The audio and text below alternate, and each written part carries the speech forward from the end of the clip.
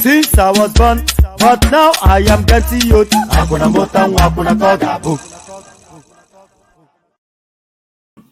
And there it is right there. How do I position this thing? Let me adjust my seat. So there it is right there.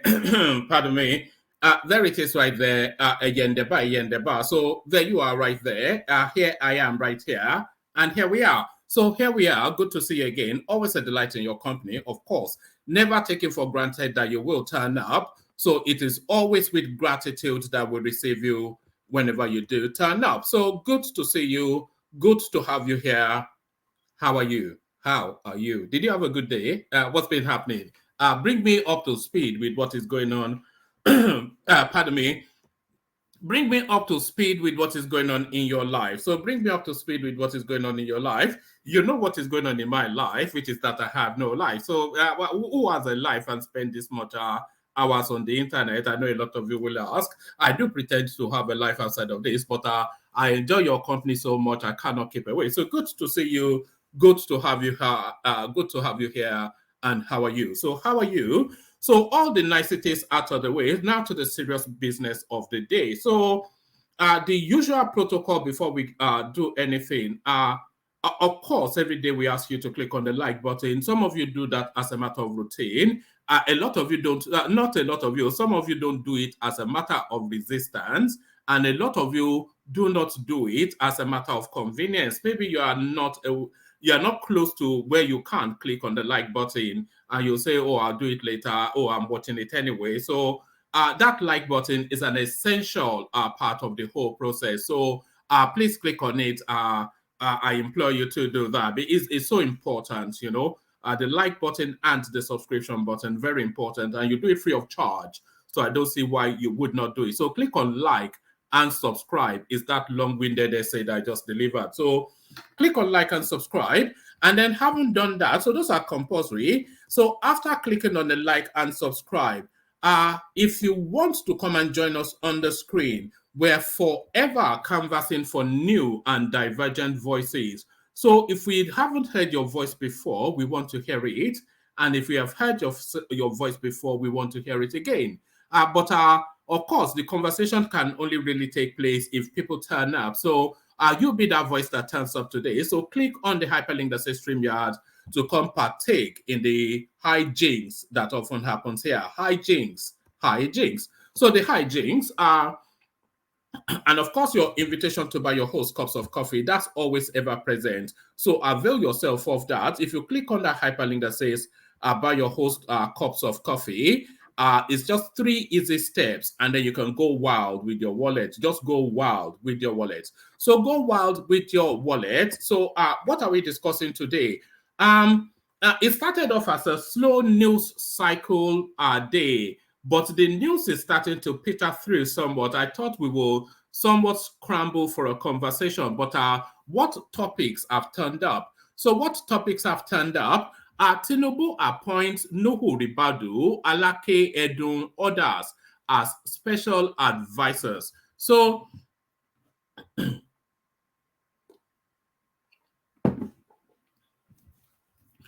yeah. So yeah, I will be drinking plenty of water, as you know. I always do in the course of it.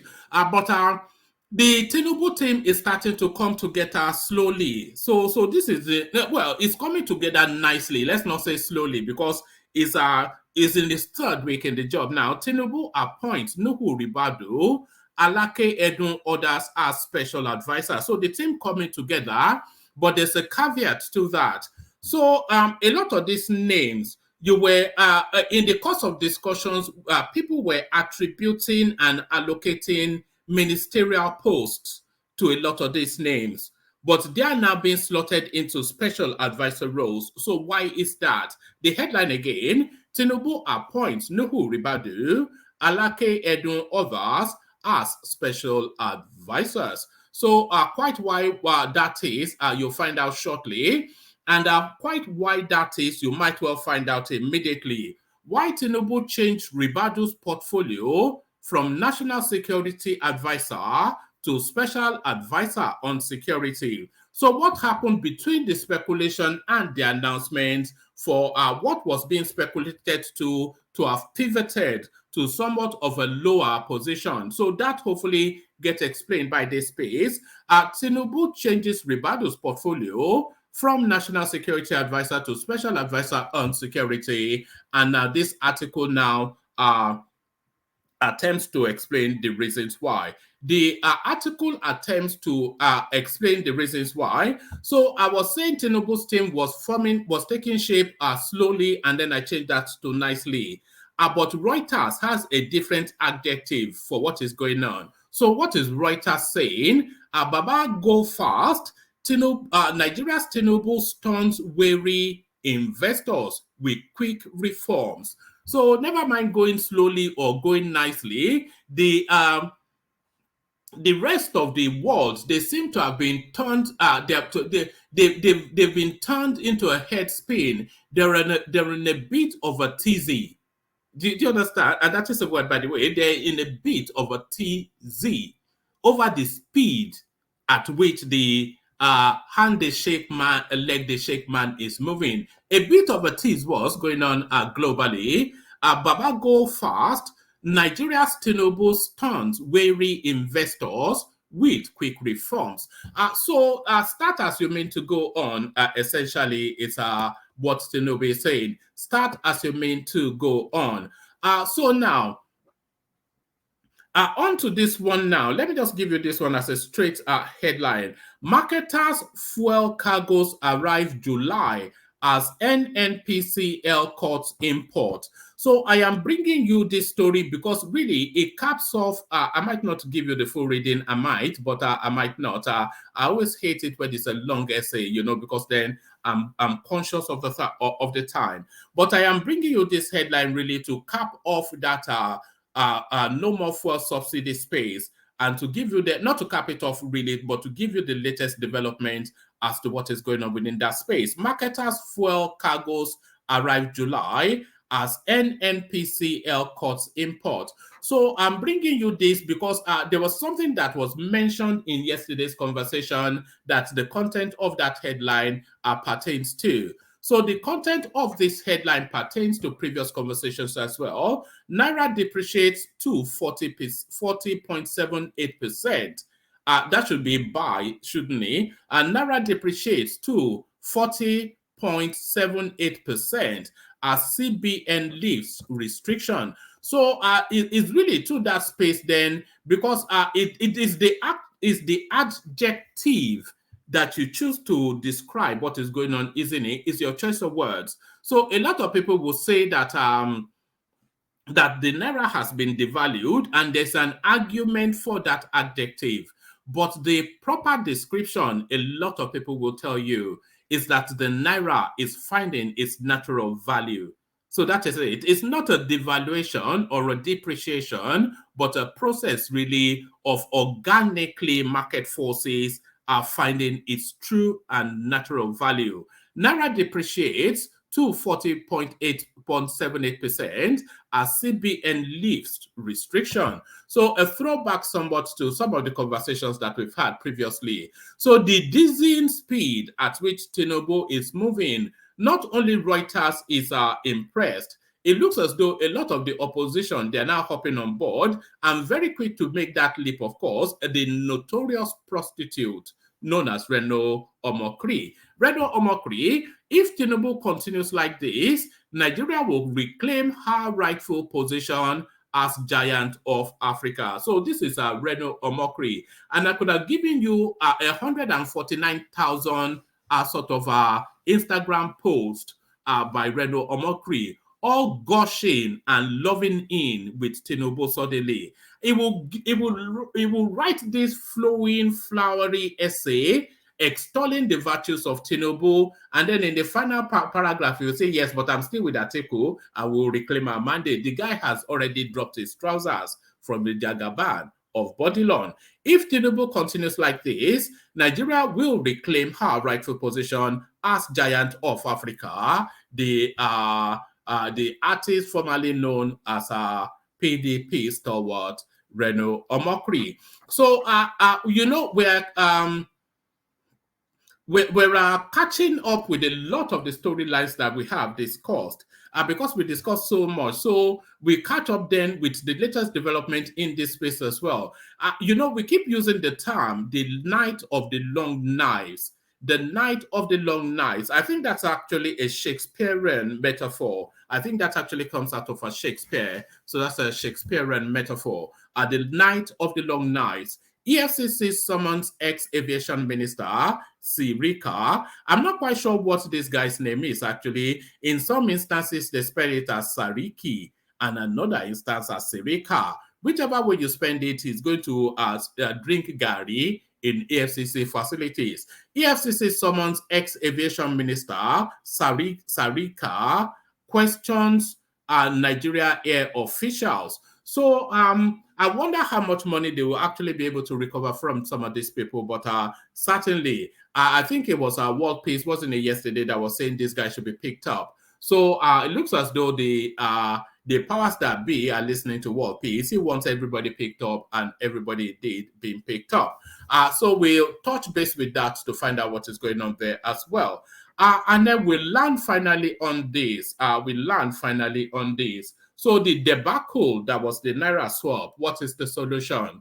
Tinubu mulls extension of old Naira notes deadline. So I think the Supreme Court, didn't they? They extended that deadline. I think it was to December, but If Tinubu extends it beyond December, then really they can as easily abandon the new Naira notes. And they should abandon the new Naira notes because it's been corrupted and almost certainly been stockpiled by Emefiele and his band of merry men. So they should just abandon totally and write off that new Naira note. And then in the course of the next year, they can do a proper Naira change. Tinubu mulls extension of old Naira notes deadline. So we'll touch base with that as well to see what is going on. So a lot of that. So plenty to go through. When is there never not plenty to go through? I thought we would struggle to put a session together today, but it looks as though the session has put itself together nicely. So and there are about 3 or 4 short little video clips to play for you as well, to play to you as well. And we want to. So let me remove this from the screen. Let me remove that from the screen for a moment. A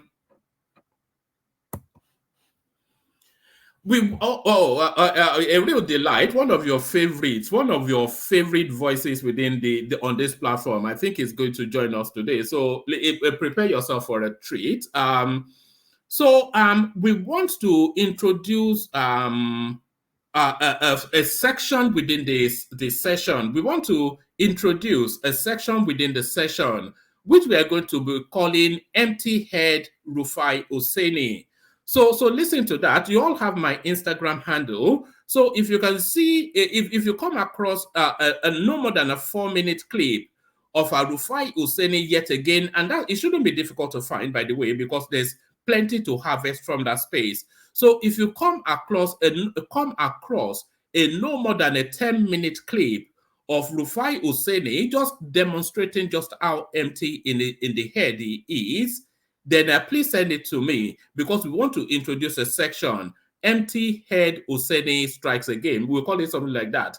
Empty Head Rufai Hussaini Strikes Again. So to that end, I'm sending you all out. You all have my Instagram handles. So anytime you see a 4-minute no more than clip of Empty Head Rufai Hussaini demonstrating just how empty in the head he is, then please send it to me. And I have a good example of what I mean, which I will play to you in a moment. But before I play it to you in a moment, let me take a micro little water break to re-energize and recalibrate. You know where we're going? We're going to the Kegites. But before we go to the Kegites, a reminder again, please make sure you are subscribed. And if you've not clicked on the like, then please do that.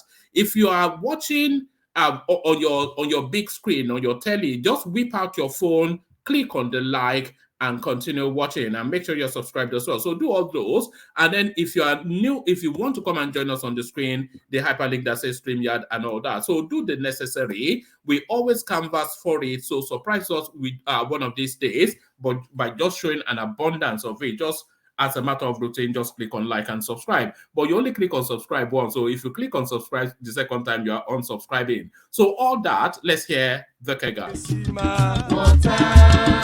Only water, where they see my water.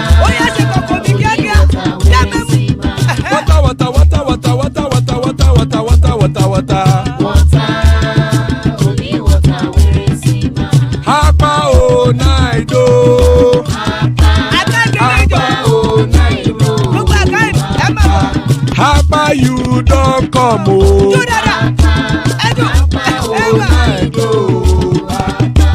Hapa oh night oh.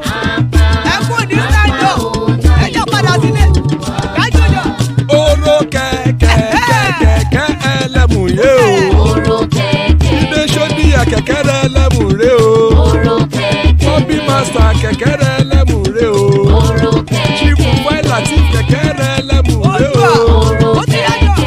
Erukulele elemude. Erukulele egbe elemudode ojare o. Erukulele Ghana ti de egbe ọmọ ẹlẹ́yẹ ẹ̀yẹ o ó dilé o.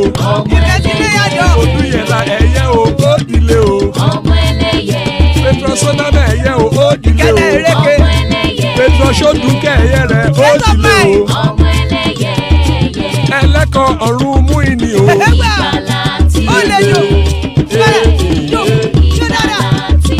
àkùkọ ọ̀run méjìkọ.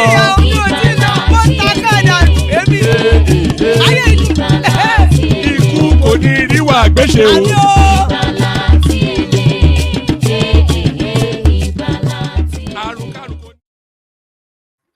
And there it is right there. Akoko Orun Meiko, the cockroach of the heavens don't crow yet. You know, I think that's deep Yoruba mythology and fable. Akoko Orun Meiko, the cockroach of the heavens don't crow yet. Iku koni riwagbeshe, may death have nothing to do with us. Can you imagine a prayer more important than that? Amen to that on behalf of myself and you, my friends. So amen to that on behalf of myself and you, my friends. So I was inviting that you guys, anytime you come across a 4 minute, no more than 4 minute clip of Rufai Oseni just demonstrating just how dumb we know he is, please send it to me. An example of what I mean, the light in this. Okay, so what I'm just saying is, let's get our facts right. Because see, we are the arbiter, we are the gatekeepers.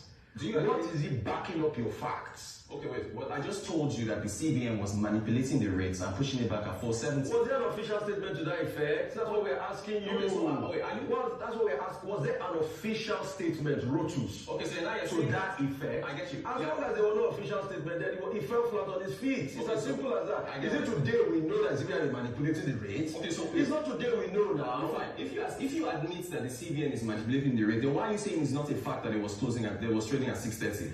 Did the CBN officially come and say value? The value? They are the invisible hand there that were manipulating the rates. When we argue, let's argue sensibly. Yeah. Did the CBN officially release a circular like this to devalue? Of course they won't release a circular because they are the ones moving the rates. The rates moved at 630. You cannot escape from, you can't say like the fox rallying the hen house. You can't expect the CBN to come out with a circular when they are the ones manipulating the rates. Okay. You can't do that. This is not a dialogue.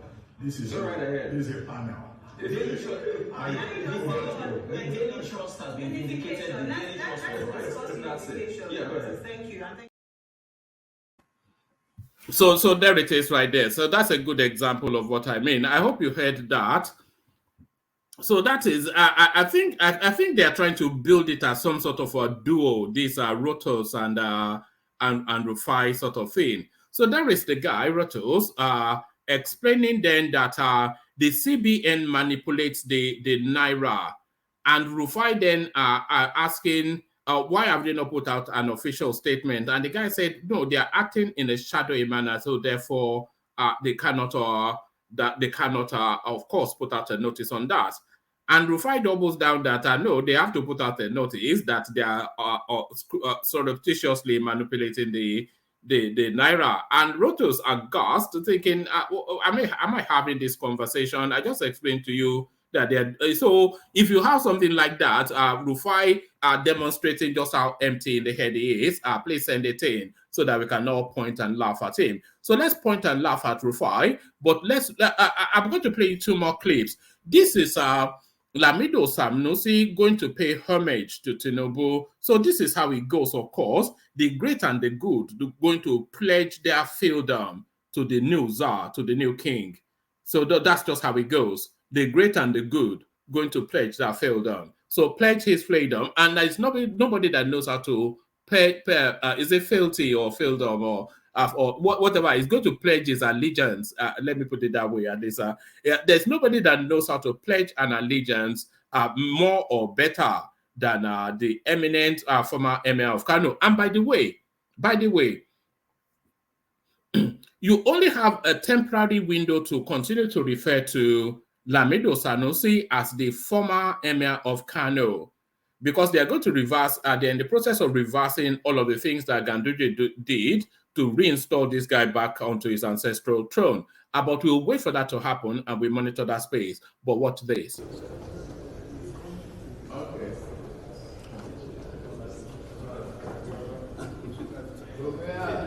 Oh, good. Well done.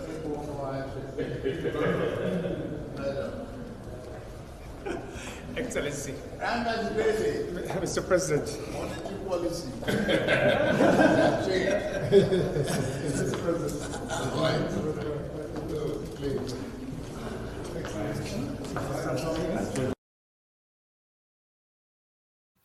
So there it is. So meanwhile, back in the zoological republic of wherever, they're telling us that the Obi space brought 10 truck full of evidence to come and deliver at the panel. As though did you hear? Anyway, let's just leave that space. No, there's no point mocking the afflicted. So let's just let's leave that space. Let's leave that space and move swiftly back to the reality that we're dealing with. So Emefiele arrested, and some of his atrocities now coming out, including his clansmen now seeking to expose him. Watch this.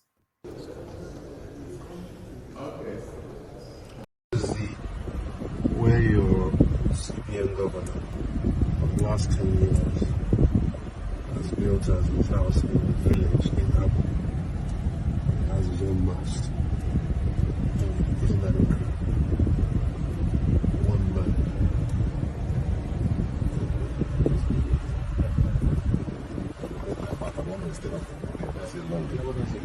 That's good to do.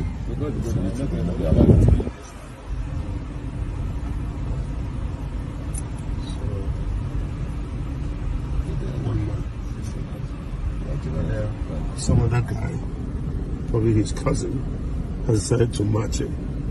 I don't believe this. This is in Abu, of all places. What's the report? Oh, yet another See, one. what's that now taking? See what the people say to me. Just not making them all the difference. This is ridiculous. These guys are probably going to be in Lagos 5 years, you know. Yes, well, it's the wanton waste really that is what strikes me. Anytime I see these things, it's the wanton waste.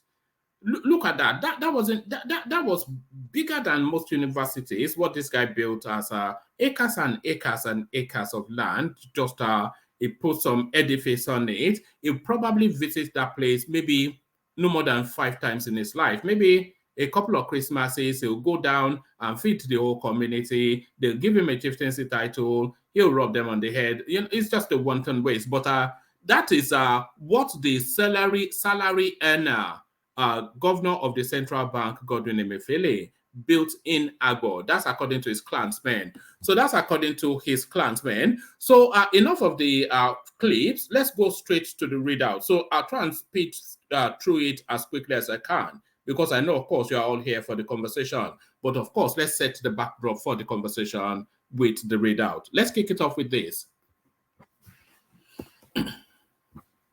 So there it is. Tinubu appoints Nuhu Ribadu, Alake Edun others as special advisors. President Bola Tinubu has approved the appointment of 8 special advisors. You remember he asked for 20 and the Senate approved. Tinubu on Thursday appointed Mr. Dele Alake as special advisor, special duties, communications and strategy. Mr. Yau Darazo as special advisor, political and intergovernmental affairs. Mr. Wale Edun as special advisor, monetary policies, and Mrs. Olu Vahijen. Please, if you know how to pronounce that name, educate me. Mrs. Olu Vahijen. And I've got a clip of her in performance, by the way, which I'll play to you at some point. Mrs. Olu Vahijen as special advisor, energy. Other appointments as disclosed by Abiodun Olodun Joye, Director of Information, State House, Mr. Zacchaeus Adedeji, who is the Special Advisor, Revenue, Mr. Nuhu Ribadu, Special Advisor, Security, Mr. John Oguchukwu Awujumogu, Special Advisor, Industry, Trade and Investment, and Dr. Mrs. Sama Ibrahim Anas, Special Advisor, Health. Ribadu, a former chairman of EFCC, etc. So that then tells us who Ribadu is. So there it is. So there it is. So the Tinubu team slowly taking shape. These are names that we will very quickly familiarize ourselves with in the course of the next few weeks. But the names that immediately pop out that we're somewhat familiar with are Dele Alake, who a lot of people thought would get maybe the information minister, the portfolio that Lai Mohammed had. He's now the special advisor, special duties, communication, and strategy. So I'm not quite sure if there is a. So I'm reading Oga's comment. That's what made me chuckle. I'm never quite sure. I've lost my thought now. So yeah, Dele Alake as special advisor, special duties, communications, and strategy. So a lot of people, like I said, anticipated that this guy was going to get the Minister of Information, the position that Lai Mohammed occupied. So now the other name that pops out, Mr. Wale Edun. So Wale Edun, a lot of people thought he would either be the Minister of Finance or the CBN governor, but he's been given then a special advisor monetary policies.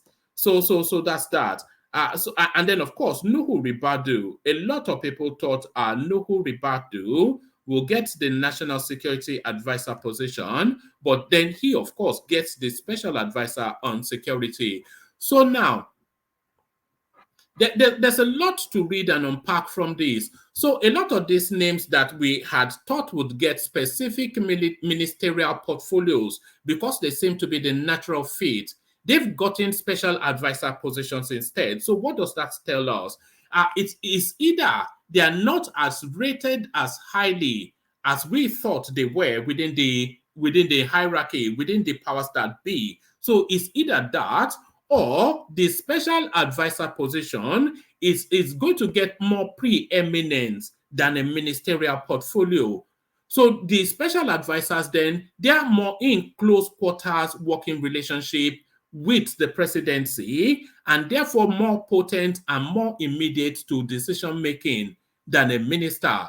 So essentially, they might well be superintending ministers, because you cannot have a name as big as a Wale Edun as a special advisor. You can see Nuhu Ribadu as a special advisor, and if you see who this woman is, because I've been researching her somewhat since her name came up, Mrs. Olu Vehijen. If you see who she is, then you know that she's bigger than a special advisor.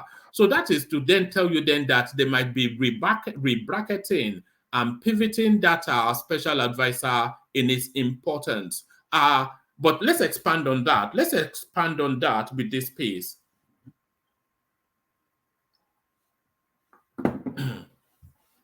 Okay, so maybe this one, maybe this piece gives us more of an answer to that. Why Tinubu changed Ribadu's portfolio from National Security Advisor to Special Advisor on Security. So now, let's see what underpins it. President Bola Tinubu on Thursday approved the appointment of former chairman of the Economic and Financial Crimes Commission, EFCC, Nuhu Ribadu, as a special advisor on security. Correspondents had exclusively reported that President Tinubu had penciled Ribadu down for appointment as National Security Advisor out of 3 names considered for the position. But the new development, according to presidential sources who spoke with correspondents on Thursday, indicates that Tinubu may have scrapped the office of the National Security Advisor and replaced it with a Special Advisor on Security. So I had that thought as well, but it's easy for me to say I had that thought now that I've read it out. But that was one of the things that I was thinking, that maybe a lot of these positions will be made redundant, and it looks as though that might well be the direction of travel.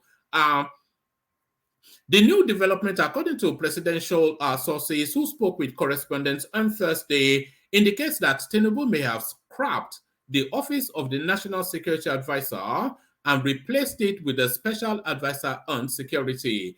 The security advisor functions would, however, remain the same as the national security advisor.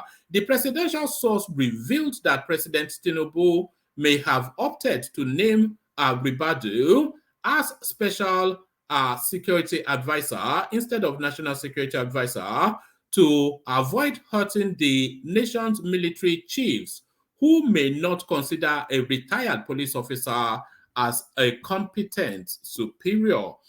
The rivalry among security agencies in the country is well documented, especially the lack of love lost between the military and the police over roles in national security. The police force has always complained about military incursions into its constitutional mandate of being in charge of internal security. The development had led to claims that security funding was channeled more to the military to the detriment of the police force. By appointing Ribadu as a security advisor, the presidential source said security chiefs will now report directly to the president instead of the national security advisor.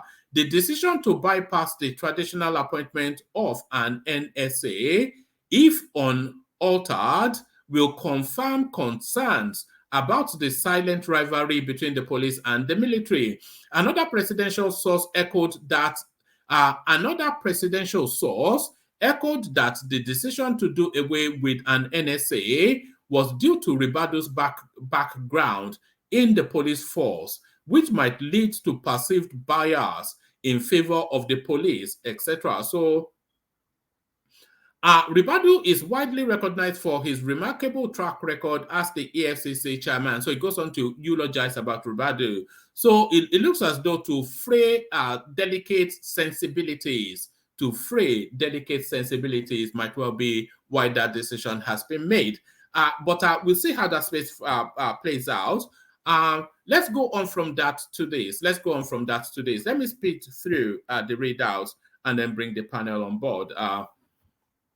Baba go fast. Because it ends with a question mark. Baba go fast. Nigeria's Tinubu stuns wary investors with quick reforms. So I'm only really bringing you this because this is coming from Reuters. I'm only really bringing you this because this is coming from Reuters. So this gives you an international texture. It's just to check really what the rest of the world is making of what is going on in Nigeria. And this is written by Rachel Savage and Libby George. So Rachel Savage and Libby George, what are they making then of what is going on in Nigeria?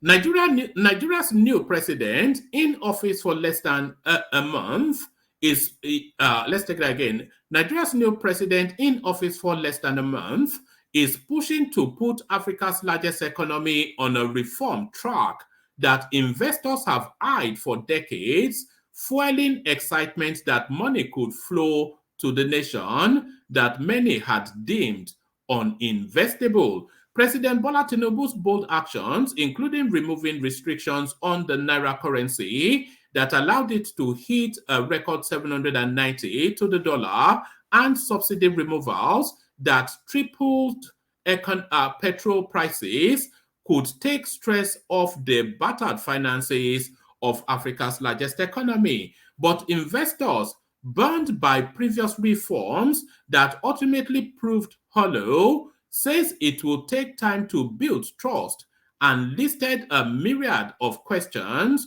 over the final shape of the economy. The reaction is one of finally, said Tunde Adileye, a partner at Lagos-based SBM Intelligence. If this stays, then it would mean that Tinubu had been able to remove the two subsidies that have crippled Nigeria fiscally and monetarily for the last decade. Tinubu is from the same party as predecessor Muhammadu Buhari, dubbed Baba Go Slow for his pottering pace, taking 6 months to appoint cabinet members. By contrast, Tinubu lifted fuel prices cap days after taking office on May the 29th, suspended controversial central bank governor Godwin Emefiele some 10 days later, and on Wednesday, removed FX restrictions. The tangle of multiple exchange rates for everything from international school fees to food imports created foreign currency shortages and hobbled investment due to issues getting money out. So it then goes on to give you a graph. So unless we get one of our finance people in, then I'll leave this till we get maybe if Kulata or Fatai or Enigmatic or somebody like one of the finance, one of the mathematics heads. If they come in, then we'll tackle this. Foreign direct investment in Nigeria plunges. So this tells you then the story of what went before to land at this point. So this is you don't have to be a financial expert to understand this. This is the foreign investment graph for Nigeria. Foreign direct investment in Nigeria plunges. So this then tells you the journey of foreign investment, especially through the Buhari administration. So right here is 2014. So where my cursor is right here, this is 2014. And you don't need to know the figures to see what has happened. It's just plunged all the way. It is almost to zero. So these are some of the gifts that Buhari left behind. It says just the fact that you have seen quite a bit of movement in a relatively short space of time has gotten a lot of people in the market excited, said Goldman Sachs economist Andrew Mateni. Nigeria's international dollar bonds and the country's stock market have been boosted by the speed of reform, are backlogged and burnt before. Investors, though, remained wary, citing years of damaging currency controls. Goldman Sachs pegged the backlog of FX demand at a staggering $12 billion. So,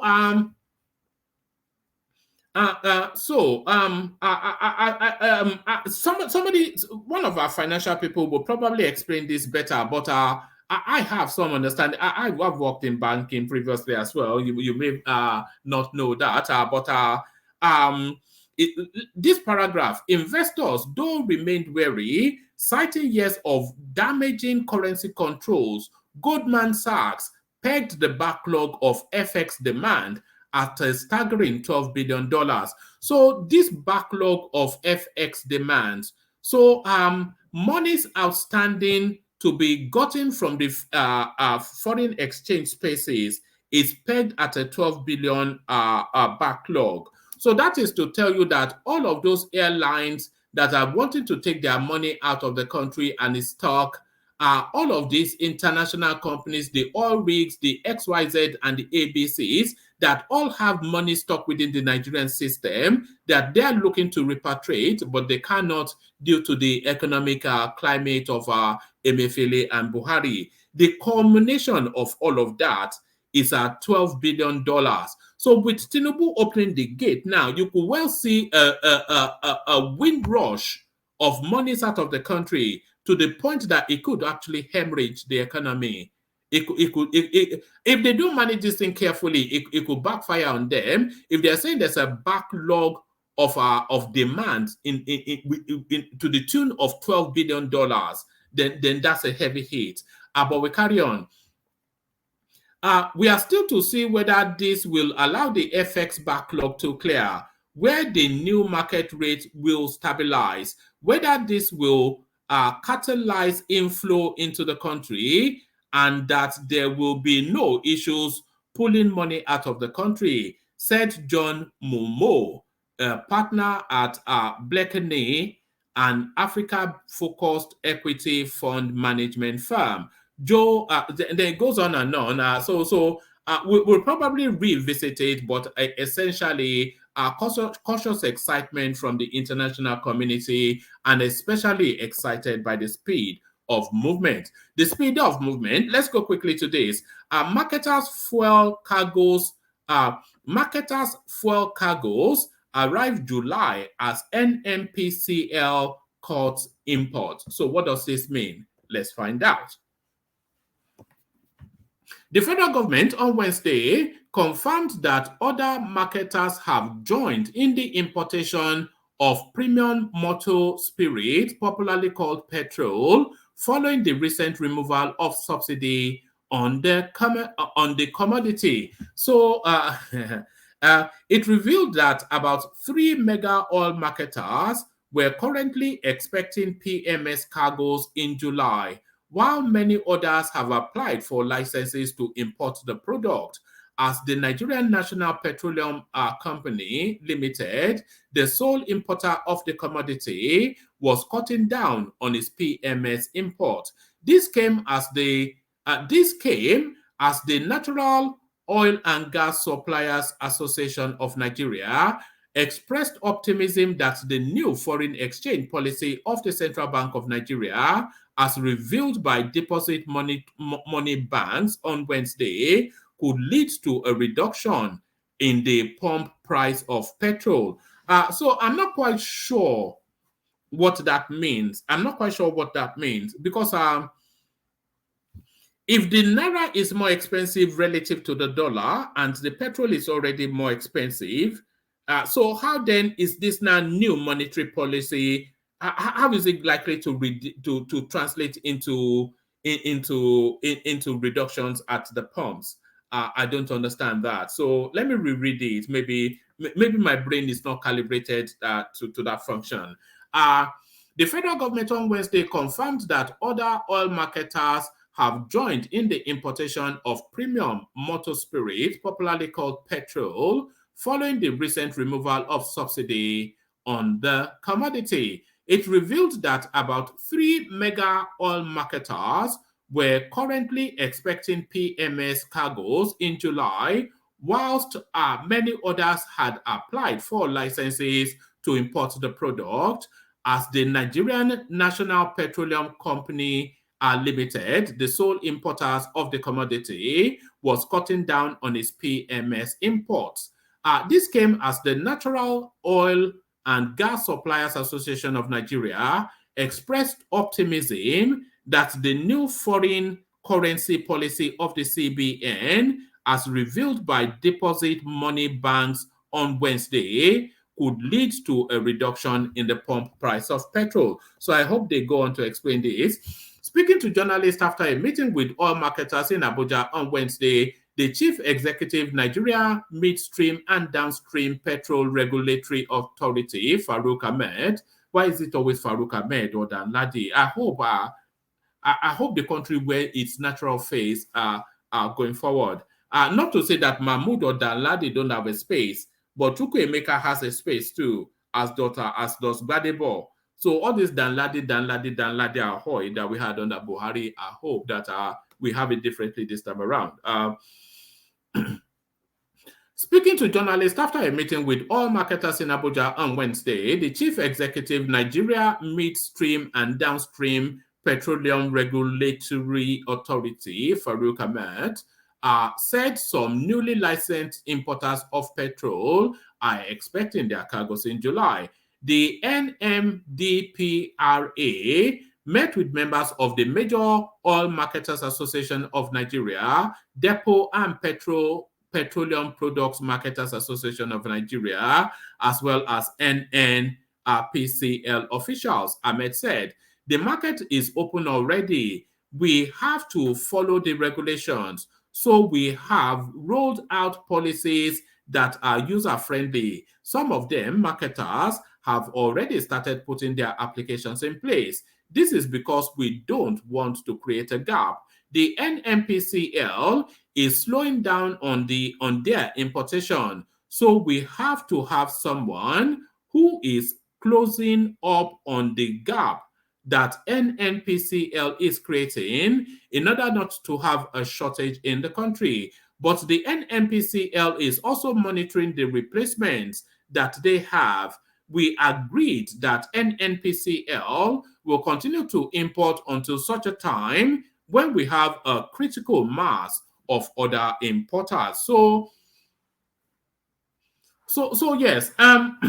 So what that is telling us is that the NNPC, let's forget the L. I'm still not comfortable. I'm still not up to speed with that L that day. The NNPC, what they are telling us is they will continue to import petroleum products just to ensure that we have petroleum product security. So we have petrol security. So they will continue to import as they continue to license privateers, marketeers that come into that space wanting to be petrol importers as well. So once they've now reached a critical mass, that is to say they have sufficient enough privateers that want to import petroleum, sufficient enough to bridge the gap between what NNPC does, then NNPC will phase out in the importation. But NNPC really should still stockpile in petrol farms sufficient enough to act as a buffer for the country. So I think that's the system that they're trying to perfect.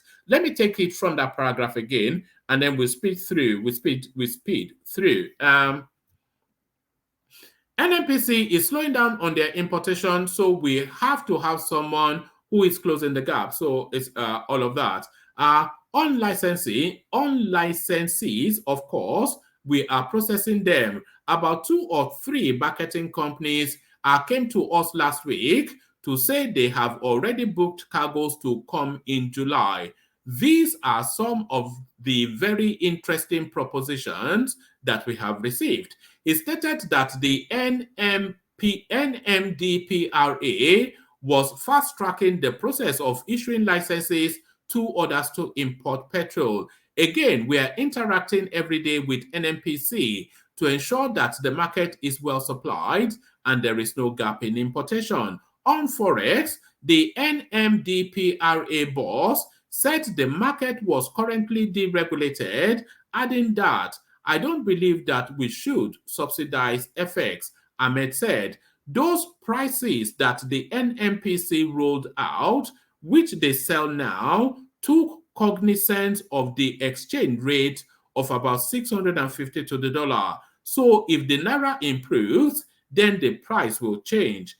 It can go either way. So I think that answers then my confusion. So what they're expecting is that the Naira will plateau at a lower benchmark than the benchmark they set, because of course you remember that NNPC set the pump price petrol at whatever amount they set it, and they set it at a benchmark of 650 Naira to the dollar. So if the Naira continues to gain against the dollar, then that reflects in the pump price. But then, of course, profiteering, they didn't take cognizance of profiteering and the Nigerian factor. Profiteering and the Nigerian factor. All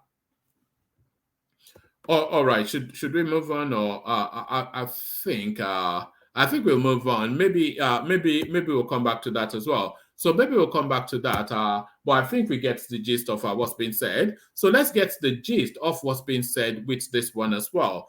Naira depreciates. I think what I needed.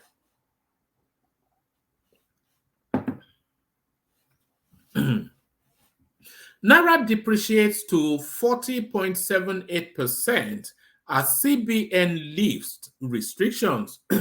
So we'll see how, and all of these things that is going on, by the way, it will settle within 2 to 3 months, and then we'll actually know the true value of that country. Naira on Wednesday depreciated against the dollar as the investor and exporter window are exchanging 600. Let's do that again. Naira on Wednesday depreciated against the dollar at the investor and exporter window, exchanging for 664.04 to the dollar. The news agency of Nigeria reports that the local currency dropped by 40.78% when compared with 471.67 it exchanged for the dollar on Tuesday. Can you imagine? Some of the people that got some of those money from Emefiele just a week ago, they will be singing and dancing now. You know, they will be instant billionaires. The depreciation followed the directive by the Central Bank of Nigeria, CBN, to banks to remove the rate cap on the Naira at the investor and exporter window. The directive will allow for a free float of the nation's currency against the dollar and other global currencies. The open indicative rate stood at 473.83 to the dollar on Wednesday. An exchange rate of 791 to the dollar was the highest rate recorded within the day's trading before it settled at 664.04. The Naira sold for as low as 461 to the dollar within the day's trading. A total $193.33 million was traded at the official investor/exporter. I wonder if this is a bidding process. So they make available X amount of dollars, and whoever wants to buy it, so they say we're selling the dollars for 461, and then somebody comes in to bid it 461. Somebody bids 400, and maybe it's a bidding process that plateaus it to its natural. Meanwhile, Professor Ndubisi Nwakoma, Director, Center for Economic Policy Analysis and Research, University of Lagos, said the CBN directive for a free float of the Naira was a good development. The CBN decision is a good development, hoping that unnecessary arbitrage round-tripping will be eliminated from the market. We expect that the foreign exchange rate will trend down when foreign capital inflow increases. Following from these. So it's going to spike up and then come down is what the market is anticipating. The negative side is that many assets and foreign sector related to Naira prices, like external debt, amongst others, will be adjusted upwards with some minimal effects on inflation. Inflationary effects may not be much, given that many economic agents had been sourcing for their foreign exchange at the parallel market before now. So there it is right there. So the Naira drops by 40%, but like I said, it's finding its true value.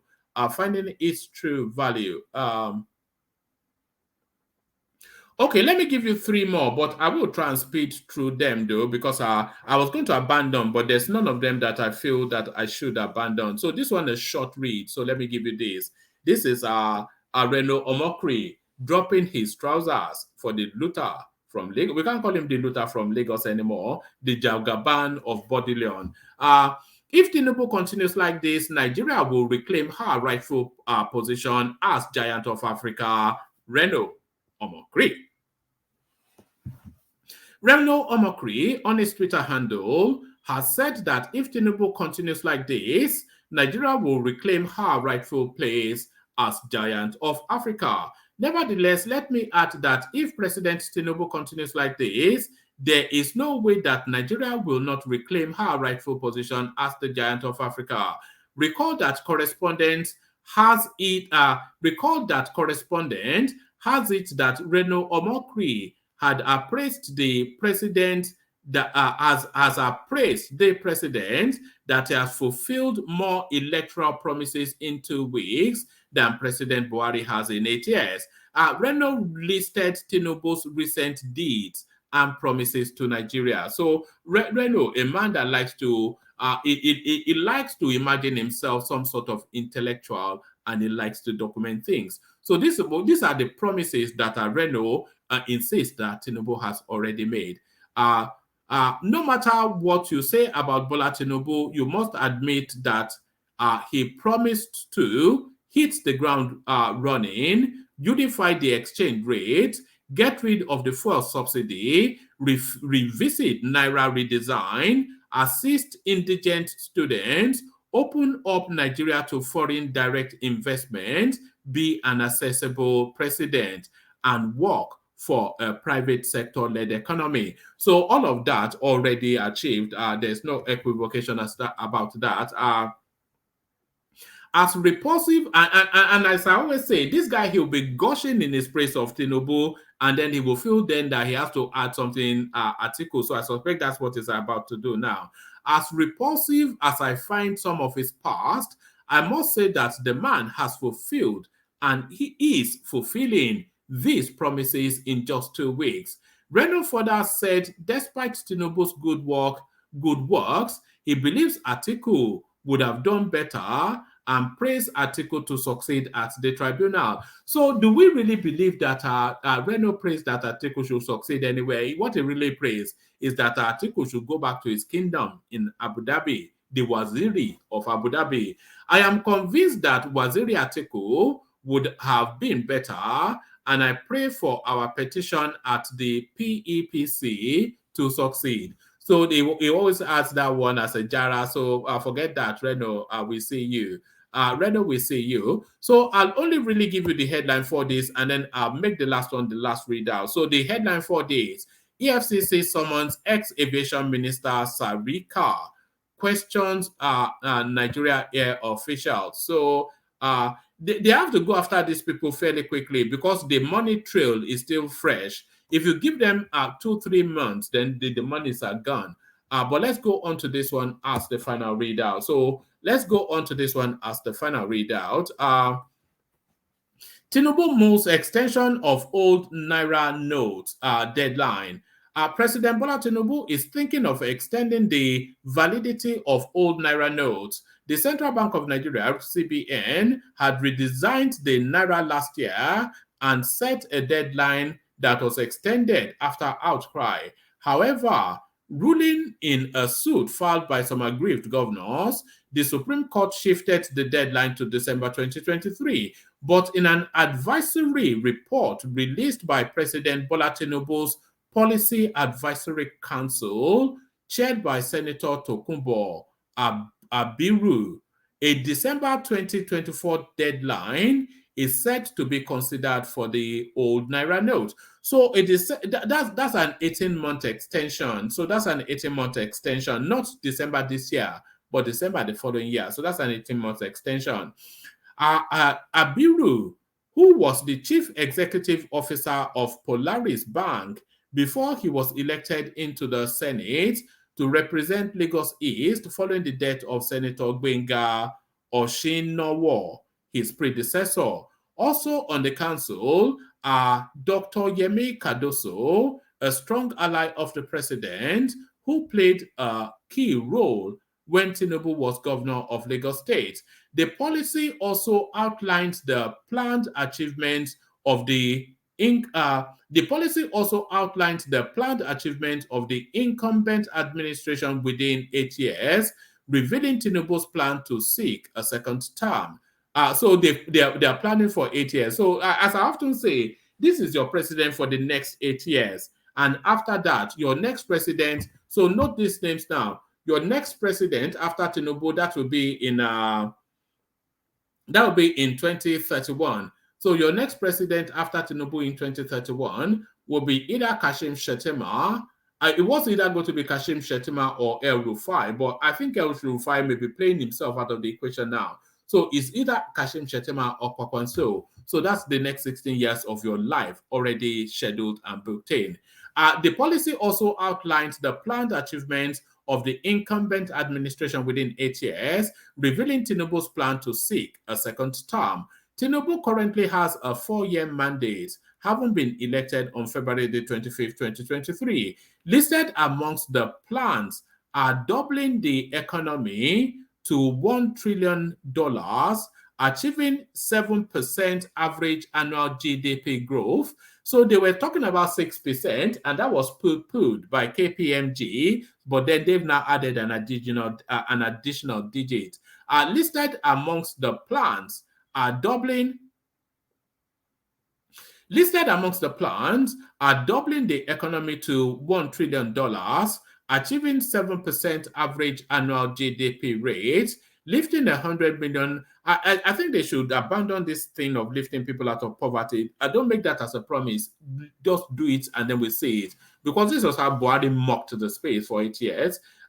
Lifting 100 million people out of poverty, creating enabling environments to generate over 50 million jobs, amongst others. Also listed in the advisory is the president's position on abolishing of multiple exchange rate windows, a window which was finally implemented by the CBN on Wednesday. Correspondents understand that the council will be inaugurated at the presidential villa in Abuja on Thursday. So that's Tinubu then hitting the ground running, So he hits the ground running. Let's see who we have assembled. So we have Ajale Koko with us. Good to see you. We have Ola joining us. Good to have you. Bishop joins us, almost certainly to be being in his car. And after a period of hibernation, one of your favorites and mine, Baba Akure, joins us as well. So Baba Akure, it's been a while. Baba Akure, are you there? Baba Akure, longest time. Thank you very much for having me tonight. Look at that. Baba Akure joins us again. What happened now? Is our fight over? Is our fight over? Oh, for where no fight to. Yes. You've been very busy up and down, Abi, in Nigeria, everywhere. You can imagine that. I was in Nigeria for like 6 weeks. I couldn't even, in fact, came back again. In fact, I have a ton of work on my desk. Even tonight, I just say, okay, let me just pop in and just see what is going on. Actually, I listen at the background anyway, while still working from the office, but just too busy. Yes, good to have you. Good to see you. How has it been for you? A lot has happened since you last joined us. Tinubu settling into Aso Rock, making some sort of moves. So, what are you making of these last 2 weeks or so, Tinubu? What are you making of it? We know he's not your man, but what are you making of it?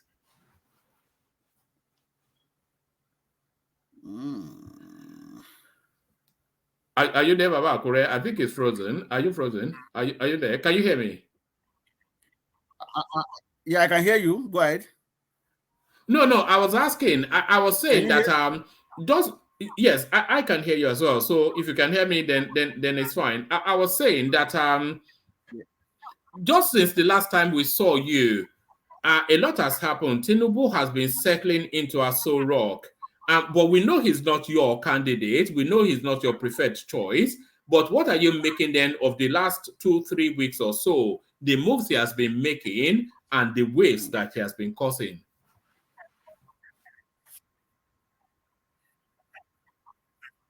Anyway, thank you very much, woman, and I greet everybody, Professor Ajan Legoko and everybody and co.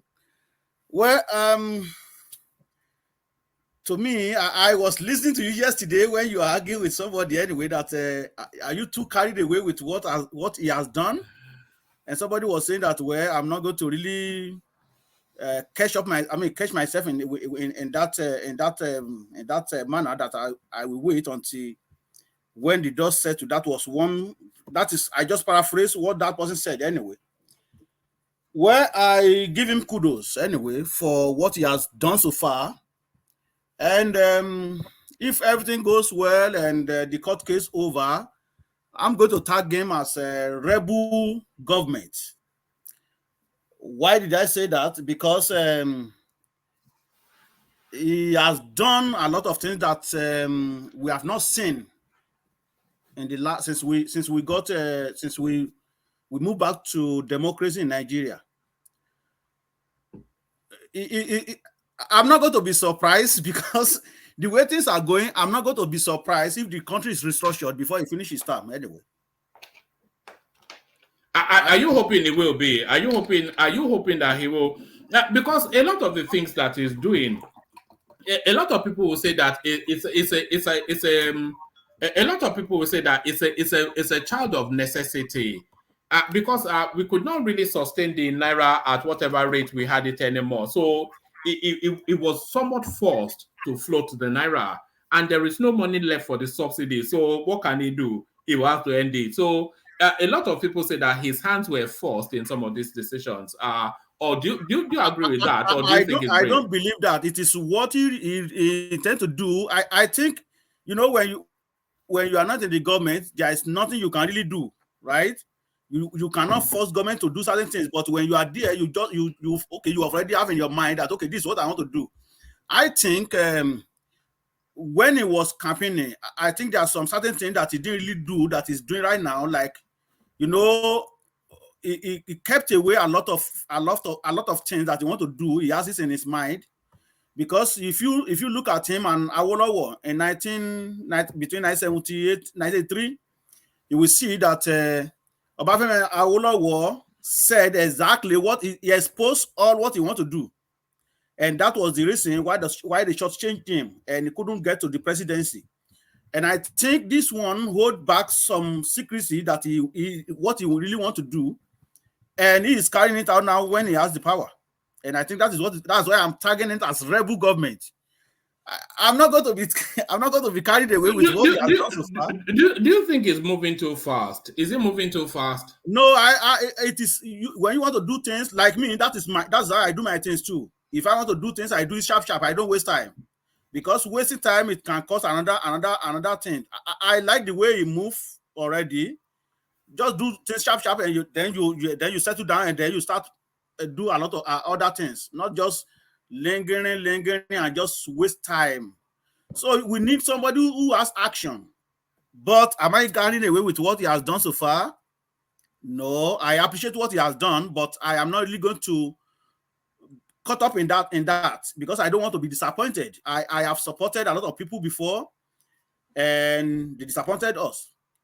I'm going to bring the issue of this man in Ondo State. Akeredolu. What's his name? Akeredolu into this conversation. When he first got to the seat in Ondo State, Olusegun Mimiko hold some staffs, back pay, and a lot of months that he didn't pay them before he left the power. What this man did was that he paid almost everything off. And I said to those state people, and I said, this is just a joke, right? I said, do not carry the way. Even I have a brother that is working with state government. And I said to him, you see, these people, they are very funny. They will push you. They will do a lot of things to make you happy. I said, when the time comes and it's running for second term, bam, everything will change. He continued like that. Embrace them. Do what he needs to do. Pay them on time. Even sometimes he paid them 25th of the month. Before you know what's happening, 6 months into his governorship position, everything changed. Owe them, pay them 5%, 20%, 50%, 75%, and hold them back more. In fact, it is very funny in those states. So I appreciate what Tinubu has done so far, but I'm not going to be carried away with what he has done. Do you not get the sense that Tinubu, it seems like a man on a mission? I don't think that there's any more money that is out to loot. If there's free money, we take it, of course. But does it strike you as a man that is on a mission? Somebody that wants to do something. Does it strike you as that? Like I said, one man, I don't want to be carried away. Because that question, if I answer yes, I don't want to be disappointed when the time comes. I want to see him the way he is doing well right now, but I want to see him continue in that manner. When I will assess him in the first term, for the first year, if the case in the court goes well, everything okay, and everything is settled, and he continue with his presidency, that'll be fine. And I want to see him for the first 4 years. I'm not going to, because of what he has done 2 weeks. Like I said, I appreciate what he has done so far. And I think that might bring Nigeria back to where it's supposed to be, like Renan Omokere said. But I want to wait. You know why? Because I don't want to be disappointed. That is just the fact. I want to be watching and see what he's doing, what good is. He has done well right now, and I'm not going to say he has not done well. We might feel some pain, an issue of subsidy removal that skyrocketing the price of petrol. But do you agree with that, by the way? Do you agree with that, by the way? The subsidy, do you agree with it? For him removing that? Yeah. For him removing that? Yes. If that is what is going to make Nigeria better, I'm not going to against him, because we all want Nigeria to be better. The issue of running away from home, it's a fact. It is getting out of roof. If Nigeria is better, nobody will really have time that, this is the only option that I have. Because getting out of Nigeria is the only option that most Nigerians have right now, particularly youth. But if things are working, people will stay back home. If that is what will make Nigeria okay, let us endure it for meantime, which I know for sure the price, because you just read in one of the article now, or one of the news right now, that some marketers already imported crude oil, petrol to Nigeria. So I think when everybody have free hand and they can decide the price of what they want to sell, there's competition. Let's put it that way. When there's enough competition, I think the price of that petrol is going to come down. It's not going to stay like that. We have this thing here too, where every city decide how much they want to sell their gas. When you go to this gas station might say, okay, I'm going to sell my own for $1.65. That one we might say, okay, I'm going to sell it for $1.50. So that is it. So I think to a time the price of petrol is going to come down if we have many marketers that everybody are just competing with one another. So they can, okay, well, this is how much I want to sell my gas. So if your price, if I'm not agree with your price, I go to another gas station where I will see, okay, at least this one is still different. It's 50 kobo different from that. So you will see that that person will now want to bring the price of his petrol down, gas down. Anyway, let me put that way. So I think he is doing good right now so far, but I am not going to be carried away with what he has done so far. I have a question for you, Baba Akure. So you came here under the banner of Peter Obi, of course, and you are still in court. You are at the tribunal fighting for your mandate, for our mandate. Yeah, fighting for your mandate. So, as it stands now, are you hopeful that the tribunal will kick Tinubu out and install Peter Obi, or are you happy for Tinubu to carry on if he's going to go on in the manner that he started? So, do you want Tinubu removed, or for Peter Obi? If he is okay, like let me start with this. I'm a practicing Christian anyway. Bible even said that. Whichever way, I'm just going to paraphrasing what Bible said. Whichever way that leader is emerged, that is the person that is destined to be there. I hope the court case is over. Oh, my brother needs to pee. Yeah. I hope this court case is over. If Tinubu is the person that is going to favor Nigeria, then let it be. God will make it so. Baba Akure, is that a change of position? Have you changed position? Are you a Jagaban now? It's no issue of changing of position. I just want better thing for Nigeria. Before we thought that, okay, Tinubu has a lot of baggage and things like that. But if somebody is performing, if he intends to perform, I'm not going to say, okay, well, do I say that Atiku or Obi they are not going to perform? I'm not going to say that. But we have seen things now that, okay, well, we thought this man is not going to do anything. His leg they shake, his hand they shake, he's falling down on the stage, all kind of things. But if he's doing okay, even if you want to spend 15 years, I don't have any problem with that, because we want Nigeria to be better. We want somebody who will take Nigeria out of this shallow grave and make sure that we are all comfortable, even those we that want to go back home. so we can go back home and, okay, believing that, okay, our country is better. So it's no issue of changing position. I will support if it is Obi going to do it very well, so be it. But it is Tinubu there right now, and we can see that he's doing okay. And with what he's doing right now, I think reasonable Nigeria wouldn't really want him to be removed. That is, like I said as well, I don't know, maybe he's doing this also so that we can have passion, compassionate on him and support him. It could be, but if he's going to do well, God will let it all the court case over, and he can continue in the way that he's doing, because he has already signed electricity bill into law that every state could generate their own electricity, which is a very good move if they really allow that to happen. And that is why I'm saying, if he continue like this, I'm not going to be surprised by the end of his tenure that this country is restructured. I'm not going to be surprised. Babakure, sorry. Babakure, please let me ask you a question, right? Most of these bills that we are seeing today are Buhari's bills, right? Because, of course, the National Assembly had not sat. So most of these things that we're seeing right now are bills already prepared by Buhari. So we are yet to see something from Tinubu and his National Assembly as constituted.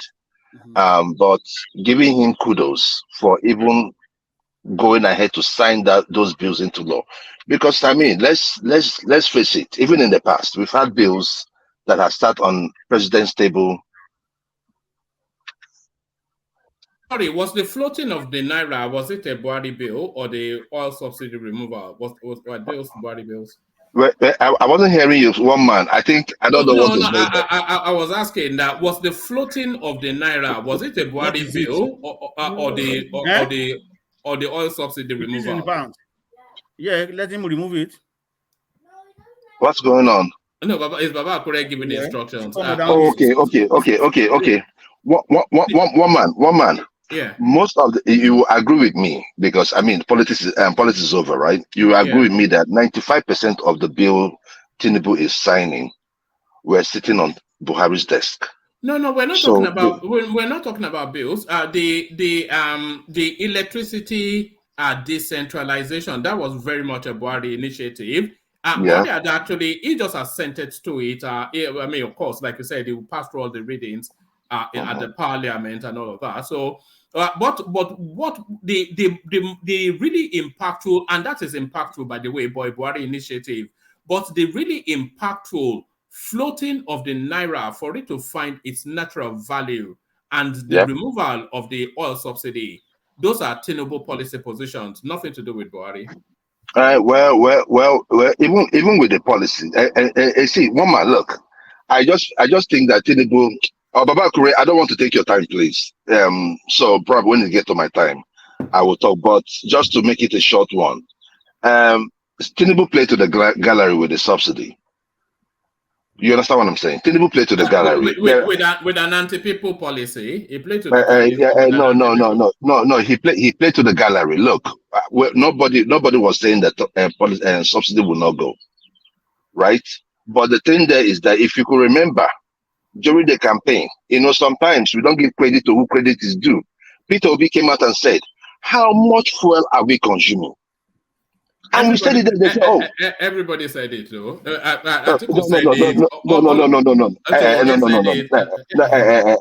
See, one man. Look, we knew when they were asking Tinubu. Tinubu wasn't anyway. Tinubu wasn't anywhere to be interviewed. What I was saying is that Peter Obi he made references to Pakistan. Go and look at that video. He said, "How can we consume about 70 million barrels, 70 million liters of petrol a day? That Pakistan, that has more cars than us, about a little bit of our population, consume far less." He made that point known. So my point is this. If we were subsidizing, hold on, Bishop. I want to get back to Baba Kure as quickly as possible, but I'll let go ahead. No, not you, Bishop. I was telling Bishop to hold on. You land, and I'll go back to Baba Kure. Okay, yeah. So you understand. So the thing there is that now, since the subsidy thing, Tinubu signed the subsidy thing into law, now it has gone from about 70 to about 30 million. The consumption right now.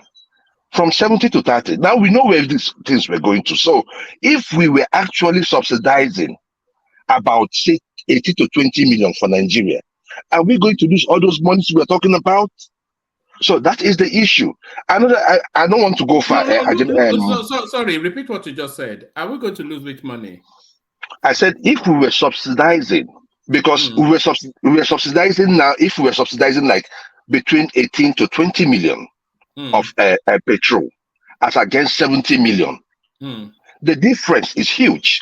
I don't know if I'm making sense. So if we're actually subsidizing 18 to 20 million of liters per day, then Nigeria we can even say, you know what, let's make it 300 per liter, right? We're not subsidizing. No. I think you've misread it. Let me explain. We were subsidizing about 70 million liters per day under that regime. But when the subsidy was removed, the actual consumption of the country is now showing at about 20 million. That's what I'm saying. So that's to tell you then that about 50 million was essentially being subsidized for countries like Cameroon, Chad, etc. Exactly. And they were being stolen. So that's a corruption. So with this removal now, that corruption has been removed. No, what Tinubu actually did, one man, was just like he dropped the subsidy issue like a hot potato, right? But if we wanted to be technical with the removal of subsidy, we ought to have attacked our borders. We ought to have said, have a better distribution network, and we won't pay all this money for subsidy. Well, Nigeria shouldn't have gone through this. So one man, no, we had to remove the subsidy. Do you agree with that? No, we have to. But what I'm just saying is this, one man, if the actual consumption of Nigeria is between 18 to 20 million, from 70, it means that, right? We could have actually even subsidized. We could have actually subsidized it and still have more foreign exchange. No, if we subsidized, I think I get what you're meaning, what you're saying, that if we establish that the consumption of Nigeria is around 20 million, we subsidize that 20 million, and then we reinforce at the borders. But I tell you that those 20 million, a good 15 million of them will still be stolen. One man. Look, let me tell you. The only solution was to remove the subsidy. It's okay. I don't have problem with removal of subsidy. Like I said, I never had problem with it because I knew. But see, I would look at it this way, right? If I'm saying Tinubu, don't remove it, do we have the security architecture to actually provide security for our borders? The answer is no. So take it away. Let it go. So my brother, continue. Then I will continue when it's my turn. All right, back to Baba Akure. Who is all of it? I'm glad you turned up today, Baba Akure, because you should have seen the abuse I was getting on Instagram. All your fans, they say, "What have you done to him? Why is he not here?" And Rotimi, I see you, by the way. I'll come to you quickly, Rotimi, because we like to document new names. But Baba Akure, a long-standing member of this platform, who has been away for a while. So, Baba Akure, this headline, Tinubu mulls extension of old Naira notes deadline. So, you were at that phase when all the arguments, then the old Naira note was extended to December this year, just for the country to make the adjustment to the new notes. But the Tinubu's Economic Advisory Council, they are now putting out the feelers out in the space to tell us that they want to extend that to December next year. Should they just abandon this new Naira thing? Not to say that they shouldn't change it, but they've made such a mess, and you can be sure that Emefiele has stockpiled a lot of this new Naira. So should they just abandon it and then just redesign it totally? Thank you very much, Woman, for that question. To me, if I will say, I'll just say, like the way they've been doing it, just spend it with one another. And until when you have enough new Naira notes and you can take away the old one, out of the circulation. Do you want to give you a story? When I was in Nigeria, when you withdraw a 50,000 naira, out of that 50,000 naira, you might get maybe like 3 brand new naira notes out of that. What does that tell you? So they still, in fact, to me, I would suggest they just forget about that right now and just focus on the economy of Nigeria rather than wasting money on printing money again. Let's just get this country out of this dish first. Then we can be talking about, oh, we want to. It's not that we are going to use our money in Cameroon. It's not that we are going to use it in Nigeria. It's not that we are going to use it in the United States. So it is still meant for Nigeria. I will suggest the issue of 2024, December 2024. I will suggest that they should just focus about the economy, how to rebuild Nigeria for now, and let us continue using the money that we have, rather than until 2024, so then we print another one. It's just wasting of money. Let us pay our debt, the one that previous administration put us into. Then we continue in how to bring back this country from this hole that they already driven into. That is my suggestion on that anyway. All right, brilliant. And to the floating of the naira, it's lost about 40% of its value. Is this something that was necessary? It's something that had to happen? Or that parallel then black market thing is just a conduit for corruption? I think I was talking to one guy this evening, and I realized that the exchange rates of Canadian dollars went up. And I said, are you really serious? Then we were discussing, and he said, oh, well, it's just for the meantime, which I want to believe too, that it's going to be for the meantime. It will be somehow shaking for now. There is a friend of mine that wants to change US dollar, and he said, buy US dollar, and he said they want to sell it for him at 780.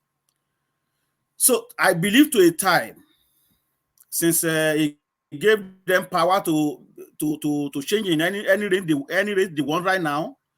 So I think there will be no room for somebody to hold money or dollars into themselves.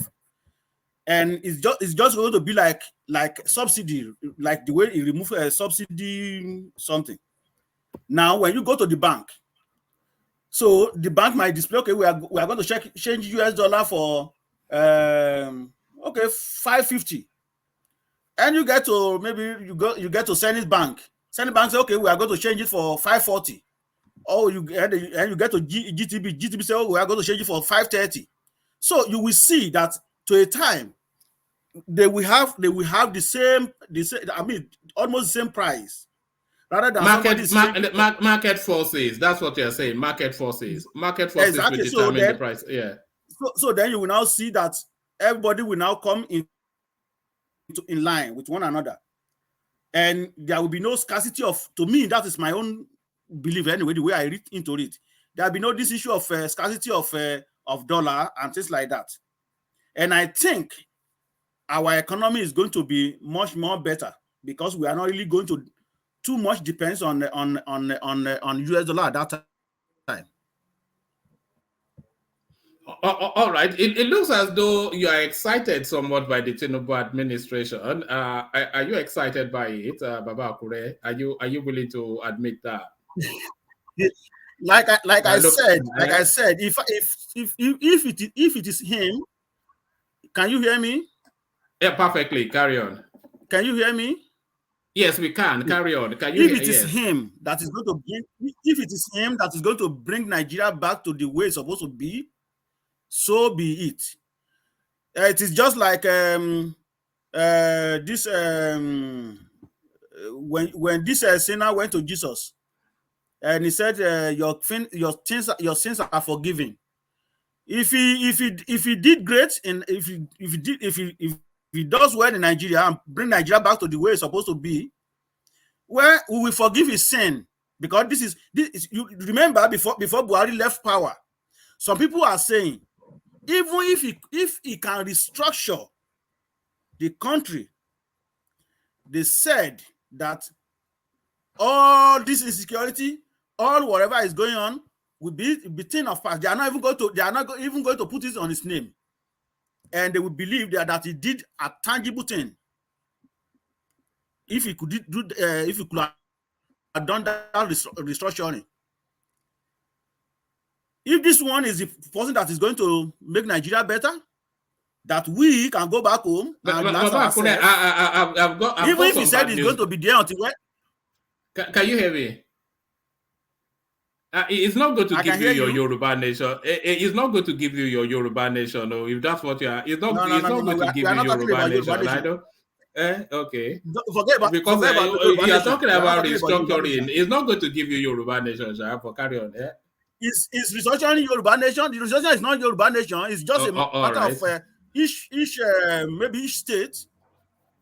Which I will even prefer that each state control their own resources, and we can build our infrastructure.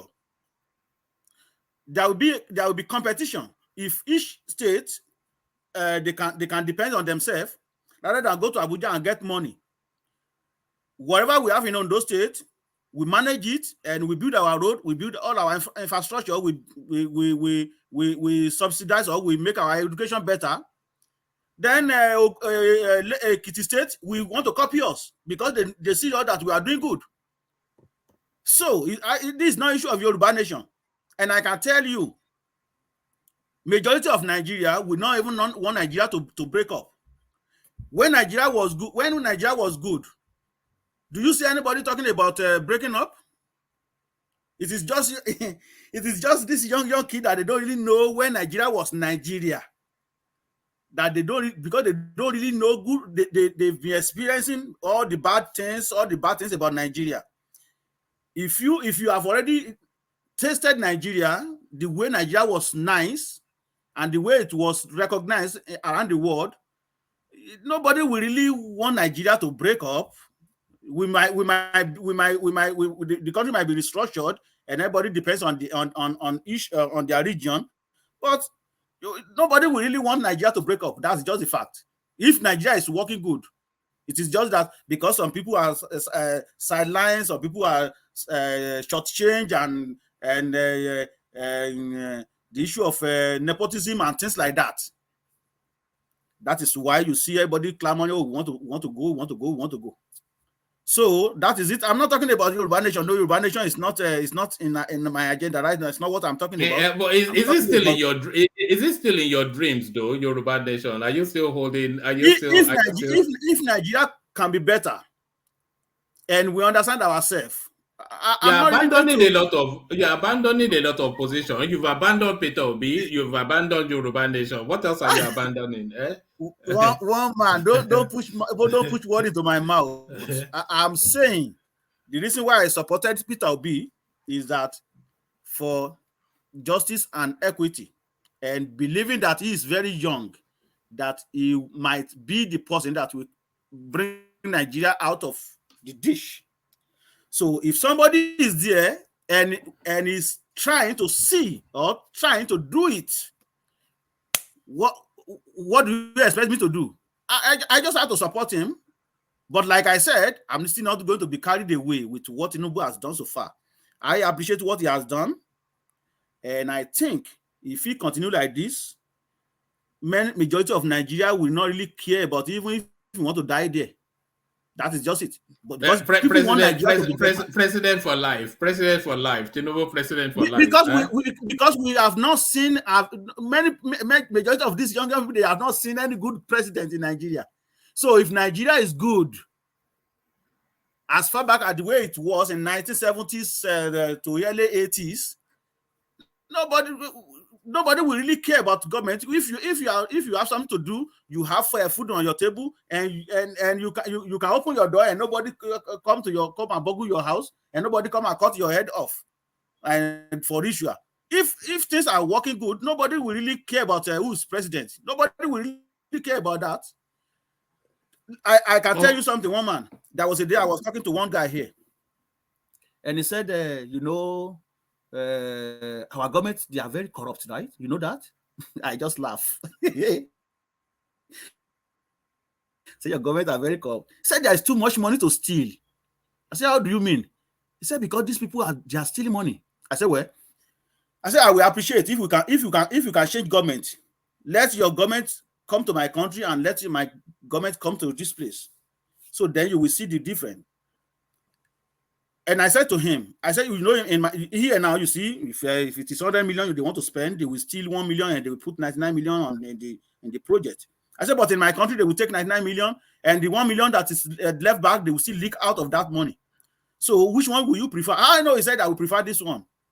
So if we see somebody who want to flush and make this country better, if you like it's going to be there, nobody is really going to care. If you have food on your table, you are where to do, there's job opportunity for you to make your life better. You have electricity, you have everything that you need to do as human being, not like animal. That nothing, the road is not there, food is not there, nothing. Nobody will really care about if you want to spend 100 years, that's your own problem. If you have power to do it. But honestly, he is doing very well so far. Because for him to have courage within 3 weeks, fire Emefiele, and I do hope it's not revenge anyway. remember, it was the same guy put him on the dock the other time. So I hope it's not there for revenge. But what he's doing so far, to me, I agree with him. All right, brilliant. Stay with us. I still want to ask you about the Emefiele space, but Baba Akure, I want to also go very quickly to Rotimi, who is joining us for the first time. And you know how we like to quickly document new people just to ease them into the space. So Rotimi joins us for the first time. So hang around and listen to what Rotimi's take is on the politics. But before we go to Rotimi, just like I said, I keep telling you that I get all this Instagram something. This is an example. This is Michael Aviawe says, I missed your presence when you were away from the show. The great Baba Akure. So that is one of your army of our fans acknowledging your return to the space. So Baba Akure, of course, back with a bang. So Baba Akure back with a bang. Thank you very much, Mike. I doff my hat. All right. So that's Baba Akure, of course. Nothing wrong. He's just a busy man. So as Baba Akure joins us, so does Rotimi for the first time. So unmute Rotimi and let's meet you. So Rotimi, good to have you here. Rotimi, unmute. Thank you very much for having me. Yeah, good to have you here. Good to meet you. So just free flow. What are you making of the politics so far? Tinubu, the president, the moves that he has been making over the last 2-3 weeks of being in situation. Have you been impressed or not impressed? Or are you still at the court looking to retrieve your mandate? So bring us up to speed to where you are politically, Rotimi. For me, I would say I'm convinced. And the reason why I would say that is because I've always been a fan of this guy, this man. Tinubu. I believed in him from day one. So, I'm not going to come here and sugarcoat or anything. So during that election, my son, his friend that they all live around me and everything, they all went for Peter Obi. You look like an obedient to me as well, by the way. You look like an obedient. I'm not, for real. Are you sure? For my children, all my children, none of them go with my own this thing. And we all live in the same house. And they all went for Peter Obi. I never tried to influence them or anything. I just let them go by their belief. But, we argue in the house and they say, Daddy, that old man. I say, well, let's wait now and see. And I lay down my reason for liking this man. Because growing up, this student loan of a thing that we're talking about. Some people think, because the case is a court, they're trying to, convince a lot of people. And I told them, I always go back to this man's track record. I said, look, me growing up, I have some of my friends that benefited from the free, the free WAEC in Lagos State. That's about 25 years ago or stuff like that. So it's a kind of man that love education, that love everyone to, believe me or not, some people that are not able to, that didn't have opportunity to do, that their parents didn't have money to pay for their WAEC at the time. at least they're still, they still enjoy it at that time. So he has been that kind of guy. So I'm really convinced. And another thing is, I'm this kind of person. I don't watch only one TV station. I watch, even in America here, I watch CNN and I watch Fox News. I don't watch one. The reason why is because so I can do my comparisons in between. So I watch TVC, which I know TVC is for Tinubu from what I know. And then Arise, they are always the other side of Tinubu, majority of them, maybe not all the time. And then the channel, they're kind of independent. So I'm that kind of person. I wake up 5 o'clock in the morning, watch news for 3 hours, and then go back to sleep for 1 hour, and then go back to my job. You understand? So, and I watched this guy, Biwala Daniel. I think he's a spokesperson for PDP. So I watched his interview. It's an opposition. In a situation where you see an opposition being asked questions, how they are convinced by the present administration. If he was able to say, well, I give him average, that is to tell you that he's convinced. Because normally a politician and a opposition will always say, no, they are bad, they are doing all this thing. So for me not to really, drag this thing too much, I am convinced and I'm not surprised. And I'm so happy that I'm not, disappointed. And I know it's not going to ever disappoint anybody. And the reason why I think it's so easy for Tinubu now to be probing or trying to investigate a lot of people. He was the most investigated person when he was the governor, when Obasanjo was in the federal. They used all the power they can use. And it's also very easy for him because ever since Buhari was there, he said it. He never collected anything like appointment or minister or anything.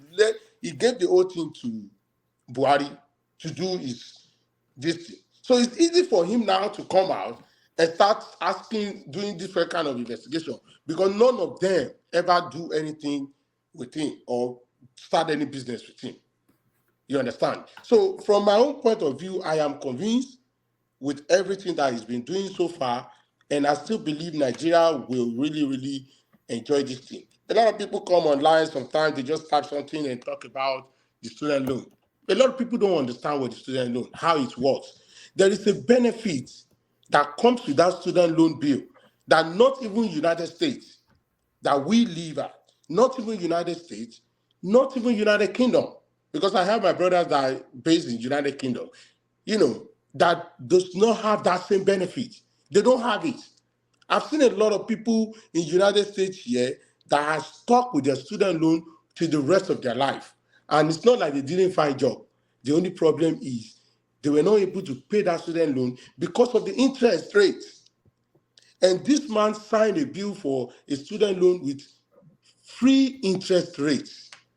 If we get to a point where some people will have their children abroad and they will be sending their children back to Nigeria to go to school at the point, the way it's going, this thing is going. So if you can sign a bill that not even United States that we all call giant country. I came to this country in 2012, not that long. I became a citizen. All my children and the one that are in Nigeria, I found them, they all came here. But we also have to be looking into, there's another amazing thing. I don't think NANS, I think it's Nigerian Association of Students something, that he had a meeting with like 2 days or 3 days ago. Maybe if I'm missing something, I stand corrected with what I want to say. I don't think I've ever seen any president that had a meeting with the student association one-on-one like that. They will send their ministers. They will send this one to go and talk to them and this and that. Those things.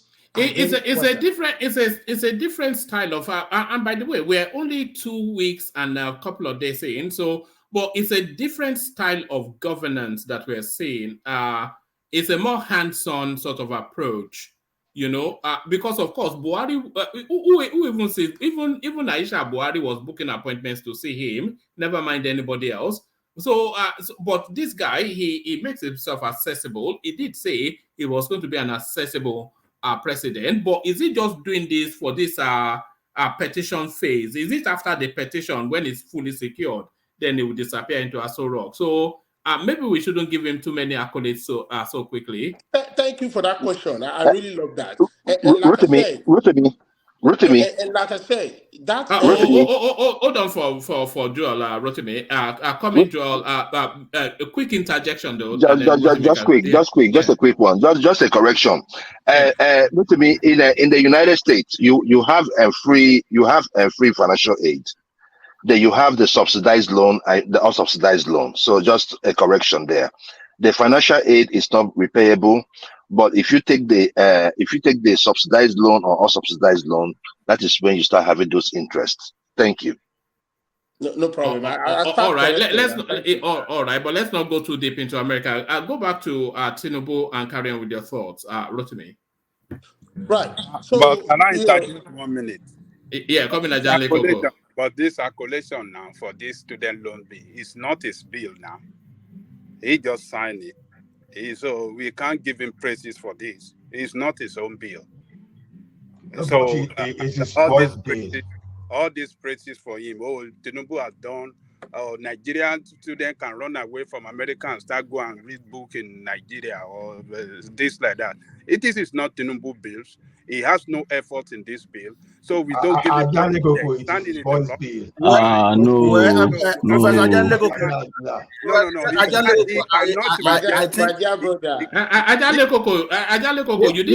You did not even say hello to Baba Akure. You didn't say hello to Baba Akure. Baba Akure.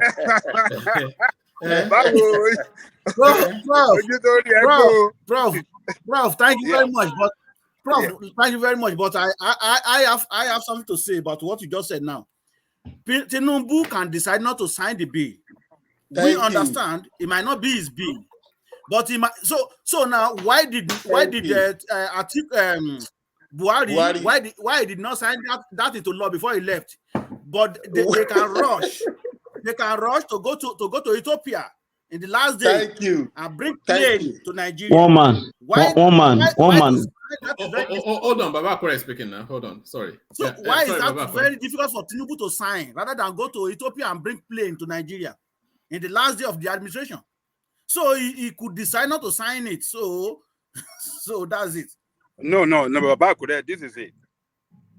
During his own campaign, before the election, he promised something like that too. So I'm not surprised that he signed it. So, but we cannot give that full praise to him that, as if he's the one that initiated that idea. This is Gbajabiamila, and he went through all the stages of, what do you call it? Parliament, yeah. Yes. So, don't he signed it, good. We like that bill, but don't praise him as if it's by his own initiative. My dear brother, he signed it. My dear brother, he signed it because he understands the importance of this. If you have a boss, right, that hire you at your job, if you have a very fantastic idea, right, and take it to your boss, if your boss refuses to sign it, that thing can sit down there for another 20, 30 years. You understand? I'm not saying we give him all the praise or anything. The reason why I'm saying what I said was because he has a track record of that kind of thing, making sure a lot of people have Let me ask you a question. If we are to be Obi that is the president today, do you think Obi will sign it or not? What do you think Obi will have done? Let me answer that question. Let me answer that question. Ajahn Lekoko, you see, there's a plethora of things that are in Parliament needing the ascension of the presidency to come into law. There's just a vast amount of things that can and could be signed. But it depends on your agenda. It depends on how you want to point your administration, that you ask them to bring forward XYZ. So this was part of his campaign space. So and Gbajabiamila, this is one of Gbajabiamila's babies in the parliamentary space. So they just brought it forward very quickly and signed it into law. So he could have just left it there. Who would have known? Who would have cared? No, you didn't answer the question. I said if you were to be the president, would he have signed it or not? So It, yes, it depends on can I Obi's answer that position. question? It's a pending bill Can I to answer be that signed question? into law. Would Obi have signed it or not? So Well, I don't know. Did Obi have a position on Obi education? can't sign it. Obi cannot sign it. Forget Obi it. does not have. let me Obi answer does that not have a question position on education now. in my own experience. You understand? Allow me to sign. Do I have the floor? Yeah, go on, Bishop. It's on record. Tinubu, while he was governor, 19 executive bills that led to various establishments of various things in education, in health, in environment, in I want you to remind me that is to his state assembly that eventually became law for ease of Lagos and Lagos. I want to remember and to remind me of one bill, one executive bill that Peter Obi sent to his state assembly when he was governor. Just one. I'm not asking for two. Executive bill. I'm not from Anambra State. I don't know now. I'm not from Anambra State. Does Peter Obi even know what an executive bill is? Does he know? He doesn't even know what an executive bill is. One man. Bishop, let me just come in here. First and foremost, let me just make this clear. Because you say he sent in 19 executive bill. An executive bill is not a good sign of a government that has harmony. So when I see people, hold on, please, let me calm down. An executive bill, if you rule by an executive bill, it's like you're tyrannic. You have to, whatever thing you have to do, you have to send it to the hold on, please, let me finish now. It's an executive bill. Hold on, Bishop, let him land. Joel, carry on. An executive bill. No, let him land, Bishop. Joel, carry on. Let him land. Let him finish. An executive bill is an executive bill. It means that it is coming out from the table of the executive. If you want to have a law, you have to still go through the state or national assembly. I think we all agree on this. Are you confusing executive bill with executive order? That's what I want to say. You are missing two. You are confusing executive bill with it's executive order that you are. Okay. Sorry. I got mixed up. All right. Back to you, Bishop. That was what I wanted to correct him for. That maybe it's missing executive bill with executive order. I never said executive orders. I said executive bill that went to the House of Assembly and they deliberated upon it and it became law. So that's what I was referring to, not executive order. Go ahead. Sorry. No, Agali Koko, let me quickly answer your question. Buhari left so many bills that was passed under Goodluck Jonathan unsigned. So what about that? It answers your question. So it's a choice. So Peter Obi may get there and decide not to sign. He won't be the first person to do that. And it's not a crime. We don't even know if Peter Obi has a position on education. Does he believe in education? He does. One man. He talked about student loan as well. He talked about student loan. He talked about student loan as well. Yeah. So he talked. He was even broader with his because we were talking about like how education could be funded, and he was talking about student loan being a source of school funding. And making sure that the school has more autonomy, the university has more autonomy, and also, building what they call it, alumni, making sure that alumni could, donate to those universities and all that. So he had a broad, I think he would have signed that bill. For those of you who are skeptical, he would have signed that bill. But can I say something? All right, say that, and then we get back to Rotimi. So hold on for Ajanle Koko, Rotimi. I remember what Obi said though on education. He said federal government should hands off education. Can anybody remember that during this campaign on the debate floor? Do you remember that? He said, yes. Which Which is good. So which is that Yes, yeah, the way it is done everywhere. He might not sign he might not sign the bill, because this student loan bill will be heavily backed by government. No.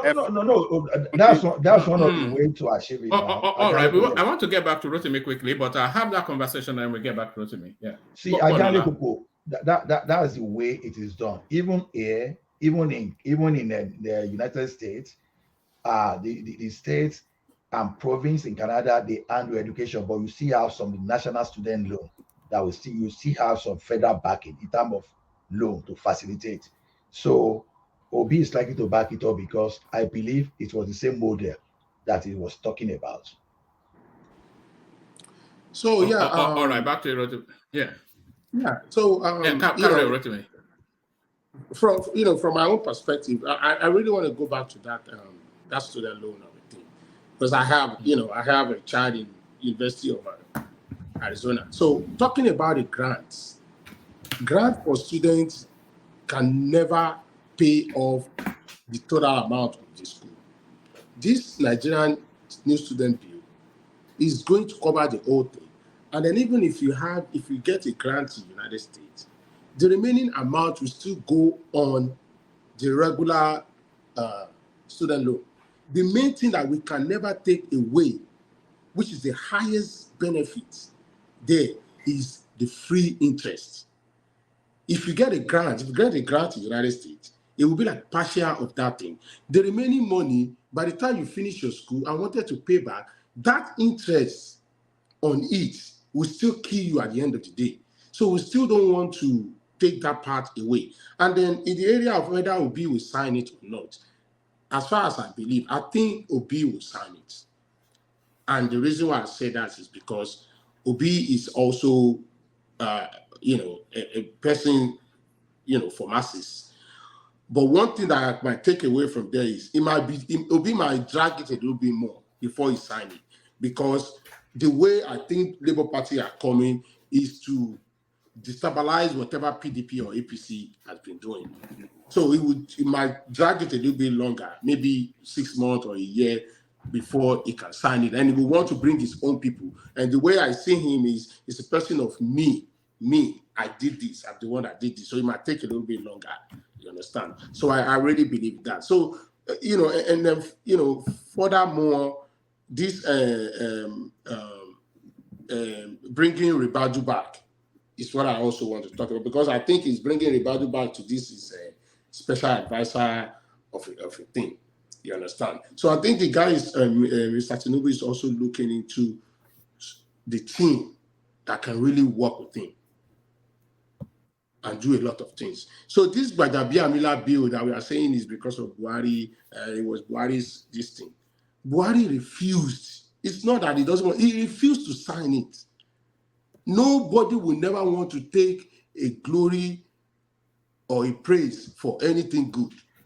He knew it was a good thing, but he never signed it for some reason. Nobody knows. But Tinubu came in and signed it. Then we will have to give him that, whatever they need to give to him. So I really don't have much to talk. I like to listen to a lot of different people. So if I have anything again, then I will come back. So. All right, brilliant. Good to meet you, Rotimi. So make sure you join us just as frequently as you can. I'm going to go to Joel of Nashville next, only because he has been away for a good while. But before I come to you, Joel of Nashville, let me just take a quick sample of what Baba Akure made of the suspension, then detention of Emefiele. So just give us a quick texture of that, Baba Akure. What are you making of the Emefiele storyline, suspended, then detained? Well, I think they serve him right. I'm not talking about the issue of trying to maybe sabotage Tinubu or political party to spend money during election, but the pains that make Nigeria went through. And if you ask anybody, those people, those one or two ignorant or arrogant set of people that they display card that, oh, why do they have to arrest him? If you conduct a poll in Nigeria today, I can tell you 95% of Nigerians will say yes, they serve him right. Because no, it made Nigeria went through hell in fact, I think they serve him right. They serve him right. So it will teach other people lesson that okay, well, power is not it's not something that that is forever. It will be relinquished one day. So I think to me they serve him right, and I'm not going to be surprised if they. I saw a video today now, and they show a lot of dollars in one in somebody's house, and somebody was saying that this is a Emefiele's house. I don't know if that is true or not. We've got that video, Baba Akure. We've got the video. Okay. So, but I don't know. I don't know. Is it this one? So if that is true or not, but if that is true, that just no. The devil is living in him. The devil is living in him. To me, they serve him right. Do you want to see his house, Baba Akure? Do you want to see his house? I would like to see it. Okay. Where your CPN governor of the last 10 years has built us his house in the village in Abu.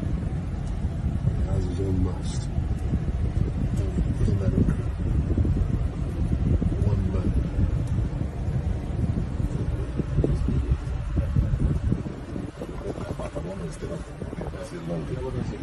It's good to do.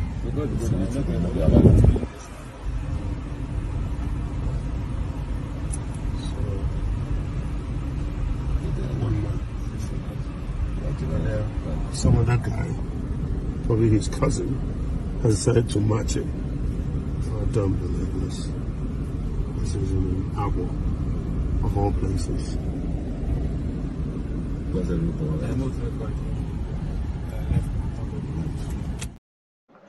Wow. So that's the house of a salary now, Baba Akure. Yeah, Baba Akure is so stunned, it's frozen. They don't know what to say. On mute, Baba Akure. On mute. You're muted. Baba Akure, on mute. He shocked Baba Akure now. He shocked Baba Akure. Okay. You see how I was looking at the house. Even the presidents don't supposed to have that house, because how much are they paying them? But you see, they live large at the back of masses. While people are suffering, there's some people are just busy taking the money, and they're so happy of doing so. So they serve him right, and I'm very sorry. I want him to taste what Nigeria has already tasted when he was the governor of Central Bank. In so many ways, destabilize Nigeria, change currency, and he believed that he's on top of the world. Nobody can talk to him, and then so many things. So they serve him right, and you need to go through the pain that Nigeria went through in the last 6 months. But when did he build that house? Because we should not forget that this guy was like an executive director in a bank before. So I just want to make sure we are not putting everything on him being the CBN governor. So I won't bet so much on that house, but definitely that guy's story. But for us to be credible, we don't have to add what he didn't do as the CBN governor to it. To me, when did he build the house? All right. Whenever he built the house, it's almost certainly from corrupt proceeds. So from corrupt proceeds, Joel of Nashville rejoins us as well. So it looks as though it's back in the day sort of a session we're having today. All the big names, all the old names, all the traditional names of the platform, they rejoin us. So Joel of Nashville is back to reclaim his mandate. So Joel of Nashville back to reclaim his mandate. You know, I've used this metaphor severally, but it's quite apt to use it now. Now you are here. So the metaphor, Joel of Nashville, is the story of a donkey who is a workhorse.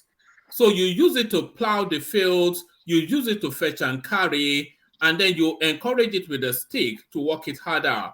But once that donkey is dead, there's no need to beat it anymore. It's giving you all it has to offer.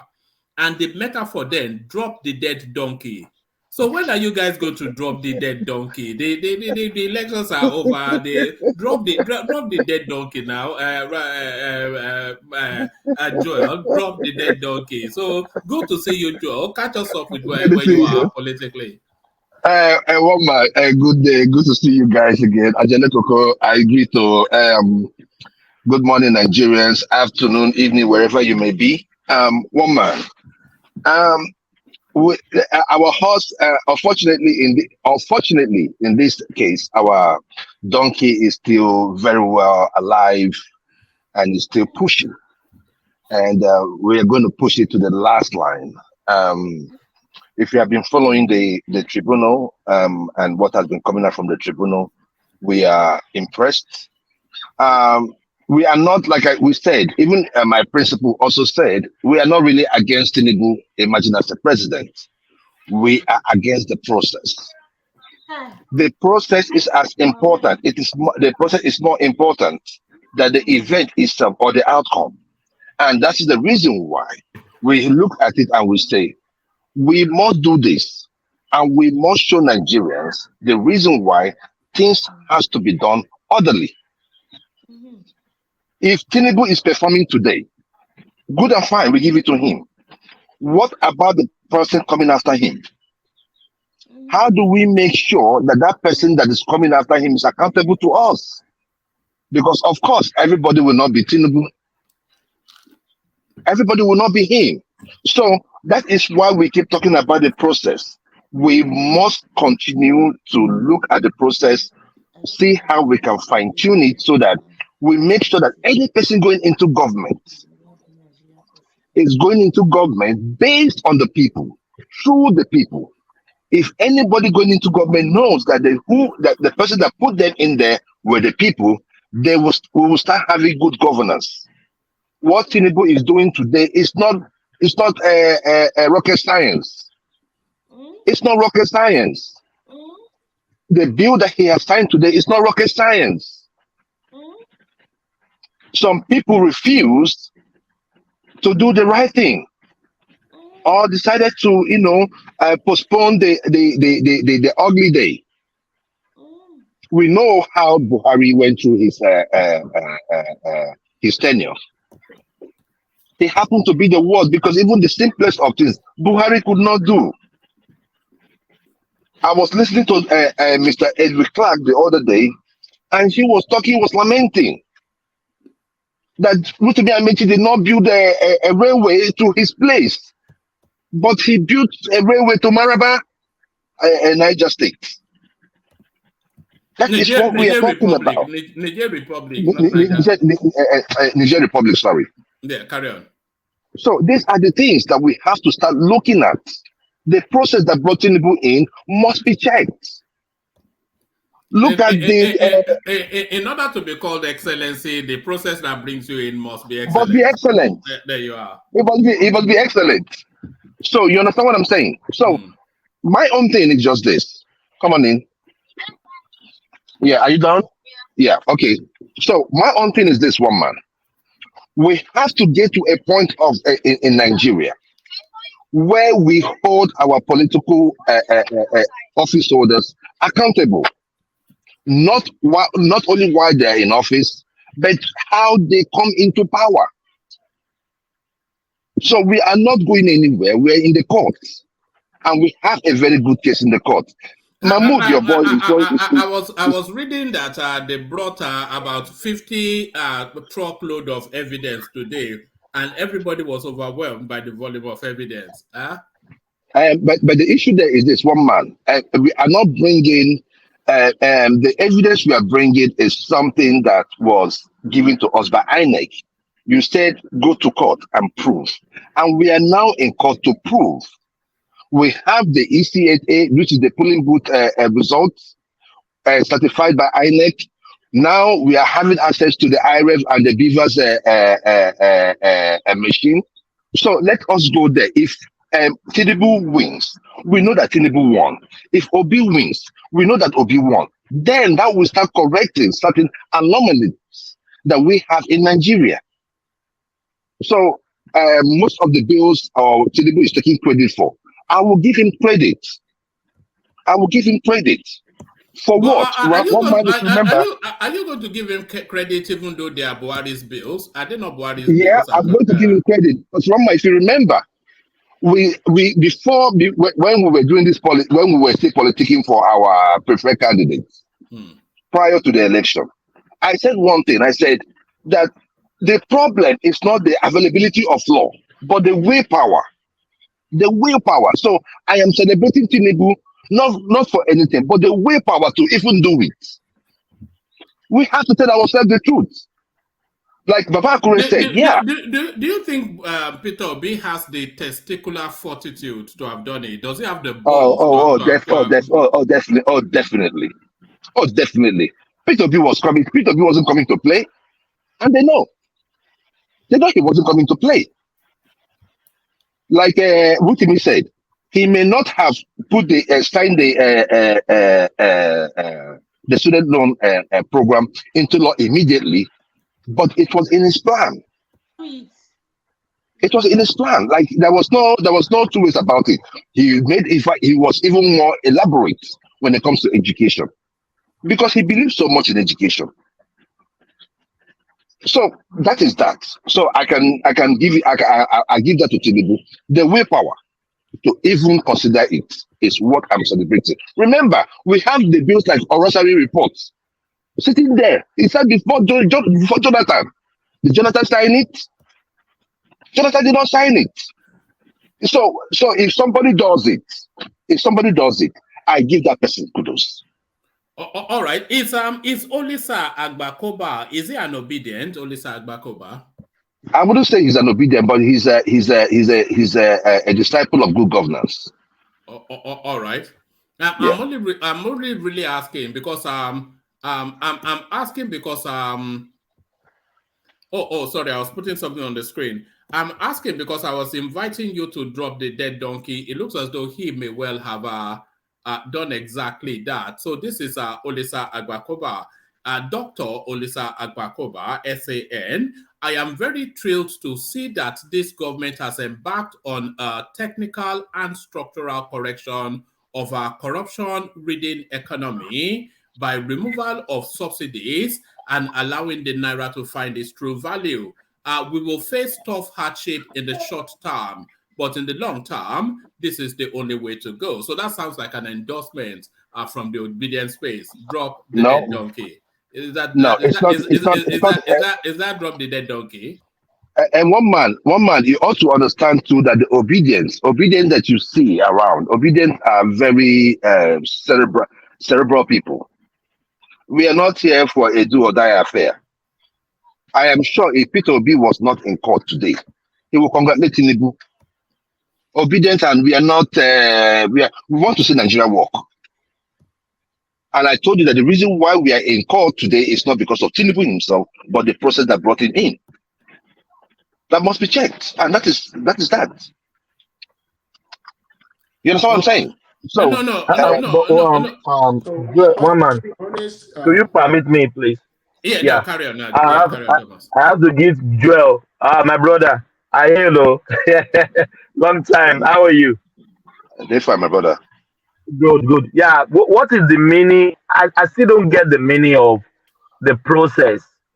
They are not contesting Tinubu. They are contesting the process. I still don't get it, my brother. Yeah, we are talking about now. If you look at the elections and what we have been unearthing since we've been in the tribunal, you can see that the number does not match up. The number does not match up. The number INEC announced and what is even its IREF does not match up.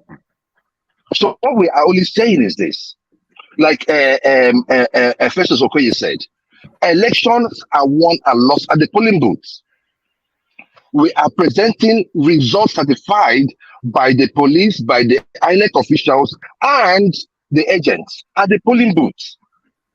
And all we are saying is just this. If at the end of the day these numbers were counted and we lost, we congratulate Tinubu. Let him go ahead. You see, Thomas, this is one of the reasons why we were talking about making sure that everything that has to do with elections were resolved before any person takes over power. Why do we say so?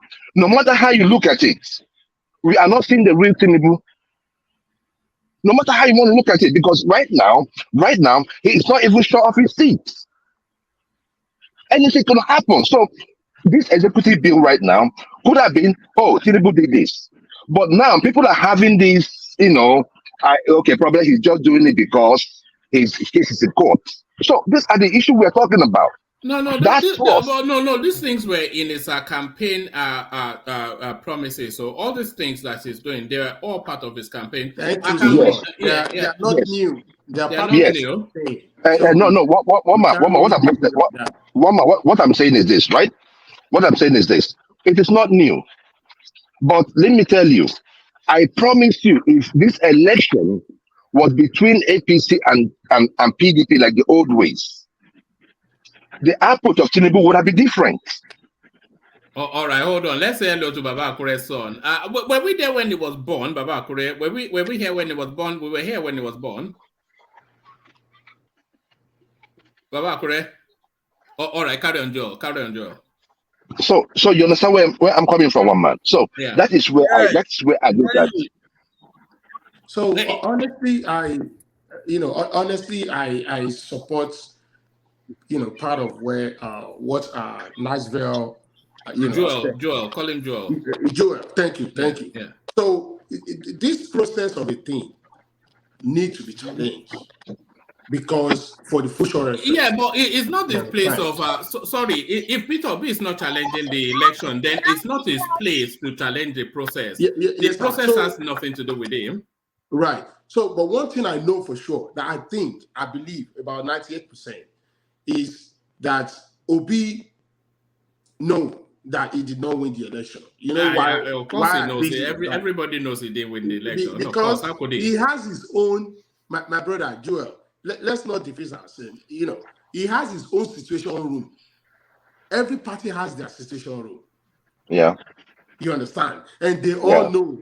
Either everybody wait for IREV. This election is a kind of election whereby Labour parties too did their thing and they get all their results from anywhere and collect it in their situation room.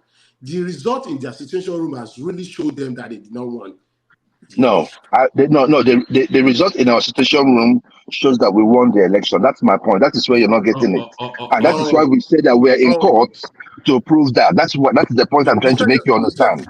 All right. So Joel, so far though, as we wait for your mandates to be returned, the performance of Tinubu, an honest appraisal of it is only 2 weeks in. But everybody, including the international community, they seem somewhat excited by it. One man, like I said, government is a continuum.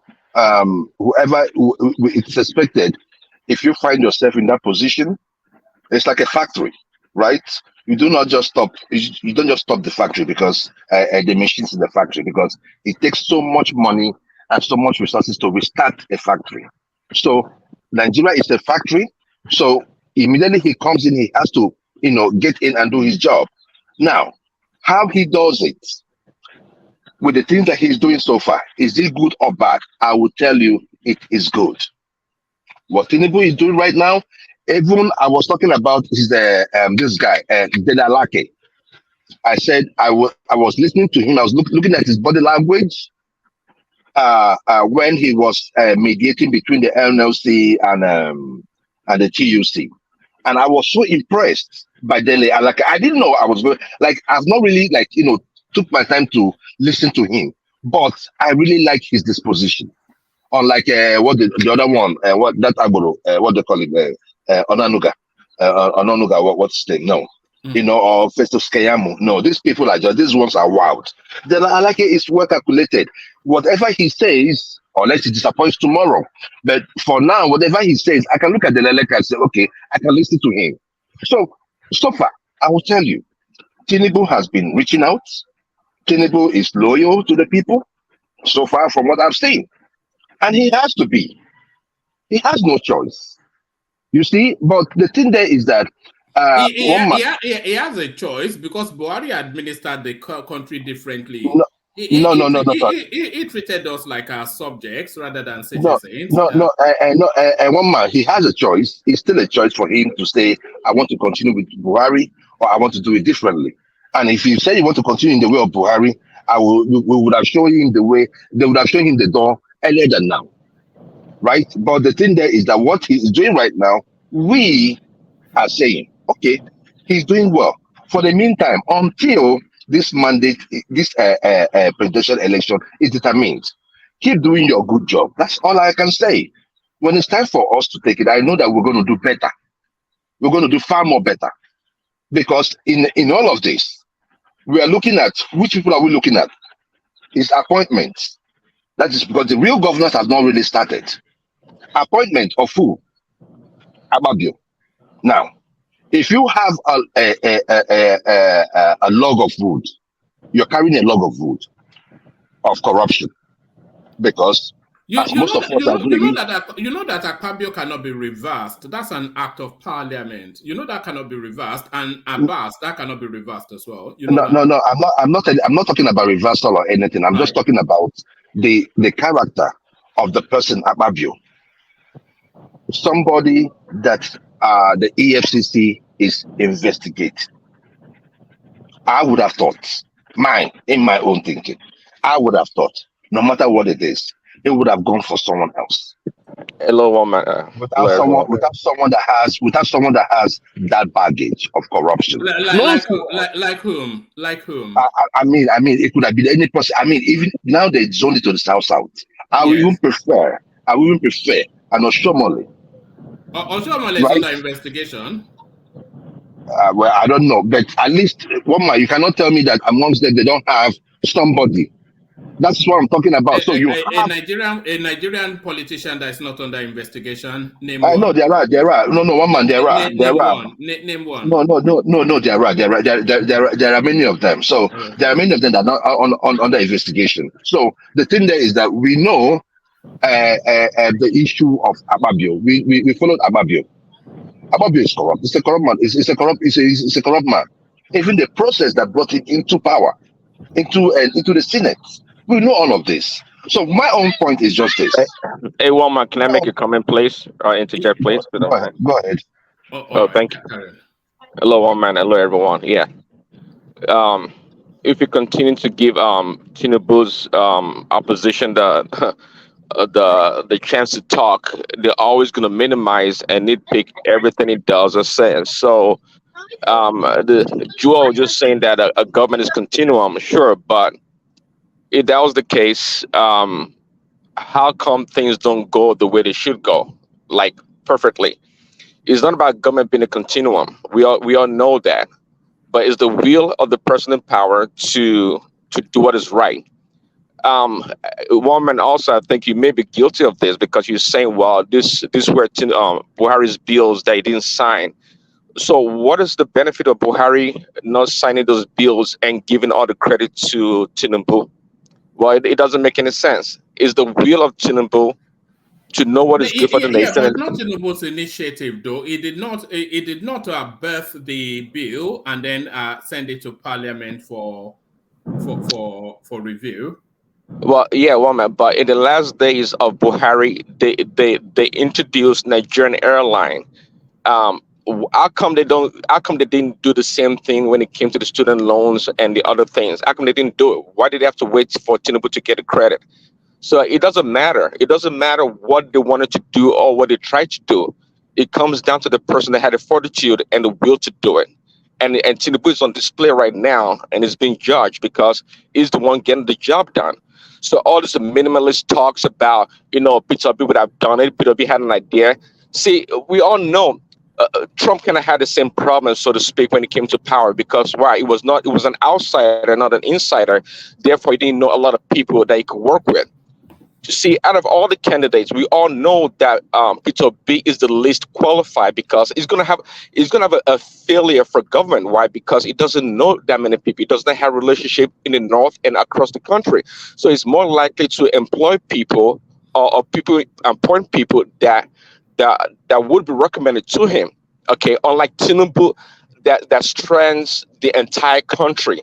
See, there's no candidate that Tinubu is going to choose that it would not have had a relationship with that person or know that person in one capacity or another, and that's a testament to him as a complete, robust politician that knows what he does.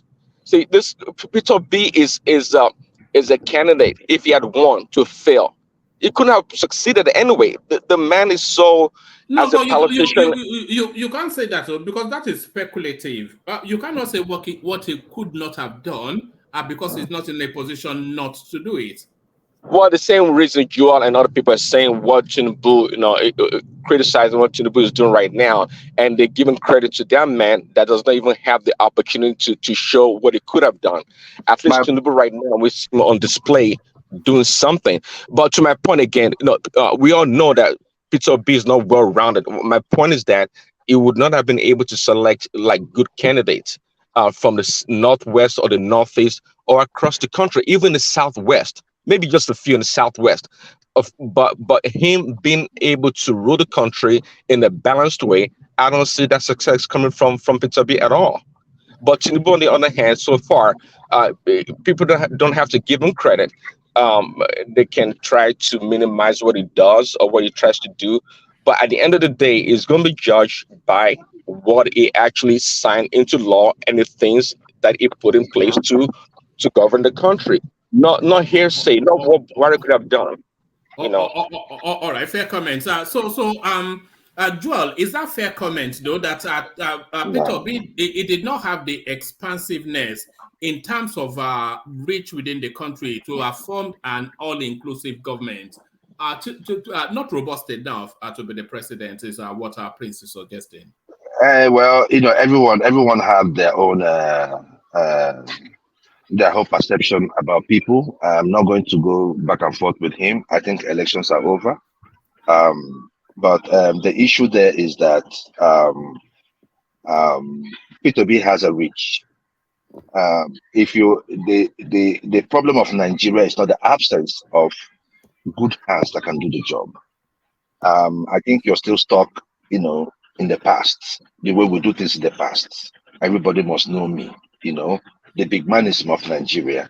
That is not what we're doing right now in Nigeria. That's not what we're doing as obedience. And that is not the way Peter Obi rolls. We know that every part of Nigeria. I mean, if you ask me now to even as I am right now, to name 1, 2, 3 people that can work with me if I'm the president, I would name. Talk less of a billionaire, someone that was a billionaire at 25. So look, this whole issue of he wouldn't have done this, Peter B does not have a reach. Look, he has shown you he has a reach. We doubted him all we wanted, and he came up and he showed up. And he showed up nicely.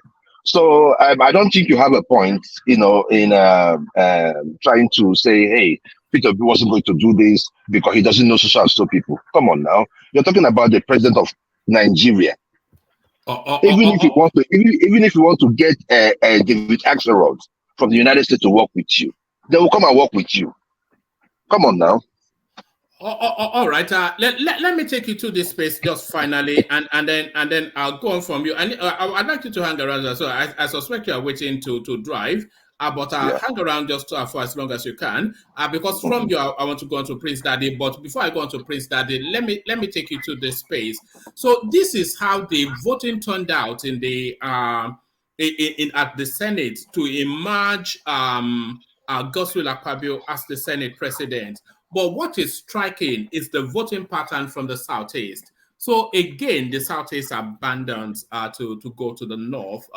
So this is the voting pattern, and this is how they voted. So Orji Kalu, who once upon a time wanted to be the Senate president, he voted for Senator Yari. But the rest of the states, they voted for Akpabio. Akwa Ibom voted for Akpabio. So that's Anambra, they voted 50-50 Yari Akpabio. Ebonyi, they voted exclusively for Akpabio. Edo voted 50-50. Enugu, they voted 50-50 Akpabio Yari. Imo State, they voted 50-50 Akpabio Yari. So what? 50-50. There are three candidates. It cannot be 50-50. How do you mean? There are 3 votes in each state. So how is it 50-50? Is there one and the other vote? Is it that 2 persons vote for one and 1 person vote for the other? In Anambra, it's only Tony Nwoye that voted for. Yeah. Okay. So not 50-50 then. So I was misreading it with the one on top. So yes. So Kalu voted for Yari in Abia State, and the 2 others voted for Akpabio.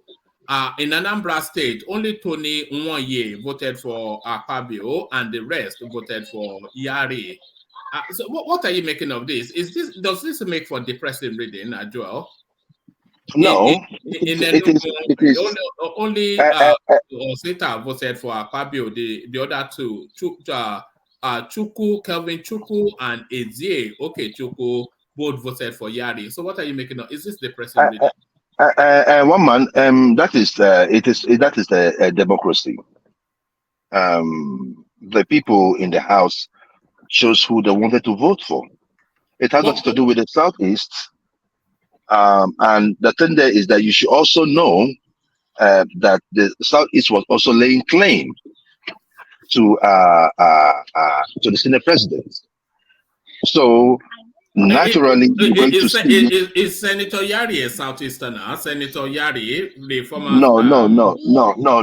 It's not about Senator Yari himself. I'm talking about the candidates, the senators themselves. They had a position. Some people thought that it should have come to the Southeast. Some of them thought it could have come to the South. So what you saw there, even in Bayelsa, you did not look at Bayelsa. Bayelsa, 2 people voted Yari, right? So my point is this. My point is this, right? Each state had different interests, and they voted the way they wanted, and Akpabio emerged. And we have to leave it at that. It has nothing to do with Southeast. And I mean, if Southeast went that other way, whichever way they went, it's their position. Everybody in Ekiti State voted for Akpabio. It doesn't matter. You understand me? Everybody in Kwara, Lagos State, they voted for Akpabio. Good. Everybody in Ogondo State voted for Akpabio. Well, there was one rogue in Ondo State who voted Yari. Everybody in Osun State voted Akpabio.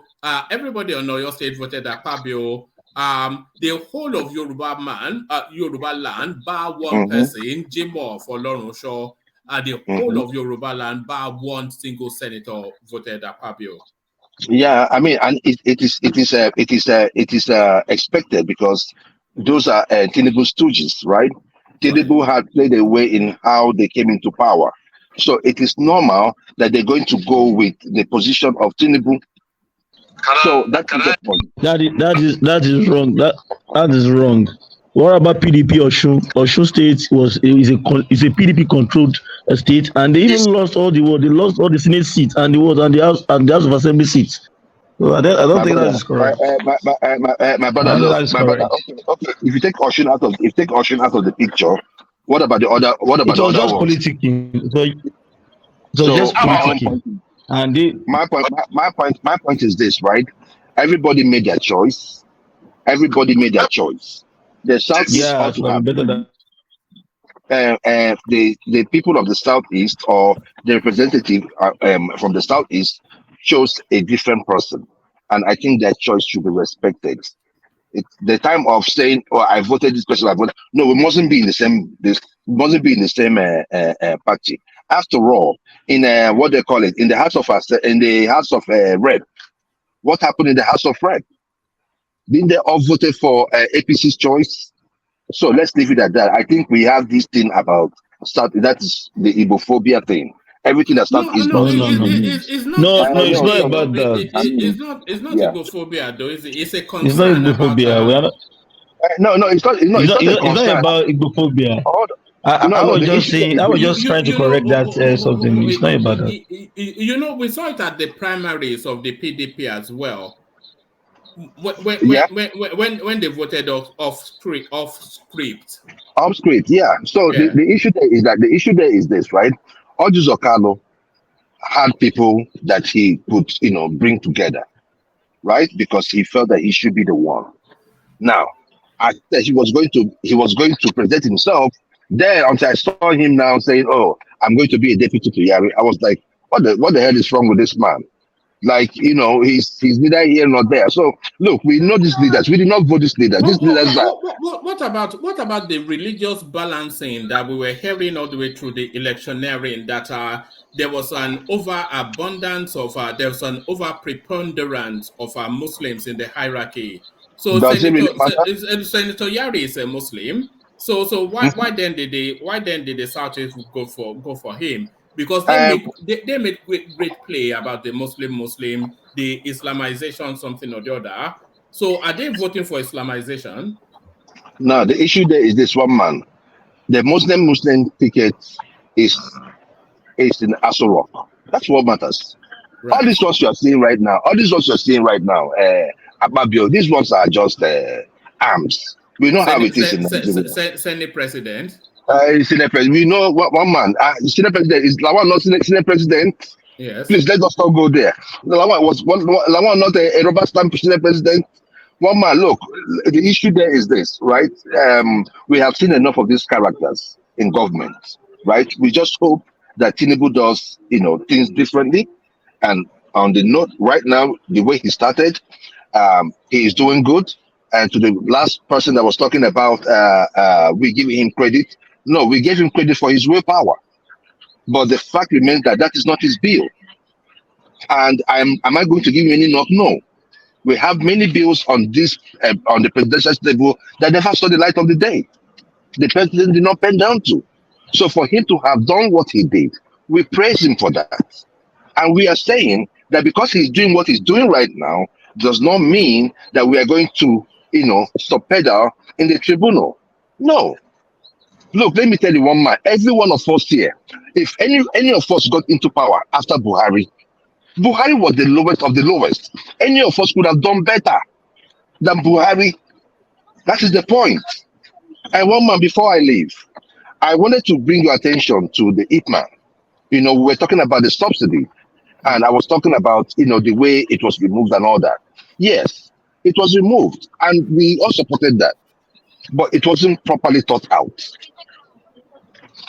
In the same Buhari's administration, IPMAN has been working on, I should have sent you a video, how we convert petrol-dependent engines into CNGs, compressed natural gas. In the Southeast, like Imo State, we are sitting on gas. Anambra, we are sitting on gas. So what has been going on, it has been going on for some time, even under Buhari, is that in certain areas in the Southeast, for instance, in certain companies, right, in the Southeast, they are being powered by CNGs. So now what the smart thing that they did right now is that they now brought out like a converter. So even if you're running your generator, it does not really matter. Just put attach the converter, and you run on CNG. CNG, a liter of CNG, they say is about 100 naira to 110 naira a liter. So if we are building a gas pipeline from Nigeria to Morocco to deliver gas to Europe, we have 200 million people market population in Nigeria that needs that energy. At the end of the day, we are talking about cheap energy. If we have on this gas thing, let me go ahead. Finish. I'm sorry. Let me let you finish. I'll let you finish. Okay, yeah. So now that we have this alternative, the IPMAN, that the Independent Petroleum Marketers Association of Nigeria, are saying that they are making that with the support they got from Buhari, that now they can now, get these things. They got into some partnerships, and I think by the end of this month, that they will start, distributing this product across the nation. I think that is a game changer, so that we have less dependence on fuel. We have more dependence on and gas, and also it is also good for the environment. So it's a win-win situation. Now, one man, I was trying to ask you one question. Why is it that we also give Dangote license to go import fuel from abroad? I thought that the refinery has started working. Is there anything that I'm not? I saw it on the news. That is embedded in the petroleum industry bill. You see, in that petroleum industry bill, they said that if there's a shortfall in supply, that people with refineries can import, and then they can import pro rata to the capacity of their refinery. So if you have the biggest refinery, you get to import the largest amount. So I think that's all embedded in the petroleum industry bill. Well, man, I thought that they said that particular plant was going to give us about 60. How many liters a day? 650 or thereabouts, yeah. 650 a day. Okay, probably we still have some shortfall. But one man, at least you know the idea. You understand my own point, my own drift as regard to the CNG. 500 and something naira per liter as against 100 and something naira per liter. I think that will help bring inflation down, the cost of production, the cost of food production, and in fact, food inflation, which is one of the biggest issues that we have in Nigeria. So, one man, thank you for the opportunity, and I hope to click in one more some other time. All right, don't leave it till too long the next time, Joel. You like Baba Akure, you're one of the big names. If they don't see you, they harass me. That's just the truth. No problem, sir. No problem. They will harass you. So there he is, back with the bank, Joel of Nashville. So there he is, the mighty Joel. So thank you, Joel. So that was Joel of Nashville. So from Joel of Nashville, let's go on to. Sorry, did you want to insert something to what Joel was saying as we make our way to Prince Daddy? Rotimi, you wanted to say something on what Joel was saying about the gas. Yes. So I believe, Joel, I believe Tinubu will work really well and it's going to be in favor of Nigeria. Is that idea of that gas, right? Because if you listen to NESG summit, it was more like an economy summit. I don't know if anybody watched that. They asked Tinubu about, how it's going to make the economy work. I believe he promised, that was the first time I heard how Nigerian gas works. He said the Nigerian gas is on the ground. And that's the reason why we are not making good use of it. That we need to bring this gas up and have the gas competing with Russia gas. So that way, Nigeria is going to really triumph and make more money from there as well. So, just in support of that, so I'm letting you know that Tinubu has talked about that. It's part of his campaign promise as well.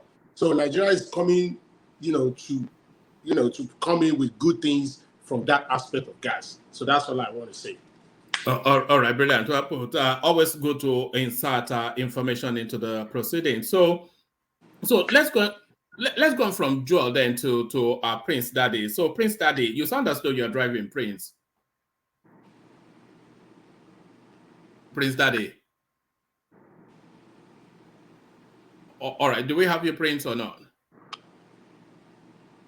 All right. We don't seem to have Prince for the moment. So let's go on from Prince then to Bishop, who hopefully we do have. Bishop, are you there?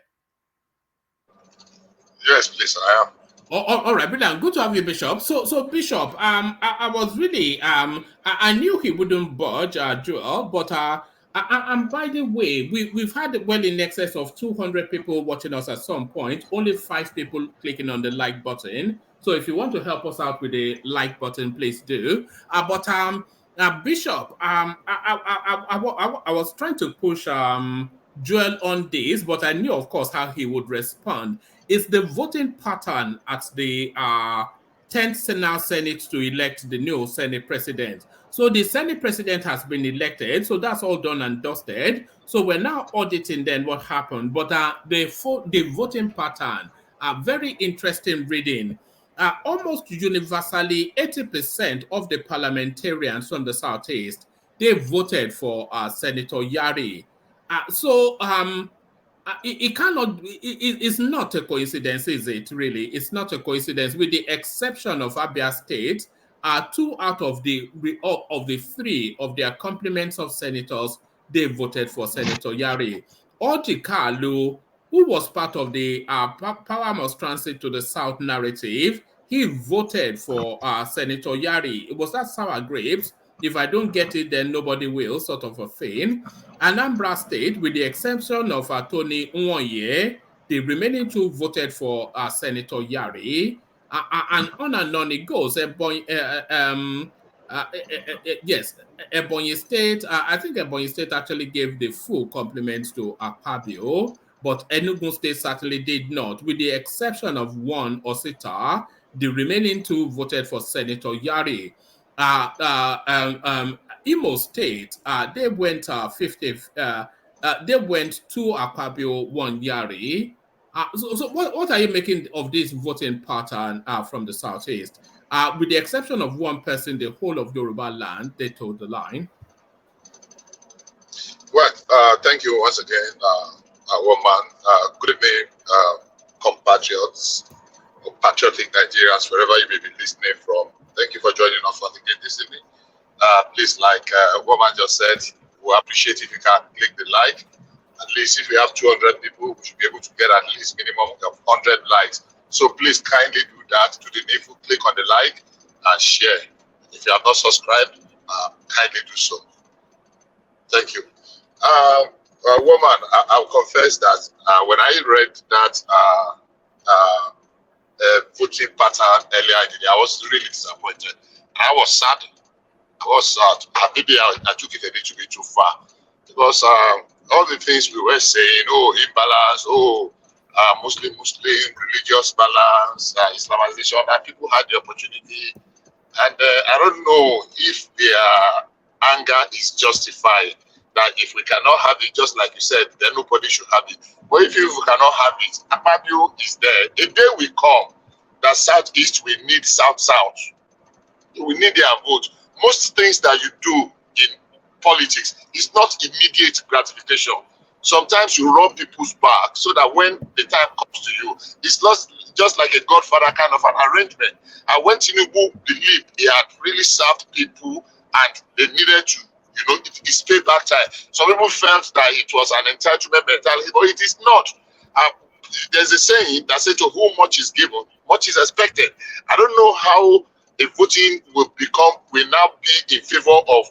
Let's assume tomorrow there is something that is being contested between Southwest and Southeast, and they depend on the vote of the South-South. Southeast, South-South can say, hey, when we needed you vote, you did not. Southwest gave us over 90% of their votes. So I was disappointed. Now, when we were talking about it, and Joel of Nashville, I don't know if he's still around, said that those people that voted for Akpabio were Tinubu stood. I mean, that was a little bit low. And before we could say Jack, he already talking of Igbophobia. I mean, sometimes when we do analysis, let's be very frank. Me, I was not happy about it. I thought the old South-South, with all their plea and the way they spoke to them and, interceded and the rest, should have promoted an Akpabio and say, you guys, you owe all one, you owe us one. No? When there's a payback, there will always be a payback period at some point. Well, maybe we are not being, pragmatic enough in this. We are looking at it from the emotional aspect. And look, let's balance things. The same group of people that were shouting Islamization still went ahead and voted for the number, and they were justifying it for the number 3 man. After number 1, number 2, number 4. So we have 1, 2, 3, 4, 5, 6 in Nigeria. And we were complaining when we had a Muslim vice president, which should not even be compared. So for me, if you're asking me my view, I think I was disappointed. I was really, really very disappointed when I saw the voting pattern, especially from some of our southern brothers. So it was actually a chunk of the north that made it possible for our party to win. It was just south, even south. All of them did not vote, not even bias. Bishop, if I said that the Northerners, they're the most sophisticated voters in Nigeria, what would you say to that in terms of how they vote? Are they not the most sophisticated voters in Nigeria? Some people would dispute it and say no, because we call them derogatory names and the rest. But for me, they really impressed me. I did the analysis by myself, except from the northwest, of course, Tambuwa effect and the rest, and the PDP caucus. And then we have people in APC that actually voted against. Especially, I'm not even bothered about the North. The North was able to make it up for Akpabio to win. So it was actually a much effort of some aspect of the North and the Southwest. Because we gave 17 out of the 18. If we add Kwara State, which is 21, we gave 20 out of 21. That is Southwest plus Kwara. Bishop. Yes, please. Yes, please, yeah. How are you, my brother? Don't you think it's... Are you not looking at it in this direction, please? That anywhere Yoruba people align, the Southeasterner will not align with it. Are you not seeing in that direction? That because this is this is my exactly. That is it. That is my own bias. But why will a Southeasterner go and vote for a Northerner? Why? Why wouldn't they? I mean, no. Why wouldn't they? Anywhere Yoruba align with, the Southeast will never. Hold on, everyone. Let Des come in, because Des not the only Southeastern on the platform at the moment. Des. Yeah, the thing is, you guys are not seeing it this way.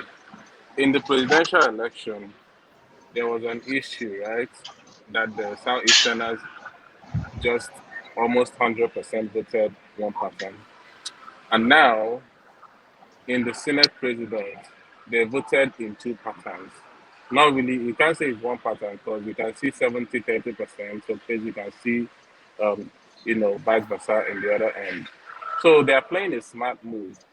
If they actually voted for, Akpabio all throughout, we are now saying, you now see it in such a way that it's more like they're satisfying the south and satisfying the northerners. That's how you have to see it. Unlike the southwesterners that went one side. One day they're gonna lead us, and we're gonna say, okay, you guys voted almost 100% for, the southerners. So you guys should see it this way, not like always trying to have this hypophobic. Joel said it. It's more like trying to be negative on everything an evil man does. That's not how it's supposed to be. Yeah. I think I struggled. Okay, go ahead. No, I want to navigate it from the ethnic tonality and get it back to the yeah.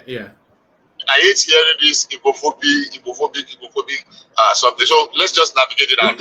You know, when I hear that Igbo-phobic, it always sounds to me is it because I'm black? When they pull you up on something, it's like playing the race card, isn't it? But let's move away from there and yeah. I don't want to talk about it. It's disgusting. Yeah. Let's move away. I'm disappointed that we could not resolve the issue and say, okay, you know what? You clap my back, you scratch my back, and scratch your back. You get it this time around. When it's our time, you owe me one. And that's what I thought. In the spirit of Kamararadia, as they say in Karamaradia, and we'll move ahead. So it's just from bitterness and hatred, and we cannot get over it. And that's not how politics should be played. That's also the truth. Because obviously, there's going to be consequences for this in the months, in the years down the line. Yeah? That, if you cannot get in the south, we say we are brothers. We say we are, when we draw the map of Biafra, we say we are one. We draw the map together. But in this case, we want to go and prefer. Let's even leave the religion aspect out of it. I mean, to me, that's my view. I guess it changes tomorrow. All right, let me move you away from there. Let's go then to the appointments of Tinubu. So all these appointments now, Nuhu Ribadu, Alake Edun, all of them, special assistants. A lot of people we had attributed and allocated ministerial portfolios for these people. So what are you then making then of these special advisors and the names that are coming up? I think I'm more impressed not by the individuals. Those individuals are excellent. I mean, I don't know all of them. I know almost all of them except one. I know Wale Eduns, I know the Olu, I can't pronounce that lady's name. That one in the oil sector and the rest. They are perfect. But one other thing that is very instructive to note is that Tinubu is changing nomenclature. Special advisor on revenue. That means there's going to be focus on how do we maximize. Like I did say in one of our sections here, that we have crossed the 10 trillion. I look for Tinubu to take in the internal generated revenue within the first 3 years to 20 trillion. And before he leaves the first time, 25 trillion. If we can get that internal, and it is very possible. Somebody was asking me, I said it is possible. So to have a special advisor, then to have a special advisor on monetary matters. So it's a little bit, a departure from the norm, from the way we used to have it. Just having people that don't know. I want to believe that these people know the definition, what this responsibility, their responsibility entails. We've never had a special advisor on security or national security before. Now we have a national security advisor, but now there's a difference. So the same way he's crafting those names, this nomenclature for the offices, I'm sure the same way. Bishop, is it a situation? Is it a situation where the special advisors will be more powerful and more relevant than the ministers? Is this what you're looking at? Most of these are his own creation, but the advantage they will have is that he's forming a kind of a kitchen cabinet. And I did say here one day when we were discussing that depending on the modus operandi of the individual president in power, your kitchen cabinet might really be even be more powerful than the executive cabinet, the federal executive cabinet, because that's where the cooking, the origin of ideas. That is the origin of whatever idea is going to come, and it has to be people that are really very cerebral, that will be able to come up with ideas, not just something that will make people clap, and something that is going to endure, that will be lasting, and will have permanent impact on the lives of people. That will look back in down the line in 5-10 years, we say, thank God we took this part. And that's the kind of thing. So for me, apart from the nomenclature, apart from looking at tribe and religion and the rest, I think it's starting off. You see, about 12 more to go. They gave approval for 20. This is just 8. And it speaks to the core of his own his discipline as a financial person. So if we can get it right in the finances and the financial aspect, that means we are tilted towards the economic aspect. And if we can solve that economy, except for the insecurity or security that holds up by the jugular at the moment, I think we're getting it right. It's not going to be a one-first swap, but gradually, one right step at the right direction after the other, gradually, I'm sure we will get there. So I feel I won't use the word excited, but I feel, it's living through to time. All right, brilliant. I want to take your opinion on the extension on the old Naira note next. But before I do that, let me make a quick pit stop with Solomon, who makes a rare appearance on the screen. So Solomon, you join us. Yeah. Good morning, everybody. Good morning, Roman. I just came in because of that vote and people saying that what Ojizo Kalu did, or those people that voted Yari, they did the right thing. This is to show you how, when you say certain things, you look as if you're trying to insult people. But this is to show you how naive and gullible these people are. How will you say they played the right thing? Look at, you see, and I don't even want anybody, especially from the southeast, to be saying that they are marginalized in this country, because look at what played out. South people, I don't like the way they do their things, but you can't expect me to come and see that a south person is coming out for that position, and he has high chances of winning that position, and you leave him, even your own closest person, your own closest brother, you leave him and go and vote. Yeah, I don't. How that action or that act, does it make sense at all? These are the things we want to come and use that he's a corrupt man. The Yari not a corrupt man. Even Akpabio did better than Yari when Akpabio was a governor, and you are coming to say that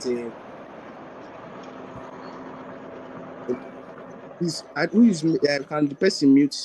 No, yeah. So, sorry, carry on. Let me. Yeah, carry on. Yes, yeah, carry Yeah, on. yeah, and Akpabio did better than Yari, and you're here saying that you are justifying the action of what Oji Zokalo did.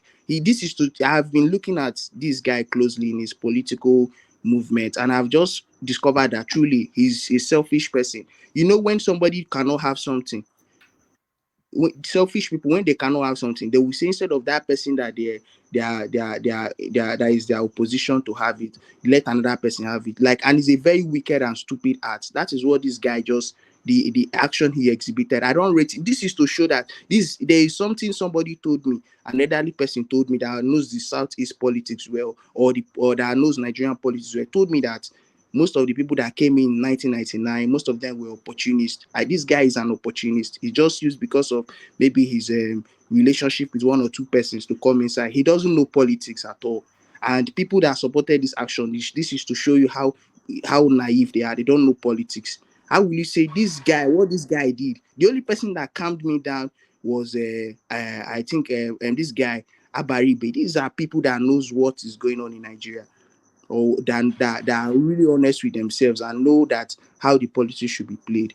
And somebody is here saying that. Solomon, can I ask you two questions? Who is that person asking the question? This. I don't think You came here for him now. Did you not care? No, it's not for him. I did not it's come just for a him. simple two questions. It was because of Mr. Joel that I came in. It's very, very. I'm not trying to argue. Yeah, but you know, Joel is a die-hard Peter Obi. He cannot see. It will come out of it, of course, after the elections, and we'll have him back here and enjoy him. But we cannot enjoy Joel at the moment. One man. Oh, are you still there? You're still there. I didn't know. I'm here. No. Solomon, you cannot shake my head behind my back. Well, anyway, thank God that you're here. I can't. You shouldn't be mad. You shouldn't be mad. You shouldn't be mad. Okay, let me point here. Let me just say something. Okay, Yeah, I mean, we are not fighting, right? Good. The issue there is this, right? You are looking at what the Southeasterners did. Like for one, I told you that I don't really care who became the head of the Senate or not. But again, we also know that, hello, is anyone hearing me? Yeah, I can hear you. Okay, you can hear me. Okay, good. So we also know how Nigeria came to be, right? So the issue there is that in all this political dispensation, we've always had everybody taken care of. Especially, when I mean everybody, I mean the three major tribes. So you are looking at it from what they did. They are telling you that it ought to be them. So you can say anything you want to say about how they did it. I did not support. I for one did not care who came up there, because I can never support Oji Zokalo. I can never support him. Oji Zokalo, what he did in Abia State, I can support him. It's just like you telling me to support Rocha Sokorocha for presidency. A cook. Why would I? So we are tired. We are tired of this system where everybody has to be railroaded into doing one particular point, one thing. Tinubu appointed Akpabio. Do we have a right to say we don't want Akpabio? Edwin Clark did not support Akpabio. Did not like. I said Edwin Clark. What is this guy from Delta? Did not like the idea of Akpabio. There are many people in the South that does not like. Even Asari spoke against it. Right? So the issue there is this: when those people talk, they are nobody. But once you look at the actions of the Igbo man, no. What we are saying is this: this particular position in where Nigeria was Nigeria, the South is ought to have gotten the Senate presidency. Did you vote for him? Hold on, please. See, if we want to look at, you say, did I vote for who? Like I want to say, I'm just putting it now, like to you as somebody from the southeast, and as let Yeah. me just say you are representing the southeast, even though I'm from the southeast. Did you give him votes? Me, I support every action APC is taking on the southeast. We have to stop using emotions to do things Good now. and fine, I know and that. there's no Excuse problem, me, and there's bro. no problem. We There's need no to problem. What know the that way politics, APC. world politics. I don't know why we see it. If we want a sense to be if to be our leader in the southeast there. Let's if they like the way they are agitating for Biafra. If I know that it's not going to come, but if it eventually come, we can just turn it to Rome, like in the, to a religious institution, so that we know that these people are human beings like us, but there is a way we can check and balance them too. But we now, my own anger now, or my own point now is our own person that we would have. This Akpabio is closer to us. Do you know this guy now? If he's diverting development from direct from Abuja now to South, we are going to say we are marginalized. He will pass our own frontage and go to their own place, and we will be saying that we are marginalized. Meanwhile, we could not even render him the little support we would have. I think this is a Solomon, point for us to let me to ask to you a redeem our question image before you But take it. politically. It's Solomon, very bad. Let's say the truth, bro. Yeah, Solomon, I hear you. do I we hear as you. a people, have a right to vote who we want to vote for without being castigated? Now, if you are you going to castigate the whole of the southeast because of the actions in the Senate? What about what happened in the House of Representatives? So what are you talking about? The people in the Senate made the decision. Those in the House of Assembly made the decision. You are talking in the Southeast, we have two APC governors. In the South, we have two APC governors. What are you talking about? So the Bro, issue there is this. No. Let's look at it very, very well. Let's look at it. You are talking about Southeast. Southeast and APC Joel, Joel, has two Joel, senators. And Joel, see, one man, please. go ahead. Joel, please. Why do they even release this result? I think they just want to divide the country more. In my opinion, this no. It is result not should. to divide the Let me country. finish. This Let me result, finish, no. please. Okay. Let me finish, please. Let me finish, please. Because this just trying to divide the country. How they voted in the house should be their own prerogative. They should not bring Should be it. like a secret, This right? I no. understand. I believe you. But I believe you. let me ask Solomon this two question. Solomon, Yeah, I can hear do you. you believe that the Southeasterners need to build bridges towards the north? And also, do you believe that without the 5 votes, is it 5 or 6 of the Southeasterners, Akpabio wouldn't have come out? Let me tell you something. I don't believe now. It has shown me something now that it's not about building any bridge. What I feel now is playing the politics properly, like representing knowing that the politics is a thing of interest. We talk about the north. The north the north voted for Akpabio. The north voted for Yari. Do you see the way they divided? They represent their interest. We are just using emotions to come and do. It's not building only bridges in anywhere. Be as in get absorbed into the society properly. This is Nigeria. This is our Do own you know the country. Let's get percentage absorbed of the properly. No, votes? Do you but understand? Solomon, The we divide our Southeasterners votes. voted 7-5. So don't say that they divided their votes actually They divided very, their votes. So what are you very, talking very about? well. They divided So their votes. Okay. and the only bridge they had was Can I contribute? Can I All right, contribute? all right. I have the final word on that space, Fatai, and then we'll move on. Yeah, yeah, brother Eze, this particular Senate president vote is different from the general elections vote. I The know, point, I know, yeah, Fatai, no, I know. yeah, I get it. The point you are making, right? I get it, but it's simplistic, right?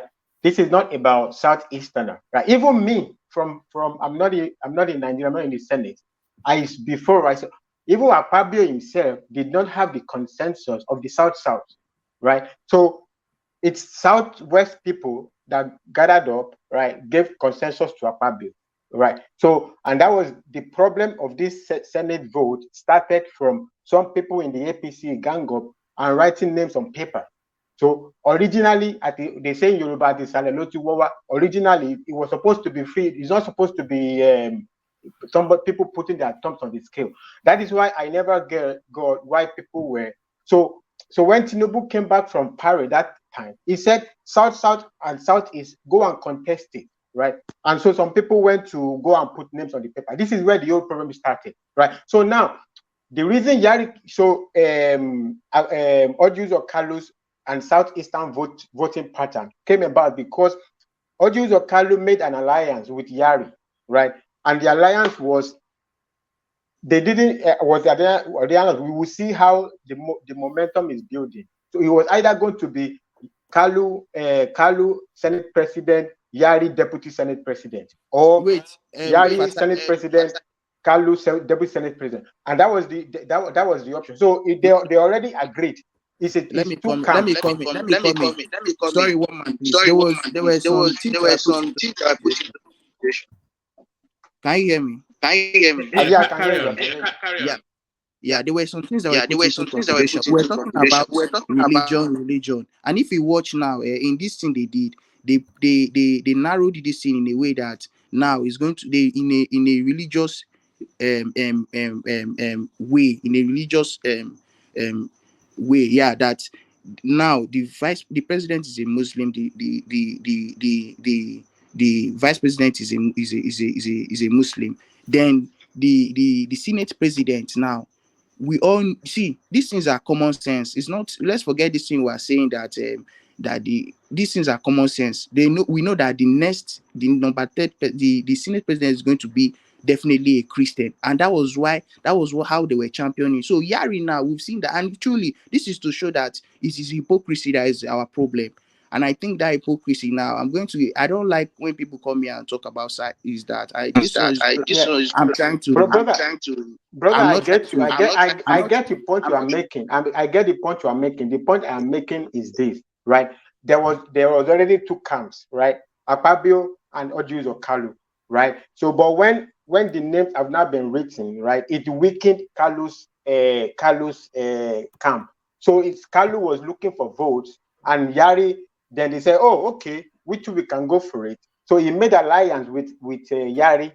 So, but when the momentum of Kalu was dwindling, right, it was a gentleman agreement. Like, look, we are going to support you, right? But if you don't have momentum anymore, you will support us. So it was a gentleman agreement between Kalu's camp, Kalu's side, Ojus of Kalu side, and Yari's side. So I get the point totally. I understand, because no. I get the point. Brother, I get the point. You say religion and the southern candidate, right? So when you go in a room and you make a gentleman agreement, you stick by your agreement. That is the honor of a business person. What is the agreement? The agreement was Kalu, Ojus of Kalu, and Yari. They are going to give each other support, right? So if Kalu Ojus of Kalu was still having momentum, it was going to be Kalu is going to be Akpabio versus Ojus of Kalu. Wrong. But because that is what it's going to be. But if the momentum No, I'm not wrong. I'm not saying wrong. No, I'm not wrong at all. No, brother, let me land it. If Ojus of Kalu's momentum dwindled because of they wrote the names for that, it's going to be Akpabio, right? So because his momentum dwindled, so the only person who had a force, and you will see that it was in the last minute that the Northerners came in full force. Because even for you to know, it's not only Southeast that didn't vote for Akpabio. South, the entire Ebonyi. No one. Wait, let me finish. The entire Ebonyi. Wait now. Okay. The entire. Can I just land it? The entire Ebonyi state, 0 senator voted for Akpabio. The entire Delta state, 0 voted for Akpabio. Edo state, 1 voted for Akpabio out of 3. So what is if Kalu had the southeast in the bag, right? and they will say they will support whatever Kanu tells them. And Fatai, that's from Akpabio region. That's Akpabio region now. If his own people, if his own people, we're not getting that echo. I really, oh my goodness, I don't know what is the problem. Can you hear it as well? I'm sure you should be able to hear it as well. Yeah, I'm hearing the echo. No, because Oma, can you scroll up? Let me see that Ebony real quick, if you don't mind. All right, let's have a look. Where is It should be down. Yeah. One man. Let's Fatai go out. Let Fatai go out and come back again. Yeah. Yes, I'll hold the space for you. Okay, I've seen Ebony. The three senators voted party line. Okay, let me just say something real quick before Fatai is back. First of all, what Fatai is saying, very wrong. He's not actually getting the point. Yeah, Ebony voted APC now. Akpabio. Yeah, Akpabio. So what happened? Ojuzo Kalu and Yari, they almost had a physical fight, because they ambushed Kalu. At that point, Kalu was supposed to back out, just like Osita Naso. But because of his quote and unquote, let me say, his political stagnated mindset, and because of whatever maybe he has going on in his mind against Akpabio, or because he doesn't want to believe an Akpabio Senate presidency, and because of his treacherous nature, this political cycle actually showed his kind of person. Yes, Kalu has demonstrated a lot of political, I don't want to, immaturity. Let me just say that. First, he misfired when he supported Ahmed Lawal at the primaries. Then by the time he was trying to backtrack, it was too late for him. Then you wanted that presidential candidate who actually won the primaries to support you. It's not possible like that. Two, the Senate presidency, it was very clear that it was an exclusive preserve of the Southeast. It was primed for Southeast. They had the first choice of refusal to the position of Senate presidency. But after the presidential election, the result came out, they performed woefully.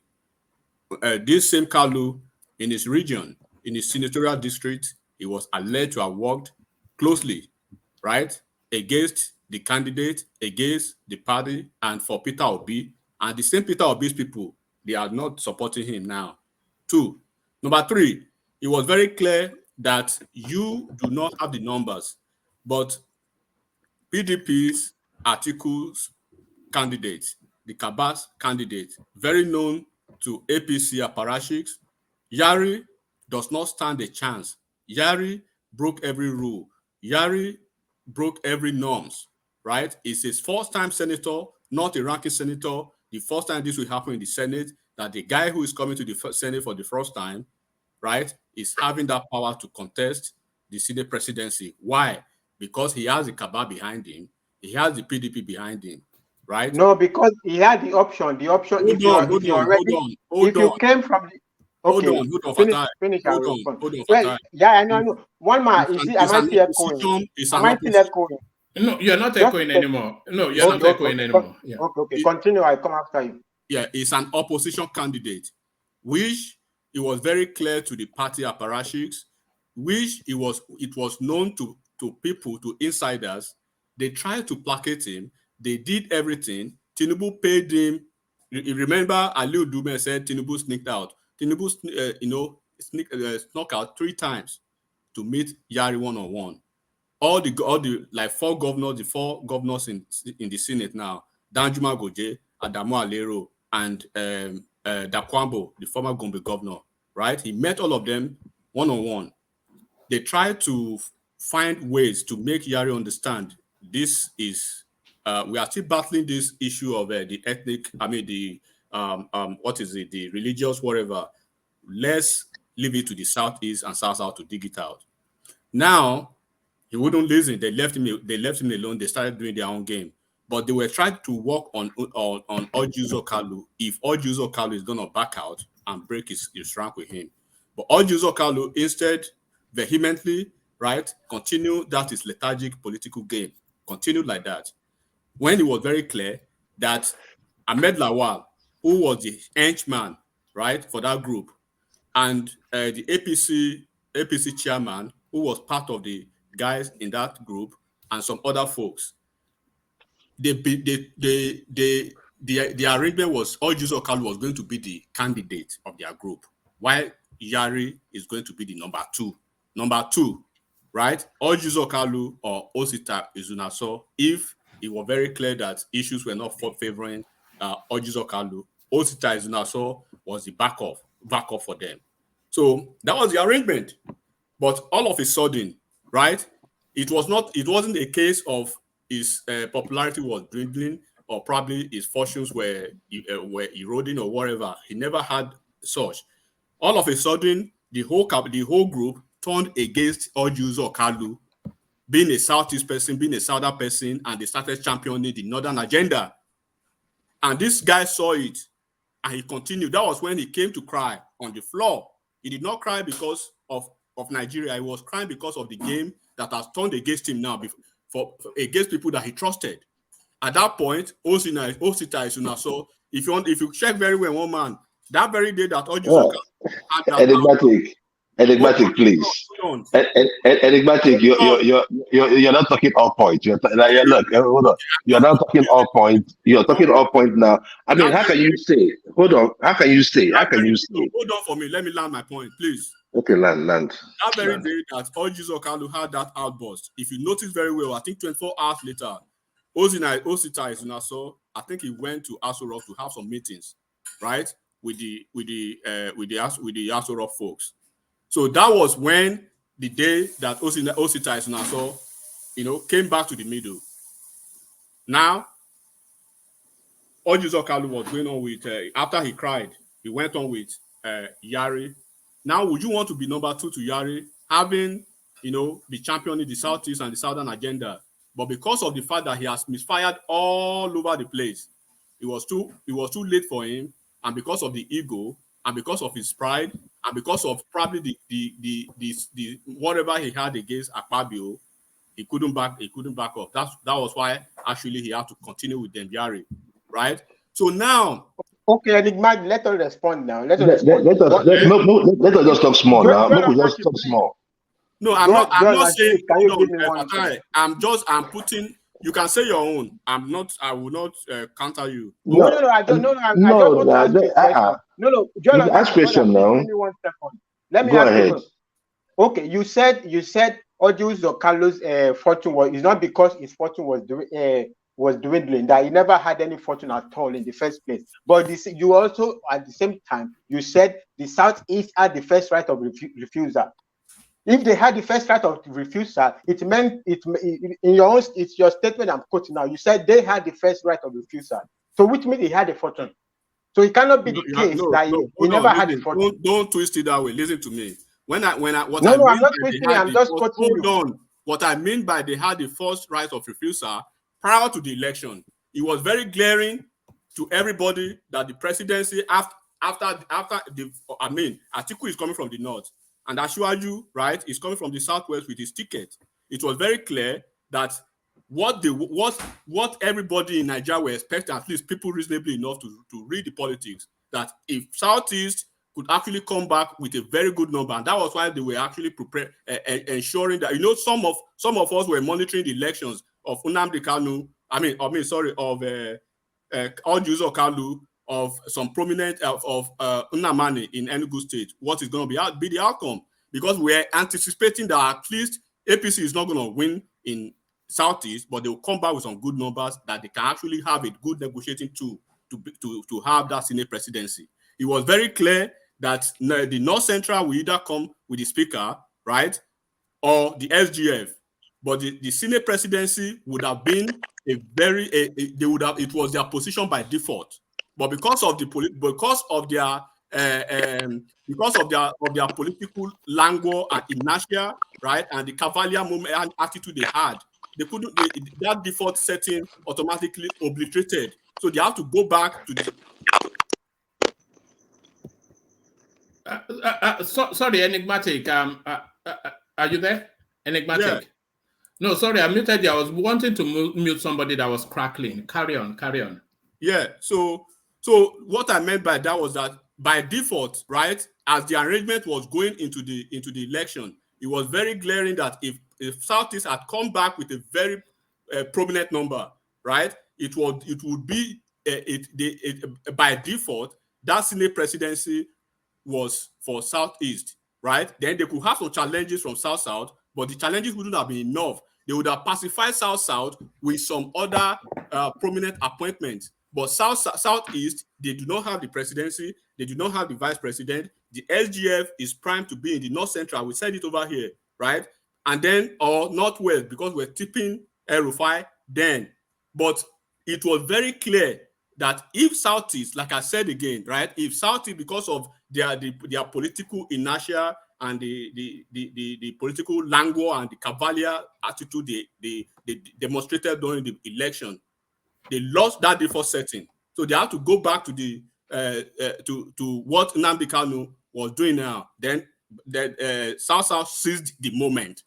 South seized their moment by having the number that was supposed to be supposedly was supposed to be coming back from the South. So now South had the number and they have that bragging right and the negotiating tool to come to the table. So it is scratch my back, I scratch yours. It's not about whatever arrangement that happened before it has happened. But now we are looking at who is going to be the Senate president between South and Southeast. Before the election, it was going to the Southeast, but they messed it up by themselves.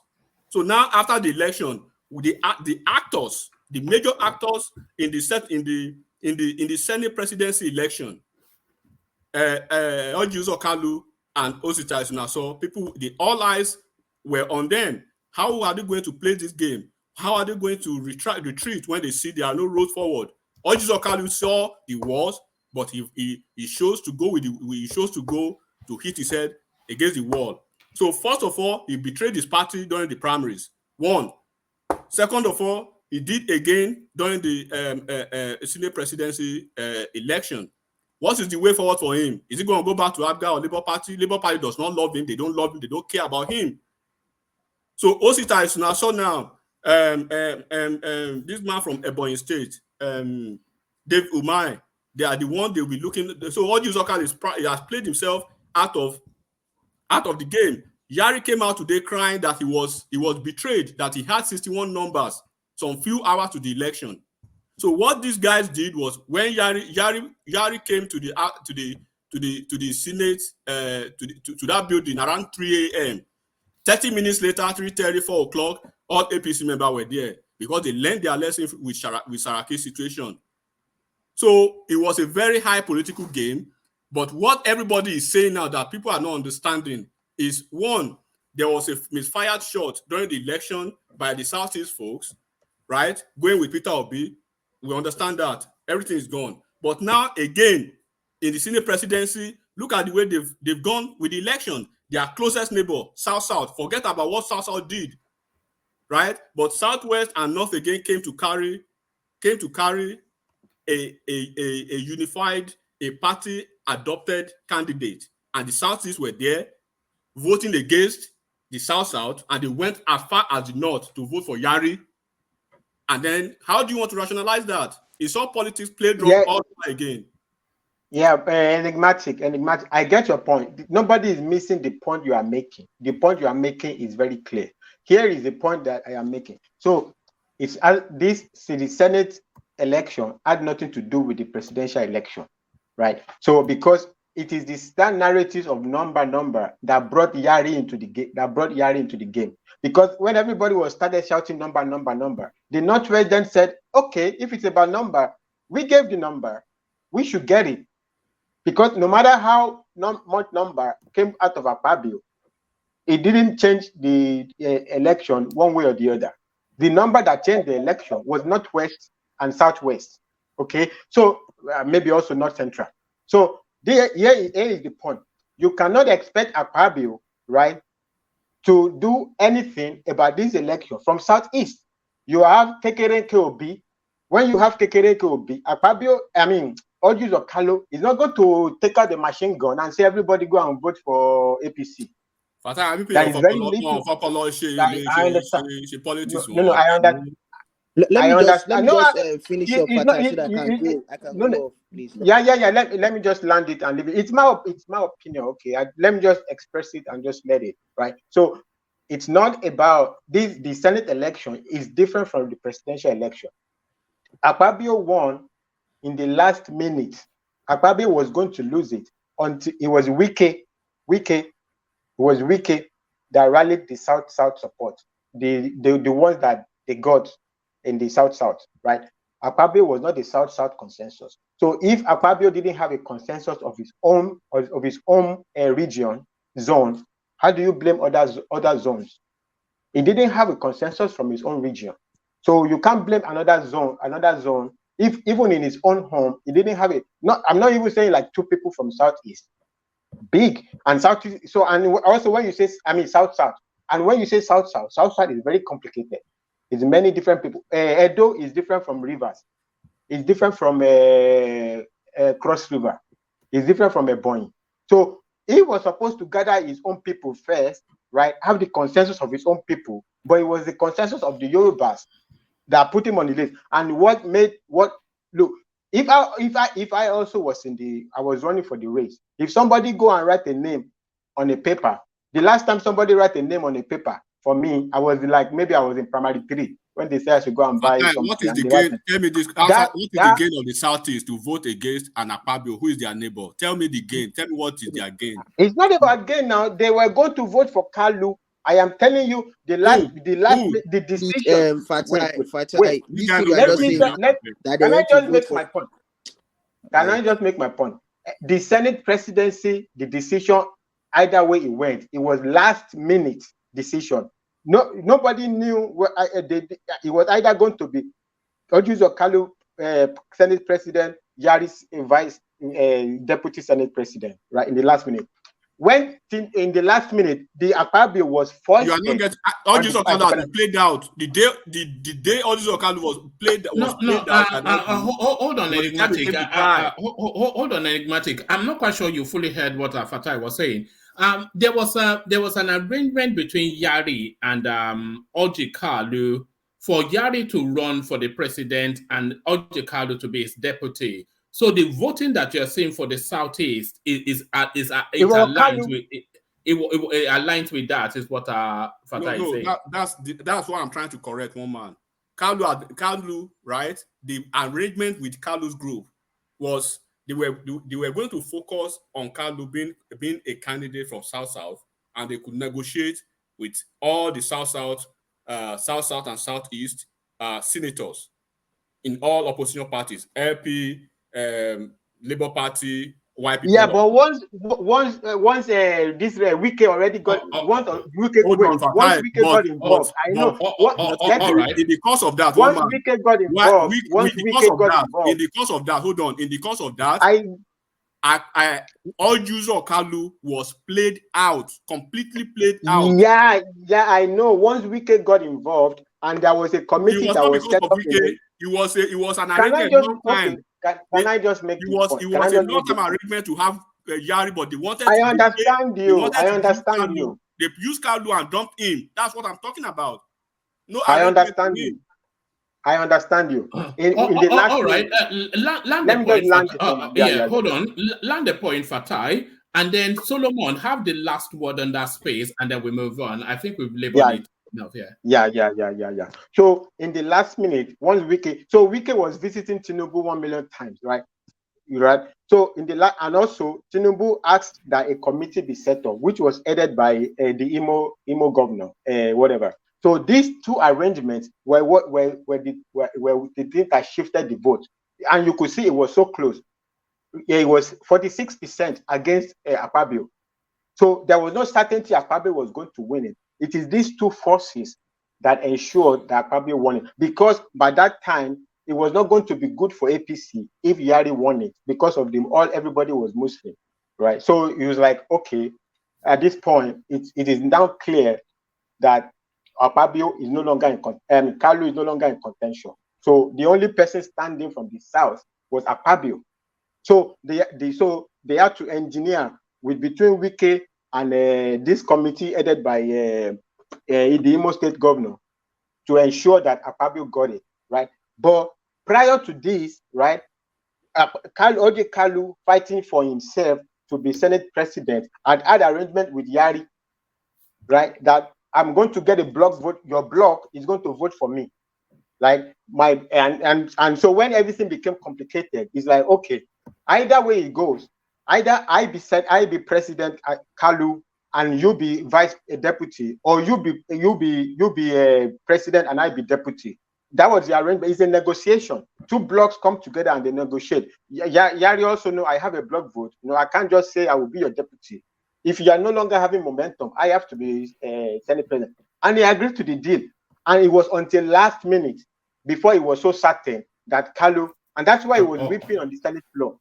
That's my point is this was more complicated. This was a very complicated deal. And the thing that shifted the vote was writing them on the paper. They should have left it for them, the senator. They are not children to contest. And whoever won. All right. Have the final word of Solomon, and then we move on. Yeah. To me, Fatah has said what he have in mind, but to me, it's not about writing in paper. The person that is the president has already said, look at who he wants. They've already bargained all these things are becoming. Yari did not have any. Me, I've checked it so far as like in every way, and I have seen that Yari did not have a chance to be the Senate president. It has always been Akpabio, and President Tinubu has already said he wants him, and most of the people in the party there have already said they want him. So Kalu, what he did was just like the analogy I gave you. That was just the kind of act he behaved.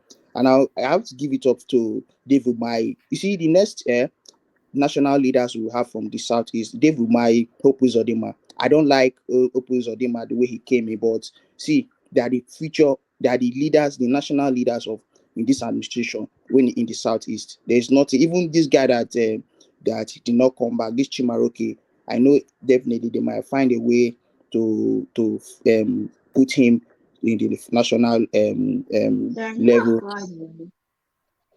Yeah, they will find a way to put him in the Solomon. Yeah. Solomon. So do you know the character of Hope Uzodinma? Did you hear what I said? I said I don't like him, but it's quite unfortunate that he's because they've worked this thing. One thing is where you work, you eat. You cannot go and like this or this Okalu. You do not give this from even the votes from the election self that even determined this guy's future in this about this Senate presidency, and he shot himself in the foot while he was because of the kind of acts, the treacherous acts he has been exhibiting. So you don't need to. It's where you work, you eat. These guys are working. David Umahi is working, even if they are not doing the right thing, but to us, but they are putting effort, and the people are seeing it. Hope Uzodinma, the same thing. So these are the people that are going to be the national leaders in the southeast. It's quite unfortunate, but this is it. So we need to try and do things as in we should understand where we are in, with the kind of country we are in. Yeah, woman. Thank you. All right, brilliant, excellently put by Solomon. So you should join us more often because everybody delights anytime you do join. So that's Solomon, of course, the supervisor of the comment section. That's Solomon, the Lord and Master of the comment section. So let's go back to Bishop. Enigmatic. I'm thrilled you turned up because I especially want to hear your thoughts on the this special assistance that Tinubu has just rolled out. But before we come to that, let's go back to Bishop, who was going to talk us through then this thing that they are doing. They want to hold on still to the old Naira notes for another 12 months. So what are you making then of this headline, Bishop? Sorry, I had it up. So what are you making of the let me put it up. So what are you making then of the headline that the Tinubu administration wants to push the old Naira notes till December 2024? Please, I know that's going to be short, but before I say that, I just want to add a final word, just one word one sentence on this Senate president election. Please, a night before the election, we had a discussion here. We deliberated extensively on the chances of the candidate, and I was very emphatic. I was so sure that Akpabio was going to win.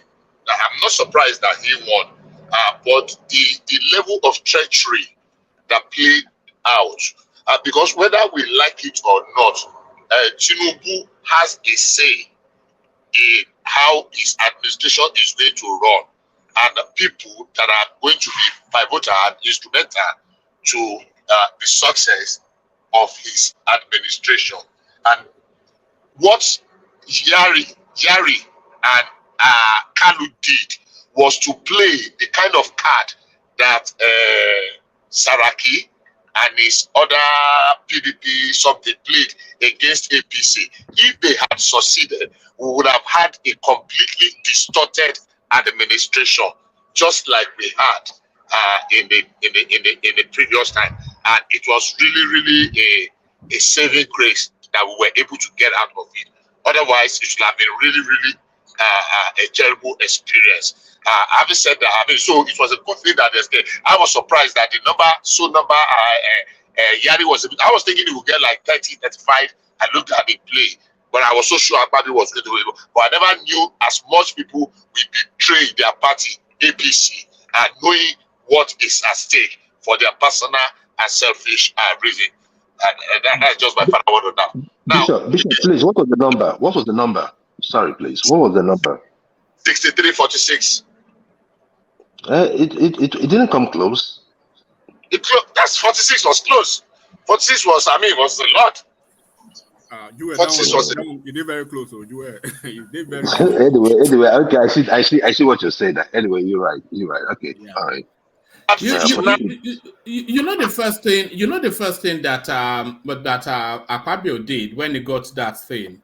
Just to this is for you really enigmatic. This clip. This was the first thing that Akpabio did after they confirmed him.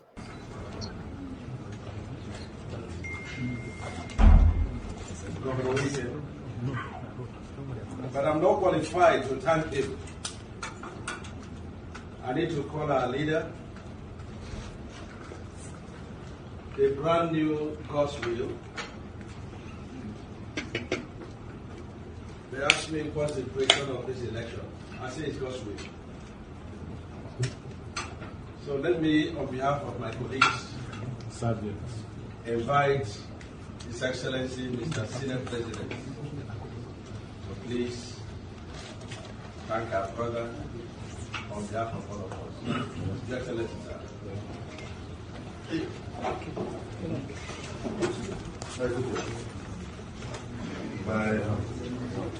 The Deputy Senate President of the 10th Senate of the Federal Republic of Nigeria, distinguished Senator Malawi Bidri, my dear brother, immediate past governor, performing governor of River State, yes, was weekend. My other colleagues, former governors, from my brother, Governor Ganduzi, Governor Maya, Governor Shumolen, also National Chairman, my distinguished brothers from the 10th Senate of the Federal Republic of Nigeria.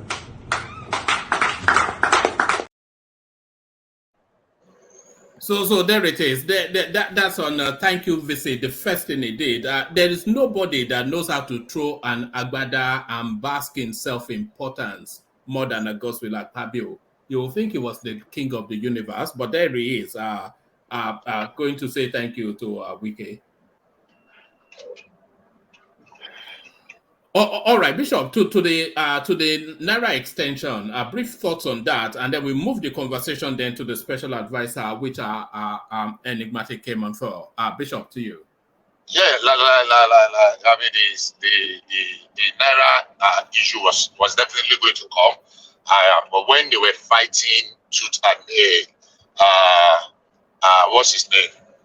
El Rufai did say that much. He assured his people because it was just going to come. They almost got their fingers burnt in that Naira redesign, Naira classification, whatever.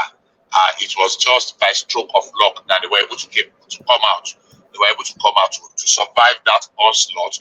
And they did promise that if they were voted in, they should not bother themselves, that it's going to be extended as long as possible or cancelled. I think what they're going to do essentially is begin to gradually withdrawal of the old note, the one that is old, that is getting, so instead of printing old song, they will just be replacing them gradually and fixing the old ones. Now that is the normal practice everywhere in the world. They allow for 2 years, so there's no rush. As soon as the old ones, that is the worn out old notes, get into the banking system, they are withdrawn and replaced with new ones. I'm sure by 2 years, that should have. So we're just doing the proper thing now, like when we wanted people to exchange 4 trillion or 5 trillion naira in 3 months, and the naira is not even there, and we subjected the people to that level of harrowing experience and deprivation. So I think this is the right thing to do. I mean, some people might still be against it because the person that is doing it, but obviously it's the right thing to do. All right, brilliant. Well said. Stay with us, Bishop. Let me go on from you, Bishop, to Enigmatic, who came on especially, I think, for the special assistant. So let me go to that space and let me build it up before I bring you on Enigmatic. A quick reread of it. Sorry, hold on 1 second. Well done, Bishop. So a quick reread of it. Bola Tinubu appoints Nuhu Ribadu, Alake Edun, others as special advisors. So a lot of questions around them being special advisors. It says President Bola Tinubu has approved the appointment of 8 special advisors. Tinubu on Thursday appointed Dele Alake as special advisor, special duties, communications and strategy. Mr. Yau Darazo as special advisor, political and intergovernmental affairs. Mr. Wale Edun as special advisor, monetary policies, and Mrs. Olu Vahijen as special advisor, energy. So I've got a clip on that lady, so I'll play it to you in a moment. Other appointees as disclosed by Abiodun Oladun Joye, Director of Information State House, are Mr. Zacchaeus Adedeji, who is the Special Advisor, Revenue, Mr. Nuhu Ribadu, Special Advisor, Security, Mr. John Oguchukwu, I won't attempt his last name, Special Advisor, Industry, Trade and Investment, and Dr. Mrs. Salma Ibrahim Al-Nas, Special Advisor, Health. So those are the special advisors rolled out. So a lot of questions, a lot of those people, actually the anticipation for them to get ministerial portfolios, but they've ended up with special advisors instead. A lot of those names, of course, names that we're familiar with, a lot of them names that we should be, but probably not are familiar with. Mrs. Olu Vahishen, a name that especially struck me. So I've just I've gone to dig out a small texture of who she is. So let's just listen to a couple of minutes as she's confounded by the empty head Rufai Oseni. So let's see now what this Olu Vahishen made of the empty head Rufai Oseni. You want to ramp up production. A lot of people argue with you that crude oil theft is not only the problem. The wells are moribund. Mm-hmm. How do you fix that? And the IOCs are not ready to spend money on them, which is the major investment you need. So how would you will you be able to fix that in the first place? NNPC has also gone private. Correct. Here. Mm-hmm. And you know that comes with NNPC doing its own part that it's not doing. Correct. Is it still going to run the model of the president to be Minister of Petroleum thing and he oversees, but there's still loopholes everywhere? So let's talk about the IOC's exits. So IOC's exiting mature oil and gas provinces is nothing new in the energy sector. That's what happens all the time. They've been operating here since the 60s. Once your cost structure becomes too uncompetitive because of declining production, you exit to independence with leaner cost structures. That happens all over the world, and Nigeria is no exception. Yes, crude theft has accelerated that process and complicated it in many ways. But you see the IOCs exiting not the country, but the onshore business. They are going offshore, and they're staying in the gas business. So will you be able to, if you address the general insecurity, if you aggressively...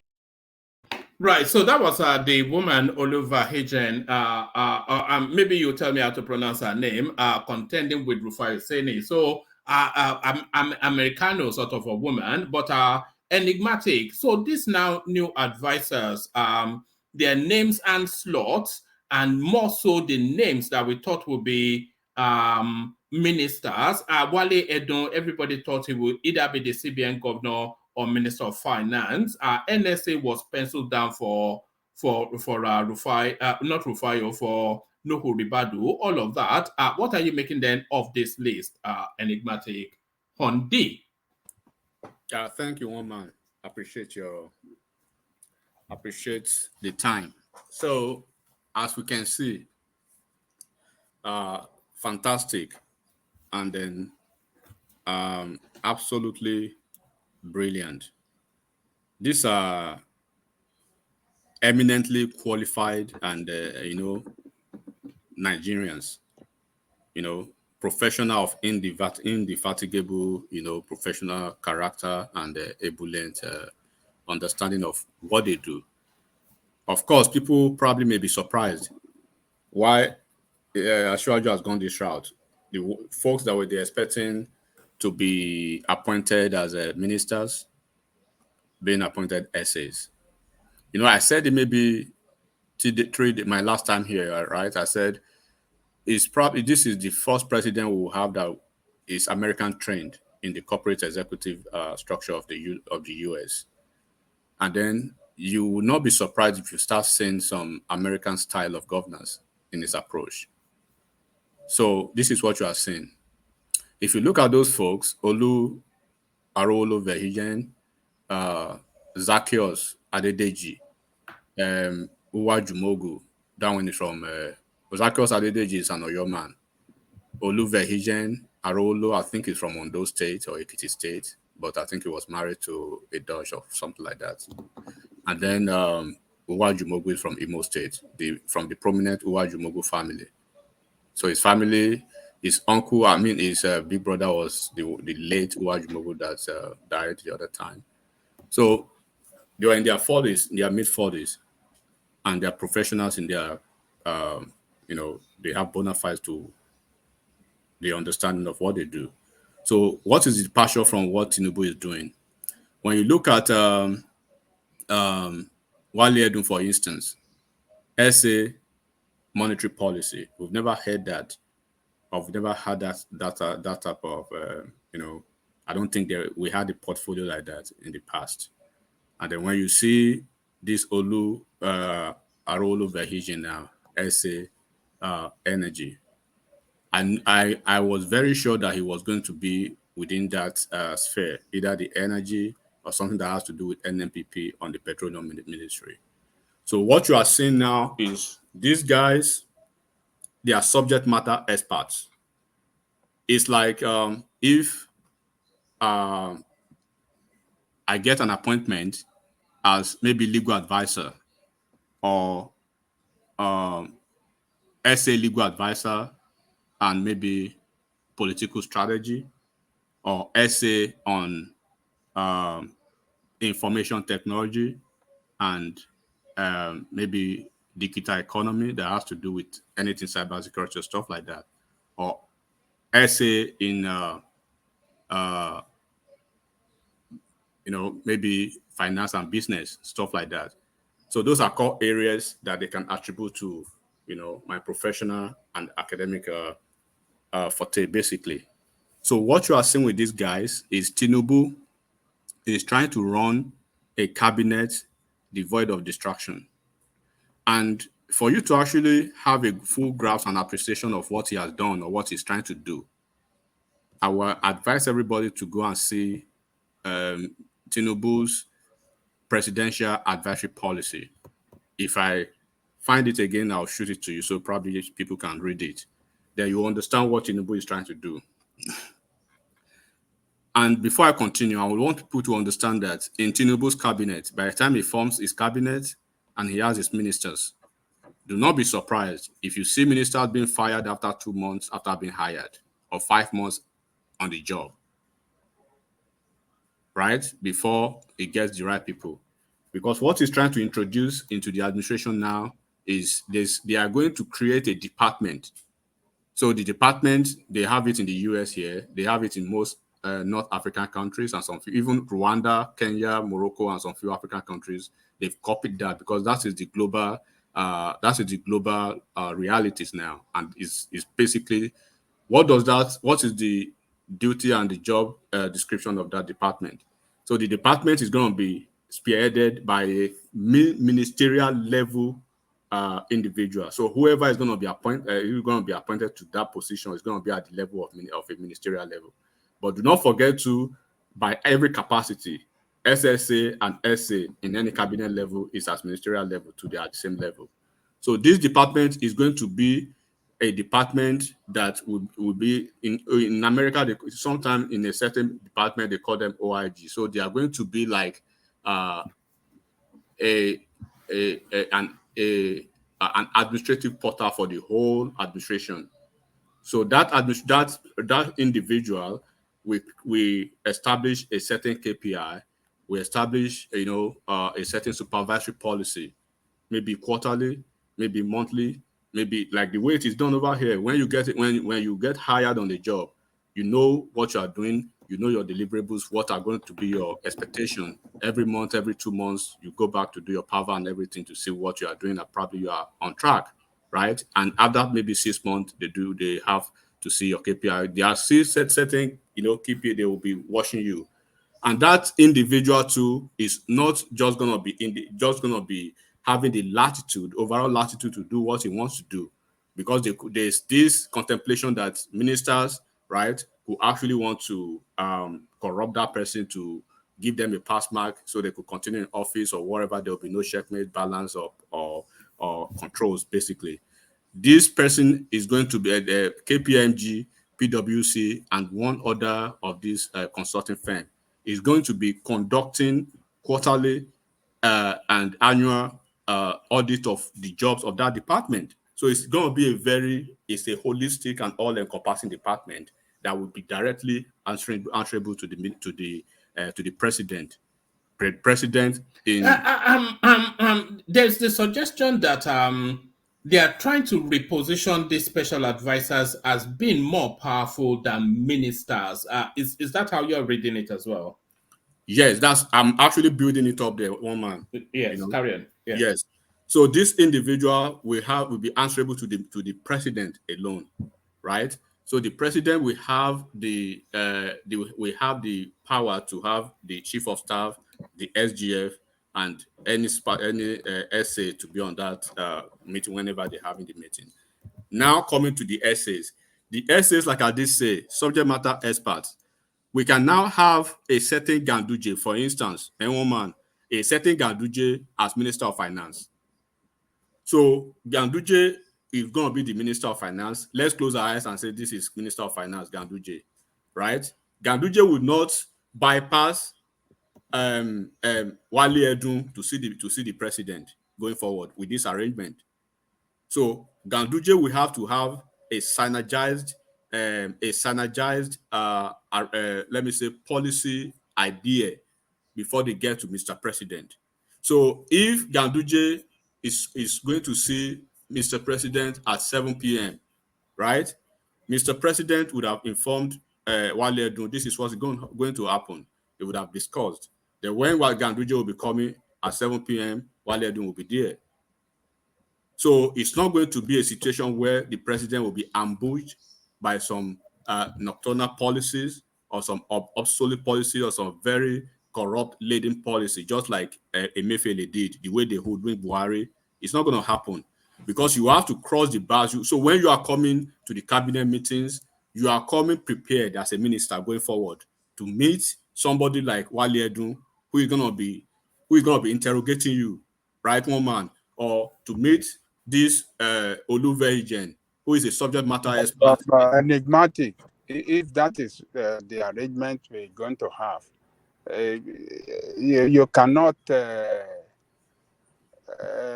What if there is a collusion between Wale Edun and Ganduje before they now made the president, and they already perfected their kangaroo whatsoever? Like the LGBT. Before I go to this stage, you cannot, collusion could still work out between them. I mean, they can corner the president. I mean, if they want to, it doesn't stop anything, except if those people, like you said, Wale Edun is so loyal to the president, loyal that will not betray the president and will not do anything at the detriment of the president and the state. That is when what you are saying, that somebody would not bypass the president or something, or cook up some GBT. Yeah, I understand about that. I understand. So, yes. The typical Nigeria, or the typical political gimmicks. But before I got to that stage, right, I started by starting to let you understand there's going to be a department that will be created, and that department is not going to be a solitary department dependent on its own. It's going to be a department that already KPMG, PwC, and then the Big Four will be supervising themselves, and those ministers and the essays, all of them will have certain, they will have KPIs, they will have supervisory capacity under those, this arrangement.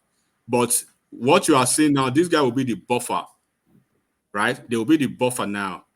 But these we can see them as the kitchen cabinet now, right? The loyalty, he knows them. He has worked with them in the past. Like this Zacchaeus now, Zacchaeus Adedeji from Oyo State. Zacchaeus Adedeji, he was a mentee of the late governor, this authority man, the Ajimobi. He was the commissioner of finance, and they currently is the DG of one parastatal in the federal government. So their role is very clear, very, very clear. So it's going to be a clear departure of the kangaroo arrangement of the all corners, every Tom, Dick, and Harry situation that we had during Buhari's administration. And you remember too, the person they are coming to discuss with, he has he has maybe a residual knowledge. Let me use that now of some of those topics they are coming to discuss. And like I said, the essays, they are there to do the job of looking into the policy or looking into what the ministers are doing. And if he does not actually trust them, nothing stops him from using them as minister instead of the essay. So the essay now is what you have, like in the US over here. There are some certain folks that when you are coming from a certain department, before you get to the White House, the matter would then be discussed in-house before the minister arrives. So when the minister arrives, it's like they're going to have a mini panel for that minister or for that department. For that department secretary, the way we call it in the US over here, a mini panel to discuss the idea. The minister, the secretary is coming to discuss with Mr. President. Mr. President listening to subject matter experts in that field or in that situation will know how to proceed, and then we subject it to certain controls and certain tests that will be. And that's why I say that was the reason referred everybody first to go and read and see that presidential policy guideline. When you read that, you will see everybody's, let me say, everything is clear, and everyone's duty and responsibility very, very spelled and very clear over there. So, and like I say, it's not a situation whereby you see a minister stay in office for the whole administration, for the whole period of the entire time of Ashwaju, if you are not performing, because you go through some scrutiny, a very rigorous scrutiny. But it's not easy for you to say you are involving. Enigmatic, let me ask you this: which one of those names can you pick out maybe 2 or 3 of those names that especially excites you? I'm sure you're impressed by all of them, but which one of those, in terms of hand, feet, gloves sort of thing, which one of those names especially excites you from the list being put forward? So far, there are supposed to be 20. He has released 7. Then we are expecting 13 more. But of these 7 so far, I'm quite impressed by almost all of them, except the one on political and whatever. Whatever Zhao or whatever. He was. Yes. Do you know him? Yes, he was in Buhari's cabinet as special duties SA. He was in the Buhari's cabinet during a special duties essay, but he's very savvy.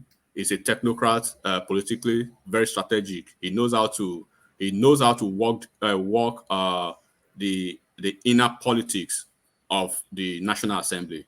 So he's going to be very, very good in his capacity, in his role. So the only reason why I mean, I like him too, but the only objection I have about him is the one, if you will be scared of who can be penetrated, right, one man, that is probably that one, which is not going to be a big deal, to the administration itself, because it's just on political and intergovernmental affairs, and then National Assembly matters, basically. So they will know how to count or how to curtail that and how to handle that. And Ashwaju is very big on insecurity, on economy and monetary policy. So the revenue. So the Zacchaeus Adedeji, smart guy, first class, brilliant, from OAU, Harvard, and very impressive, very impressive, resume.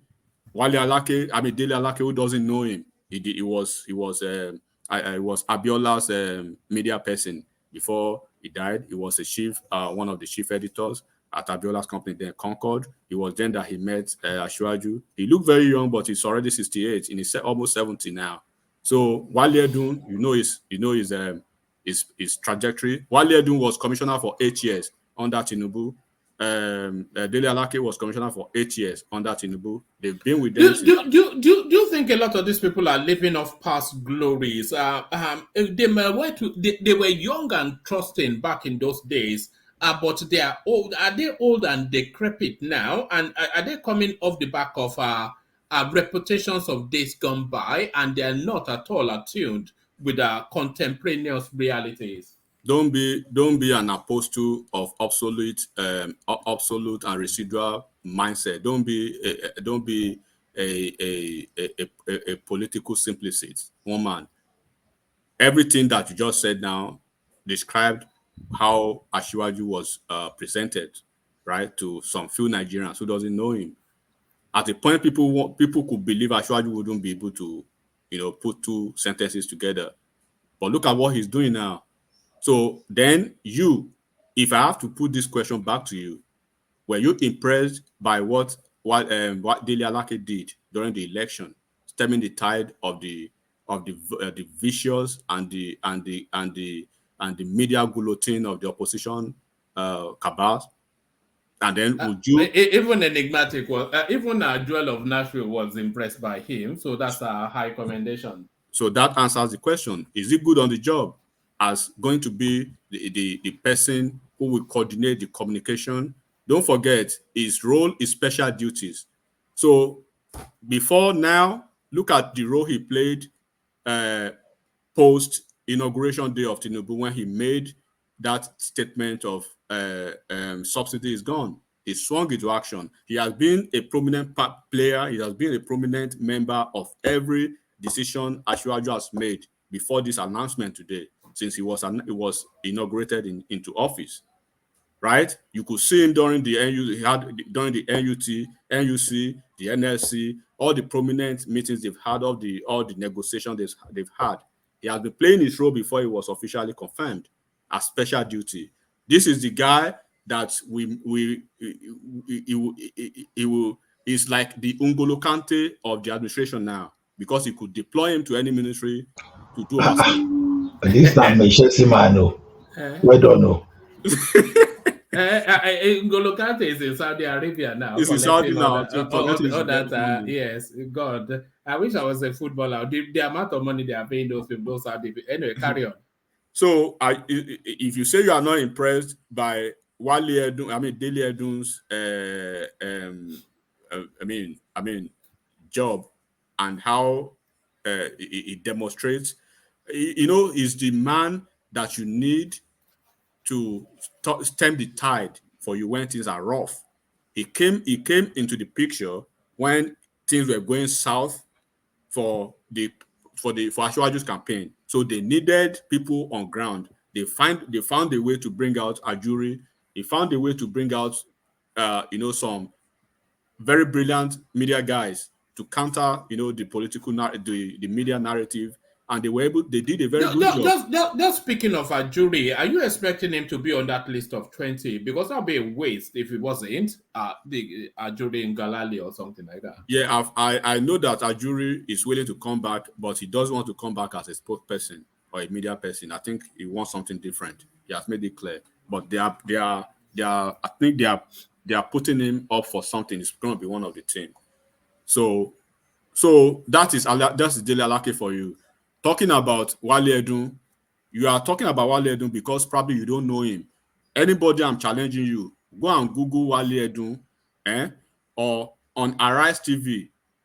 When Wale Edun, he was tipped to be the Minister of Finance for Buhari or the Chief of Staff for Buhari then. But Buhari did his own thing. It shows the different people. Wale Edun, prior to that time, Abati and two other people. One might just take time to go and look at Wale Edun's, go and check Wale Edun out. I'm not gonna be I'm trying to be conservative, so I want you to. I know it's Kulata's man. Kulata always swears by that guy, but carry on. One man, Wale Edun is a seasoned, brilliant, idealistic economist. He's a man you always want to have in your team if you are serious about about monetary policy in your government, in your administration. If you want to succeed, right, as Asiwaju is aiming to succeed, especially Wale Edun, especially Tinubu harping on the monetary revitalization or monetary policy ideas and revitalization of Nigeria, you need somebody like Wale Edun in your cabinet. So there's still some, I was told this evening, right, that Asiwaju is putting him there, maybe temporarily, when Senate finally reconvenes and they are settled, that he's going to probably be the substantive CBN governor. But that is still on the realms of speculation. But for now, let's focus on the job that he has. Like, once again, I will refer you to read that political presidency advisory policy. You will see what he's going to do. Then when you are talking of, and then you can see his academic level, of course, from, I think he had his, I know his master's, his BSc in economics, master in economics, all in UK. And then he's the current, I think he found a bank or something. So he had an intimidating resume. You can't even, one man, you need to check this man out. When I listened to him for the first time, I was shocked. I was marveled that how did this man get all these folks to work with him as a governor in the first instance? Just like the deputy governor of Lagos State now, and one man, that guy, Asiwaju spotted him in New York while he was working as one of the heads of Barclays, this popular bank in the Wall Street. as one of their. He completed his PhD then already in information technology, the information security. So then, when you are looking at Zacchaeus, that Zacchaeus Adedeji is a product of OAU, first class, a chartered accountant. Is 45 or 46.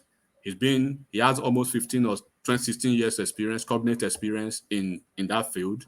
He has held several positions in that capacity. He is currently the DG of sugar and whatever in the federal government. Very smart, very brilliant. If you know people who know him, they refer to him as professor, right? It was those kind of students then that were doing tutorial or whatever for their fellow classmates.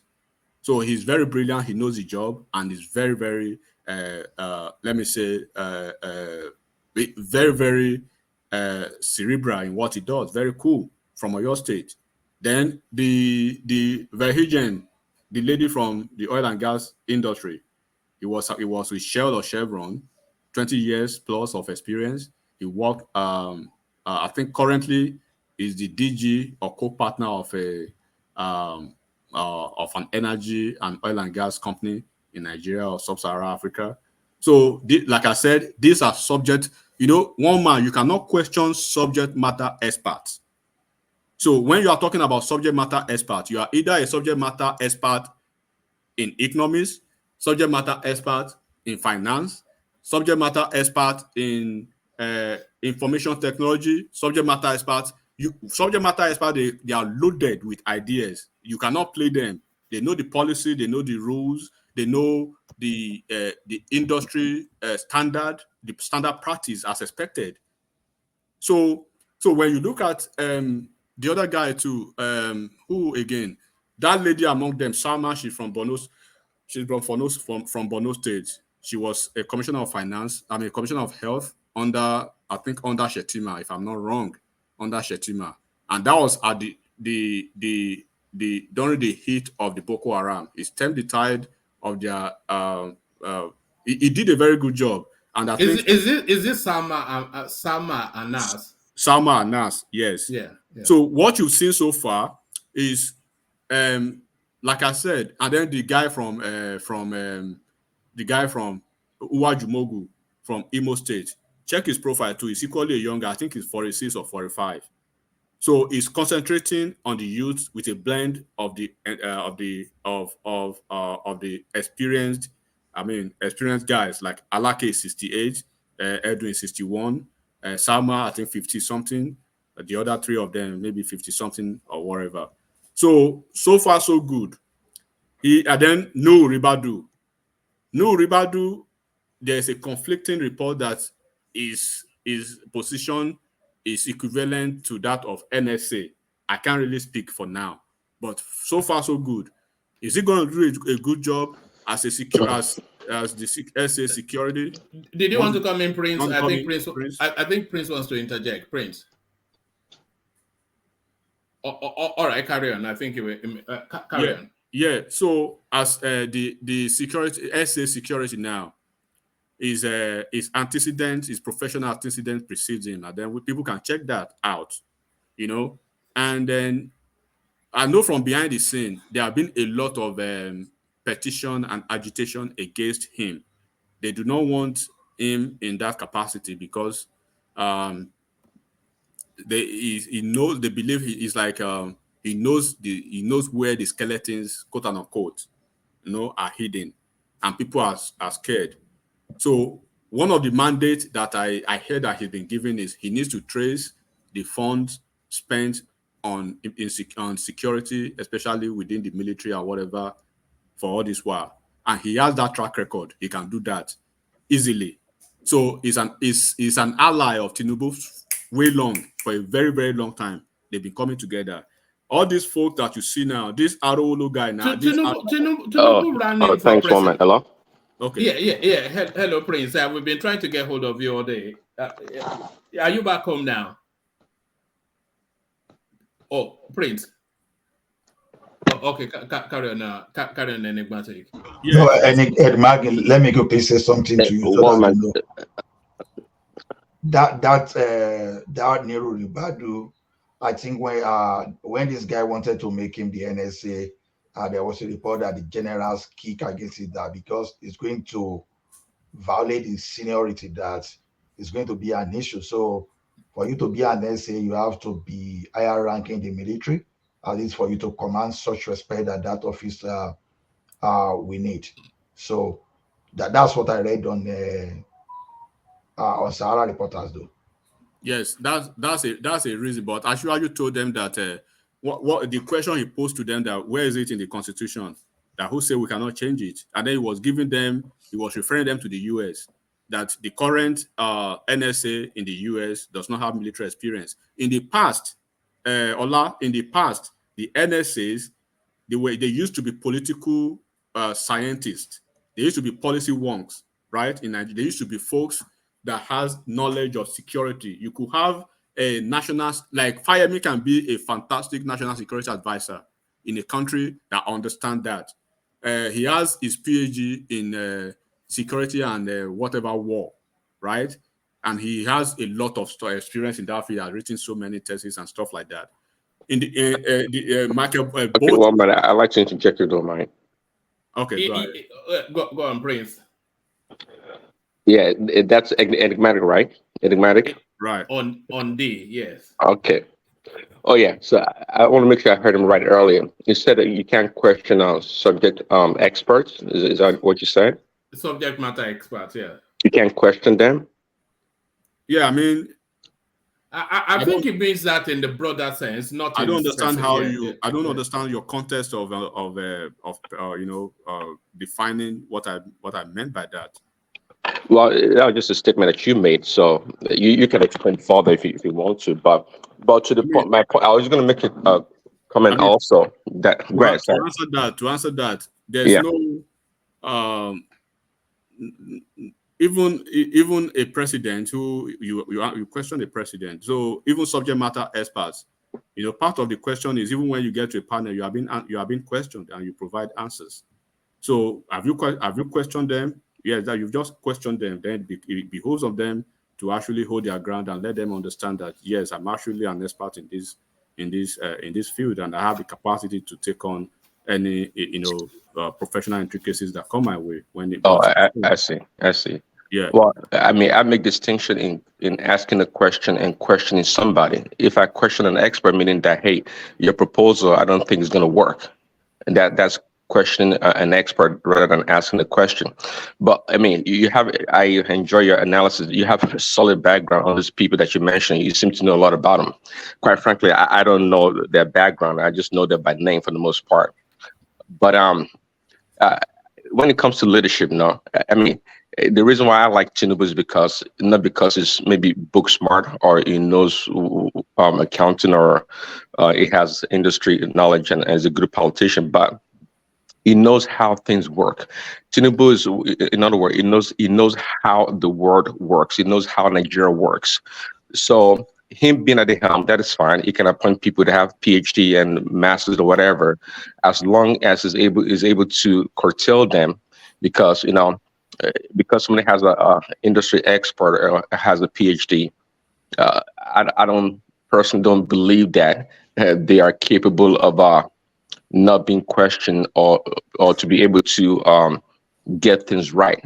And the reason why I'm saying that, because in America, for example, now if you go to Wall Street, these are the best people from Harvard and Yale, and they have like even rocket scientists or neuroscientists working on Wall Street. These are really smart people, but the junk that comes out all the time and the mistakes they make, only if one had questioned them, including Bernie Madoff. So Tinubu can amass all the smart people, but it doesn't mean that they know how things work.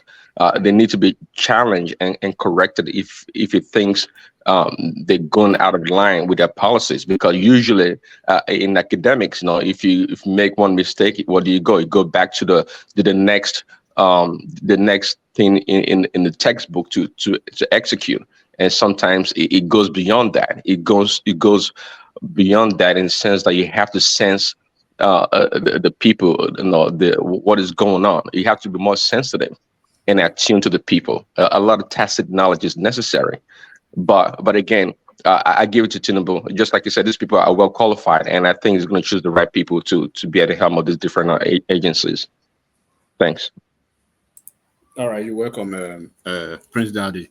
So, of course, you can, like I said, right? You can question people, but questioning subject matter expert on competence. I've not seen that, but of course, you can question their ideas, probably their maybe the policy framework. You may have some few objections, or probably some ideas for adjustments, or probably, I mean, that's part of being a cabinet member. But the new rebuttal that I was saying, I know some generals were hands in, because Dambazao, I don't know if you know Dambazao, one man, General Dambazao. He Yes. Yeah, he really wanted to be that NSA or the Minister of Defense.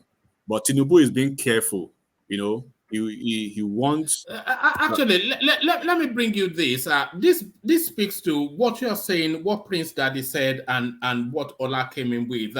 Let me bring you this very quickly, enigmatic. He says, why Tinubu changed Ribado's portfolio from NSA to Special Advisor on Security? President Bola Tinubu on Thursday approved the appointment of former chairman of EFCC Nuhu Ribadu as a Special Advisor on Security. Correspondents exclusively reported that President Tinubu had penciled Ribadu down for appointment as National Security Advisor out of 3 names considered for the position. But the new development, according to the presidential source who spoke with correspondents on Thursday, indicates that Tinubu may have scrapped the office of the National Security Advisor and replaced it with the Special Advisor on Security. The Security Advisor's function would, however, remain the same as the NSA's. The presidential source revealed that President Tinubu may have opted to name Nuhu Ribadu as special security advisor instead of national security advisor to avoid hurting the nation's military chiefs who may not consider a retired police officer as a competent supervisor, as a competent superior. The rivalry among security agencies in the country is well documented, especially the lack of love lost between the military and the police over roles in national security. The police force has always complained about the military's incursion into its constitutional mandate of being in charge of internal security. The development had led to claims, by appointing Nuhu Ribadu as security advisor, the presidential source said security chiefs will now report directly to the president instead of the NSA. The decision to bypass the traditional appointment of an NSA, if unaltered, will confirm concerns about the silent rivalry between the police and the military. Another presidential source echoed that the decision to do away with an NSA was due to Ribadu's background in the police force, which might lead to perceived bias in favor of the police amongst military personnel, and that the sentiment likely influenced Tinubu's choice to appoint him in a different capacity. So that's essentially what the thinking is. So they are going to do away with the NSA in totality, and then just have this position as the security advisor. So what you are seeing now, one man, this is just a function of naming convention, which is at the exclusive preserve of the president, to exercise his right at will. So his question to them was, when did this change? Does it mean it is right if we have ex-military men as NSAs? We've had them in the past. What has been their achievement? Right? Because it was what has been their achievement, what have actually been the reform they've brought to the national security architecture of the country. So he gave them the indices of their woeful performances in the past, right? And then he gave examples of the previous ones, the current one before this guy, the current one, I don't know if he's gone now, Munguno and all of them. Propaganda. Baba, so it's like trying to do away with some certain tradition. One man, he has set his mind a long time ago on Ribadu, because Ribadu he has a job to do in that capacity. He wants to clean the house, and they are trying to more or less, right, change that idea of national security. They are trying to have a coalition of something that we have in the US here. We call it Homeland Security, right? Where there will be a one stop, let me say, security portal where information will be disseminated in the tunnel vision way. So now, because of as you just read it now, instead of those military heads reporting to Nuhu Ribadu, they will be reporting to the president. But I can assure you, whenever they are having meeting with the president, Nuhu Ribadu will be there. Well, what? So you see what Ashwaju is doing to them now, because he does not. If he has to go with a national security advisor as contemplated by the military heads, he would have gone for Dambaza, but he doesn't want to go with that one. He considered Dambaza as one of the, it's going to be business as usual, but he wants to break that jinx of the national security advisors from the. Do not forget that is look, let me use it the way they use it in their parlance. That is the cooking house for corruption in every administration. If you want to allow unfettered administration or your unfettered corruption in your administration, you can start it from the NSA office, because the NFA office does not have they have limitless capacity to handle certain funds. They can have it. You know what happened during the guy that Buhari put in prison, Dasuki. Dasuki, right?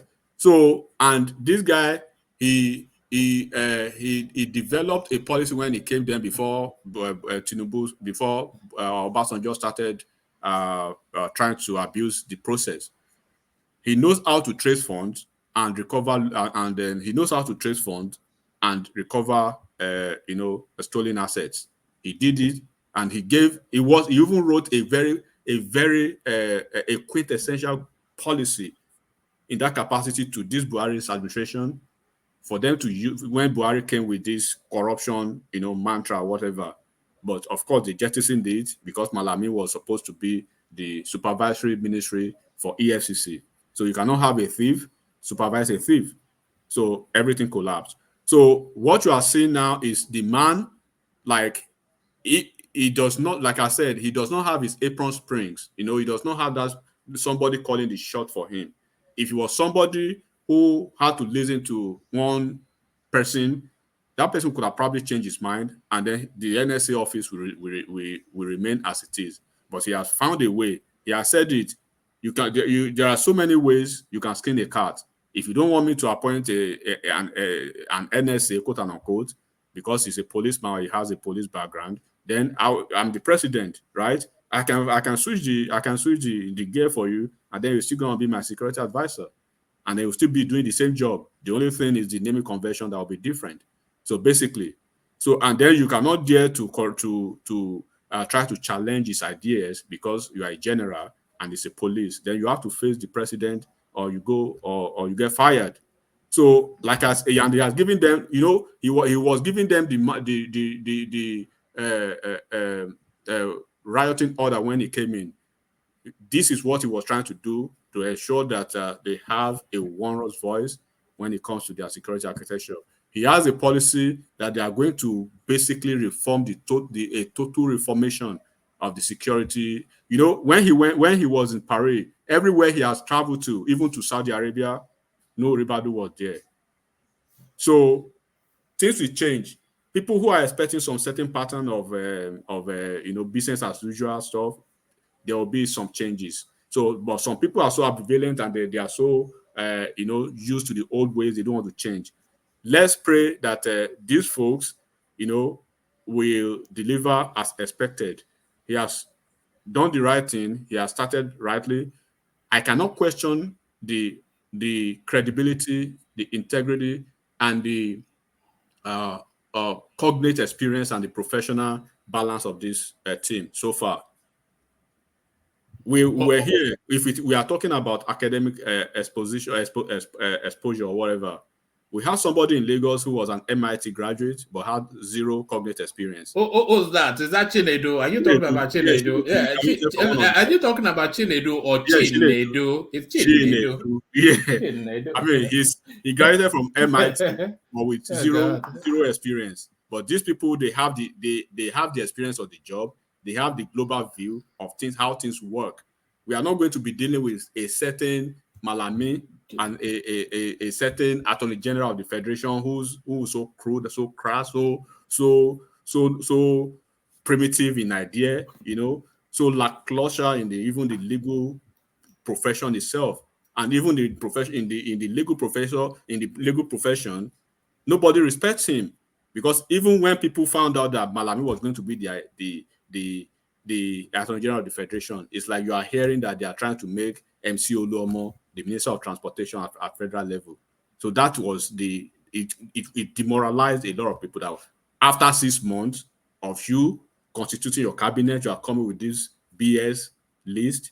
So we should be optimistic that things will go well with these folks. We're expecting the remaining 13 of the essays. So, and then the ministerial positions as it is now, we can expect some political, we can see some political appointments, right, in the ministerial list. But there are some ministries that I'm very sure that he will be looking forward to having technocrats too, as these folks, or subject matter experts, as we can say it, in certain ministries. I would be expecting him to have I won't be surprised if I see Cardoso as the Minister of Finance. I'm not going to be surprised. Some they are suggesting they will send him to go and replace Emefiele. Who? Cardoso. Yeah, so Cardoso is either, I don't think, I'm probably going to see, there's either Cardoso or one guy, I think, is it from Kano State, one Samaila Subaru or whatever his name, very, very brilliant folk too. I'm not going to be surprised if I see the two of them. So that one too is an American, trained business expert and finance. Is very good. So we should be looking forward to who is going to be on that ministerial list. I personally want to see a mix of technocrats and politics because of 2027.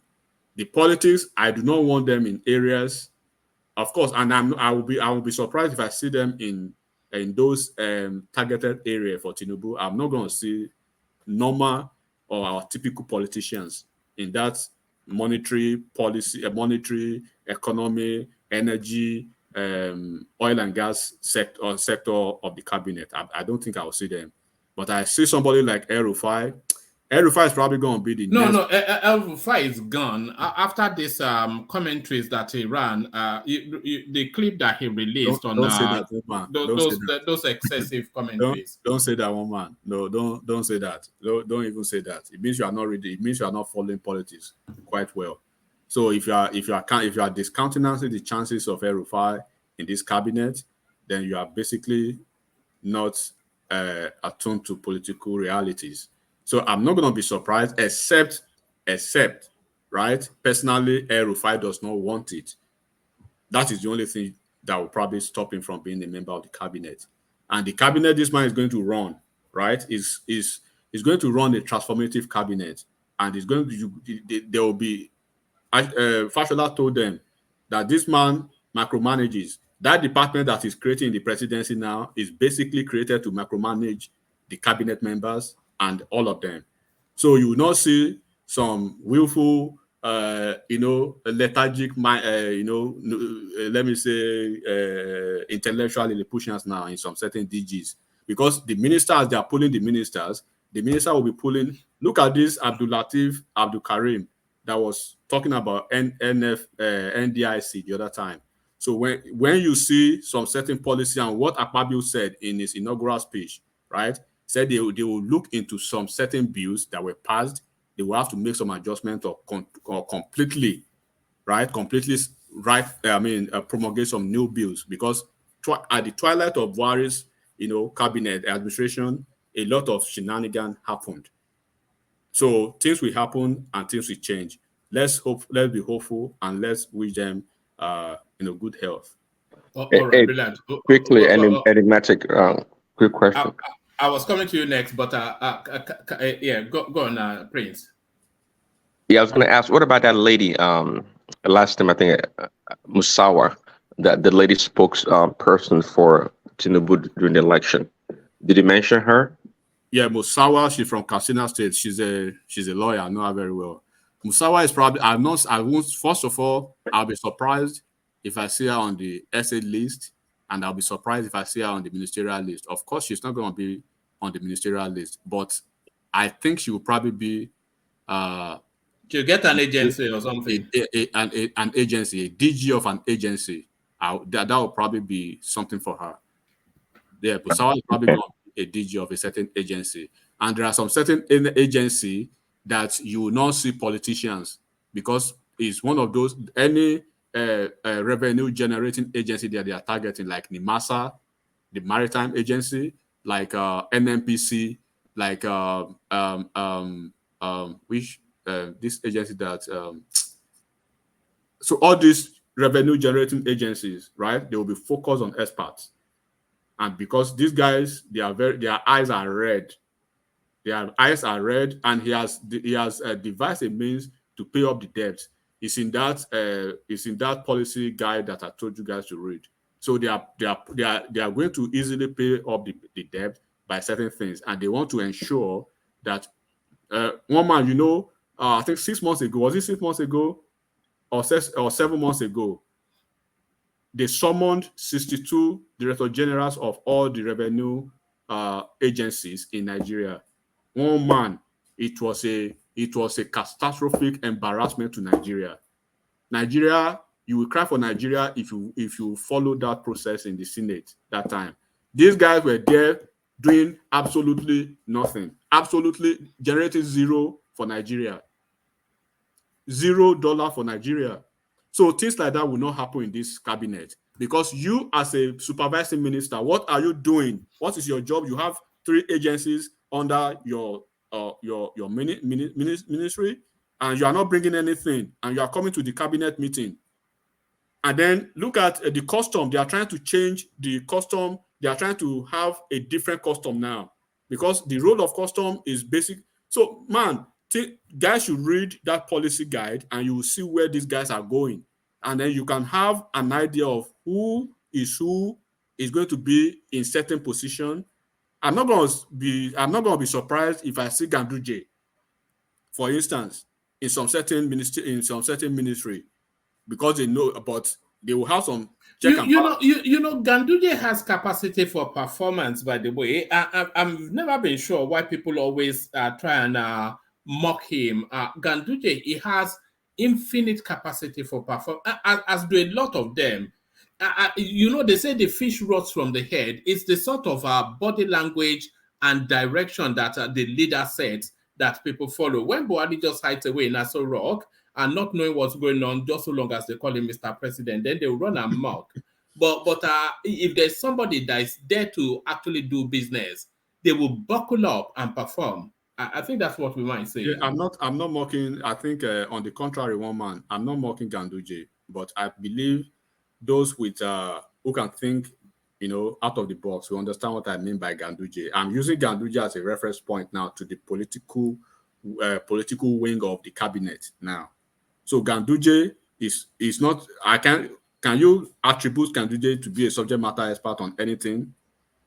Well, he has a PhD in something, so I hope he has some expert. He has expertise in it. Has he practiced whatever or Bagudu or whatever? Bagudu that was a bagman for Abacha. So those are the kind of people that, of course, because for politics, for political reasons and political balancing going forward, you will need them in your cabinet to keep them close, and then for the optics, right, of because these people, they are political institution. They have a large political base. So there will be ministries for them. One man, there will be ministry for the likes of Bagudu, Ganduje. So if Fayemi is going to be in the cabinet, of course, Fayemi can operate effectively as a technocrat, right? But I'm not seeing if there is anybody who is coming from Ekiti State, I think it's going to be maybe Senator Adeyeye. Fayemi is having a lot of issues. They are not supporting him. He is a treasury nation in the past. I think is catching up with him so fast. So, but let's leave that aside. But as it is now, there will be Akpabio, and that is why he actually wanted Akpabio, because they have there are so many things they want to do too in the Senate and House of Rep. There are so many bills, one man, that were slaughtered in the last minutes of Buhari. Buhari was just putting his pen to everything that came to his desk that would burn Nigeria down. So the one that Abdul Latif came to tell Nigerians, it was just one out of many. It was just a tip of an iceberg of the shenanigans of what happened in the twilight of Buhari's departure. So things will happen, and then we can just be hopeful as a Nigerian. Let's be patriotic, and then let's hope Nigeria will get it right this time. All right. Let me ask you one question and a very brief answer to it, so that I can. And there's so many other things I want to hear your thoughts on. If you're happy to hang around, but let me ask you this and give me a snapshot answer to it. Do you think Tinubu will build a brand new airport in Lagos? Oh man, if let me just start by this: any president after Buhari that fails to toe the path of Buhari, I will call that president a shameless, shambolic vagabond, more than a bastard.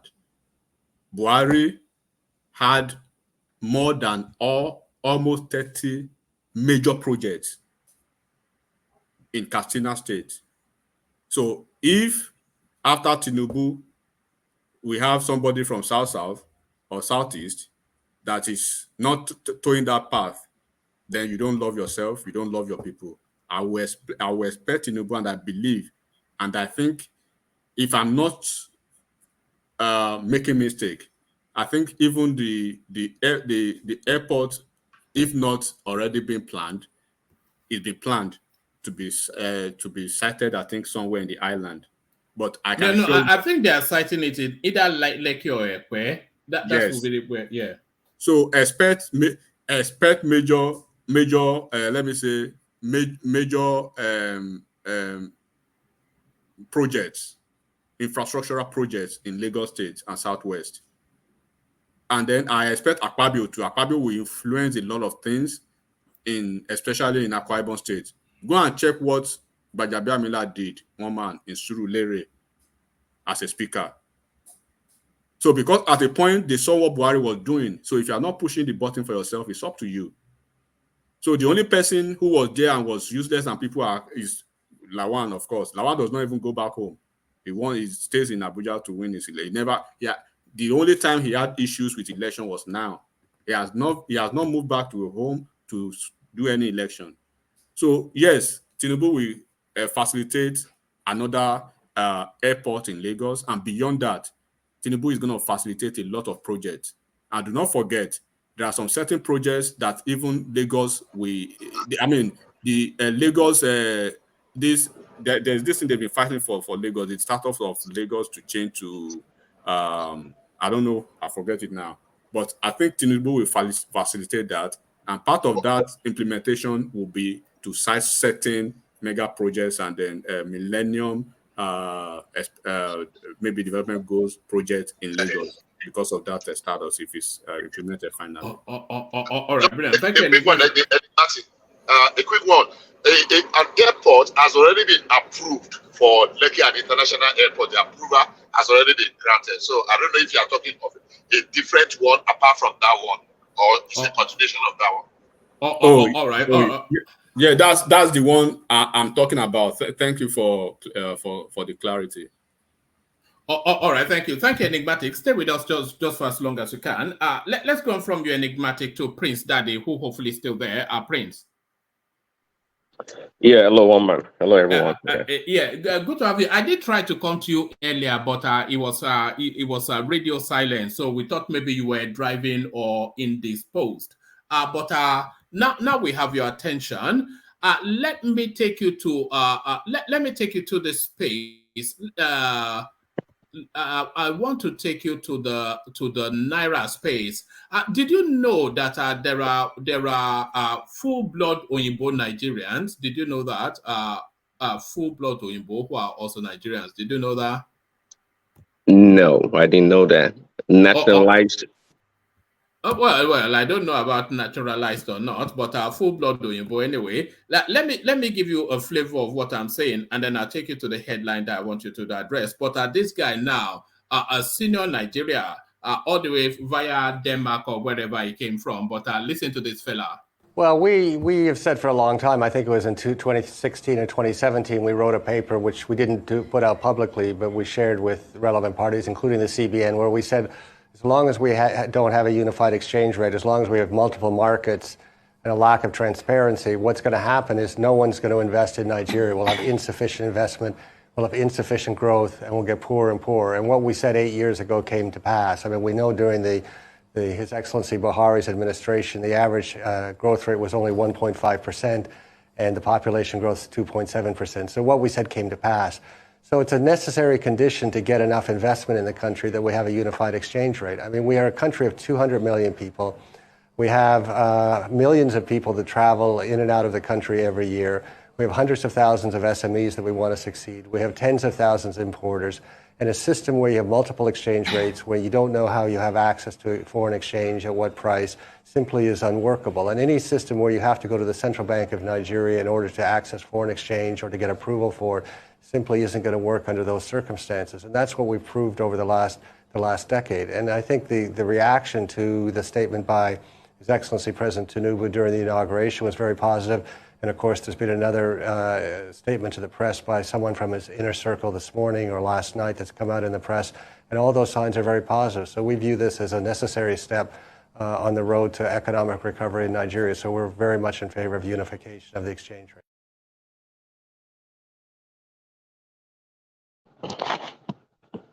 Oyinbo Nigerian, speaking in glowing terms then about this removal of arbitrage from the currency exchange space.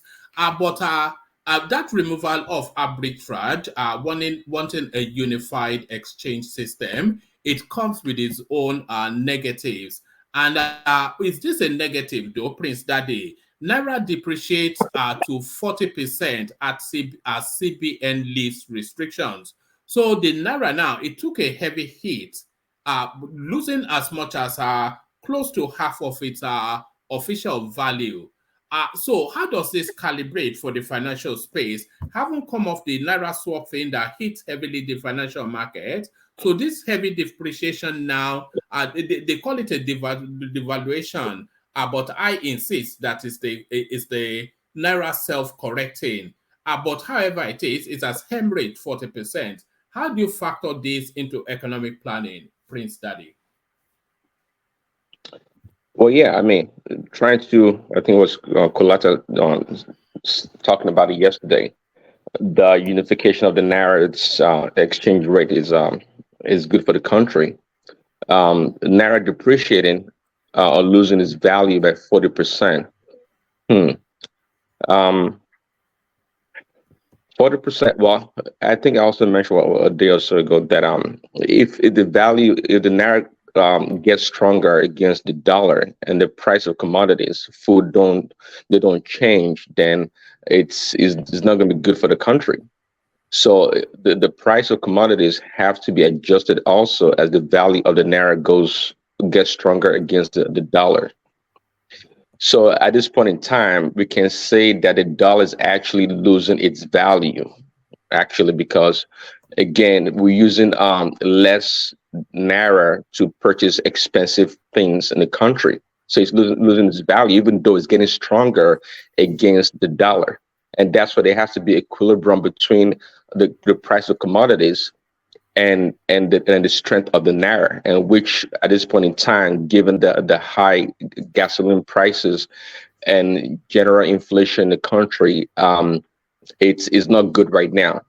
The sooner that we find a reasonable equilibrium for the Naira against the exchange rate in the marketplace, the better for the country. and that should help stabilize a lot of things and drive down the cost of goods. All right, brilliant. Thank you. And to this headline, then we labored it quite heavily. The voting patterns for what actually happened at the Senate has come out, and as ever, the focus gravitates towards the Southeast because there were major factors in that space, and 70% of their votes went in the direction of Senator Yari, the former now Zamfara state governor. So a lot of people saying that the lessons had not been taken from several cycles in this electoral process, the primaries of the PDP, where everybody agreed that power should transit to the South, but they did not present a candidate and they all voted for Atiku. And then the cycle of the election itself, and now landing on this space now, the opportunity then to solidify a positioning within the South because of course, Orji Kalu, their candidate, but he fell about a week, 10 days ago. So he was never really any real consideration anymore. So the only other option then, their next neighbor cousin, the South, they have a champion that seems coasting to victory, but they tried to sabotage him by virtue of this now released voting pattern. So what are you then making then of this voting pattern, Prince Daddy? Well, it's reminiscent of what happened in the PDP, right? Because P2B left PDP, and we all know that Wiki was waxing strong to take the ticket from the South. The Southeastern, I would say, it was quite obvious they banded together and rather supported Atiku than Wiki. But this time around, you have a strategist in place that is Tinubu, right? From what I heard, actually, by somebody on TV like a few days ago before they voted, that Tinubu actually went around, left Aso Rock and visited some of the senators, negotiated and talked to them to come to consensus for Akpabio. That's what they didn't have in PDP. For a Southern candidate to have emerged, and that's why, and given also Wike's personality, they couldn't get it done. It's always, how do you put it, when it comes to the Southeasterners, well, it's quite clear for anybody that's paying attention anyways, they would rather go with a Northerner than go with than fully align with the Southwest, and it's quite apparent now.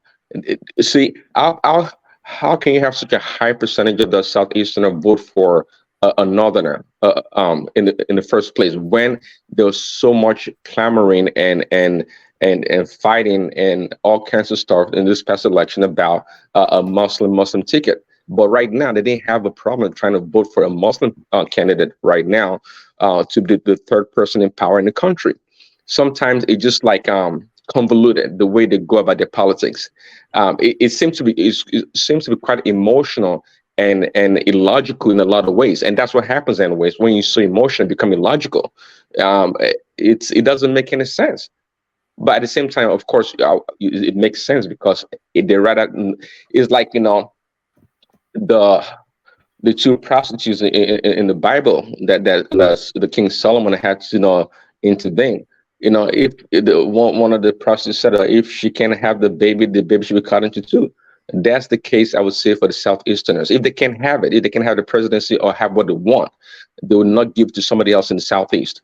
They are not strong supporters of South people. It's quite obvious with Wike and Akpabio this time around, and of course the Southwesterners. So they become when it comes to politics, they become a fish that hooks somebody in the throat, so to speak. And overall, they don't play their politics very well. They don't. I've heard some of their leaders talk about micro zoning the presidency to the Southeast. Well, it doesn't work that way. There's one thing to go out there and compete and be beaten. Then people will consider you that, hey, you're a worthy opponent. And they're more than happy to, like, hey, let's bring these people into the folds. But that's not the case for the Southeasterners. They don't play. They don't play the politics fully, I would say. They quit along the way, and when and when they can finish across the line, they want what you say, they want compensation for a non-effort. So yeah, it's quite frankly, I would say it was embarrassing. Really embarrassing, given how heated this election was, and Peter be wanting to calling things spiritual or religious war. And now they have the opportunity to correct the so-called balance of the nation, and they gravitated towards voting for Yari from the north. Yeah, that's what we get. All right, brilliant. So from that to this, it looks as though the international community, they are getting somewhat dizzy by the speed and pace of Tinubu's movement. Baba go fast, that with a question mark. This is from Reuters, by the way, which is what makes it interesting, because this is an international looking on the Nigerian space. So this is from Reuters. It says, Baba go fast with a question mark. Nigeria's Tinubu stuns weary investor with quick reforms. So what are you then making then of how the international space, they're responding then to the speed and dynamism of events just within 2-3 weeks of Tinubu's administration?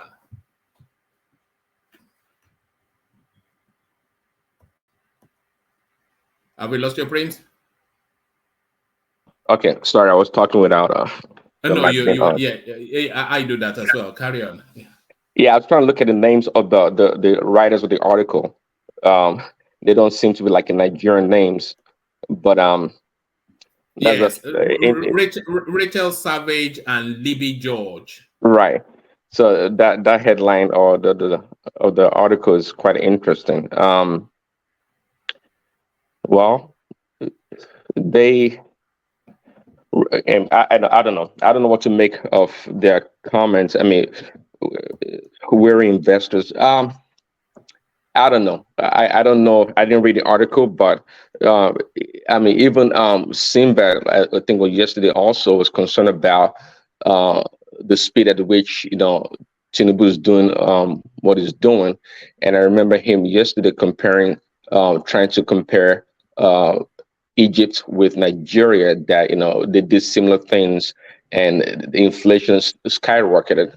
But I was trying to look at I was trying to do a quick search and see what Egypt's economy composition is all about, and compared to Nigeria, I saw some similar things, but I don't think in totality it's really resembles each other, I would say.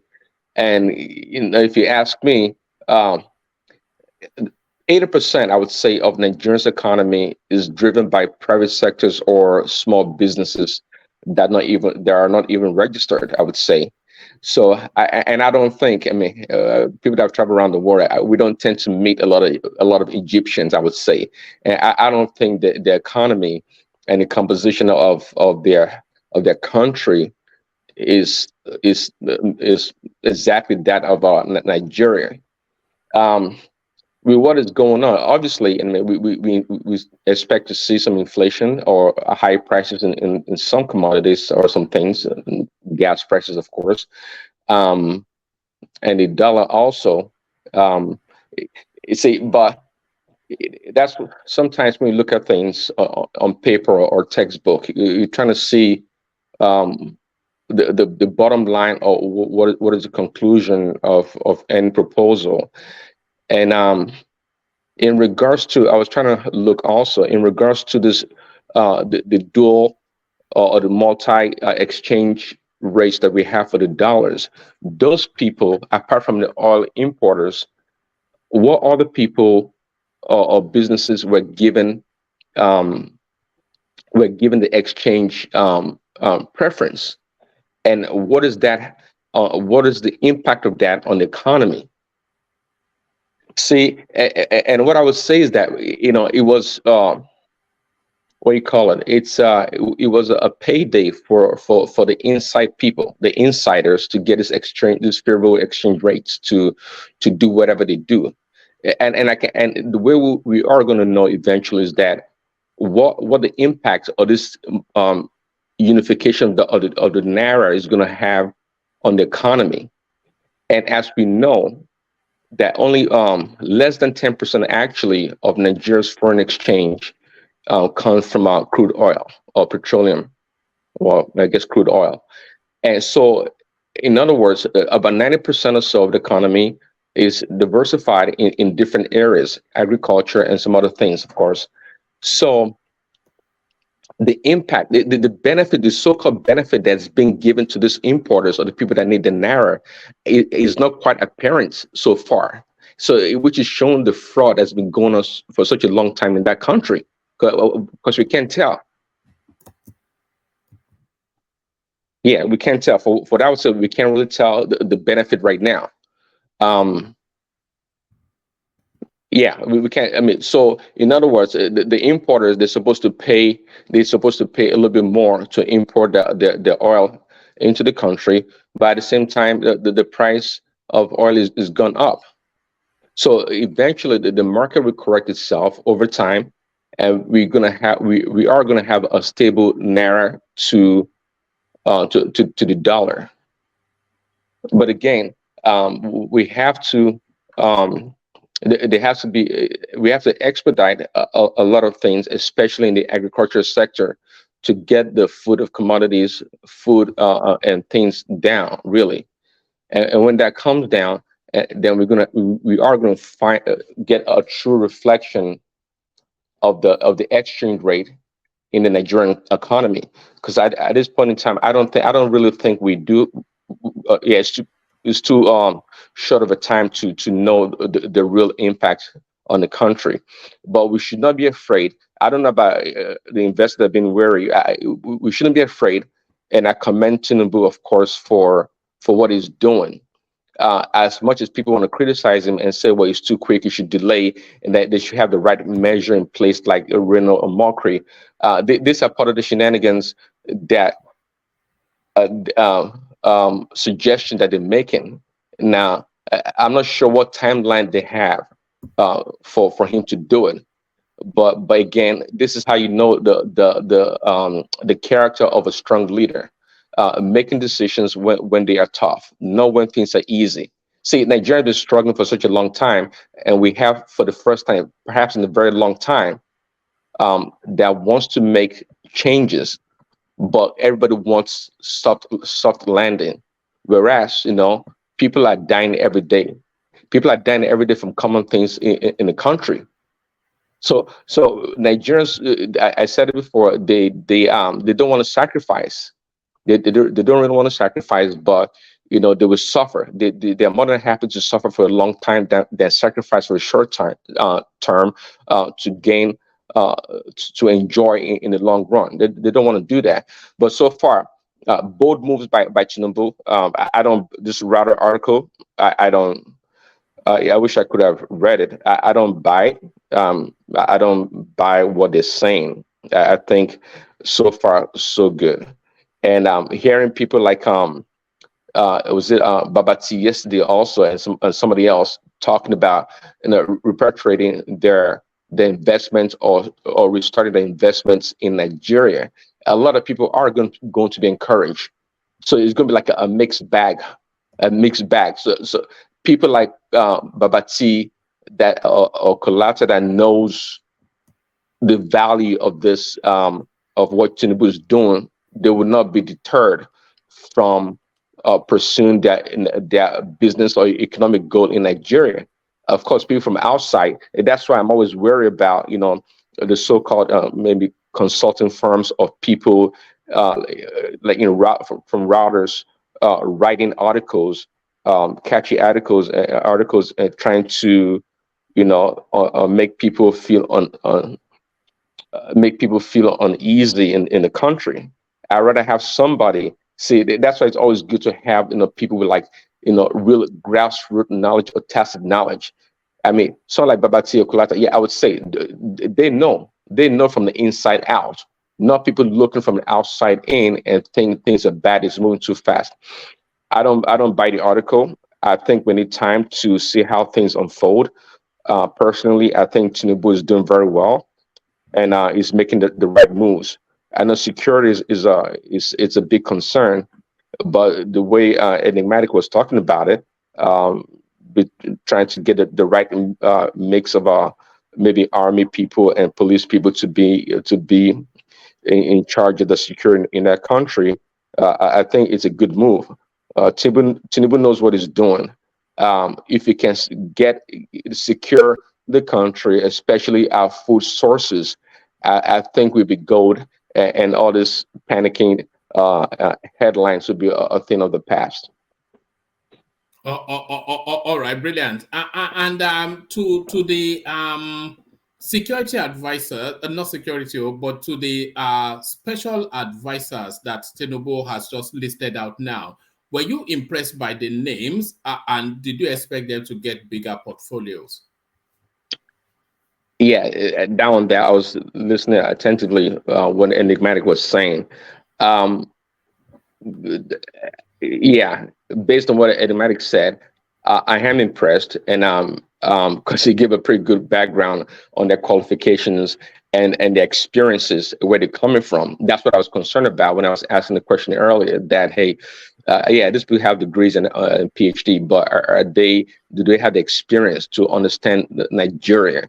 And since I think if not all of them are Tinubu's protege, one way or another, then I feel very confident about those selection, because they know how Tinubu works, and he probably has relationship with them over the years, and that is good. So even though I didn't know how qualified they are, but what Enigmatic said tells me that they're well qualified and they have the experience and in working in Nigeria and for Tinubu. So that is good. To my point earlier, I was trying to ask the question to I can't remember his name, Joel, I believe his name is, that if Peter Obi had won, or Peter Obi had been the one in charge, it was, I mean, for him to succeed would be really tough, because he has no personality, and he does not know how to build relationship. And he's shown that in different ways, from moving from one party to another, and even going to a party, and he cannot find it in himself as a leader to stabilize the party like the LP.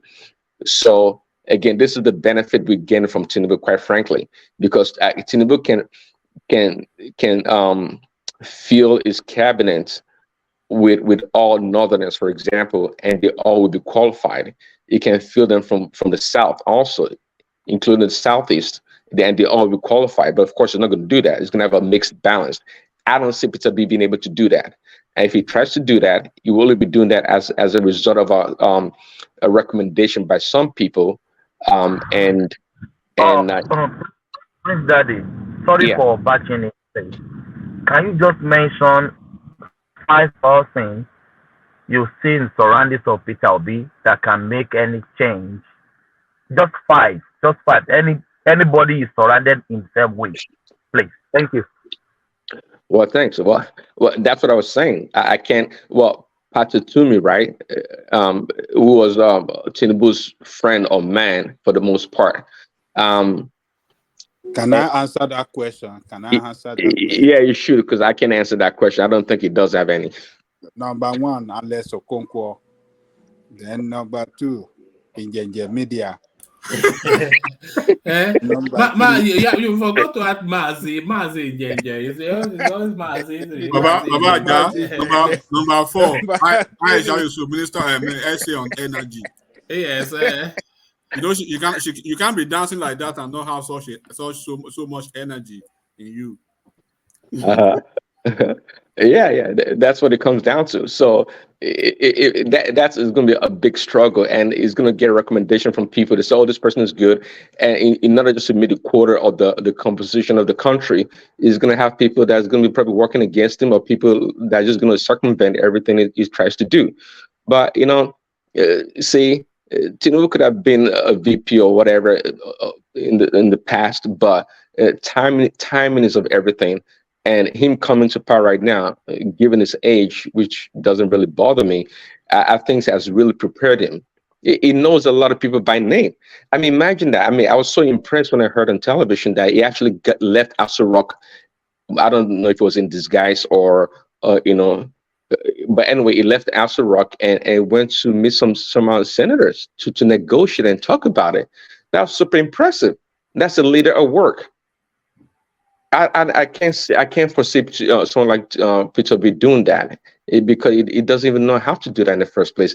And it's never a knock. Every time I mention Peter B, it's never a knock on the man. I'm just talking about what we see and what we've seen and what he's done and what he could do, I would say, because the way they just try to talk about Peter B being the next saint or the most brilliant person in the world, in Nigeria at least, and that's what makes me laugh. It doesn't have it. And Atiku, on the other hand, too, it has to be the worst politician, not because I said it. What do I know? At least Tinubu called him a loser, a serial loser. I mean, it has a lot of money, but it's not. It can't get it done. It just don't have that fortitude. Atiku is actually very clever. I think Atiku may well do a half decent job if he was the president. If Tinubu had not won, if Atiku won, I would not have been offended. I would have thought that maybe we missed an opportunity, but I would not have been offended. But if Peter Obi had won, I would have been worried.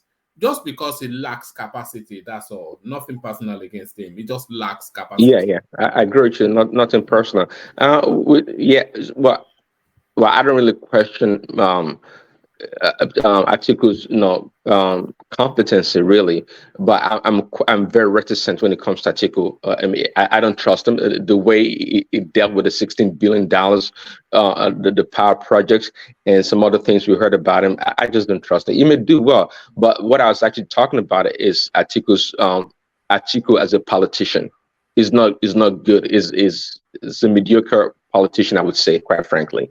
I mean, he had such a great opportunity. I mean, he had a golden opportunity this time around to actually win the election, and he just buggled it. It was amazing. I couldn't believe what I was saying. And so, again, and the PDP performed so poorly in Southeast. It was embarrassing because I thought, hey, well, I said it before that, hey, Peter Obi is going to do very well. I'm seeing Peter Obi, getting 67% of the Southeasterners, but I didn't expect him to get up to 90-95, and that's a testament to the weakness, even regardless of the obedient support for Peter Obi. But PDP is not a child's play party. They've been around the block. They know how things work. For the fact they can't secure a solid percentage in the Southeast, it was embarrassing. So, but hey, not a fan of Atiku, no, not at all. So I'm glad they didn't win. All right, brilliant. Well put, Prince. Stay with us. Just conscious of how long Ajale Koko has been waiting. So let's go quickly to Ajale Koko then. Did you want to come in, Bishop? Yeah, I just wanted to add just one word to what our president just said. Bishop, you guys have not answered my question. No? 5 people surrounding Peter Obi. Please. Oh, they are doing now. Okonkwo, Aisha Yusufu. What's this one? The doctor from Ogun State. What's his name? Doyin Okugbe. The man that Aki Oshitokun. That's 4. 5. Rinu FS Yusuf. FS Yusuf. Okay, Rinu. Yeah, Rinu. Yeah. Anyway, Bishop. Yes, sir. The question that Thomas asking is, who are the 5 long-time political associates? Mention 5. His long-time political associates, as you can mention those of Tinubu. So mention that of Professor Ajale Koko. You are the one that is now adding that qualifier. He did not. He just said. Jara. You forgot Oluwatayo Alabi is asking you, have you forgotten Rufai Oseni? So he's part of the team. One of his political Rufai Oseni. That name that you called Rufai earlier on fits perfectly, so we don't want him in this. But I want to just one sentence. I think, in all honesty, I thought about it yesterday. I think Muhammadu Buhari is the price we had to pay to get a Tinubu. Because that's deep. That's deep, bro. I think that was the price we had to pay to get a Tinubu. I thought about it last night when we were having this conversation. Because yes, there are quite a number of things that actually went wrong, even though with the best of intentions. But hey, they said the road to hell are paved with good intentions. But if Tinubu is able to pull through, I've had some opinion from some people that really should know. And honestly speaking, they are beginning to eat the humble pie about Tinubu's output. Some people are saying they are not even surprised that he's able to pull, that he has this much energy, meetings after meetings, that he's in the office till late. And so I think, because if there had not been a Buhari alliance with Tinubu, I don't think we would have been able to have a Tinubu president. So the price we had to pay for Tinubu was Buhari.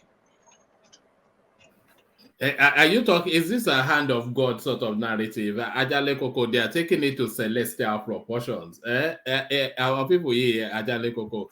But Ajale Koko, to it then, this list of special advisors, Nuhu Ribadu, do you think he will get that letter with excitement or disappointment? He was expecting National Security Advisor, but he got Special Advisor Security. What are you then making then of this list of 7? By Tinubu? Yeah, thank you, Woman. Greetings to our listeners around the world. Click on the like button, share, and subscribe if you haven't done so. Tell 23 of them to like so that they can get us to 100 likes. We've had well over 200 at some point consistently. So tell them to get us to 100 likes. Yes, listeners, please do this for us. You know, this platform is it's a global platform. This is where we meet every day to discuss political issues in our country. So if you really enjoy this platform, do it now. Click on the like button so that you know, to help the YouTube algorithm of the platform. We want the message to go to spread, you know, widely across the world. So please do it for us, and God will bless you all. Thank you. So brilliant. So Tinubu's list, yes. So for the appointment, I think this you know, kitchen cabinet kitchen cabinet position that you know, to assist, to be around the minister, I mean the president, to assist him in day-to-day activities, particularly as any issue that relates to the appointment of those kitchen cabinet positions. So this position has nothing to do with us, the people. It is an in-house position with the president.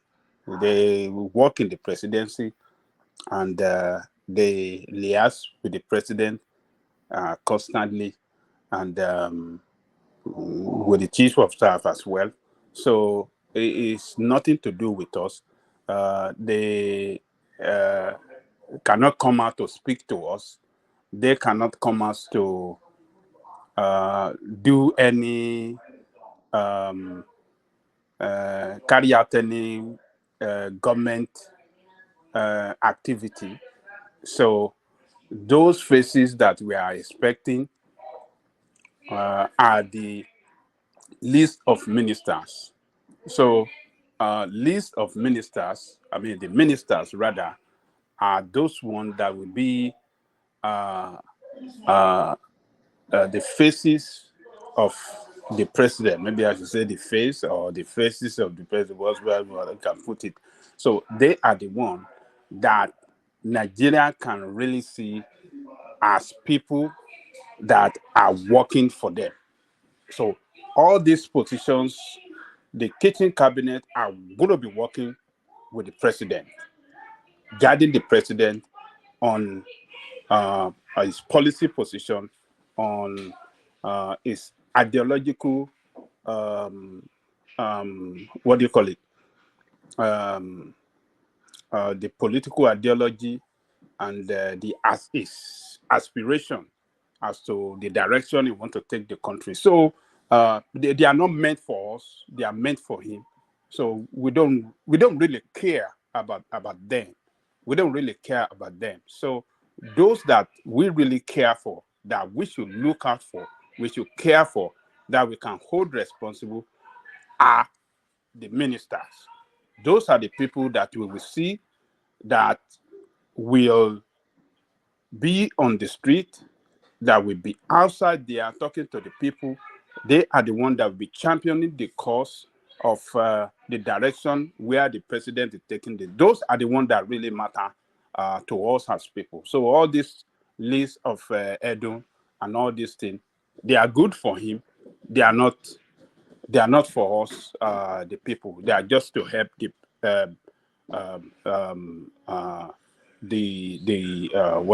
president to carry out his function effectively, in the presidency, so that there's not going to be any delay. There's not going to be any how do you call it? There's not going to be any cause for any delay. The president can easily get a quick advice and he can act very quick, particularly if it has to do with emergency matter.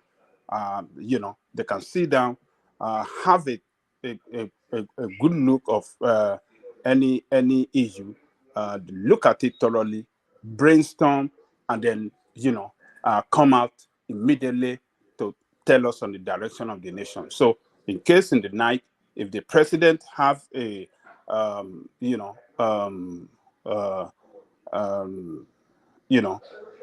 emergency call that require him to act within some few minutes or some few minutes, the president can quickly summon them within a short period of time. They will sit down together, they will brainstorm, and then they will act immediately. If it has to do with an issue of emergency, maybe national security or any emergency issue. So this position, cabinet minister position, they are of no importance to us as the people. They are just for the president to carry out his responsibility effectively. So it's the ministers that their action and their action will make meaningful impact in the life of the people. That their action will dictate we dictate the position of the president on issues that matter to us as people. So that's where I see it, one man. This teaching position, they are just for the president. So to me, he has not done anything as far as I'm concerned. He's just putting his house in order within his office. So it's for him and not for us. So, and he can appoint whoever he likes, whether what do you call it? Whether they are super brain, whether they are no brain, whether they are less brain, that is for him. Those that are going to work for us are those that will come to the assembly, are those that will manage the resources of the people for the interest of the people. Those are the ministers that will, we the people, representative of the people, will screen. They will go through scrutiny and hard screening before they are approved for that position. So I'm looking forward to the position of the ministers, not this sitting cabinet. It's nothing to me, one man. All right, brilliant. Brilliant. So, Adele Koko, before I take you to the next talking hold on, Bishop. Before I take you to the next talking point, let me do a bit of administrative stuff. Let me just to acknowledge. So Kulata, as you know, whenever he's not on the screen, then he communicates via super chat, acknowledging enigmatic, delighting in his commentaries. Kulata continues via super chat to delight in enigmatic's commentaries. And Kulata, this time, I think, looking to make mischief still via super chat. Prince Daddy only really nods in the direction with a super sticker. So thank you, Prince Daddy. And as ever, Ayo holds a machine gun to the super sticker and fires off a round. Rat-a-tat-tat, it goes. 1, 2, 3 times a lady. So there it is. Ayo doing as it traditionally does. Adbafam joins Ayo in that space, and Ayo opens up the session with a super chat to say welcome. So thank you, Ayo. But it'd be good to actually have other names in that super chat space.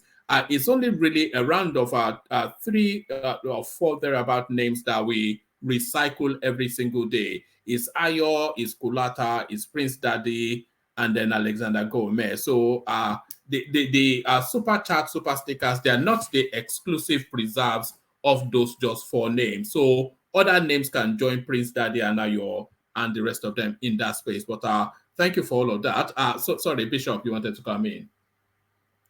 No, I just wanted to throw a question, just one simple question to Professor Ajale Koko, with all respect. I wanted to ask, would it have mattered if Tinubu had appointed, maybe just assuming without considering only Yoruba, would it have still been as dismissive that we are not bothered, we are not concerned about it? Would you have had that, would you have taken that position too? Same position you are taking now? If you have appointed all Yorubas as a skating cabinet, who cares? Who cares? We don't. They are just meant for him to have himself organized and people, comfortable people that will work with him, in order to carry out his day-to-day function effectively. So it's office staff. They are his office staff. So they pack all of them together. They are his office staff. Those that really matter, that we work in the direction of what he promised us as the people and the ministers. All this one, they are just his staff within the presidency to help him carry out his daily activity effectively. So Ajale Koko, I think yeah. you are trying to downplay the impact of those people. See, even without the ministers, like someone said the other time, these advisors, if you look at how they operated under OBJ, we even have a situation whereby they were swapped. Look at Soludo, used to be his economic advisor, and because of how sound it was, he now sent into the CBN. And we all know the rest is history, because we know that since 1999, we've never had a CBN governor like Professor Charles Soludo. He has been his best so far, because I'm even tempted to say in the entire history of Nigeria since 1960. See, now look at this economic advisor we are talking about. Where did he even select them? Just within a few days, they produced a 90-page economic reform that suggested that they should merge the Federal Inland Revenue Service, Custom, NIMASA, and some other organizations together and declare emergency on revenue generation. You see someone that is working, and they even proposed that they should be able to get monthly inflow of up to $8 billion of exports alone from export earnings. So they look at how they are going to make this oil and gas to be so beneficial to those people within the oil and gas producing community. And they went ahead to suggest that they should give the low earner 1 year palliative personal income tax palliative to cushion the effect of a subsidy. See, this is the government that is thinking. When was the last time we ever witnessed this thing? So the economic advisor we are talking about, we are looking at it as like one era, but no, what made them different from ministerial appointment because of how the federal character force the federal government to make sure those things that the ministerial position reflects, that they reflect the diversity of the country.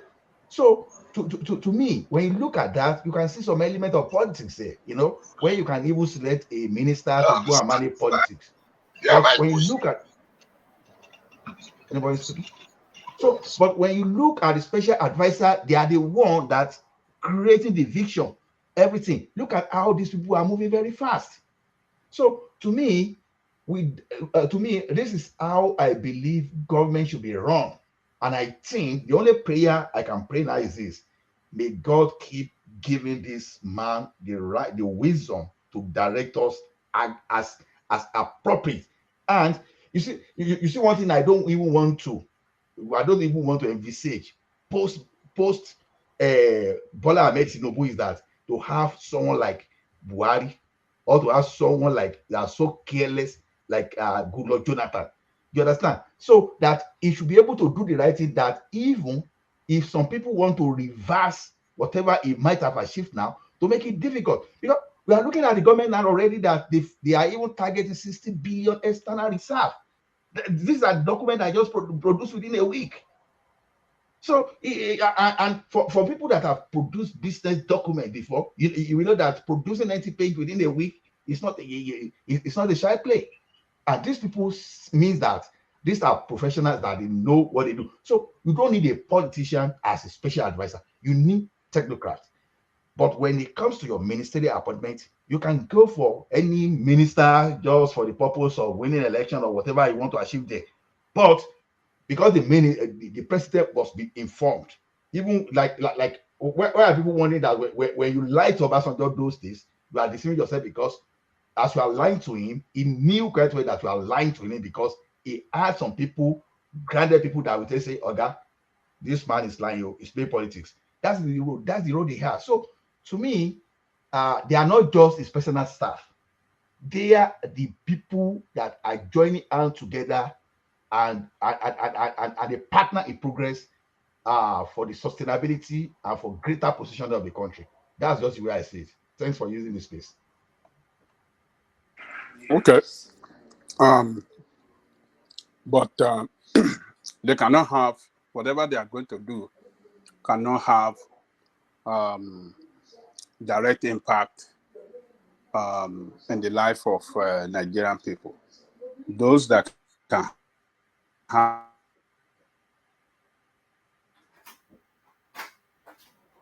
direct impact in the life,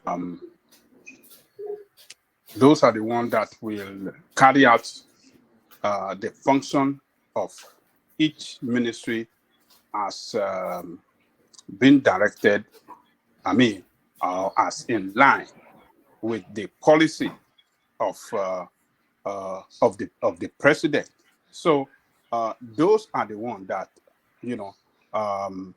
people that he's going to put in those positions are the ones that really, really matter.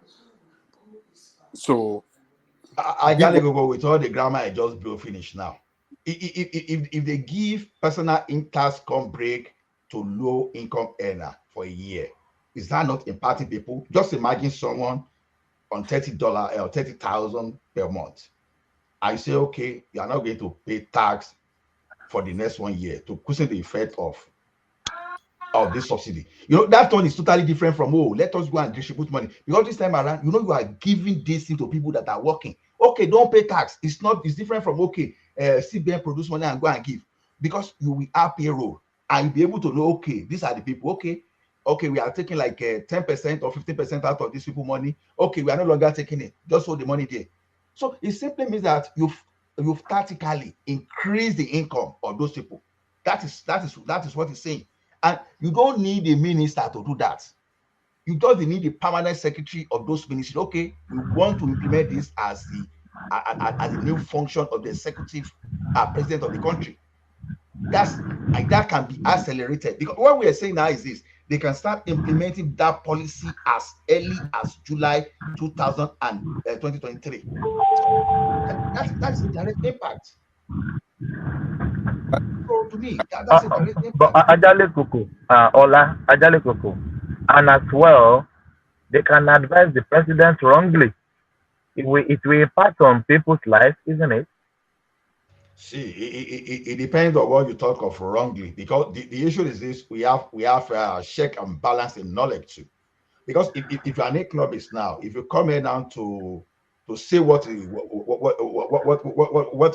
not principled in economics, some people will counter you immediately and they will expose you professionally. So the thing is this: it depends on what you mean advised wrongly, because the thing is all about the welfare of Nigerians. So telling the president that, okay, for low income earners, you are not going to pay tax.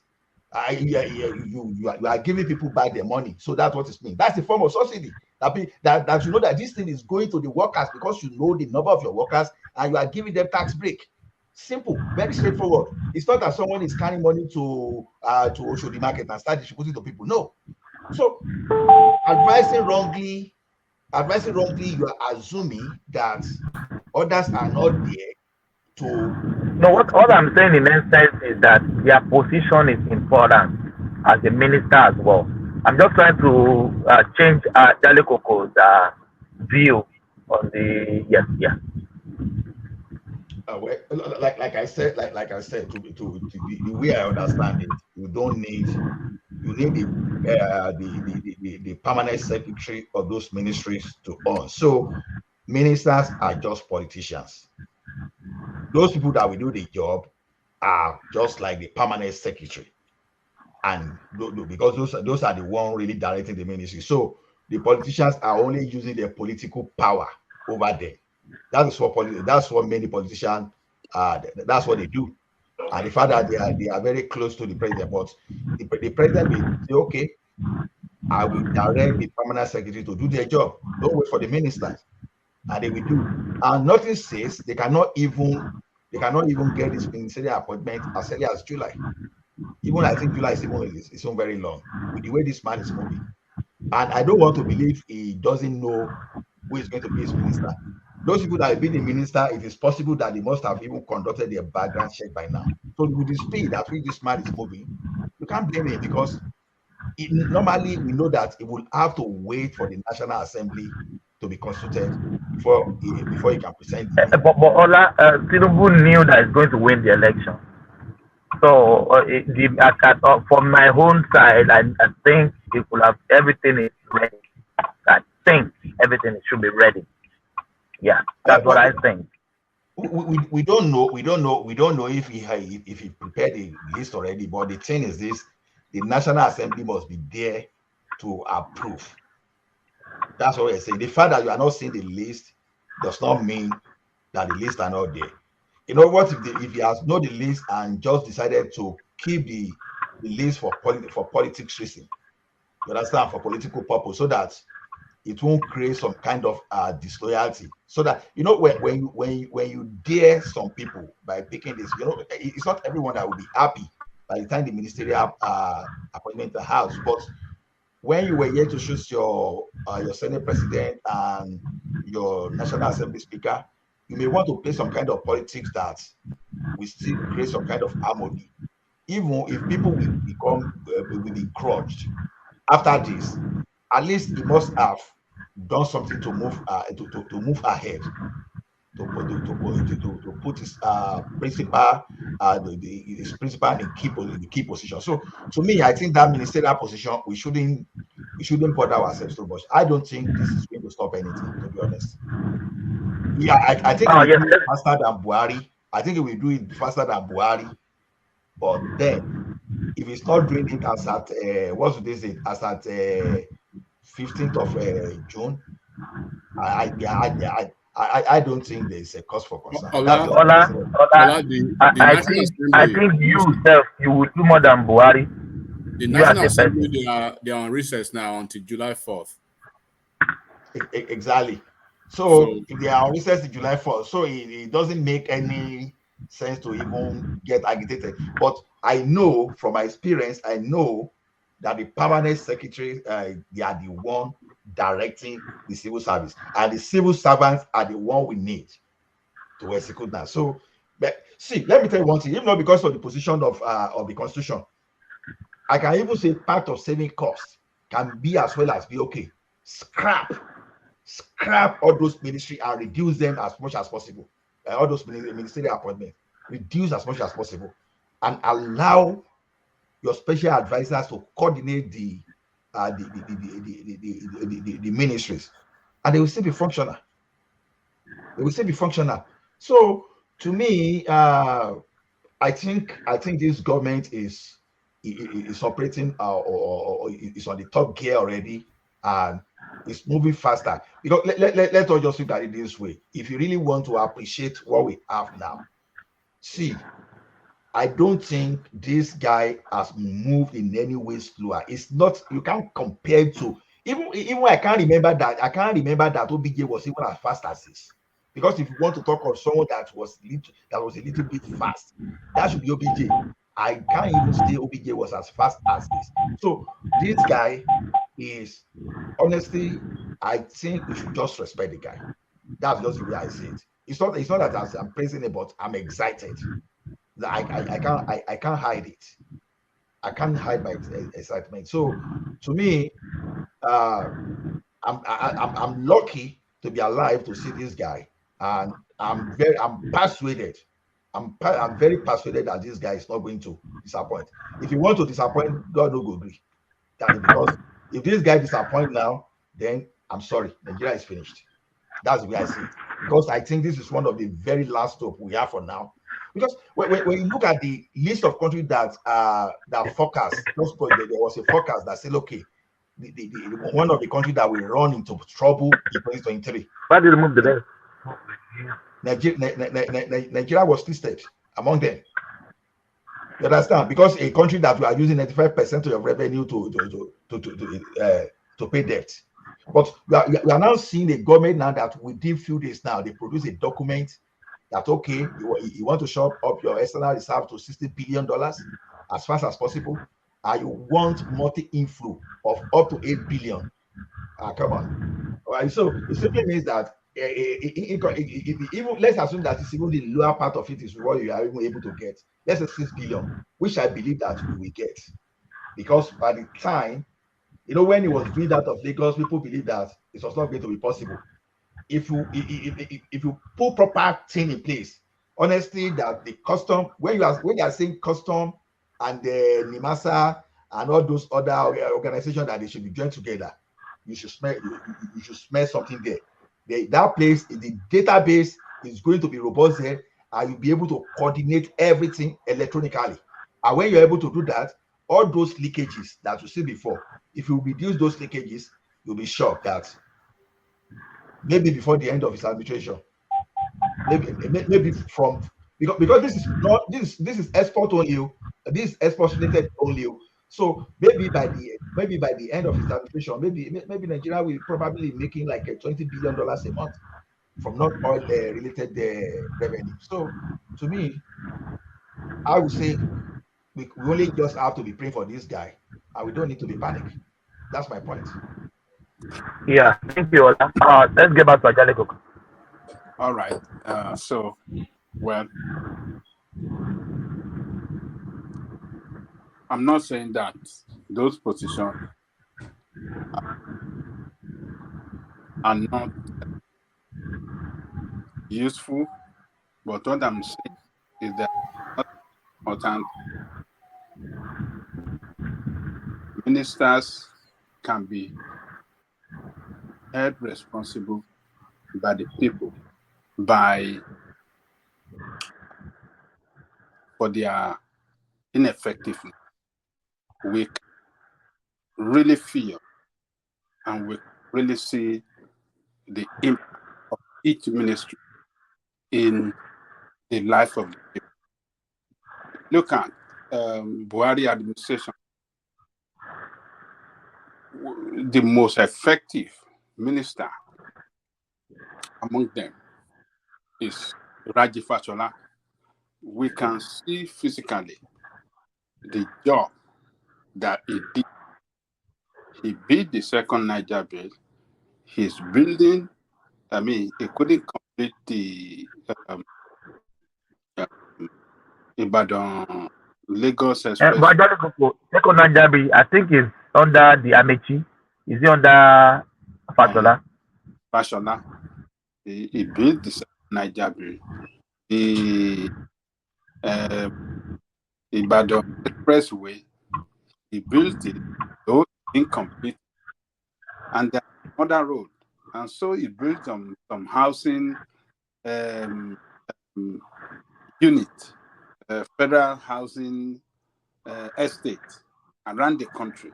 So what I'm trying to say is that all these positions that of advisor are people that will work directly in the presidency with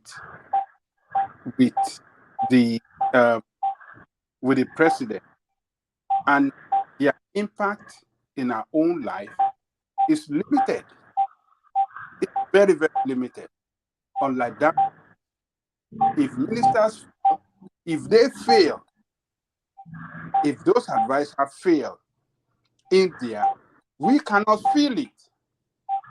We cannot feel their failure. But if minister fail in his responsibility, it's going to affect we the people.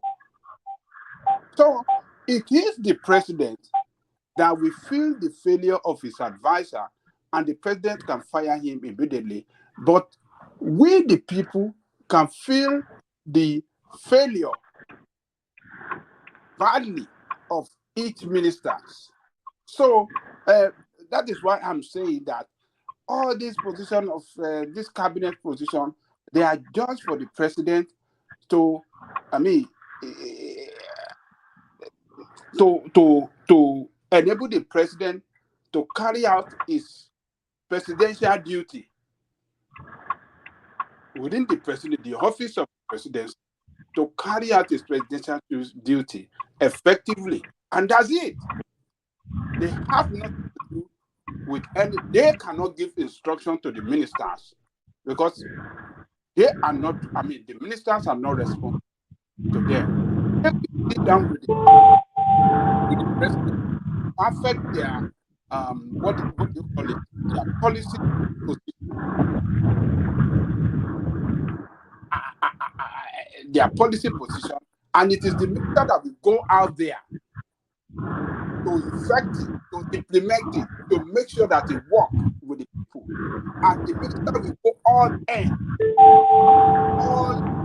he will go all out, and in any way you know that this policy should work, he will put his energy and his effort into it.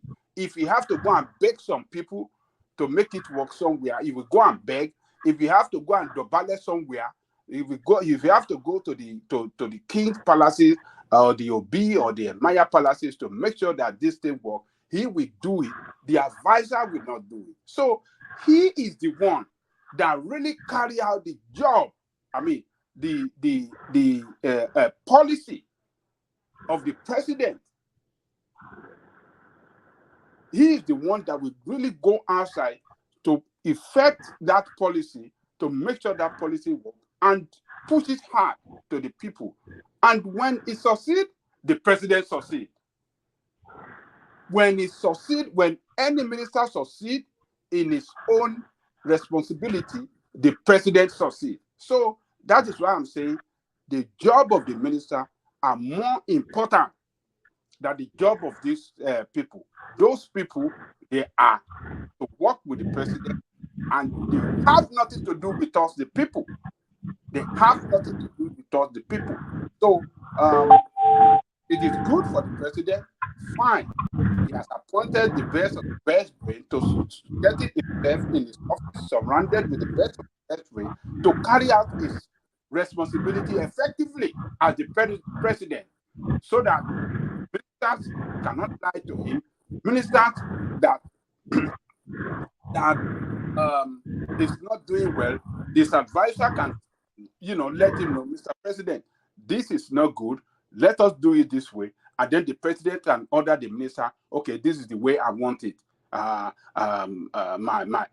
expert that I have around me, this is the way they have seen it, and I want it done this way. So it's just to that position is just to assist the president in carrying out his function effectively. So I pack them in the same box with the president, but the ministers are those ones that are more important.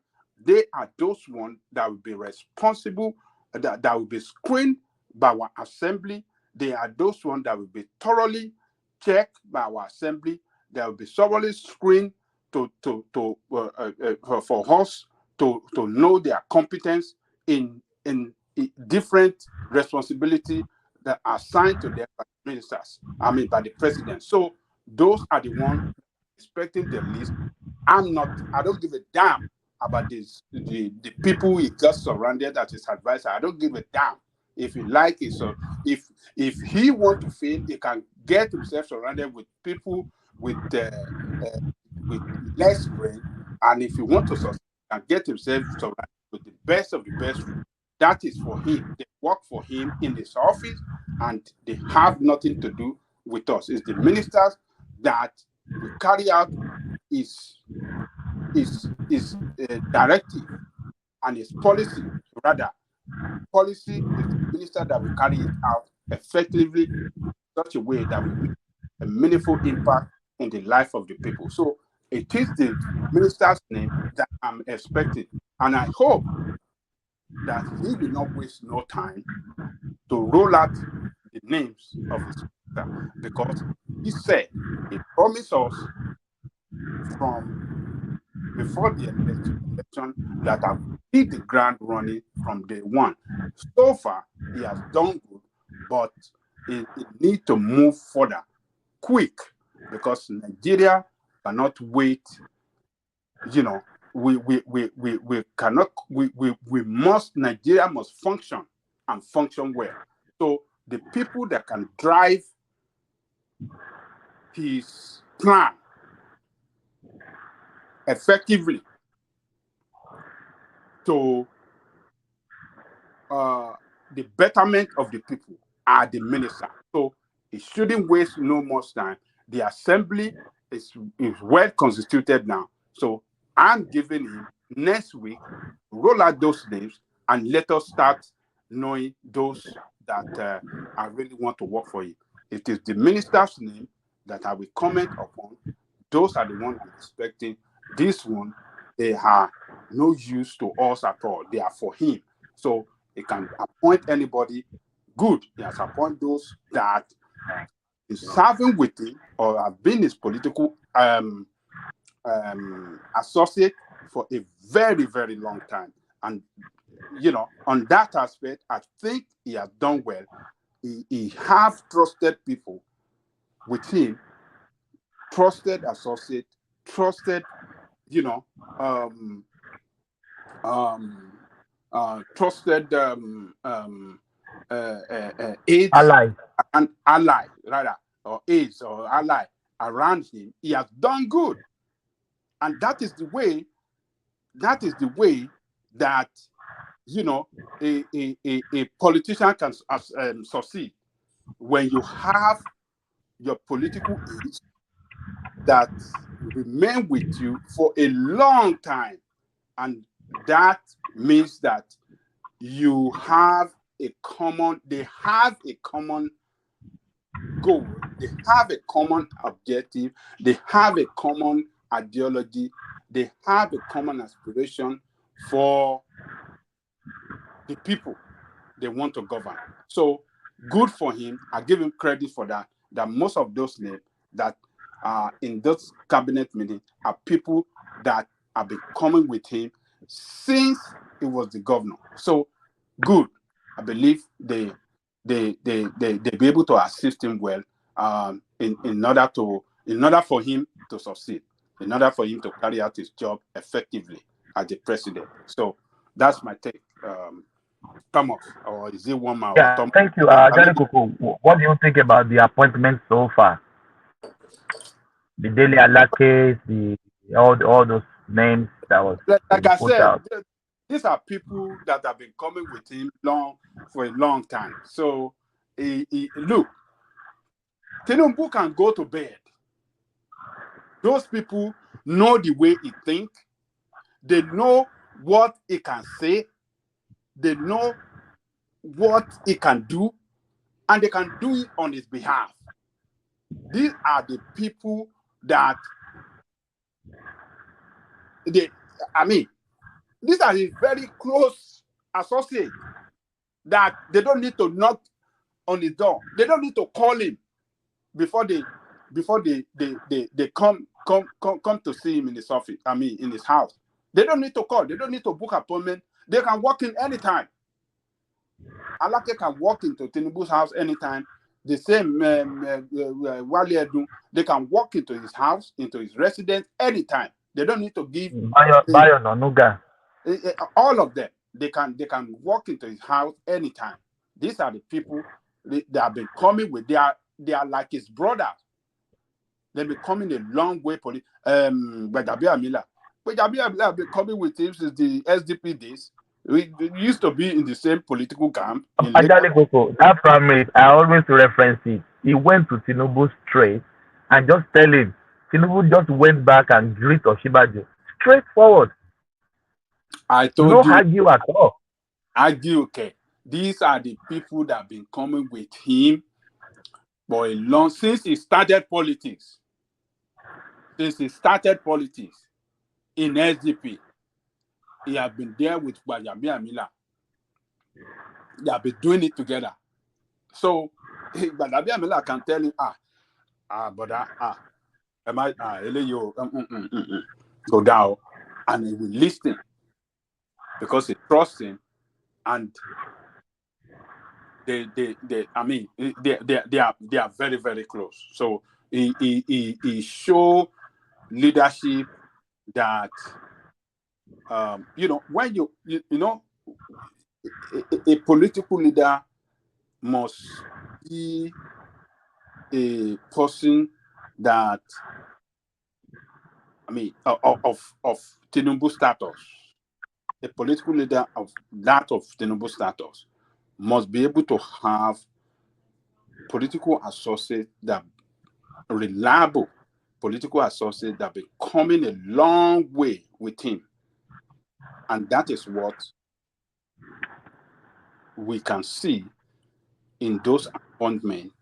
Those people that appointed, majority of them are those that have been coming a long way with him. So that is one important thing that you have to look for in a political leader that really how do I say it? That really have a focus, that really have an agenda to pursue, because to achieve those agenda, those associates must be able to assist him. And so what we have, he have himself surrounded with his long-time associate, and I believe it should be able to perform effectively. We cannot fail. We cannot fail this time out.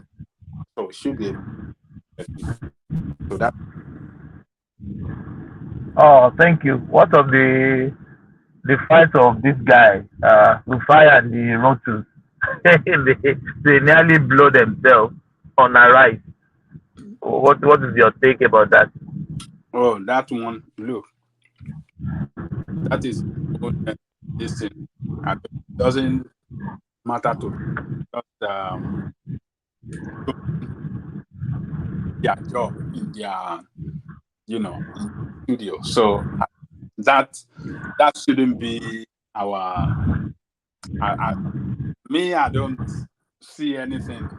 Just expressing his opinion Roto, or what is on, is expressing his opinion too. So one opinion might be stronger than the other, and I mean, we shouldn't come to mock Pai. I don't think it's good. I don't know what we want to achieve doing that. It doesn't. I mean, as far as I'm concerned, I don't think it's necessary. It's Do you not very. think Lotus has collected money from Tinubu? That's why they're trying to. No. I think I think that guy handled their business business how do I say it? Yeah, business section from abroad, from UK. Yeah. Section of their of their TV this thing. So I don't know his background. Maybe it's I believe that guy knows what he's talking about better than Rufai. So but even if what Rufai says doesn't have a very strong appeal to some people, I don't think we should come here and try to mock him. He is not going to help anybody. I mean, we are not going to achieve. But do you think Rufai should just examine his ways? He can't continue like this. No, Rufai is Rufai. You can't change Rufai. Rufai, whether you like it or not, is one of our best. You might not like Which best? Which best, Ajale Koko? one of the best brain in journalism in Nigeria today. Yes. So, Really? yes, yes, sir. That's not true. Huh? You are looking at it from a biased view. Rufai is not at all. Nothing professional. Ẹ̀yin Tinubu ò gba ti Rufai àmọ́ yìí àmọ́ bí tẹ́ wà. Well, you see, No, I think Rufai is okay, if not because it's political. you not see what happened between him and Thank you, Ola. Thank you, Ola. Political kìnìyàn náà lọ ti hear it torí Tinubu ni wọ́n ti like ẹ̀ náà. what happened between him and Rotus today. I'm not saying that I will go and look for it. But this is not the first time that if you read Rotus' body language and his countenance when Rufai is making some of those his outlandish, very something, you just look at it like one kind, say, is this guy normal? You read Rotus' eye or his countenance, the face, you will see him. The kind of disgust, are you normal? Do you know what you're talking about? You see that thing on his face. And he's done it like 3-4 times that I've seen. I've not seen one transpire between them today, but I've seen him before. That what do you know what you're talking about? That's the kind of look on Rotu's face. But anyway, I mean, it's okay to have divided opinion. But for me, Rufai has not conducted himself. He doesn't even conduct himself as a journalist. It's like he's putting people on trial, and he wants to just do you know, it's too. Yeah, that's it.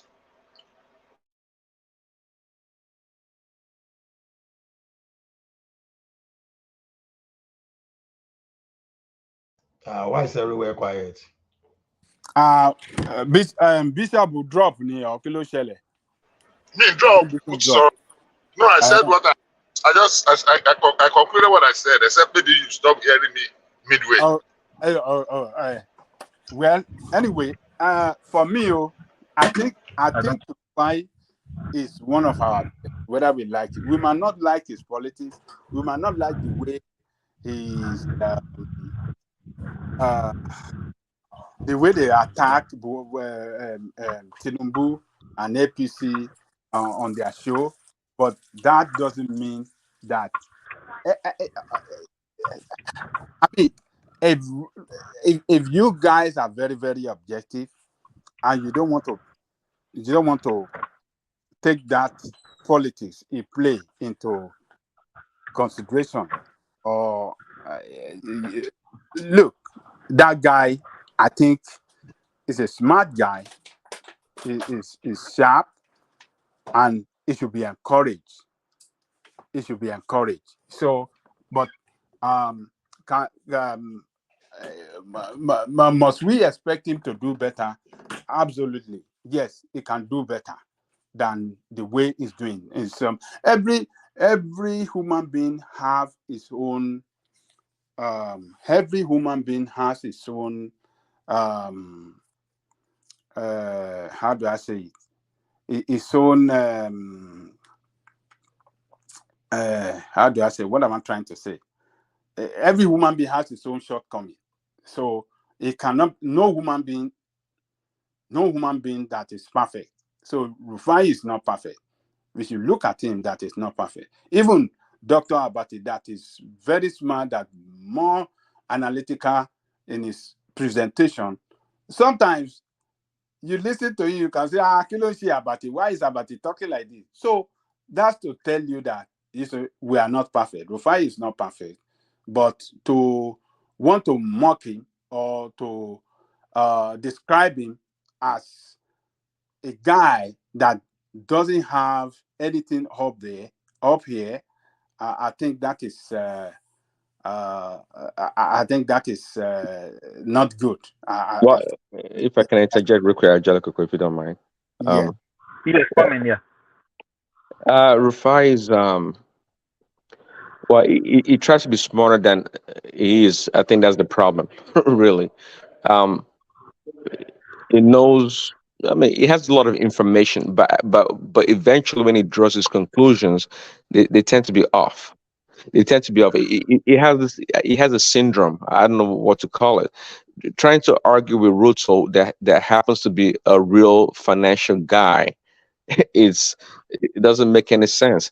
But one thing I'll give Rufai and the arise for is that I think just like you guys say, they play to the gallery.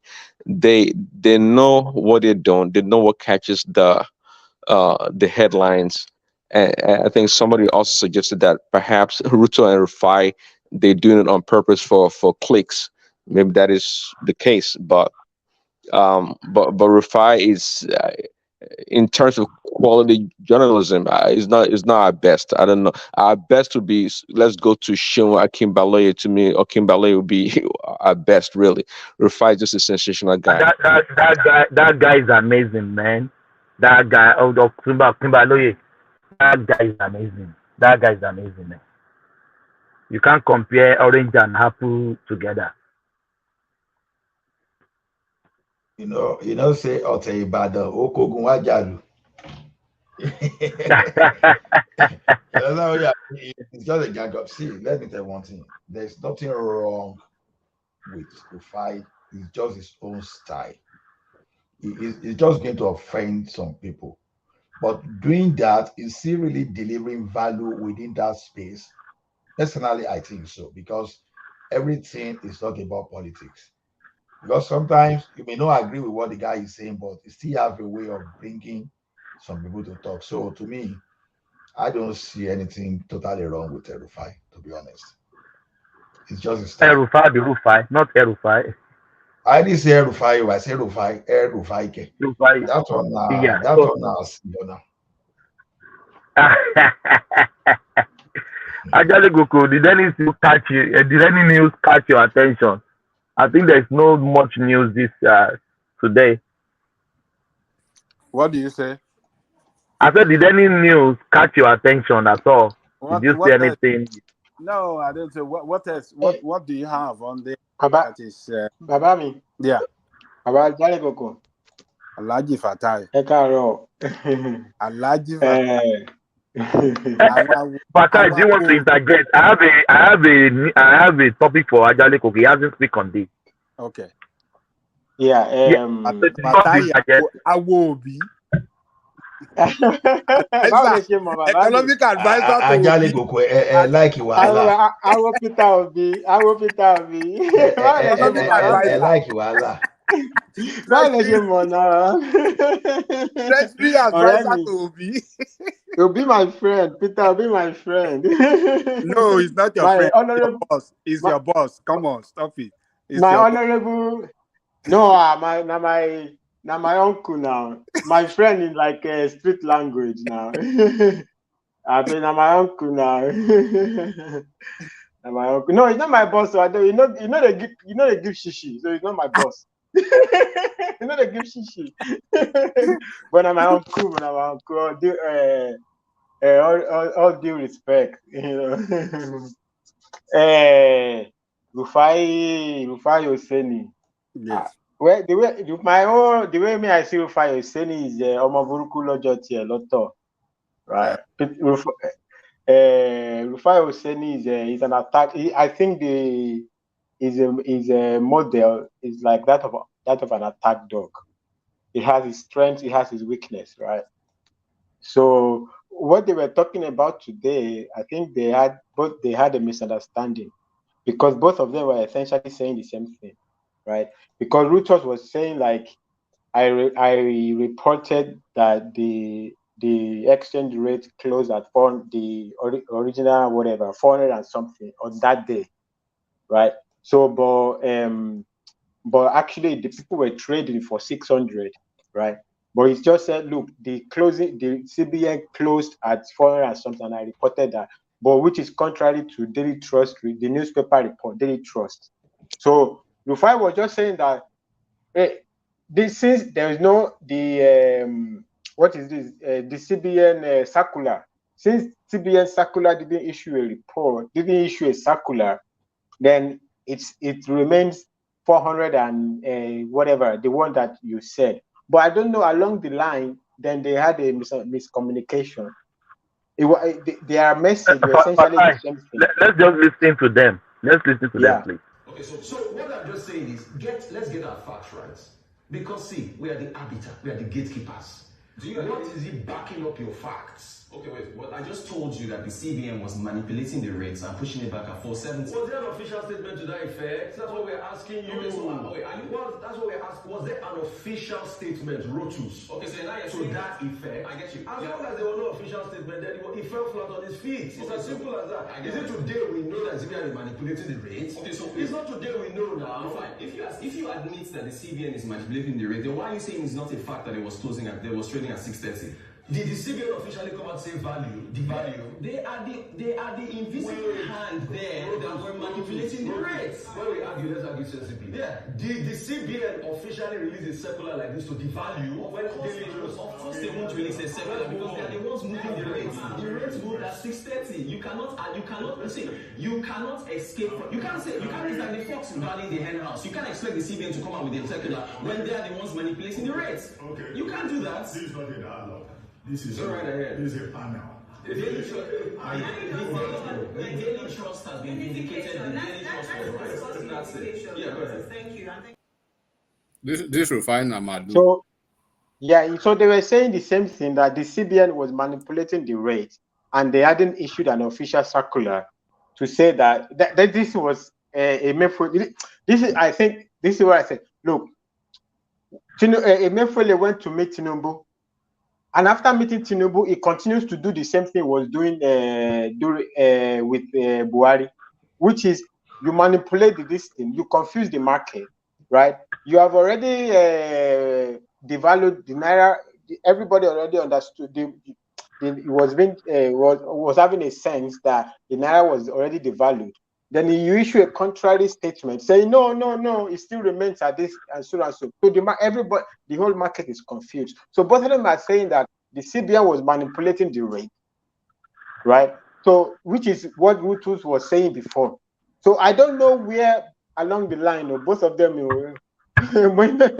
maybe, but they were both toasting one girl yesterday, the day before. Rufai is, if I'm being very correct, I've not heard it before. Rufai is saying CBN had not released a memo, invariably in quotes, that they are manipulating. Who does that? Where? That I will release a memo that, we are manipulating. No, who does that? No. That's no. That's not what he's saying. He's saying CBN.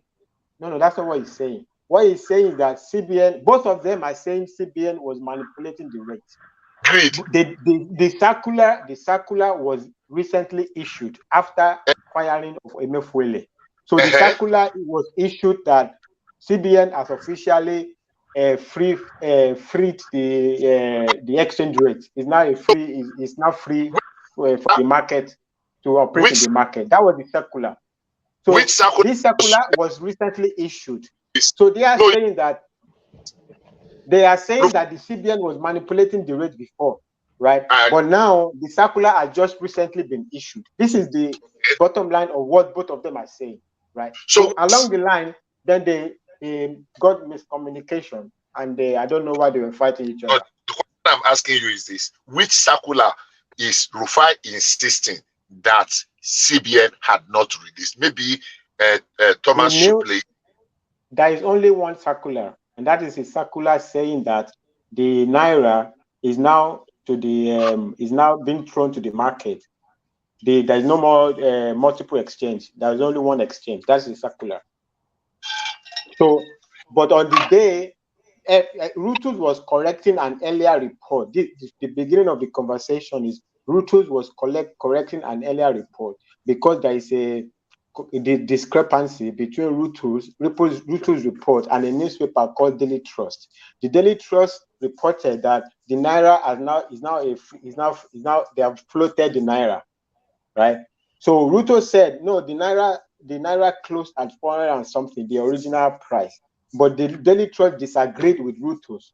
So Rutus now come to correct it that look, that it is true that day Naira was selling at 600 and something, the new rate, right? The new rate of the float, right? But it closed at 400, which is a manipulation of CBN. So he's saying it was I was only reporting what I saw at closing of the market, which was 400 and something. So he's just trying to clarify with Daily Trust that it's not there is no mistake from me, right? It is what I saw that I reported.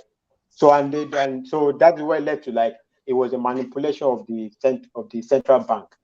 And along the way, then they disengaged, both of them disengaged from each other's communication. They were both saying the same thing, but how there is a miscommunication between them, I don't get it. Yeah. Well, quickly, the miscommunication, you can tell, it did not start from today. It has to do with the tension that's been between them, I would say, because they are looking to disagree for no reason, and I think. Yeah, Ruto maybe can't stand Rufai anymore. Ruto is supposed to be the expert, right? But there comes Rufai, wants to take the mic from him. I don't think it's liking it. There's nothing wrong to challenge the expert. Even if you say you're an expert, there's nothing wrong to challenge the expert. I agree. Right? I agree, but Rufai is Mr. 2 No. That's the problem. You can challenge. Of course, I just told Enigmatic earlier that of course you can always question an expert in any field. But when Rufai he talks with so much is it confidence about something he's not an expert, he doesn't know much about. He can ask questions, of course, but he's talking like he's the one that knows what he's talking about.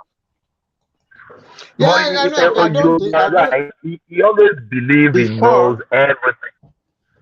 Before that is just why I agreed with him. Before like a genius person that is know everything about everything.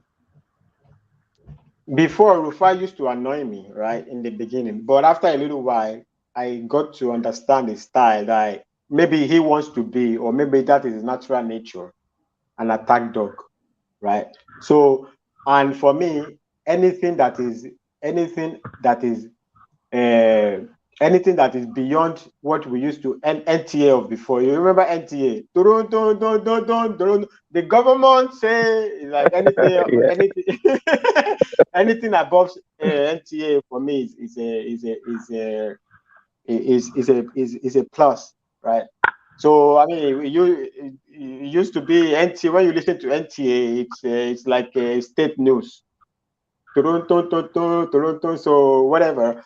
Competition in the media, right, will everybody will find their level, But sometimes you need people who are crazy, right, so that the government knows that this crazy guy is going to say rubbish on the media. Do you know? Let me know.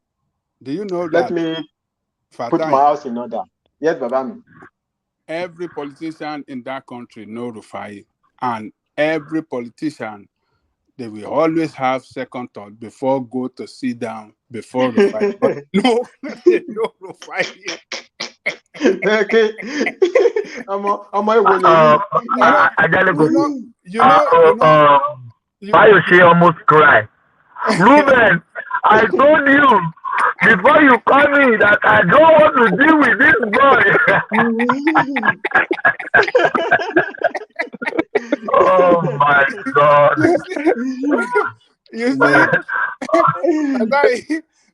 You see, when they went to meet with Atiku to interview, you see they didn't carry Rufai along. Because they didn't carry Rufai along. Baba, let me even tell you the latest. Baba, let me tell you the latest. Did you see when Adesirika went to interview on Arise? I'm sure he also make agreement and say, no, don't bring Rufai. Only Abati. Don't bring Rufai. Don't bring Rufai. Look, Fatai, I agree with you. We need somebody like Rufai in that field of journalism. We need him in Nigeria. If we don't have him, you will see those people. Yes. That's the comedy. That's for the comedy side of it. For a very serious-minded, Rufai is a complete nuisance. You can have some information, but when you use information wrongly and you are too confrontational, as if people you are bringing, you are coming to fight with them. And the irony of it is this. But Bishop, Rufai is running away with the narrative. He's running away with the narrative. The thing I don't like about Rufai is when he brings his questions from the rumor mill. He say, "Oh, they are saying rumor has is like." Thank you, Fatai. That I don't like. I don't like him for that. Yes, I don't like, because you are a journalist. You should be able to do a little bit of a investigation. Journalist,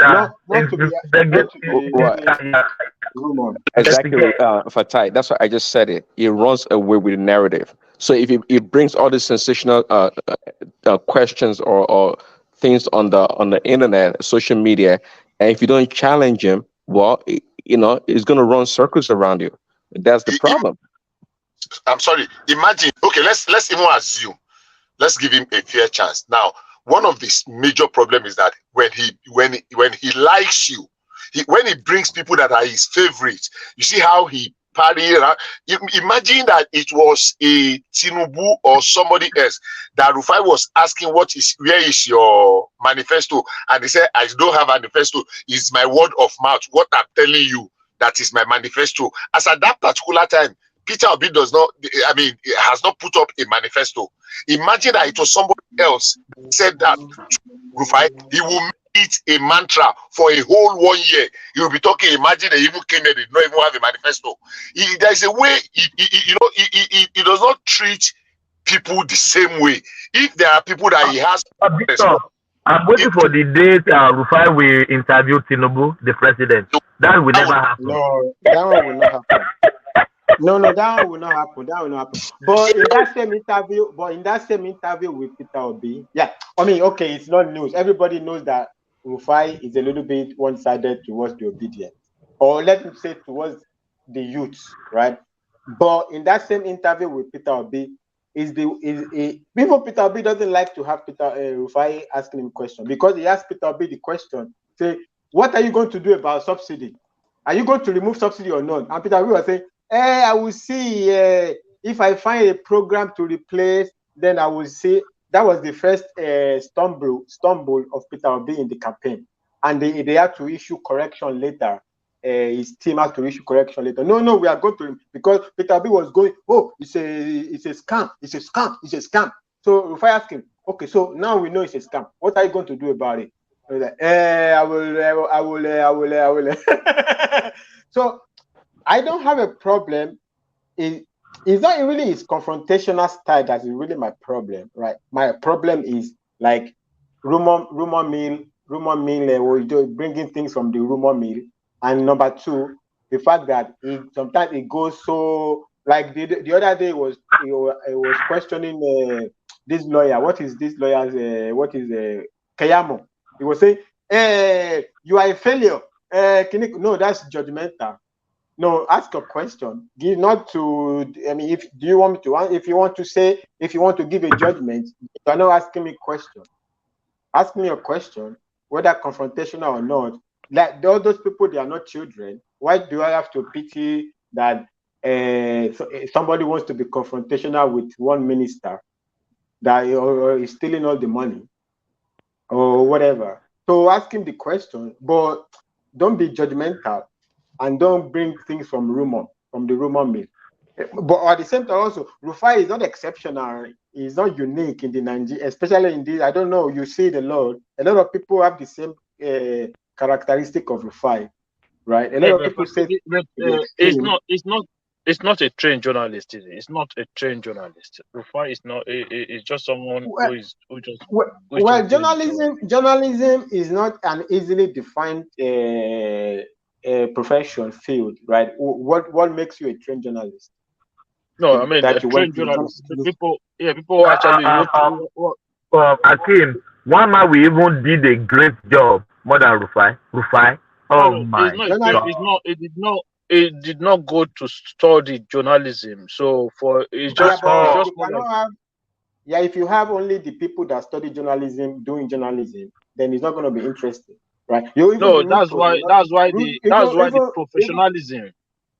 Professionalism is not there. Even Rutus will not be a journalist, right? He studied his bachelor's degree in economics. So if you say only people that went to journalism school should be on television, then you're going to lose a lot of different professions. Well, I agree. As a newscaster or a presenter, he's not a newscaster. I think the only problem that Arise has is that they should give Rufai Oseni his own show. Exactly. So now you are talking. He should be presenting an opinion show. Yeah.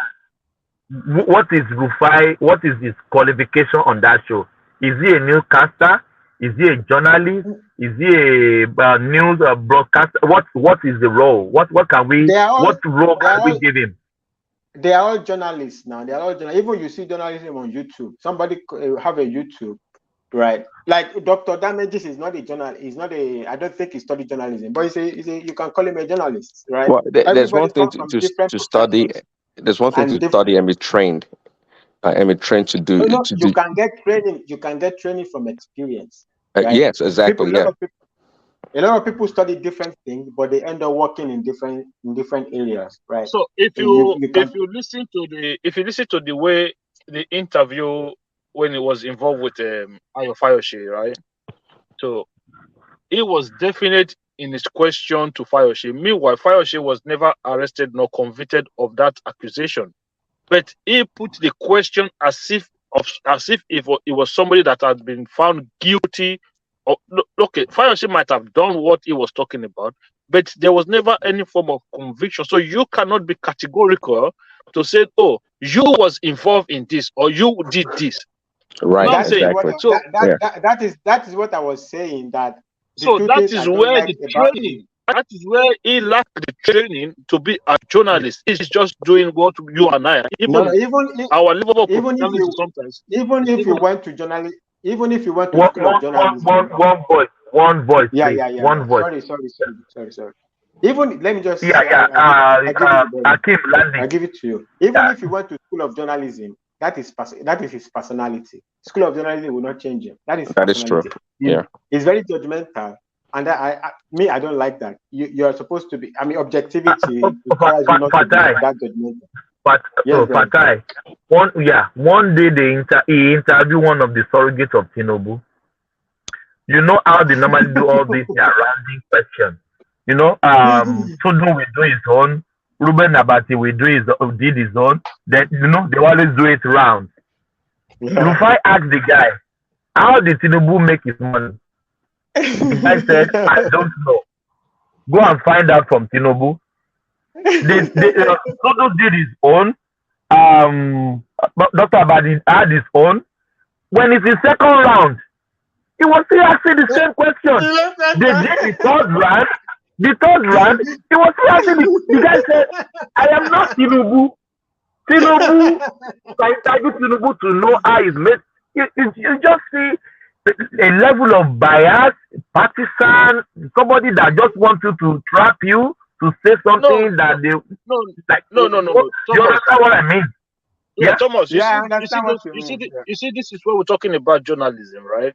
So there were a lot of decent questions that he could have asked. Opportunity, he had an opportunity to ask better questions. You know, this is a representative policy, everything. Yeah, exactly. Of a candidate who came to answer questions. Then you're asking a question that is not.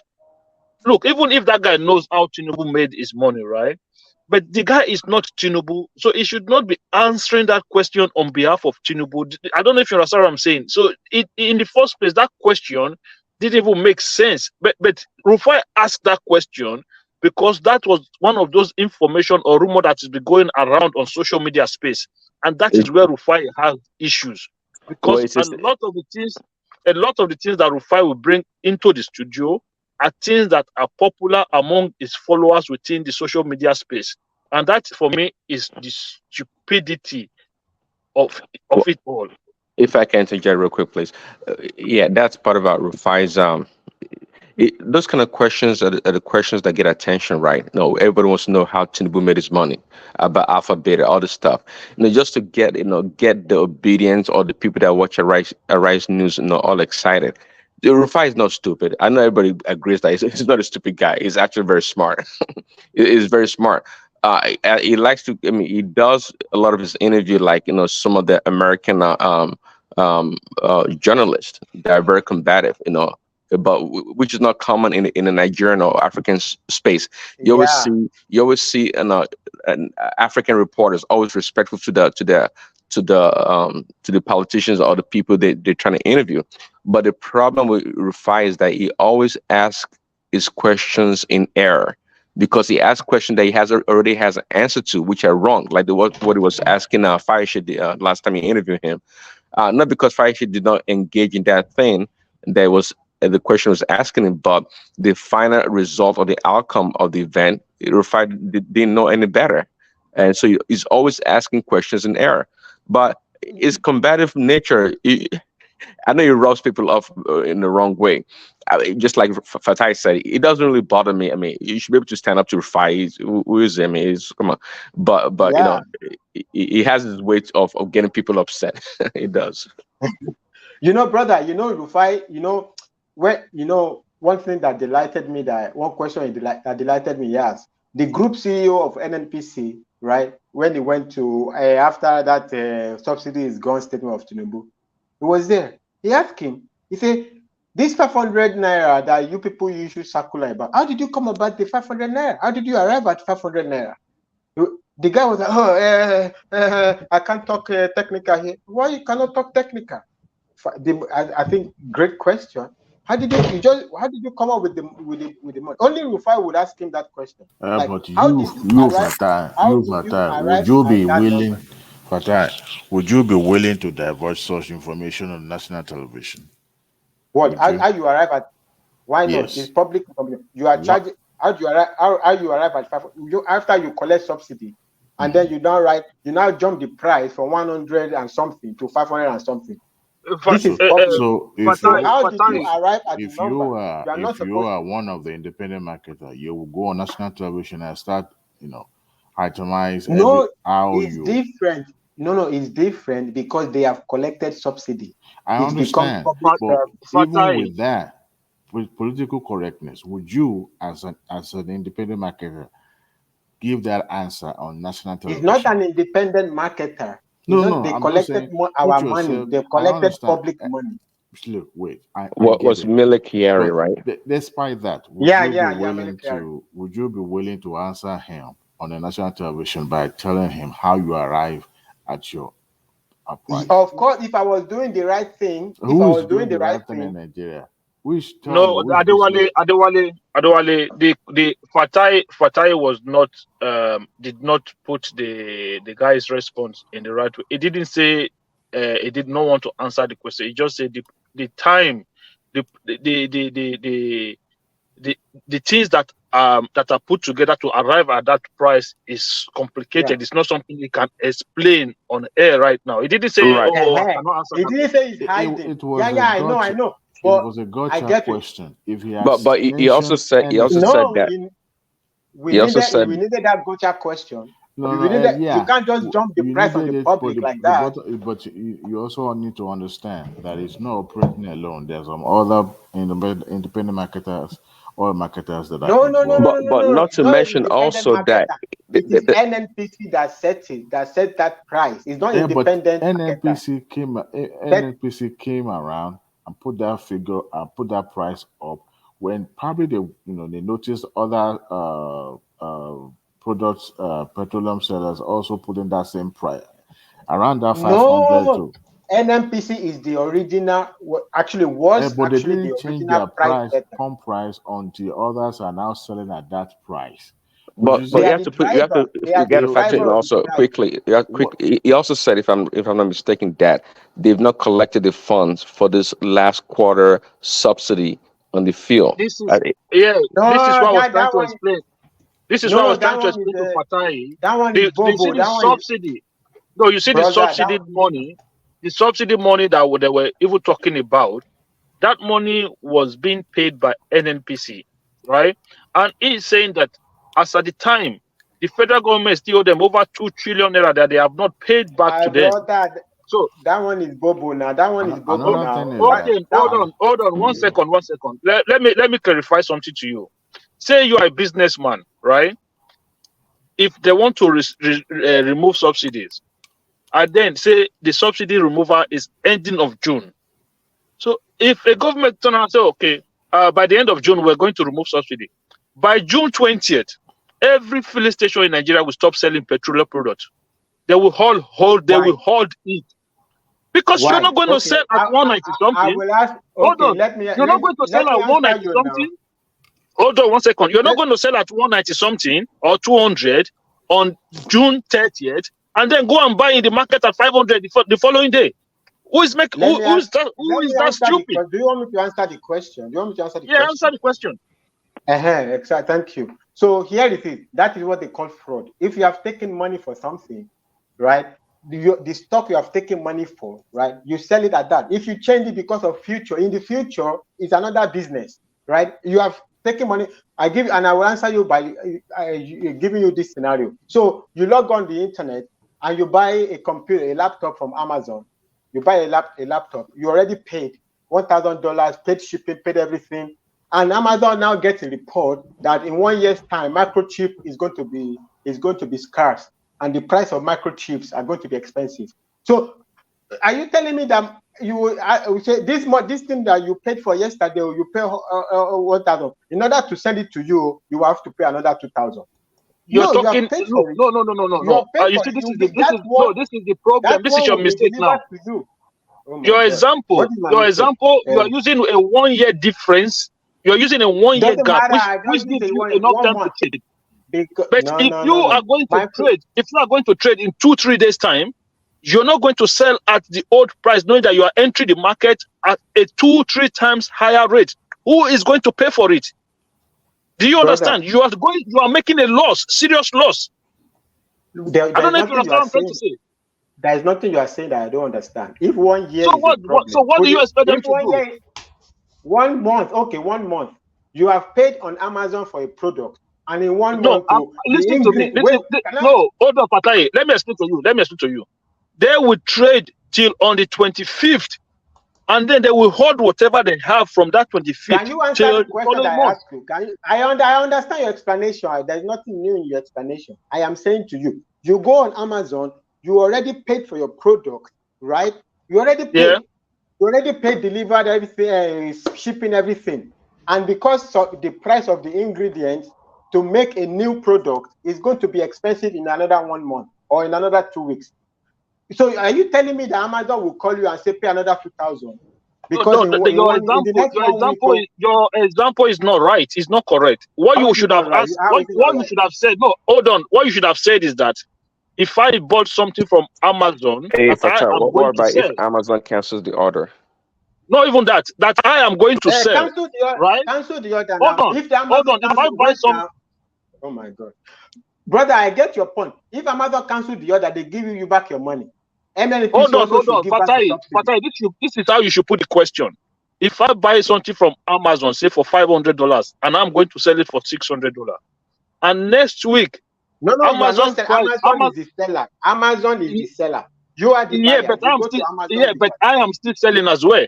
You need to factor that into it. I am still selling as well. So I am buying from Amazon to go and sell. Do you understand now? So if Amazon price, if Amazon price is going to go up in a week's time, I'm not going to sell that product for that price that I bought it. I'm going to factor that into it.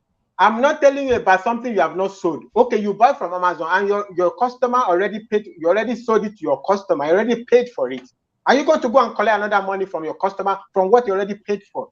No, you are using the wrong example. This is what I keep telling you. You're using the wrong example. How is the wrong example? I say they have already collected subsidy. They already collected subsidy. Right? Yes. It's been paid for. It's been paid for. How can you? If you do anything, it's fraud. It's fraud. Look, if in a serious market, brother, in America, this is the mistake you are making. This is the mistake you are making. The petrol station sellers, the people who own petrol stations don't get subsidies. It is the people who are importing the petroleum product that gets subsidy, which is the NNPC. They are the one that gets subsidies. You are not telling me anything new. Even this was the argument I was making, that if they want to do subsidy, they should give it to the petrol station. The people, the petrol station are not the one who increased on their own increase the price, right? The price increase came from the holding of the petrol between the marketers and the NNPC, and then that is what affected the petrol station. Even people were asking me this question, and I was saying that they are trying to close down the petrol station that started, and I was saying like, no, the people that they should go after are not the petrol stations. The people that should go after, they exist between the marketers and NNPC. That is where the government should go after them. So that is it is not about who they're going after. It is not about who they're going after. You see, there's a difference in the price now. So if I buy something that has been subsidized, what's different in the price now? Hold on. If I buy something that has been subsidized, and the subsidy is going to go next week. So listen to this now. I'm selling it at a subsidy. You are expecting me to sell that product at the subsidized rate. Then I'm going to go into the market again. Hold on now. Hold on. I'm going to go now. So how does that concern me? If you are going to go hold on. So wait. Yeah, go ahead. If you bought a product, if you have an inventory, right? Because you are going to buy new inventory, go and get your new money to buy your new inventory. You can't tell me because the new deal is going to be different. Therefore, the customer that have paid, the customer that have paid, they should pay another money.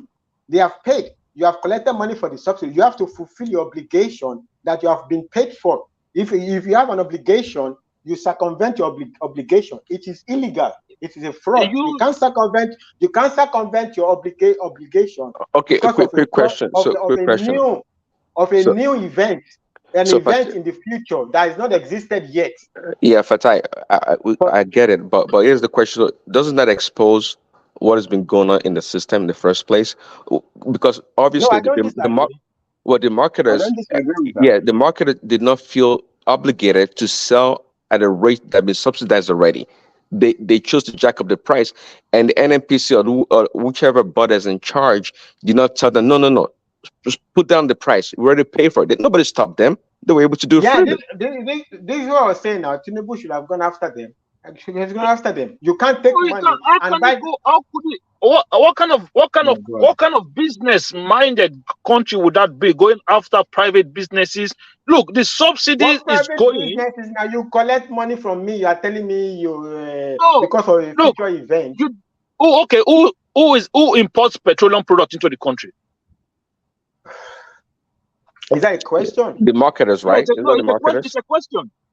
The marketers. NNPC, and whoever NNPC is the sole single importer of petroleum product, refined petroleum product into Other people Nigeria. also have licensing. Other people also have licensing, but NNPC Yeah, is but the like after because the of time of the competition, subsidy. NNPC is the sole importer. Yes. So if they are saying, No, if progressive, NNPC are saying progressive. now, Hold on a second, one second, because I heard Melikiari said that NNPC is only responsible for 30%. Is that not right? 30% of the imports or the reserve in the No, country. that's also another story. That's what I'm No, saying. that is Whoever they give additional people, they give licenses. Maybe they don't have strength for competition or whatever, right? But NNPC is like the major importer anyway. It doesn't really matter. That's why I say is that a question. NNPC is like, so. okay, there's no argument there. Yeah. So what So I'm trying just to make explain the to you now point. is that Make the point you are trying to make. they are not. It's not like okay, we are going to wait until we finish our product before we go back to the market and buy. No, they keep buying the product every day. So once the government have come out to say no more subsidies, NNPC is still No, they no, are still no. buying. They Okay, are still okay. buying refined products.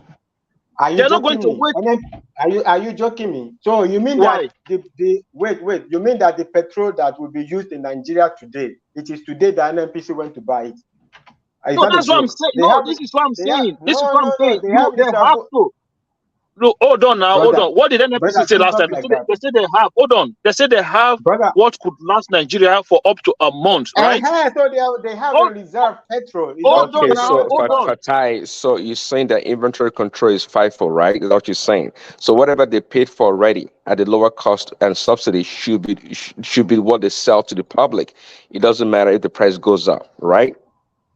No, I'm not saying it doesn't matter if the price goes up. I'm But you're saying saying that if that inventory is first in, first out, they already paid for it. They already paid for it. Then if the price goes up, they shouldn't be charging the public the new price It already. doesn't, what Patai is saying doesn't make sense, because even over no, here what in you are Europe, saying, no, even brother, over don't say here, that. What no, you are hold on. saying doesn't make sense.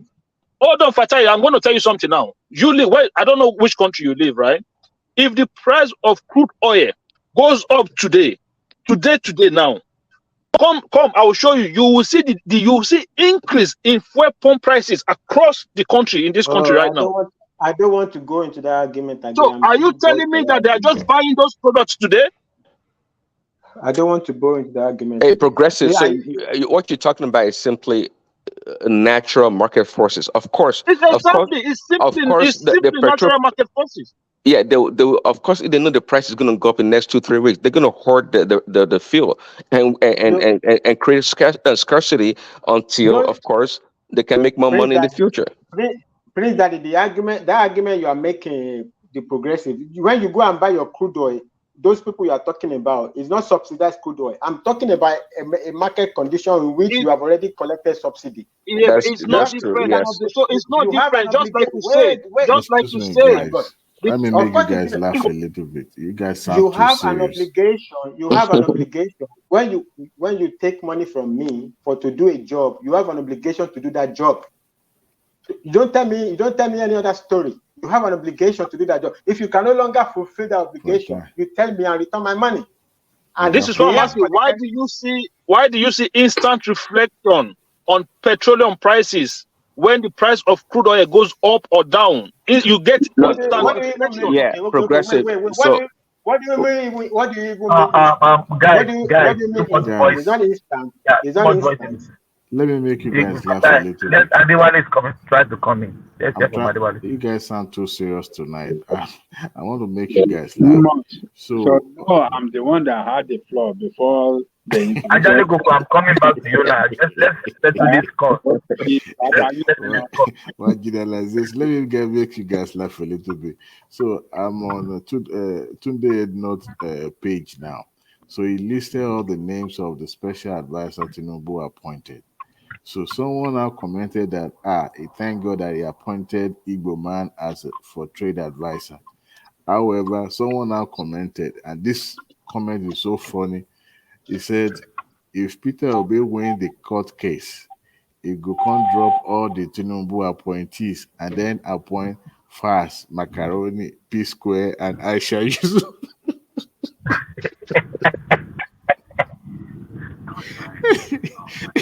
I've been rolling down the floor here. This is so funny. Okay, those are the ones that will become the special advisor to him. That he would drop all these Tinubu's appointee. It was so funny. It's so funny. Anyway, brother, let me close the argument on the Rufai space. The way I see Rufai, if he could drop the too judgmental angle of his, and if he drop bringing things from the rumor, right? My own rule in life is be yourself. Be yourself. You know, never follow anybody. Follow yourself. Like me, I follow only Fatai. I don't follow anybody.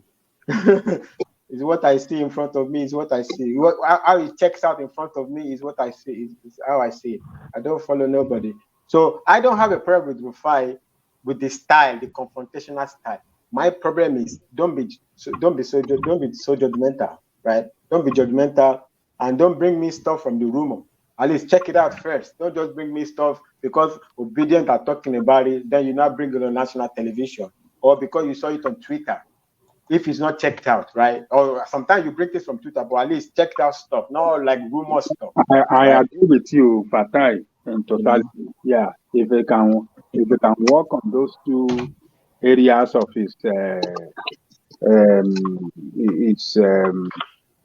how do I say it, inefficiency, I think he can do better. Yeah. So I really respect him, and I think he did a great job. So, and we should encourage him. We need people like that can stand up against the politician, ask questions, and even embarrass him embarrass them something. Babami, embarrassment alone do me, Babami.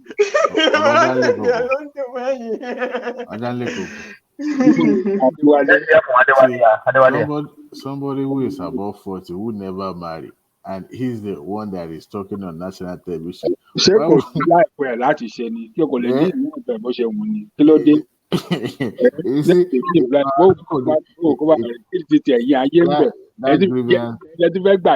The grievance of not married. That's why he's always hard on all responsibilities.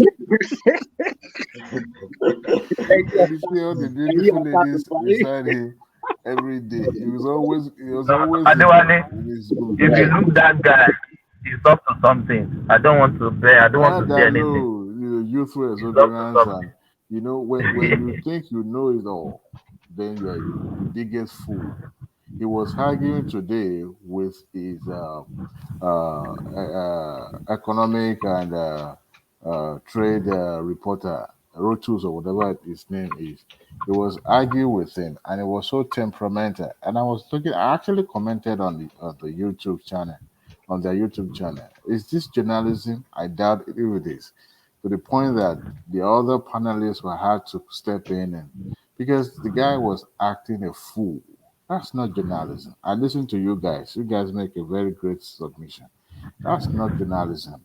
The moment you start acting like you know it all, you are correcting. So yes, you can fact check people, but you fact check in such a way that you don't sound, condescending.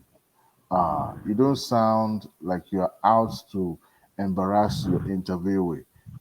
We've had great journalists. They will pose great questions at you, and you will answer it with ease because you know they are not coming with bias mindset.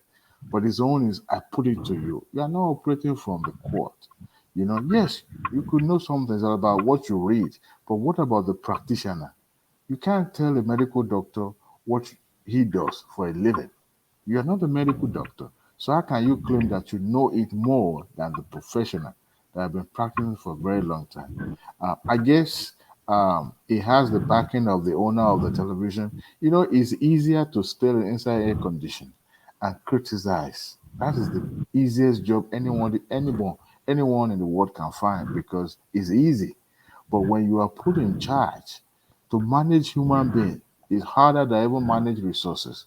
Resources is about a portion where you needed to, but human beings are the most difficult to even manage. And here he is, always easy to say, hey, and they will ridicule people, they will laugh at people in that studio. And I will look at it. It won't take too long before that channels will crash land because it seems they are all out. And I pray to God that whoever they support maybe win someday, and they will want to see how they will come around, to continue to present themselves the way they are doing now.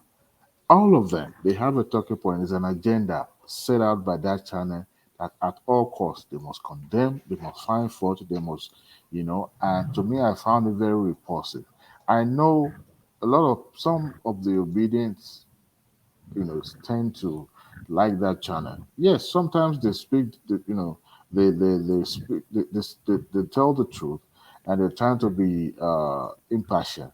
But it seems the agenda that they already have usually sometimes they cloud what the objective they've set for themselves. And at the end of the day, they sound ridiculous because it seems all the politicians are trying to avoid going to that channel because it's not just about asking questions. Today he was asking Ugochinyere, the lawmaker from, I believe, from Imo State. No, Imo State, yes, where Uzodinma came from. And he was asking that gentleman to commit himself by saying that he will declare publicly how much is being paid in National Assembly for someone who has yet to draw a single check from National Assembly. In my mind, I was like, you guys, you must be stupid by coming out and asking this guy. I mean, thank God that guy was so smart. He answered the question in a very political way. I downplay it because how can you make somebody commit for what he has not even, he would look as a betrayer. They will ostracize him in the house. As a matter of fact, he will blame himself even going to the house. So now you want him to commit. Now, someone should get a form of any political office for Rufai, let him fill it, submit it so that he can be elected and head, at least if it is even local government, and see how it will transform that local government. Let's see. Because the Yoruba said, I don't do rofo. But of course, one should know them for who they are, especially that channel, all of them. Then you realize they are taking their public opinion from social media. And that's when I knew they are wrong, that they got their priority wrong. You don't measure public opinion through social media. No, because not everyone who has people with serious-minded people are not always on the social media. But the moment they started featuring social media comments and all that, because those comments were pre-select, those ones that favor their narratives are the ones that they feature. But the moment they started doing that, that's when I knew they've lost it.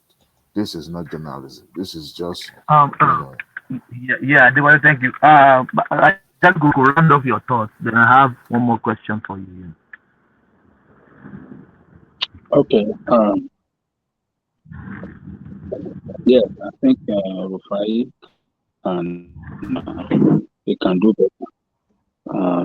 But for us to rubbish him or to post any video of his rascality here, for us to be playing it and mocking him, I don't think is the right thing for us to do on this show, on this platform. Because I had one man calling on people that whoever that have 4 minutes or 5 minutes video of Rufai shenanigan, they should post it to Instagram and he will run it on this platform and make a mess of Rufai. So I don't think it's a good idea. We have nothing to achieve by doing that. I think we should leave Rufai alone to carry out his job the best way he knows how to do it. As long as the channel he work with doesn't see anything wrong in what he's doing, I think we should just leave them alone, let them do their job. So, but to me, I think it's one of the best that we have. I wish all our journalists can have the courage of asking questions the way Rufai asks questions. Maybe not the same manner he asks them, but at least standing up against politicians, working hard, doing investigative journalism, get their facts very right, and then post a very hard question to this politician. So I wish they can do that. It's time for journalists to stand up for that country. They can help us. They can help us checkmate these people and do the nation good as well. That's my take, Thomas. Yeah, Baba, what do you think about the Southeasterners now betraying their home? The one Aquabio, Southeasterners voting for the Northerner, and they are the one that will be shouting marginalization. They don't give them chance. What is your take about that? You see, Southeasterners did not betray. Before you go on, my conclusion was anywhere Yoruba tends to pivot to, Southeast will never go in that direction. And we know that we all indication the Yoruba will be voting for Akpabio. So what is your take? Well, you see, politics is a matter of interest. And if your interest is battered by some group of people in the same political party or some interest in the same political party, I think you have to stand up to fight against I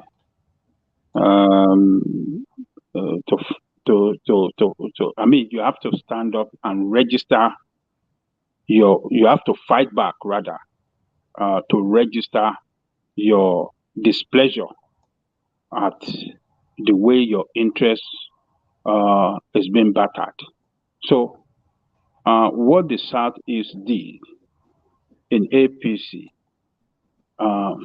for not voting what do you call it? Voting for Fabio.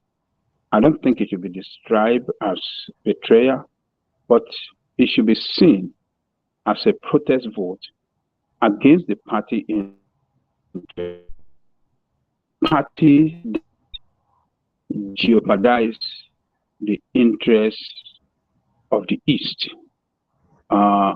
When it is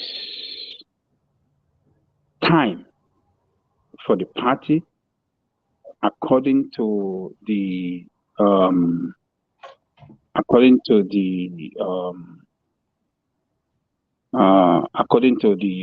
how do I say, according to the complexity of Nigeria, according to the importance of this that Southeast represents in Nigeria. They are the third largest group. I mean, one of the three largest majority party in Nigeria. And for that party to lobby their interests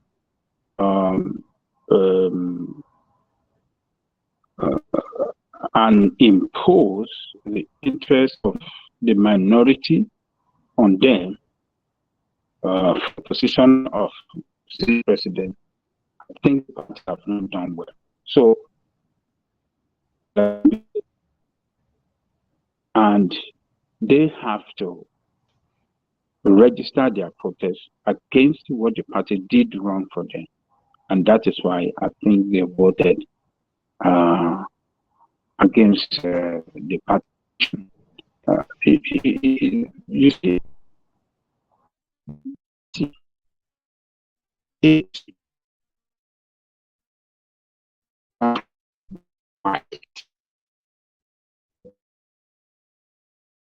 come on,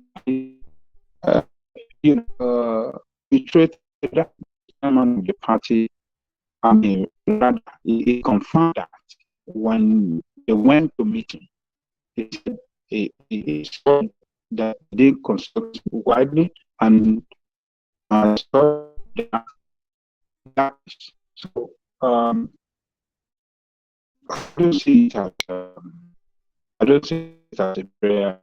They just face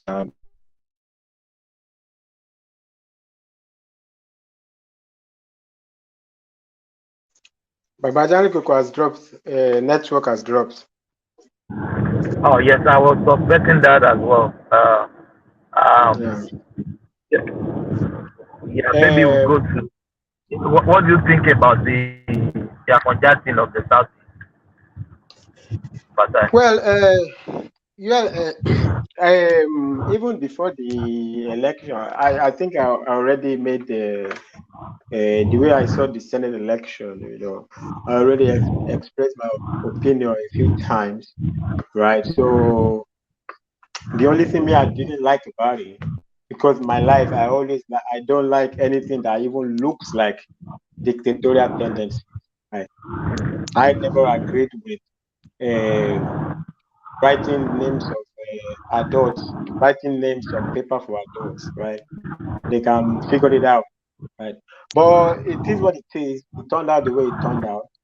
Okay, Babajani Koko is back. Babajani Koko. Their action, to me, I think, it's just like people that are bitter and they acted in voting against who is the interest of the party, for them to show their displeasure against that is not our candidate. So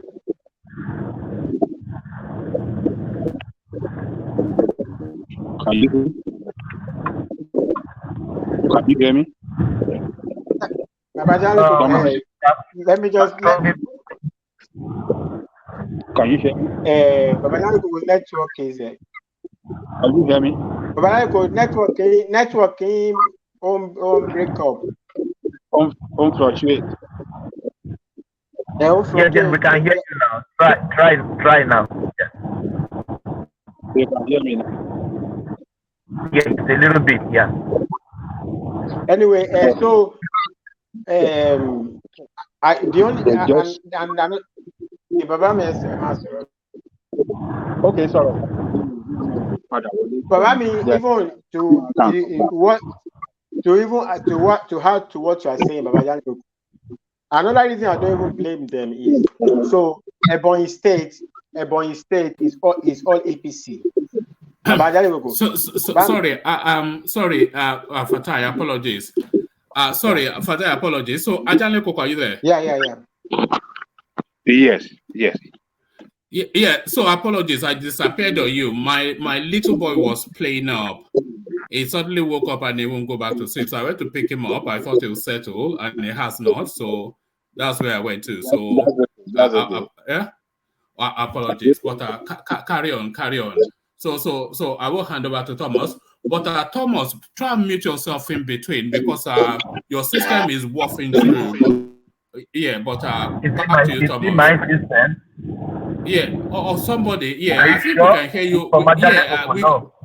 No, it's your driving. We can hear the wind from your driving. Drive, yeah, that's all right. Yeah. All right, but carry on.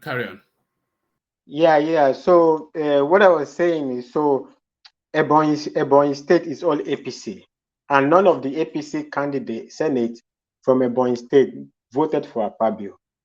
Right? Edo State have 2 APCs candidates. Only one voted for Akpabio. The other one, Bayelsa and Delta. I think it's Delta. So no, I think it's not Ebonyi. I say Ebonyi. What is that? Bayelsa, Delta, and Edo. So these 3 states. So Bayelsa is all APC. The Senate, they are all 3 APC candidates from South. Delta, I think, has 2 APC and 1 PDP. Right? None of them voted for Akpabio. 0 from the 2 APCs, 1 Labour. Only 1 APC, I think, is Oshiomole, voted for Akpabio. So if in this, even in the South. Sorry to interject. Can you cross-check that one of Ebonyi State again? Because Umahi. No, it's not Ebonyi State. I'm talking South. I said it was a mistake. I wanted to say Bayelsa. Okay, it's okay now. No, I'm talking. Yeah. I'm just saying, like, even if from your home right? If there is a conflict from your home, I don't think it's a strong argument, right? It's a strong inference to say the Southeast vote, to equate the Senate vote with what happened in the general election. That's the point I'm making. So the Senate election is more complicated than that, because even in its own zone, right, you had 3 states that were against Akpabio. And if not for Wike, it would even be worse than that. So that's why immediately he went to thank Wike. So if not for Wike's intervention, it will not be that vote will not be the way it was, right? It possibly Akpabio will lose if Wike didn't get involved. Akpabio will have lost.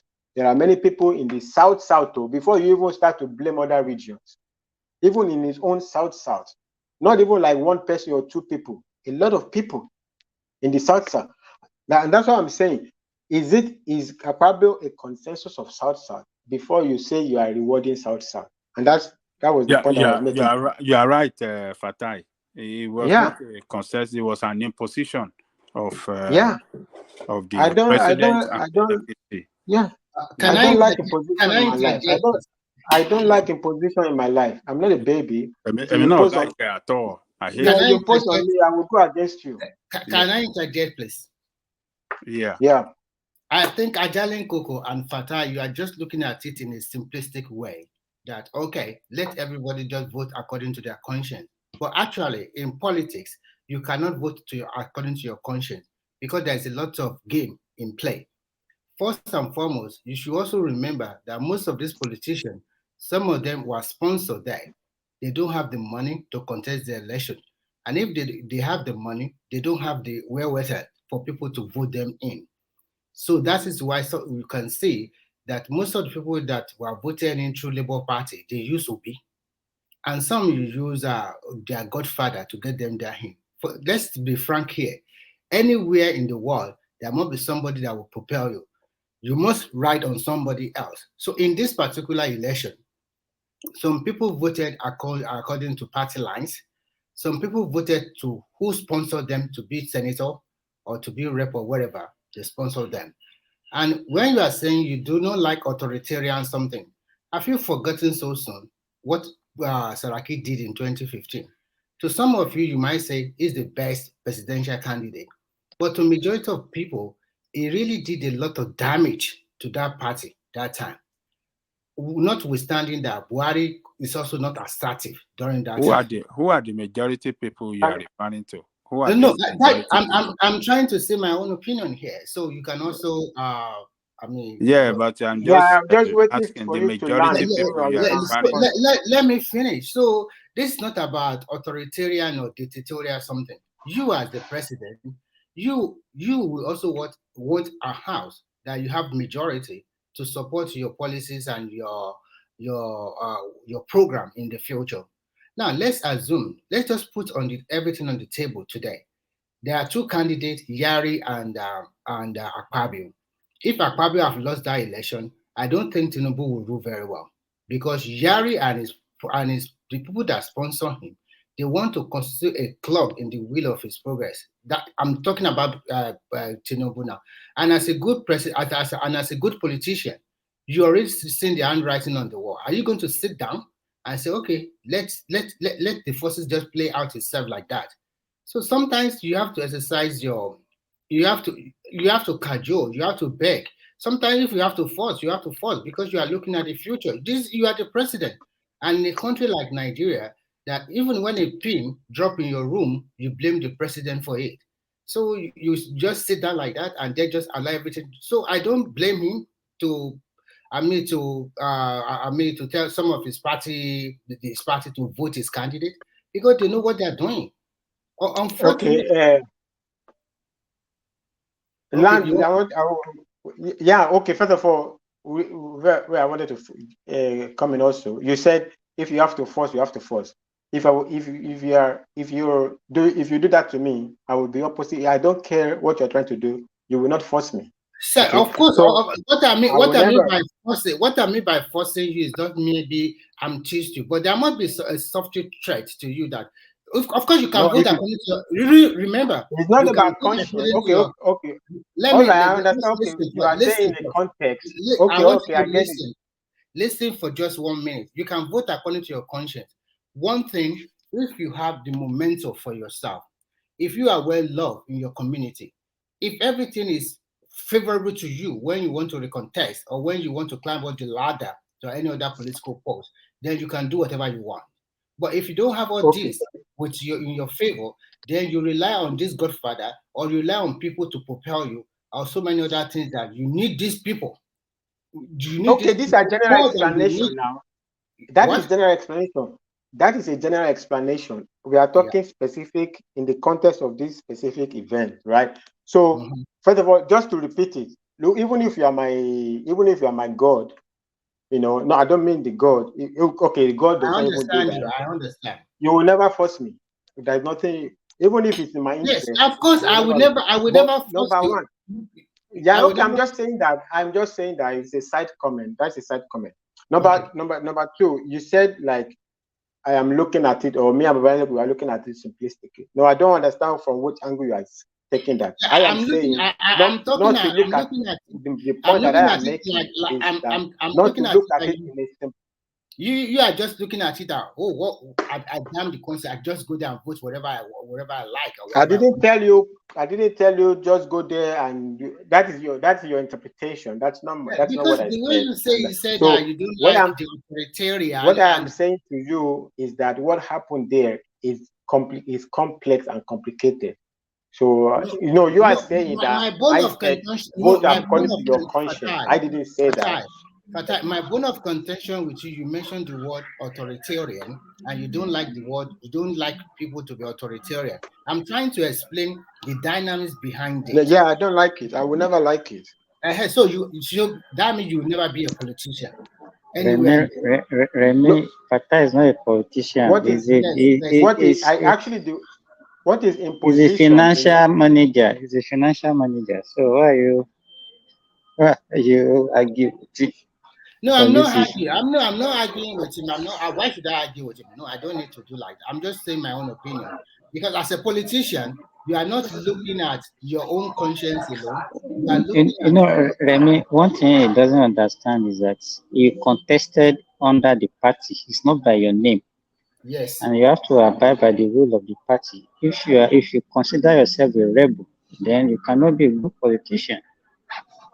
Okay, Simba, I see like you are trying to explain to me, but I want you to explain why the APC senators in the South, in Bayelsa, all of them did not vote for Akpabio. The APC senators in Delta did not vote for Akpabio. One APC They don't have APC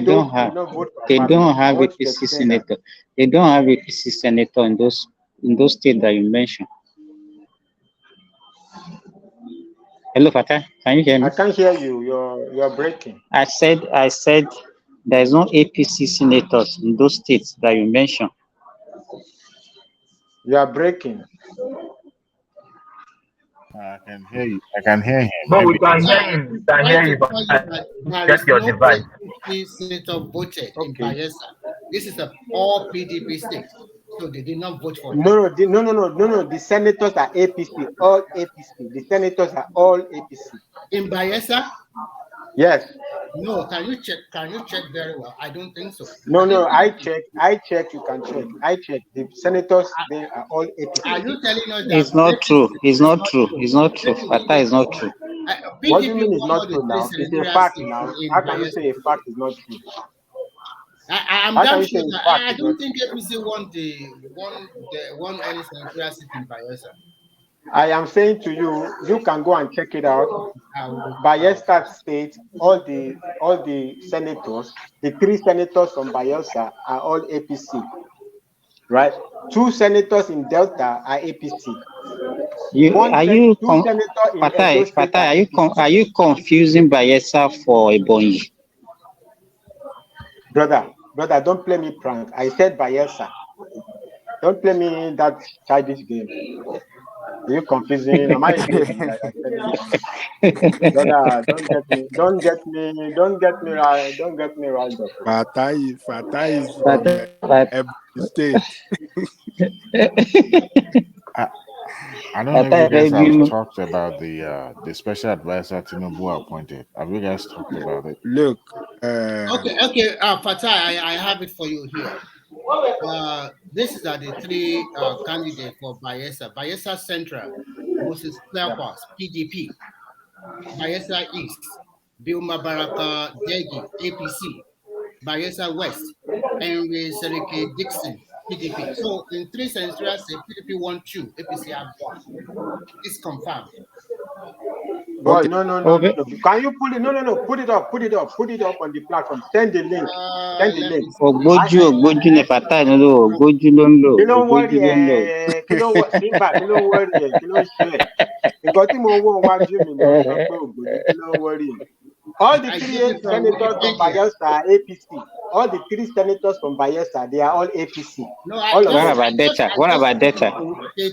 Ebonyi. Am I even? Are you making me to be saying Ebonyi? Wait. I said Ebonyi. Now you are making me confuse Ebonyi with Bayelsa now. Wait. Okay. Wait. Edo is 2 APC. No, okay. I think Edo is 2 APC.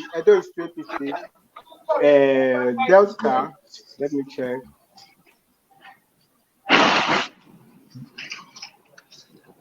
Delta 2 APC and Bayelsa. Where is Bayelsa?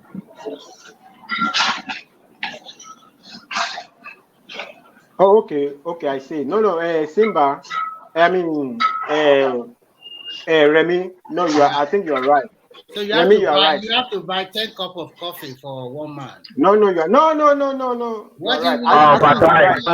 I was checking about. Can you please apologize to us? What apologize to you? I just corrected myself. I'm just joking. They are telling you, but you are not listening. It's a fact. I don't argue with fact, right? I put it there and I check it out. Right? So I don't argue with fact. If it's fact, it's fact. There's no two ways about it. Fact is fact. So one APC, okay. So one APC senator from Bayelsa did not vote for Akpabio. One APC senator from Edo did not vote for Akpabio, right? And which other state he did get 0 votes? So 0 votes for Bayelsa. When did you guys even get the list of this? What of Delta? I thought it was Delta. Two senators from Delta did not vote for Akpabio. So how do you explain in his own zone these senators? They are APC senators, so in their own zone they did not vote for him. Yeah, I think that is not that. Like you said if you are a politician, you will not be like to be dictated to. So you cannot expect. Now you are making back. Look, it's not personal attack. I don't hate Akpabio. Me and him, we are not. He did not collect my girlfriend. There's a caveat for people like that kind of politician. Of course, you will have your way now. If you are lucky, if your candidate have won that election to be the Senate president, and your party is also the ruling party, then your chance is very bright for you to come back in the next 4 years. But the way they have voted now, they have noted them down. But I will write it down with you. If they are still in APC in the next 4 years, they are a goner. Politics is not just something you just say, okay, fine, this is what I want, and nobody can do whatever I want. I won't do it my own way. It's not done that. Okay, whatever happens in the future, nobody is in control of the future. What happens? My point is, sometimes you can control the immediate future. The future is brother. Can you just let me land my point and leave it, because it's not personal between me. I don't know Akpabio. I don't have anything to do with Akpabio. I'm not personal. I don't care about Akpabio. Don't take it seriously, okay? Just no. It's that thing that came in that even got me angry, sir. Actually, me and you were enjoying good argument. Now I don't have a problem. That one just came and you think you want to score a cheaper. I get mad to. You think that you get mad to? You know, I give back as much as I get. I don't have a problem to get. I give back also. But Fatai, I think me and you, we are on the same line that Akpabio is not popular. It's not popular. It's not popular. It's not the candidate of even that geopolitical zone. He is a candidate of imposition. A candidate of imposition, party imposition on others. So the Southeast. No, Baba I'm sorry, I disagree with you. What do you mean it's not popular? He won with 64 votes. Out of 64 votes, at least I'm sure that some. Did he win on his own personal volition? You cannot win with your own personal volition when it comes to an election. Brother,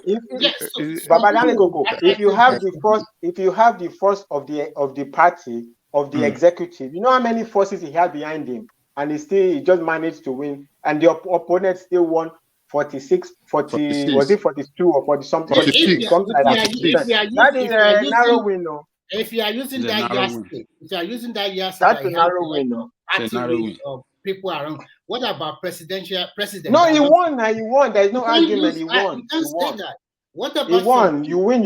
Even if you win by one, winner is winner. You understand? But it tells a story about winner is winner. No, he won now. He's the one now. I don't have to now say it's not popular. What do you mean it's not popular? If it's not popular, no, it's provided we just saying that there's a question mark there. That's all. Look, let me tell you. Do you know that Tinubu have to go out to go and talk to some people?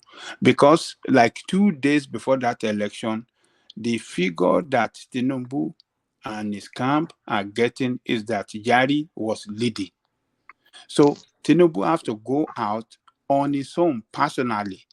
He have to deploy his vice president to go out and talk to some people.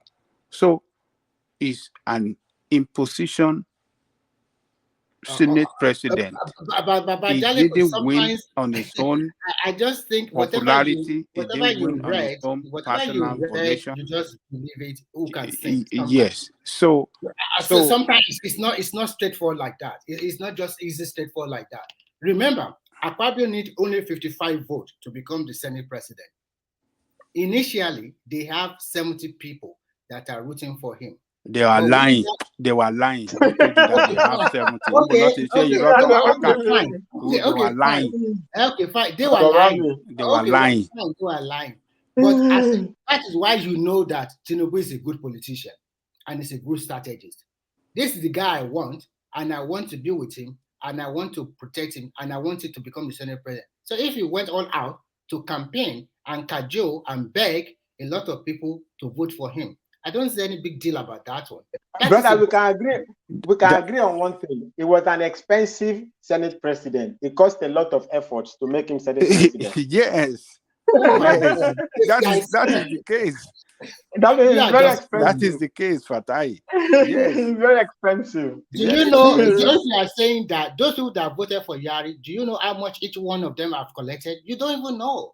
So I'm not talking in terms of money. I'm not talking in terms of money. I'm talking about the efforts. The effort they have to do to make him president. Very expensive. The brainstorming. Even the president himself.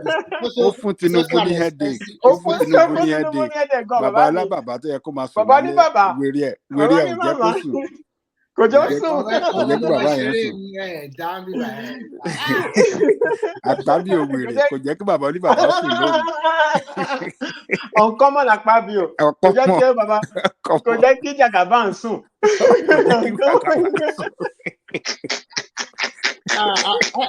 Sorry to digress a little bit. I was listening to one of the playback. Thomas, sorry. I just want to ask Baba Jaleko this question. I was listening to one of the playback while you and Prince Daddy, you are talking about Trump and Obama, and I can say, so what I deduce that I see a lot of obedience in Prince Daddy and that woman supporting Trump, So now do not twist it and not think so. This dad is not here today. I was just listening. I was just, oh Prince my Daddy is not God. obedient to. See the way Prince Daddy was hammering you, Baba Jaleko Daddy. I was, oh my God, it's really pissed this guy off. That he was really, he was fighting. I can't believe it, really. Prince Daddy is a Trump supporter to the core.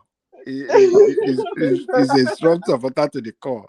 And he was giving all those praises, So I think all those accolades. I will call you obedient Trump. Anytime. Okay. I get you now, Remy. I thought you were calling him obedient. I was saying no. This one is no. I would just that. I would just yeah. I get it. It's really amusing. I get it. Oh my God! The way he was defending them and the way they were actually, to be frank with you, also, I'm not totally Obama work in terms of what he does and his beliefs. Sometimes he tried in the economic aspect, but the way he handled the relationship between Africa and it did poorly there. It did poorly. And to be frank with you, why on God's sake? It did poorly. Although we know that Libya is ruled by a dictator, but it was the best country. Look at that country. Oh yes. They just destroy everything. Oh yes. Everything. This is a good dictator. From the start, he brought water to the country for irrigation, for everything. This is a magnificent project, and because of hatred, because you do. I think my brother, you know, even what just like I can't stomach it is that even if you want to take him out, take him out is system like tactical. You just destroy the whole country. And you just let the guy just like that. And all those just destroy the whole country. Like what the heck? In Africa.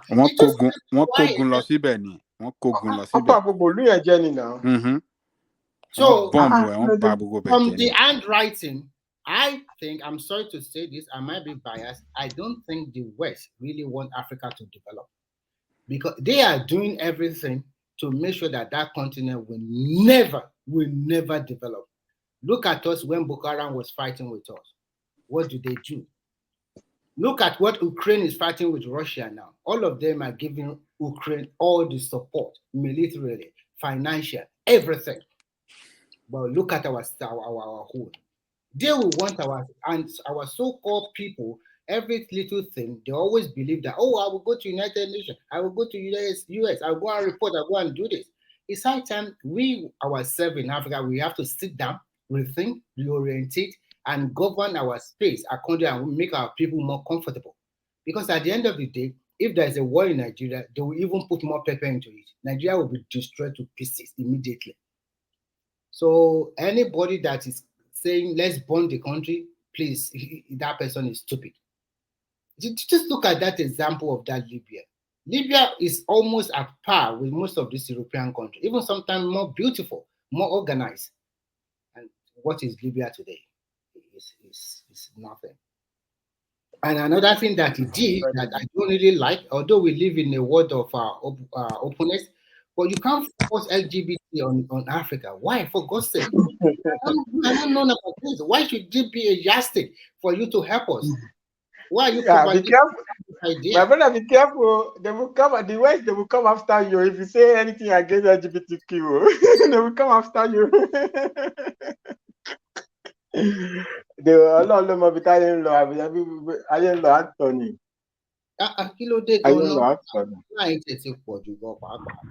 But Remy, what baffles me is we have our own culture.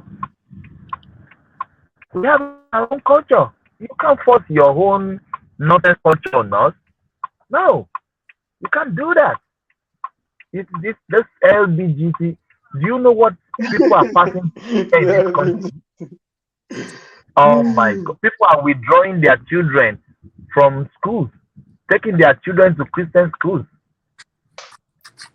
Yeah, and you can see a lot of trouble with a lot of Nigerians or everybody in abroad. You have to be forced to speak your local language to your children and teach them the etiquette and social and cultural. So because if they totally imbibe in the Western culture, it's a 50-50 chance. If you are lucky, your boy or your girl will still listen to you. If you're unlucky, he or she, because that individualism is there. If you are lucky, she will pick the positive side. If you're unlucky, she pick the negative. And when they go negative, it's very difficult to come back. So sometimes it's like, oh, I wish best life for myself and my family. And then when you get there, you are facing another trouble entirely in totality. So it's I don't get it. And at the end of the day, everything, I always blame our leaders, because every little thing, everybody wants to go to report to America, report to Britain. I don't know. It's sad. It's really sad. Tí bàbá mi ẹ̀ rántí orí yẹn ni. Díkí láti máa ṣayé yìí sí o, kò yé ni. Ayé tòótọ́, ayé tòótọ́. Ayé tòótọ́, ayé máa yé. Ìdáhùn yẹn nìyẹn, ìdáhùn kìíní yẹn nìyẹn. But it's just unfortunate. It's busy with the country. Yeah, it's just. And I've also listened to the new those special that Tinubu just appointed, and I'm quite really interested in that energy special duty something. That woman, is it a woman, right? My brother, Tinubu told you people before. He said, "Team ship." Now you team ship. Team ship. I think although now I think he's just the way he's doing this kind of stuff. I think I continue to like it, because when you continue to pick a lot of intelligent people around, and even if you are now appointing some ministers that are politicians, before they say stupid idea to you, I think these people can help you vet it, whether it's realizable or not. So I hope that he can rule very well. And I hope that a lot of Nigerian distractors, or the people they call the Nigerian owners, they will not feel threatened and try to fight him dirty, because that's always what happens. So, and of course, he's also a politician. He knows their game. He knows where they come from. One thing that surprised me now is that do you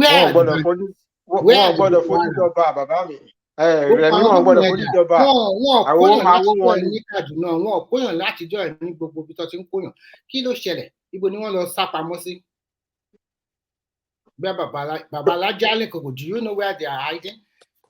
They are not hiding. All this banditry and the rest. No, what happened is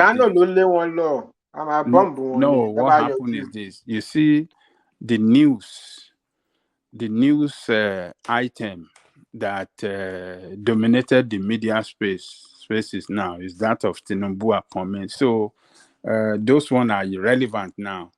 So Tinubu is the phenomenon now. So once Tinubu is well situated, have his minister and everything, then So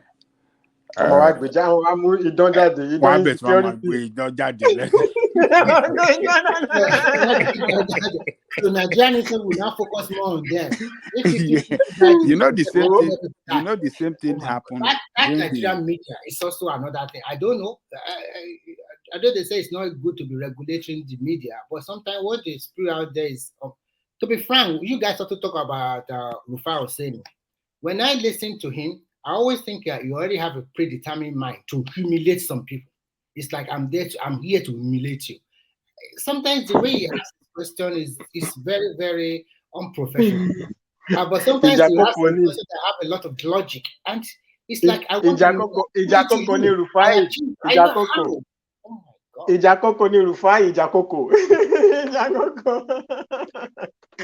Any more. You know what? When he always talks, one day I was going to I have a group picture with Ruben, but this guy was so short. I was like, oh my God, short people are devilish. Our tax was to some fitting.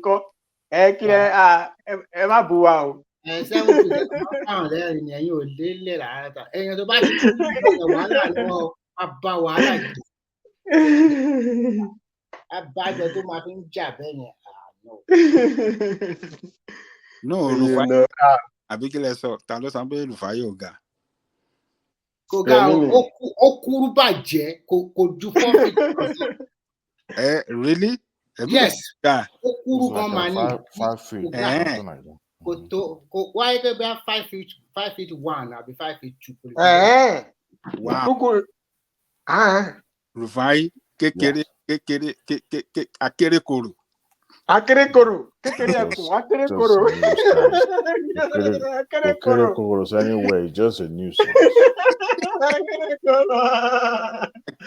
Yeah, bàbá mi, òun kankan ló yẹ kó máa kò ń ṣe olórin ẹ kó máa pè bẹ́ẹ̀ Rufai ló yẹ kó máa pè ní atawẹ́wẹ́. Fatai, English now. Yes, brother. Actually, I'm not using that one to castigate it, but I just think that sometimes it deliberately wants to imitate his interviewer. Yeah, sometimes it does that. Yeah, it's deliberate. It's just a deliberate, and I think it's not professional at all. And sometimes I can see that Abacha and the rest. Remy, do you think those politicians doesn't deserve those kind of? But we can't just like we said now, we can't generalize. We can't generalize. Let us embarrass them. They are no for what? For what? I don't buy that. Why do we have to embarrass anybody? For the show now, for us to enjoy the movie. Such atmosphere doesn't last long, and it's no ideal. I have a lot of followers. So. You can disagree with people, but when you set out to ridicule people, your objective is defeated. You know, you sound as if you are the authority on a particular subject, but some people know more than you do. Not everything being said on television is. What is that guy? Their business correspondent that day. Rotus. He did it yesterday. He did it to him yesterday. Yes. I think I'm going to have a physical fight one day. It took the other lady and Abati to step in because he was arguing with him, and the other one, was kind of like took his word back by accusing National Daily News of. You people don't know, maybe. Brother, you people don't know. Maybe they are fighting over one girl. Or you people don't know. I think Rufai is still beef from the previous conversation they have. It doesn't like it when somebody can't have upper hand or is winning or it sounds like you're winning. It can't take it. It has thin skin to that. It must have the last word, and it's not right. Journalism is not like that. And you will know somebody that has a devilish man. He will not ask his question. He will let the other people ask why he is thinking, ranking his head. He's just looking at where am I going to emulate or embarrass. Yeah. That is, and when he comes with his own question, it's always like that. He set out for a gotcha question. Let me get him. Let me ridicule him. Let me make fun of it. Let me make headline. You can't get truth out of people. So now I asked a question. Now that you are against APC, I'm not saying you cannot be against them. Now that Tinubu have won, what are you guys going to be saying? What are you guys going to be doing? How are you going to even go to this your correspondent? How would they look at them? Adani, he will repent. If he doesn't repent, I want more good Tinubu. They will come after him. I just said I don't. If Rufai is living in Lagos, I would advise him not to go to some places because they will beat him. But Remy, to be fair to them, I think they are on action Tinubu have taken so far. I think they applauded him. They are finding every means necessary to condemn any of his actions. See, Good morning, madam. Good morning, madam Didio. I don't know. One man is not in the studio. He knows how to hail her very well. Greeting to everyone on the platform.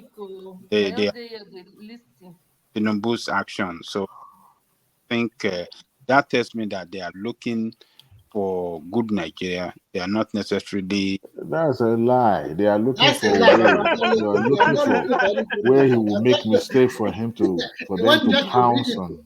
You know, Baba, let me tell you the fact. But Abati is still beef that Tinubu orchestrated his principal to lose election in 2015.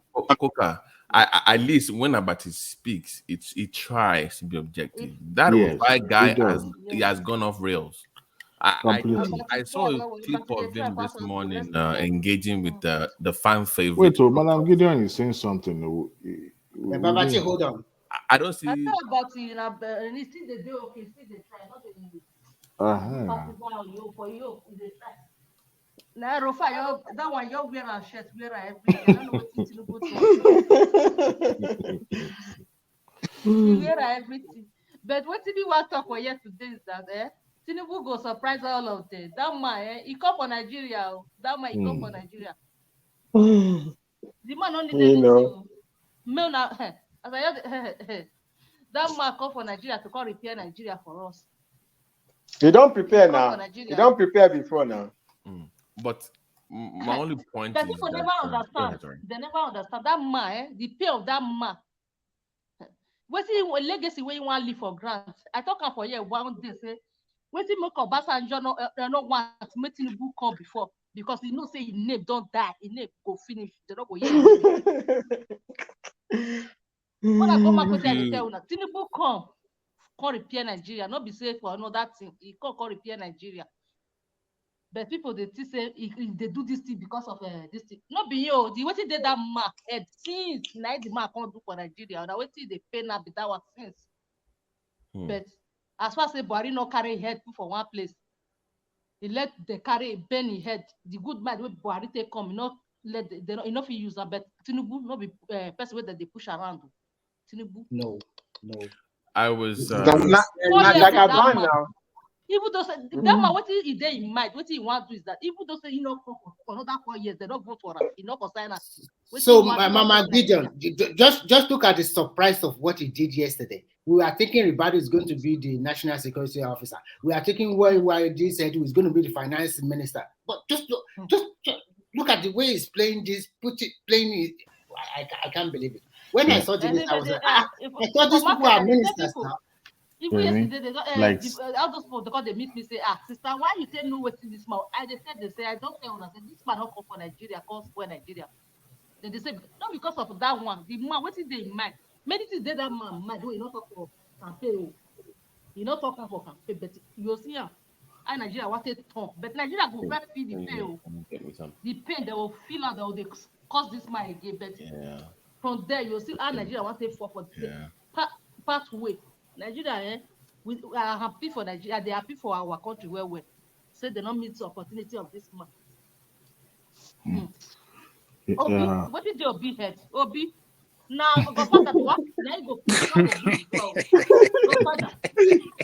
But Madam Gideon, Peter, forgive you consumption to production. No, you not gonna miss that one. My prayer work. I know they are saying God, thank you, because what he got, no, God don't appreciate. God disgrace them. He disgrace them where he say, no be you say what you na they talk. You not say una. You not say una. First of all, na say na he carry, not carry that one. I already know that country, that country needs a strong leader, a brave one, a stubborn one. In fact, a mad one. But you go see what Tinubu go do. Another 4 years, they go. This thing goes. They go punish Tinubu. People go punish Tinubu. Madam Gideon, somebody write this comment and they're very interesting. We say, I didn't even notice also. We say OBJ never congratulate Tinubu. Anybody know whether as OBJ? No, I had to congratulate. Oh, really? Because of where you don't want to become president. He can never congratulate now. And you know what? He just is done now. He just keep partying. Baba Yon.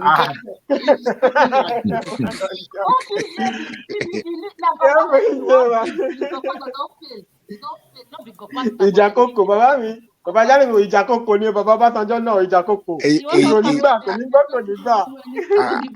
Bàbá Òwu You know, There's nothing let's calm down with the slander, please. Leave away alone. Don't deal with the man. See, there you go.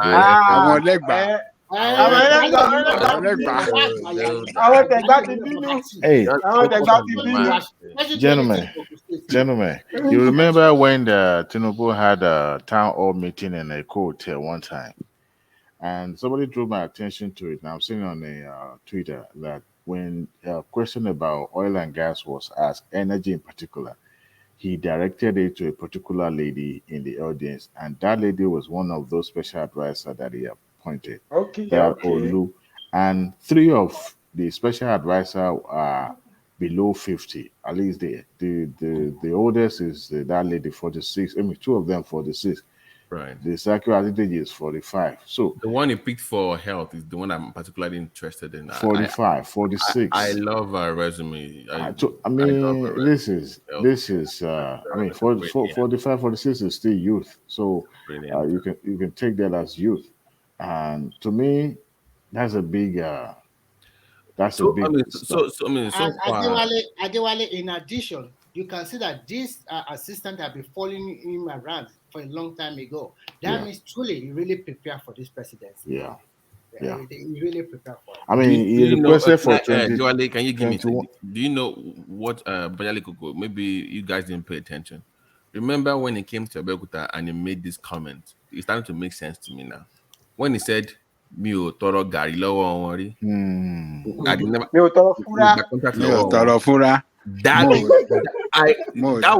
was on contract. That was on purpose. That way, when he gets there, it does not. See, this is the meaning of I am for everybody, I am from nobody. This is the actual man that should have said that. Because at this point, he has leverage. Could anybody anything? No, he's the Godfather. The Godfather of the Godfather. More sense now, just to remind you guys. Abdul Salam visited him in Asurok today. Yesterday. No. So not see. Let me go back to that movie again. That movie of I was quoting the other day of Maku. Oleku. You remember when they will usually send the powerful men. They will always send the powerful men in society to come to you now if you are pro-reform. They are begging now. So once you start seeing Buhari and former president coming to they are there on behalf of this cabal. I was like, are you kidding me? I'm visiting Buhari. It's not there for anything positive or anything beneficial to Nigerian people. It's there on behalf of some people. Some of people. That's when he was asked about the subsidy, I was watching him answering the question. Direlake was paying attention, and he didn't actually answer it directly. He was just saying that the president has make an announcement. We are going to support him. I was like, we knew them, or we know these people. But Dewale, the one that really surprised me was the special assistant on security. I think no Ribado. Yeah, but I really, because I came from work about an hour ago, so I was just catching up on Nigerian stories that it's not going to do the typical NSA. He wants to merge it with that special, where it will still be special assistant on security, but it will still manage that part. It will still manage them. It will still manage it. My fear is that appointing the police officer, I think he retired as the AIG, AIG or DIG, so thereabout. So you think the military will not? Brother, can you give me 1 second before you? Wasn't actually for military, but most of the people has been appointed were all most of them are army, so that's why people. Like, yes, sir. Brother, sorry, 1 second. I will give it to you just before. I just want to make a little joke. Sorry, 1 second. Baba Jani Koko, if it was Showore that is president now, will Abdul Salami visited? Shabu Salami have visited.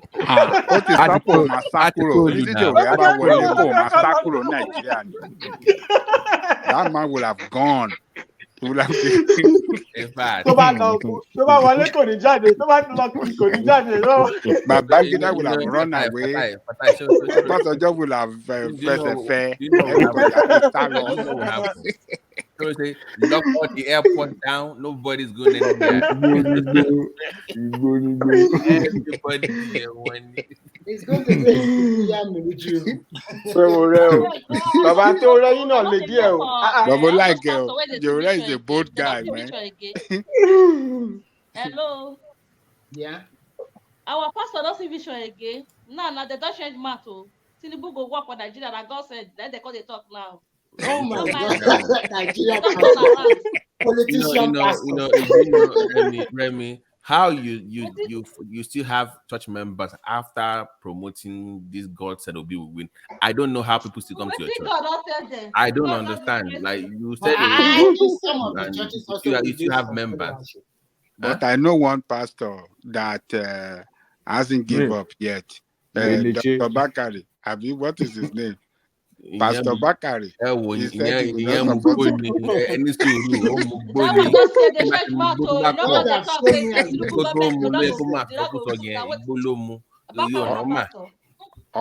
Ola pastor. Only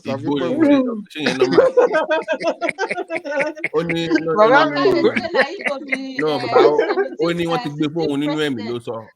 Nínú ẹ̀mí wọ́n ti gbé fóun. Ṣé yẹn normal? Olóhùn ní 16. Olóhùn ní 16 president. Ẹ̀mí sọ̀rọ̀. Ó dẹ̀ máa ń ṣẹlẹ̀ o. Ìgbà míì ẹ̀mẹ́ kó ṣẹlẹ̀ sí Jonah.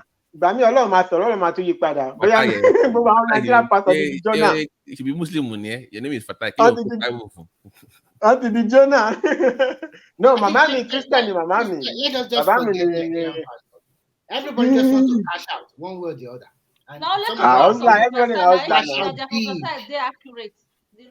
Everybody now hustler now. They're just hustling. It's only God that everybody's. No, God told me say government I go make Nigeria great. How they change? Me will not be faster they change. But we want to the Jonah. Ọlọ́run yóò mú padà ni. Ẹ má blame wọn. Don't blame them. Sometimes God can change spirits. Can change message in the spirit. Some pastors say they talk, say they will still remove Tinubu for that position. No. You are missing the point. It's not like that they have all this prophecy. It's they are constantly changing and moving the goalposts. That's the problem. Remember, they will not give it to him in the primaries. Then he got to the primaries. Then he will be sick. He will not make it. Then he will die. Then so they keep moving the goalposts. That's the problem. Just stick to one. If God told you one thing, how is God moving goalposts? Does God move goalposts? That is the issue. Abati, do you know primate Ayodele? There is one pastor, they call him primate Ayodele. That one they see vision every day. And every day, daily trust will put it there. If we see people that will die tomorrow, all his predictions are all lies. I don't know. But some people will still go to his church. That's what Babati, you know, God, he said God can change his mind. God can change his mind as well. Let me Thomas. Let me 1 year.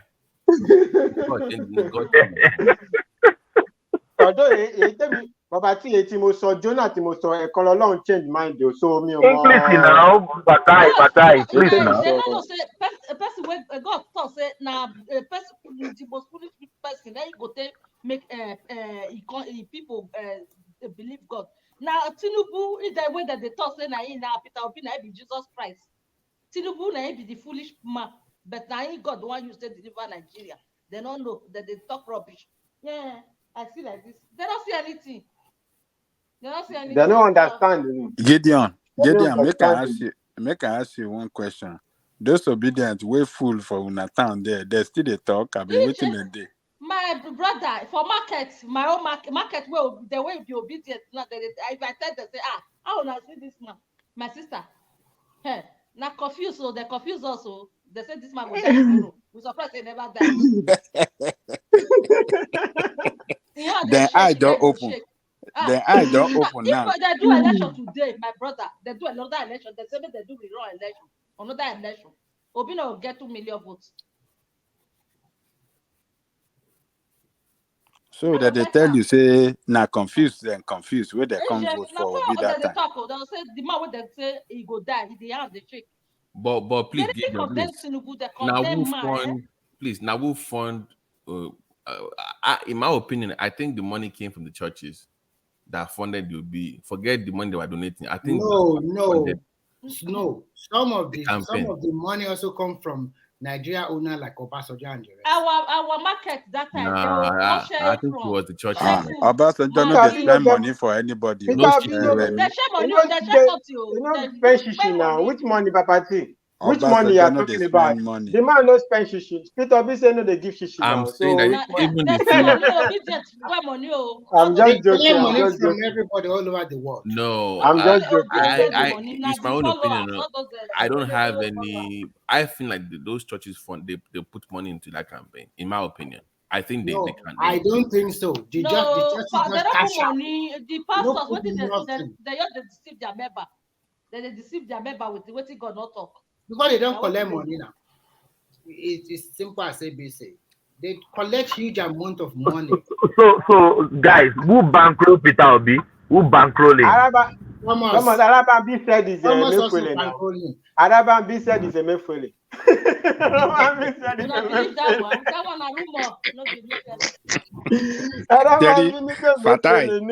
Fatai. Baba mi. Chora àwọn bàbá Araban bí ẹ. Especially that guys. Wọ́n fẹ́ pa Labour Party. Wọ́n dẹ̀ fẹ́ pa at some point. I know what you be promised there before. Oh yeah, before they cry now, would have to say, oh yeah, they tip out. The one will be active, they give the people, not be small. People always come for them. Oh yeah, where you want give them? Thank God though. That guy that was always talking, I'm a big guy. Is he really a Labour Party member or APC in Labour? Because for all they hear me more. Like Babati now Labour. Those people they see money they fly. They call your one minister team. Only one that we knew. Gbogbo owó yìí ẹ wá jẹ mí kẹ́sì àmàdá gbogbo ẹ̀rú ni àmàdá gbogbo ẹ̀rú. Ó ti di iṣu àtayànyàn. Iṣu àtayànyàn ìrọ̀pọ̀lọpọ̀ fight ni you guys are making me angry. Stop this your Yoruba, please.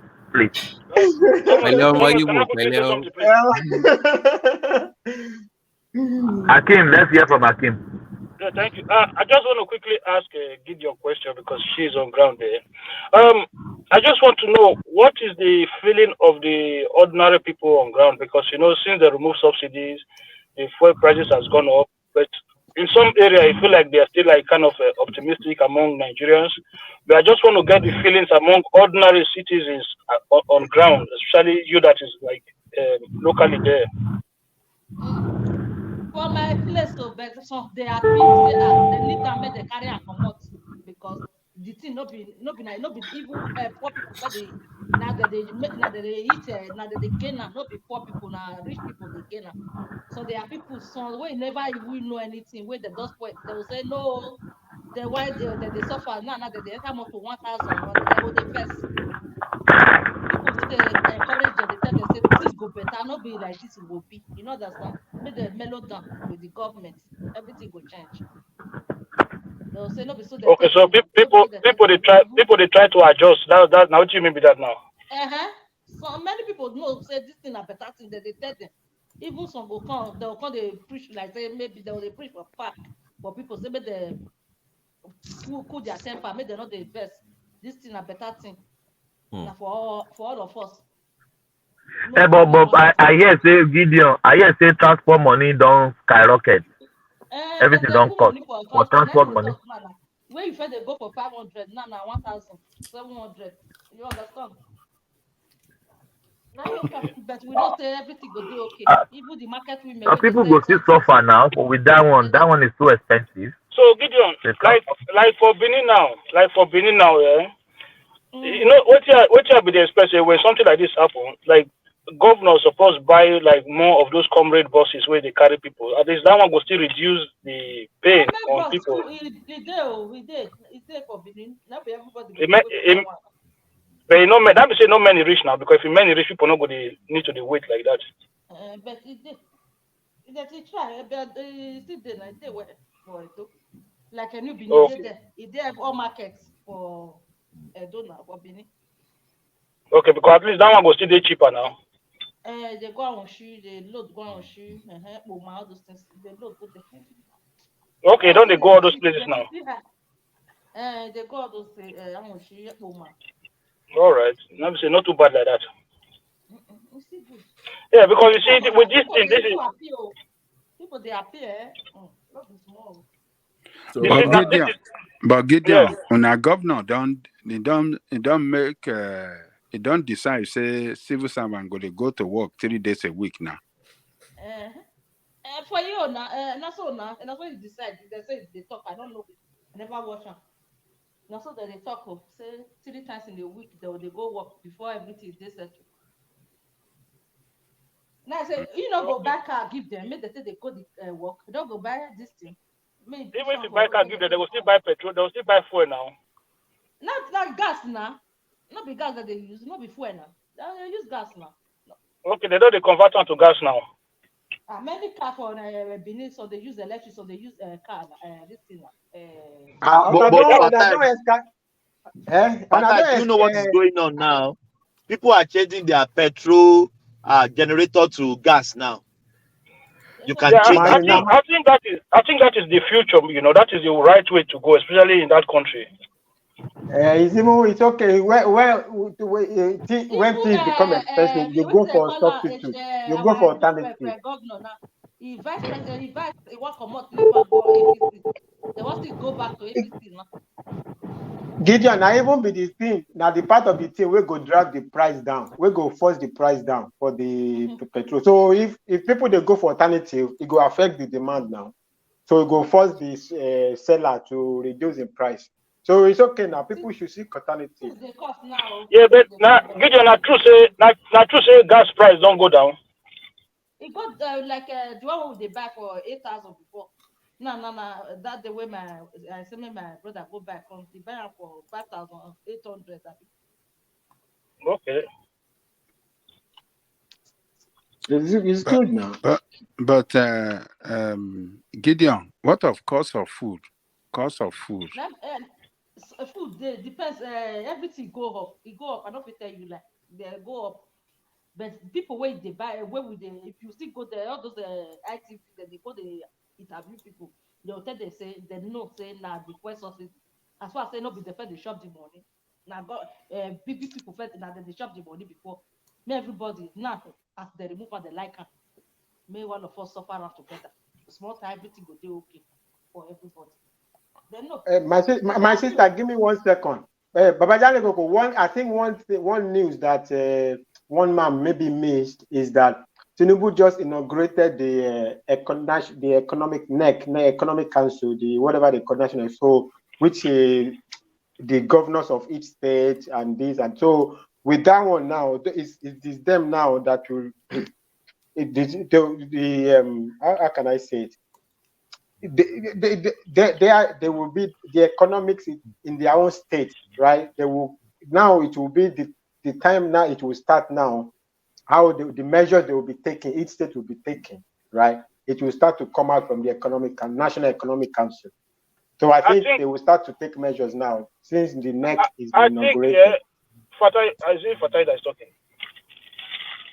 I think what the government should do, in my own opinion, right? That $800 million loan that Buhari took before I know that they have not given them the money before Buhari left. What the Tinubu government should do is give that money, go to Innocence Motor, ask him to produce mass transit buses that uses gases or other alternative energy instead of petrol, and distribute it to the state for them to use it as public transport. To state governors to use it as public transport, a way of subsidizing transportation within the state. I think for me that would be a better option than giving 5,000 naira stipend to people you don't know. I think it should just go to Innocent and say, look, this is what we want. Maybe each state 100 buses, depends on the size of the state, and they just because Lagos probably wouldn't need it because they already invest a lot into their BROT system. So there are some states that will need it, and it should just, do that. That will help Innocence to grow as well as trying to create some level of cheap transportation for the masses. I don't know.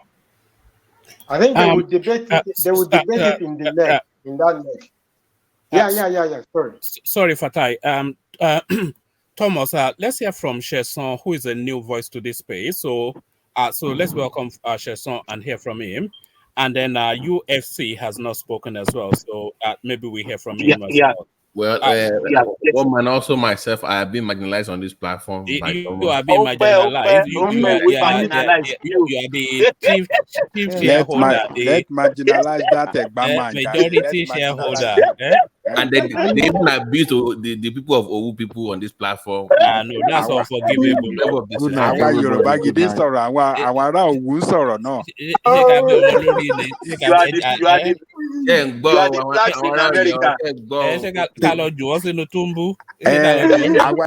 Àwọn Èkó sọ̀rọ̀, àwọn Òwu kan sọ pé àwọn sọ̀rọ̀, àwọn Òwu àtijọ́ Òwu tó lé wọn tó ti fọ́ Òwu tó sá lọ sábẹ́ pẹ̀tà.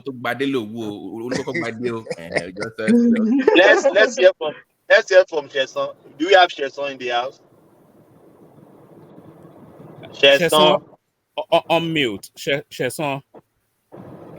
One man, can you hear me? Hello, good morning. I can hear you. Hello, good morning, house. I'm not a new voice. I'm not a new voice. I do come to the platform. This is Fash speaking. No, I need to regulate my sleeping pattern. You know, I live in London, so I don't sleep until 6 a.m. I've been complaining. Yeah. Bàbá mi, I noticed pé picture ìlágbára. Àwọn ọmọ Tinubu nìyẹn. Na Tinubu sọ̀rọ̀. Picture ìlágbára o, picture Fash.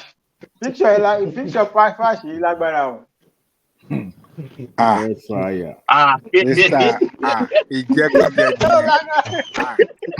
Ìjẹ̀bù Lafash.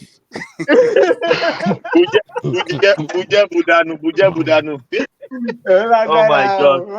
Yeah, let's hear from Fash. Fash, how are you? How are you doing, my brother? Yeah, I'm fine. I'm always, I do listen to the show every day, but I just listen a little bit and I go to sleep because I don't want to participate because I need to regulate my sleeping pattern. So that's that's all right. I think one man should really pay us we are in Australia and I think in America as well. But you guys living in London, if you are a person who like sleep very well, you can't really listen. Yeah. No, it's not about liking sleep. You know, sometimes when I started watching, then I got addicted. So something I will start watching from like 11, and you don't want to miss. You don't want to miss the show, and you don't want to miss any part of it. But sometimes I get sleep in the middle of the night and still wake up, but it still affected my sleeping pattern. I'll try sleeping in the day, so that's why I need to let me just take a break. I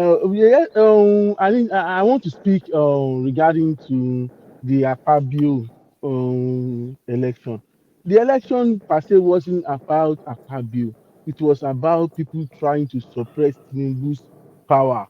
It did not sound, some people from the northern part of Nigeria, they believe they don't want to hand over the Senate power to Tinubu because he had the presidency already, and they think they can sponsor Yari as well. It's not only about Yari, you know, it's the power brokers. They need to at least fight. They don't want to release everything to Tinubu. If we were left to was it Akpabio and Yari to contest, I mean Yari might have got Akpabio might have gotten the number needed, but it's not about the both of them. It's about the cabals. They're still fighting back. They don't want Tinubu to go with all the powers. So that's why Tinubu have to get involved. And the way he plays his games, at the end of the day, he won the game. So that's what I need to say about that. But I don't know about the other stories, so I don't know what to say about them. If anybody can give me the outline. Yes, I'm here. We talk about the Southeasterner in the Akpabio's election. They didn't vote for the South. they vote for the North. So what do you think? What do you think happened there? I think they should have vote for the South. Yeah, that's how they play. They play their own politics. They play politics with emotion.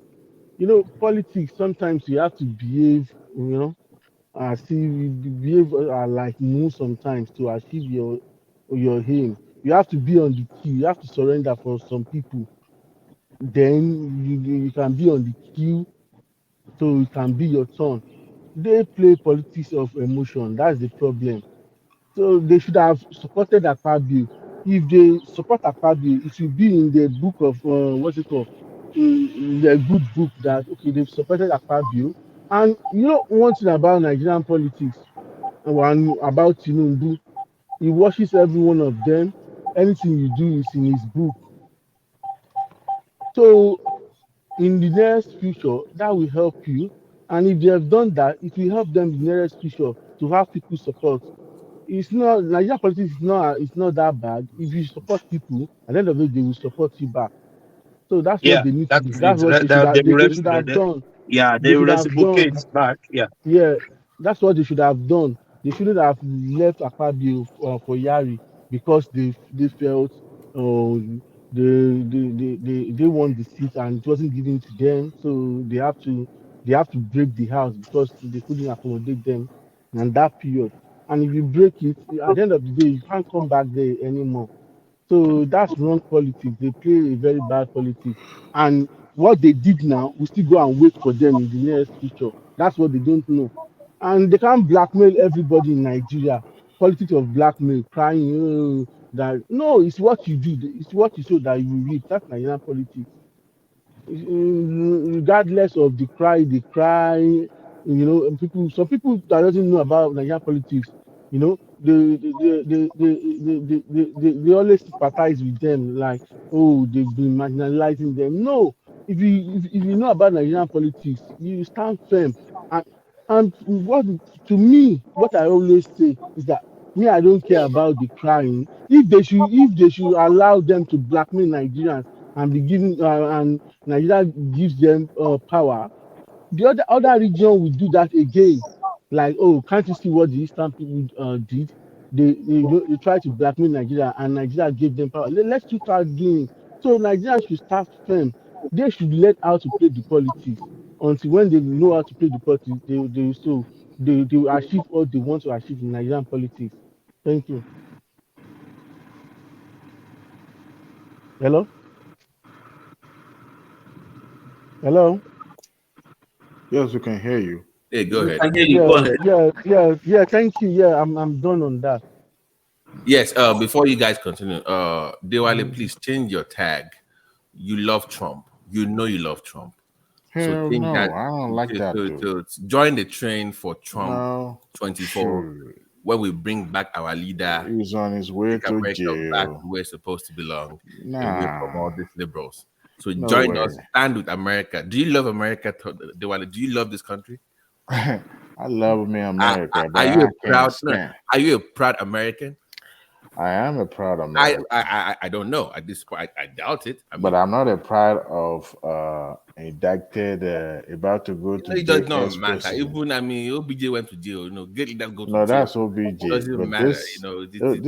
This is not OBJ. This is we are voting for Trump. Even if he's in jail, we're going to put him back in office. No, you can ask Prince that he said he's not going to go to any jail. That is going to be the president. Yeah, that's even better. That's even better. Okay, we shall see. This anti-American rhetoric has to stop. Bring Trump back for next year.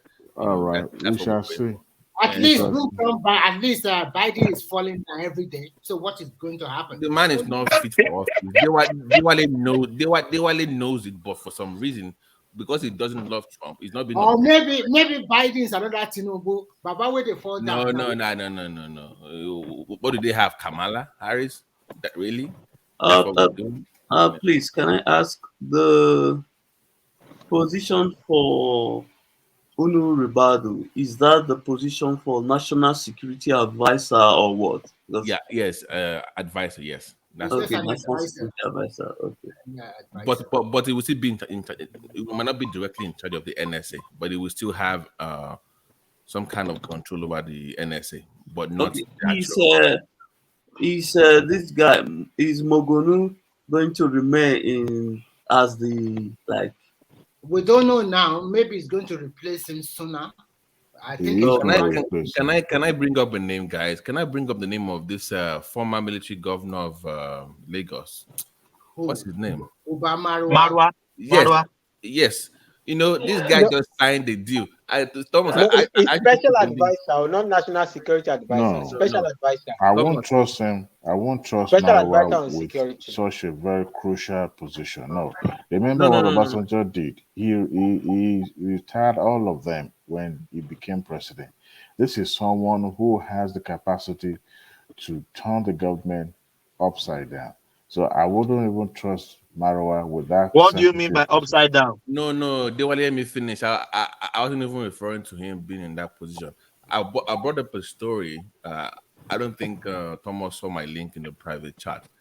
That Marwa just signed a deal with India to block any form of all this free flow of drugs to India back and forth with the developers. So that is the story I really wanted to talk about. But you know, you guys were talking about. But that was the reason I brought up his name came up in my mind. But I put a link up. I don't know, but I think the guy is doing a great job. I mean, amazing. He's doing amazing job. So because that particular position is a tough position. Remember, Dora Akunyili, she lost her life one way or the other, directly or indirectly, and they also killed her husband. It's a tough job. So I think they should just let him be two people. That guy, he should continue doing what he's doing, and then the custom officer boss, is he NDLA? Is NDLA? As a matter of fact, I believe NDLA, Ribadu is even more. Custom officer, the head of the custom officer. I believe Ribadu is more professionally qualified for that NSA than Marwa. We're talking about intelligence officer. He has been. No. They are thinking about antecedent. Our Nigerian military don't like being bossed around by. I think Tinubu just uses intelligence. So they prefer to have the military. Hold on. That position is more or less like a spy position. You needed somebody who is going to be your eyes and your ears and your nose in every corners of that country. Now, the moment you put in somebody who is already have a conflicted interest. Remember, Marwa had already contested for presidency in Nigeria before, and he's also a politician. And this is a man that has held sensitive position as an active military officer. Now, you cannot put Marwa and Muguno side by side, even Ribadu, because Marwa have ambition, and he will explore every opportunity given to him if he's put in a sensitive position. And you can't just put somebody that, never really your ally right from the beginning, put them in such a sensitive position, because special advisor knows about the secret of the entire country. So if I'm going to plan, not military coup per se, but political coup against you, I know what buttons I can press, who I can suggest to be put in certain place and all that, because I have a dossier of virtually everyone in government. So putting Marwa in that position is a little bit is a political game that I wouldn't want Tinubu to play, because Marwa is ambitious. Yeah, highly ambitious. What of in addition, what of Azam Mustafa? Who? What about Mustafa? Who's Mustafa? Azam Mustafa. Omar Abacha's right hand man. No. That one. Adewale, sorry to butt in. I'm thinking ahead, and I'm thinking is Tinubu really preparing Ribadu for the next 8 years? Because giving him a special attention and Ribadu following all around for the last 2 or 3 years, and this guy is from Adamawa, the Northeast, it might be possible that Nigeria what of his vice president? What of No. Look at Nigerian president. Once you hold a position for 8 years, I'm telling you from my personal opinion, if you're a vice president in Nigeria, you can never become president of that country. Go and write it down. You can never. Ribadu is not as good as Kashim Teshima. You can't say that. Political value of Ribadu. You can't compare him to Shetima now. Shetima holds more political weight than Ribadu. For now, things might change.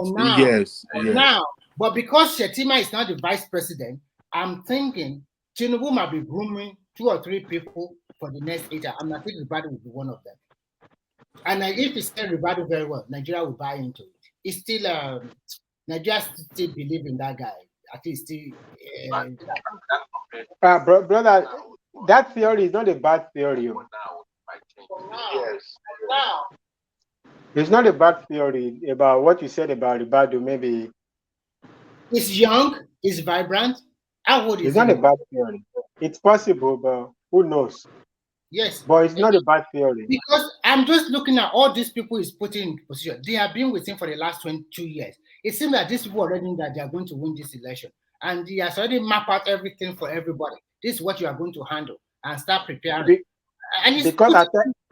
Because at any rate, he gave him his platform before to run for president. What is it?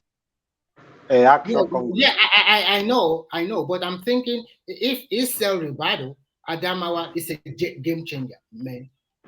Yeah, because Adamawa to go and fight, what is it? Atiku to go and cut Atiku's leg. Atiku will come again. No, I agree with you. No. I agree with you that it's a good theory. I don't know, but of course nobody knows for sure, but I think it's a good theory. Because you can see Tinubu way of doing politics. He carry people along. Look at all those people that have become governor of Lagos State. And to shock you, yesterday, Sanwo-Olu was in the birthday ceremony of Ambode. And he made a statement. So do you think that they will give Ambode like a ministerial post? Yeah, after praying for Ambode, he said, we also welcome you maybe soon. You'll be servicing, you'll be of service to Nigeria.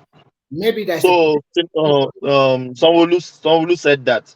Yes, in the in Ambode house yesterday, celebrating his 60th birthday. So don't be surprised. Wow.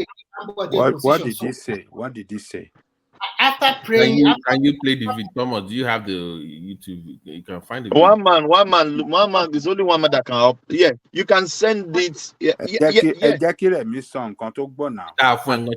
What I had is that after praying and appreciating him for being governor of Lagos State before, he now said, he should be kind of preparing to serve Nigeria in a more better position. And soon we wish you will serve this nation in a better position.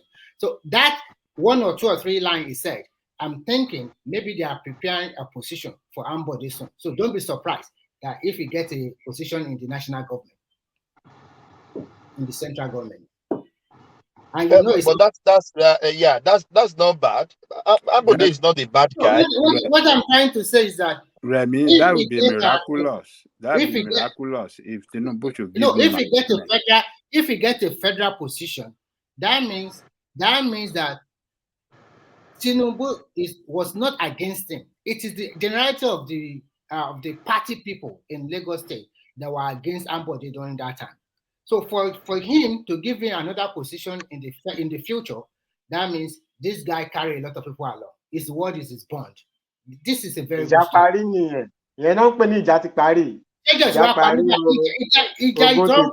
the sitting governor went to Ikorodu, his house, or whether he live in Lagos, I don't know, to celebrate the birthday with him and wish him success and also tell him to get prepared for national service.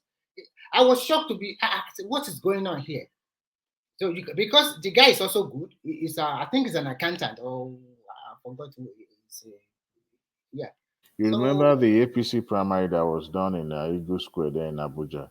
Yes. And shortly after the party dropped him, he was there now. He was there with Tinubu and all that. More or less like that optic just to show that there's reconciliation. Everybody's back in the same family. Also say Aregbesola before that Lagos State election. Everybody is begging and coming back. So you can say, this is politics for you. But is he back now? Is Aregbesola back now? Since when? Aregbesola already back. He's already back in APC. He went and campaigned for Sanwo-Olu all around in Lagos State before that election. Nicola, excuse. Do you know what is excuse? Only say issue. That's a video. We are very this is the video, I guess. Happy that this kind of moment has happened at this very moment where I'm marking 60th. I want to show appreciation for all the kind words that you have said to me, and you have actually even expressed in the media. I believe strongly that God will, strengthen your courage and ability to actually deliver greater goods to the larger humanity that you've always wanted to do. This is just what is expected, and I believe strongly that with what you have done today, I know that we are all going to work in a way to ensure that you leave a good legacy. Amen. Thank you very much. His Excellency Governor former governor of Lagos State, 14th governor of Lagos State, 60th birthday. First, we want to thank God for your life, and we thank God for keeping you well, hale, and healthy for 60 years. We want to thank God for your time in the service of Lagos State. Now, and we believe in the future. Your commitment to building our nation and our state. We want to thank God for giving you good health, for giving you a sound mind, and for making it possible for you, for your family, for all of us to see on your 60th birthday. Our prayer is that you will live very, very long. Amen. God will grant you the grace of a long age, in good health, in a sound mind, and that even you will still be called upon to come and serve your people, to come and serve mankind, humanity. And God will give you the grace to be able to do that. You've been a jolly good friend and brother, and we thank God for you, for your life, and for all of us. And so we want to toast to a fine gentleman, to a Nigerian, and to a Lagosian that means so many things to all of us here. To my brother, my friend, my predecessor, Mr. Kim Nambode, on his 60th birthday. Hip, hip, hip. Hooray! Hip, hip, hip. Hooray! Hip, hip, hip. Hooray! God bless. God bless.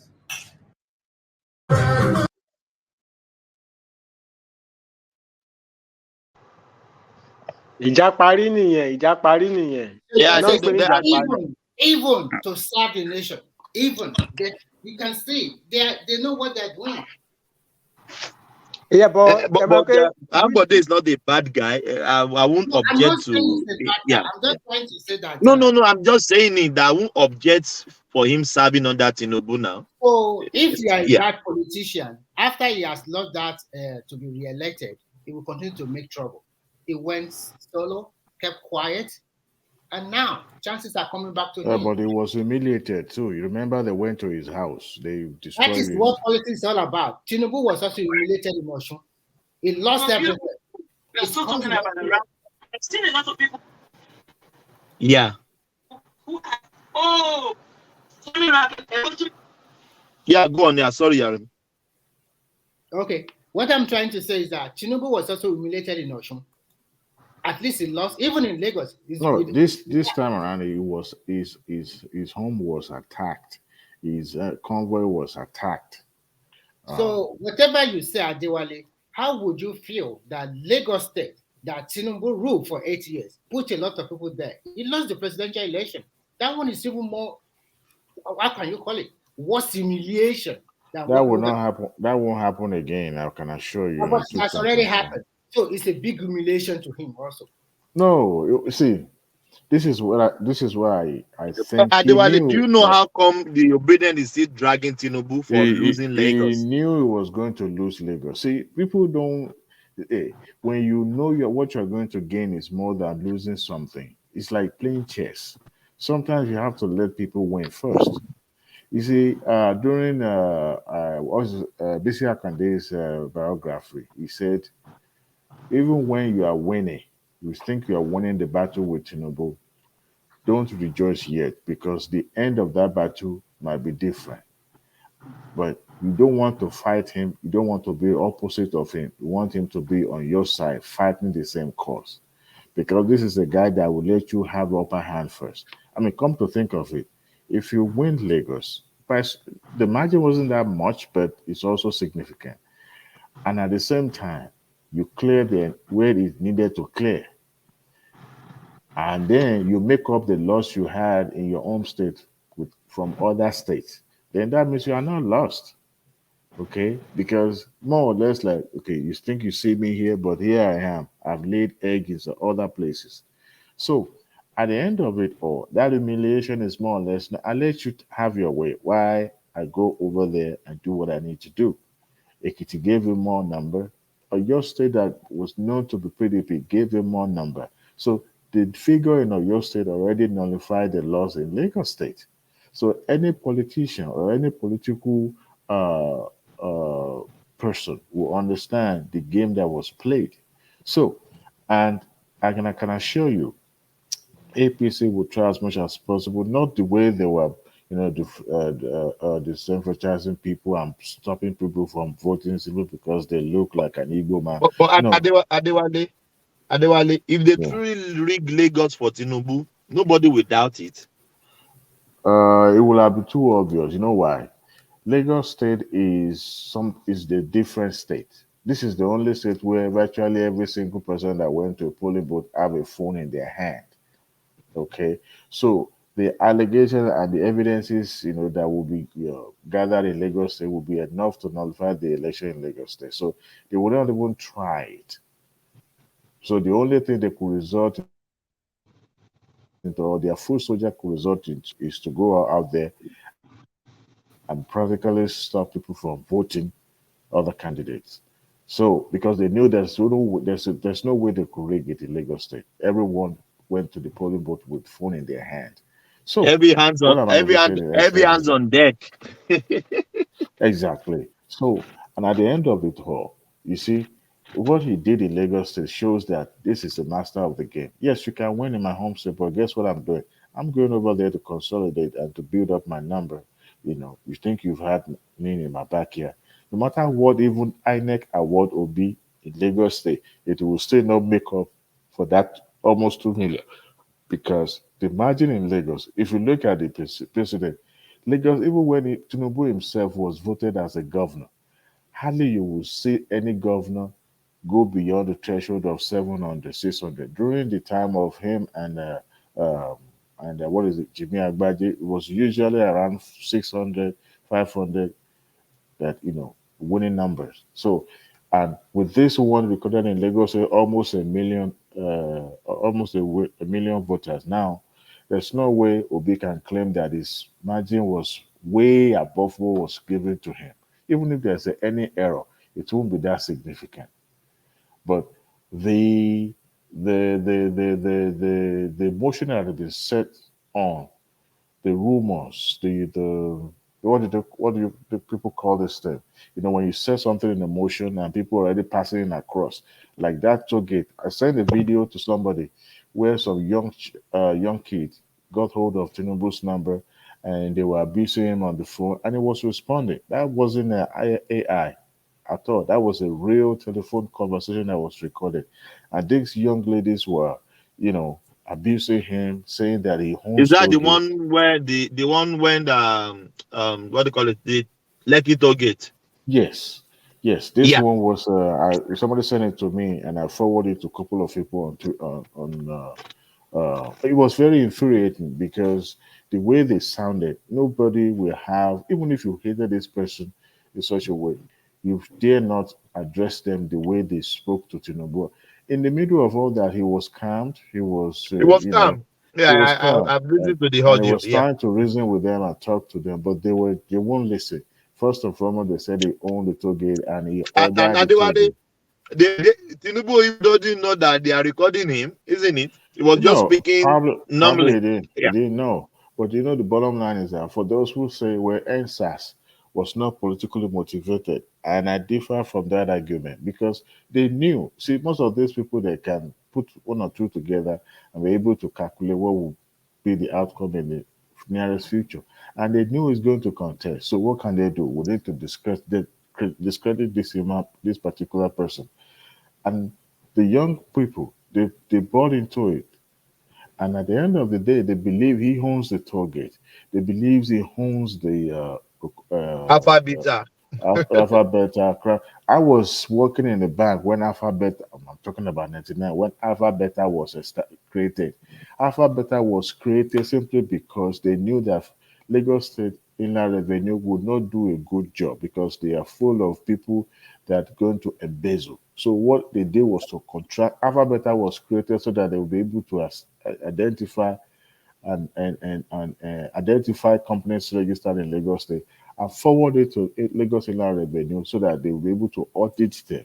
They'll be able to recoup the money back. That was what Alpha Beta was doing. So for every single company being referred by Alpha Beta to Lagos Inland Revenue, every time the company income tax is income tax is being paid into their account, they will cut them a check. They have a percentage that they will cut them. Now, is it possible that Alpha Beta is giving a kickback to the government official like Tinubu and Co? Of course, it is possible. I strongly believe that it happens. But that was how. What baffles me is when people say paying tax. This country I am, Adewale, if you know tax I'm paying, it will pay a professor in Nigeria conveniently. You know, tax. This country with tax. They said Tinubu was the one that ordered military. Remember when that protest started? It started as NSAS. The IG then invited them to Abuja, right? Some of these young entertainers there, some of them boycotted that meeting. If you remember, Macaroni. The video went. The video went there because he believed that okay, this is a real cause that these people are fighting. But those who were financing that gathering, that protest, they knew what they were doing. That's why they were faceless. They did not show up, but just pushed the entertainer in the front, let them keep rolling that motion so that people will board into it. People bought into it. People were protesting abroad and all that. And then the IG disbanded, right? It disbanded that unit, but they were still saying no, that some of them, but they absorbed them back into the force. Of course, you can't let them out of the force. You can't just create unemployment for them. So they have to redeploy them with the assurance that they will reorientate them and train them, give them additional training. That was when I knew that they were up to some games. When they said no and they went back to the spot. At that point in time, they were not even blocking the road. They were still by the side of the road. This time around, they completely blocked the entire toll road, linking the entire Aja. Sorry? Go on. So they blocked the entire road. Business activities paralyzed. Everything was on standstill. People that had nothing to do with the protest, they couldn't go to work. And there were a lot of, anxiety and all that. The governor of the state went down there to plead with them, even to the point that he even held a placard at the first instance when they were protesting for the NSAS stuff and all that. He went there and addressed them that yet he would take their grievance, their voice to the president. And he actually traveled to see Mr. President in Abuja. Guess what happens? After that, they blocked the road. The military showed up. At first, they said Tinubu's son came over there, led some group of military officials to remove the cameras. The camera. Now, where's the video of the Tinubu son? Nobody could find it. Right? And at the end of the day, they said they shot. Whether they killed somebody or they didn't kill anybody, they said Tinubu was the one that ordered the military to show up. So they were sorry to cut you. So at what point did it turn from being a genuine protest to becoming an anti-Tinubu, or when did you get attention? It was shortly after the police force disbanded that unit and reabsorbed them back into the force. I think the following week was when they decided, okay, you know what, this is because the military had not showed up at that time. That was when they went on the full gear, when they started eating, partying, having a concert on the main road. And so the moment the police came, they chased them away. Then the military now showed up. That was when the shooting now started coming. It happens toward the evening, or I think was it February? I can't even remember the day, but on the 20th or something. So when the military came, everybody's camper and all that. The following day, that was when they regrouped, and the area boys and now joined, infiltrated them, and they started causing mayhem in the street, burning houses, burning places, burning hotel, burning a television station, and all that. Because that was where the rumor of, oh, he owns this, so let us destroy. He owns that, let us destroy. But After that the has some military. element of tribal sentiment to it as well. So everybody now begins to wonder. During that audio, leaked audio, they asked the man that, did you order? He said, I'm not the GOC. I'm not a military person. How could I It's have not even ordered in him? Nigeria at that time. No, It they wasn't in asked Nigeria. him, a guy asked him that there was a rumor that you are no longer in Nigeria, you are in France. He said, how true is that? For someone who is highly intelligent, you don't expect to give up your place. I mean, your information where you are. What if they will come and burn the place down? He said, well, that is almost true. But I can bet you at that moment, Tinubu was not in France. He was in Lagos. Because I think a day or two, he surfaced and went to the Alausa to commiserate with the governor. So they already knew what they were doing. They were pumping money. They were sponsoring. My own pastor was there, with that NSAS. Pastor Ito was live. He was there blocking the entire road. And I said, look, this is a pastor. His brother is also close to all these politicians and all that. But I understand he's trying to chart his own course. But all those rumors were going around. There were a lot of, in fact, most of the property that was destroyed in Lagos at that moment was almost 2 billion or some over 2 billion naira property destroyed. TVC was burnt down. They almost. Actually, it's more than 2 billion naira. I don't know the exact figure, but the new buses alone. What did the Lagos State do? They had a public inquiry tribunal, whatever they call it, and military admitted that they came, that when the government called upon the government, then the military now answered and came over. Governor said, well, I didn't call. I only reported that they needed help. Eventually, the military came over and started shooting. Okay, where are the dead bodies? I actually I argued with my brother, my own biological brother, because during that time I said, look, this is the problem we are getting. They said, don't mind them. That's a lie. They are just lying. They said, just watch and see. You will see how it's going to end. That is not true. After all, he lives in Lagos. He understands. Ambo's brother is his friend. They went to school together. So he knows first-hand information. However, Lagos State awarded, monetary compensation to those people that were affected, right? Those people that had bullet or whatever, but they couldn't produce any dead body. But nevertheless, all those things were just schemes that had been put in place. Rumors had been set in motion so that it can poison the mind of people. So they can make, paint this person in this bad light. And at the end of the day, people bought into it. Guess what happens?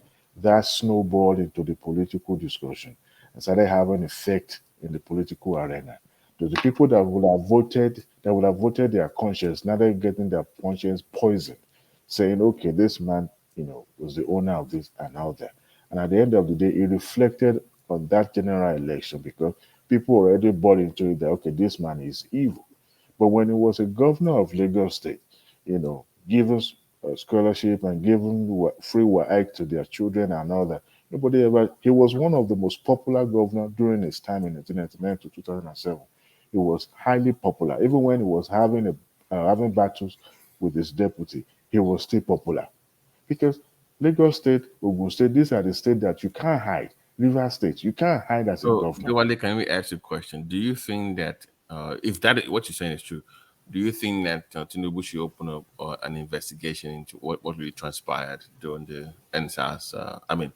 At the federal level now, I know the governor, someone who did some, had the committee look into it. But for the sake of, if what you're saying is true that it didn't have anything to do you think now that it's a president issue, at least launch an investigation to find out what happened that day? No, Baba T. See, just so sometimes you have to let the sleepy dogs lie. There's no point reopening the old wound. What it can do now, what I think he's trying to do now, is to do his job and let his job speak for him. They've already blasphemed your name, your character in the public. It's easy. Babati, I can go online tomorrow. If I'm one blogger, put something on Tunde and say, Babati, this is the man that will be sponsoring Boko Haram and all that. Guess what will happen? I started doing hashtag. Before you know it, that lies will travel. People will buy into it. Even it will take years for you to be able to clear your name.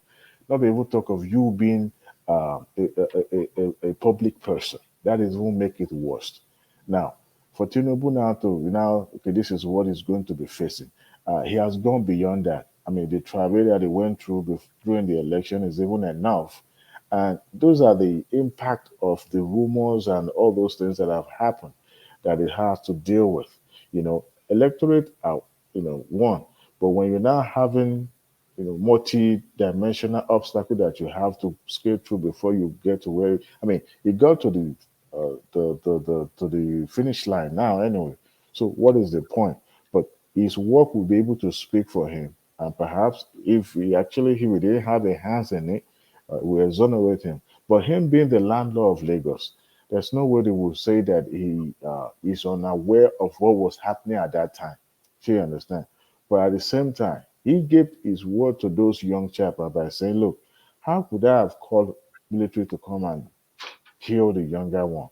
Those kids were like, "Hey, you have children, your children, you already have money. What do you want? What do you need?" As if he was the one holding the key to their life.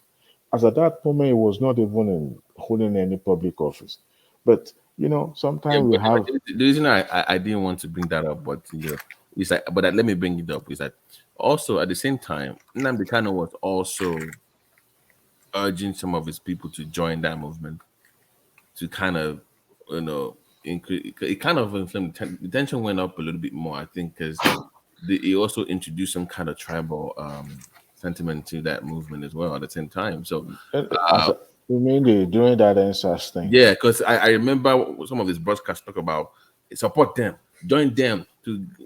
So if you remember one of the interviews I was watching when they interviewed Buhari around that time, the briefing they gave Buhari was that look at this, the way this thing is going, and the way this Nnamdi Kanu is urging these people to mobilize.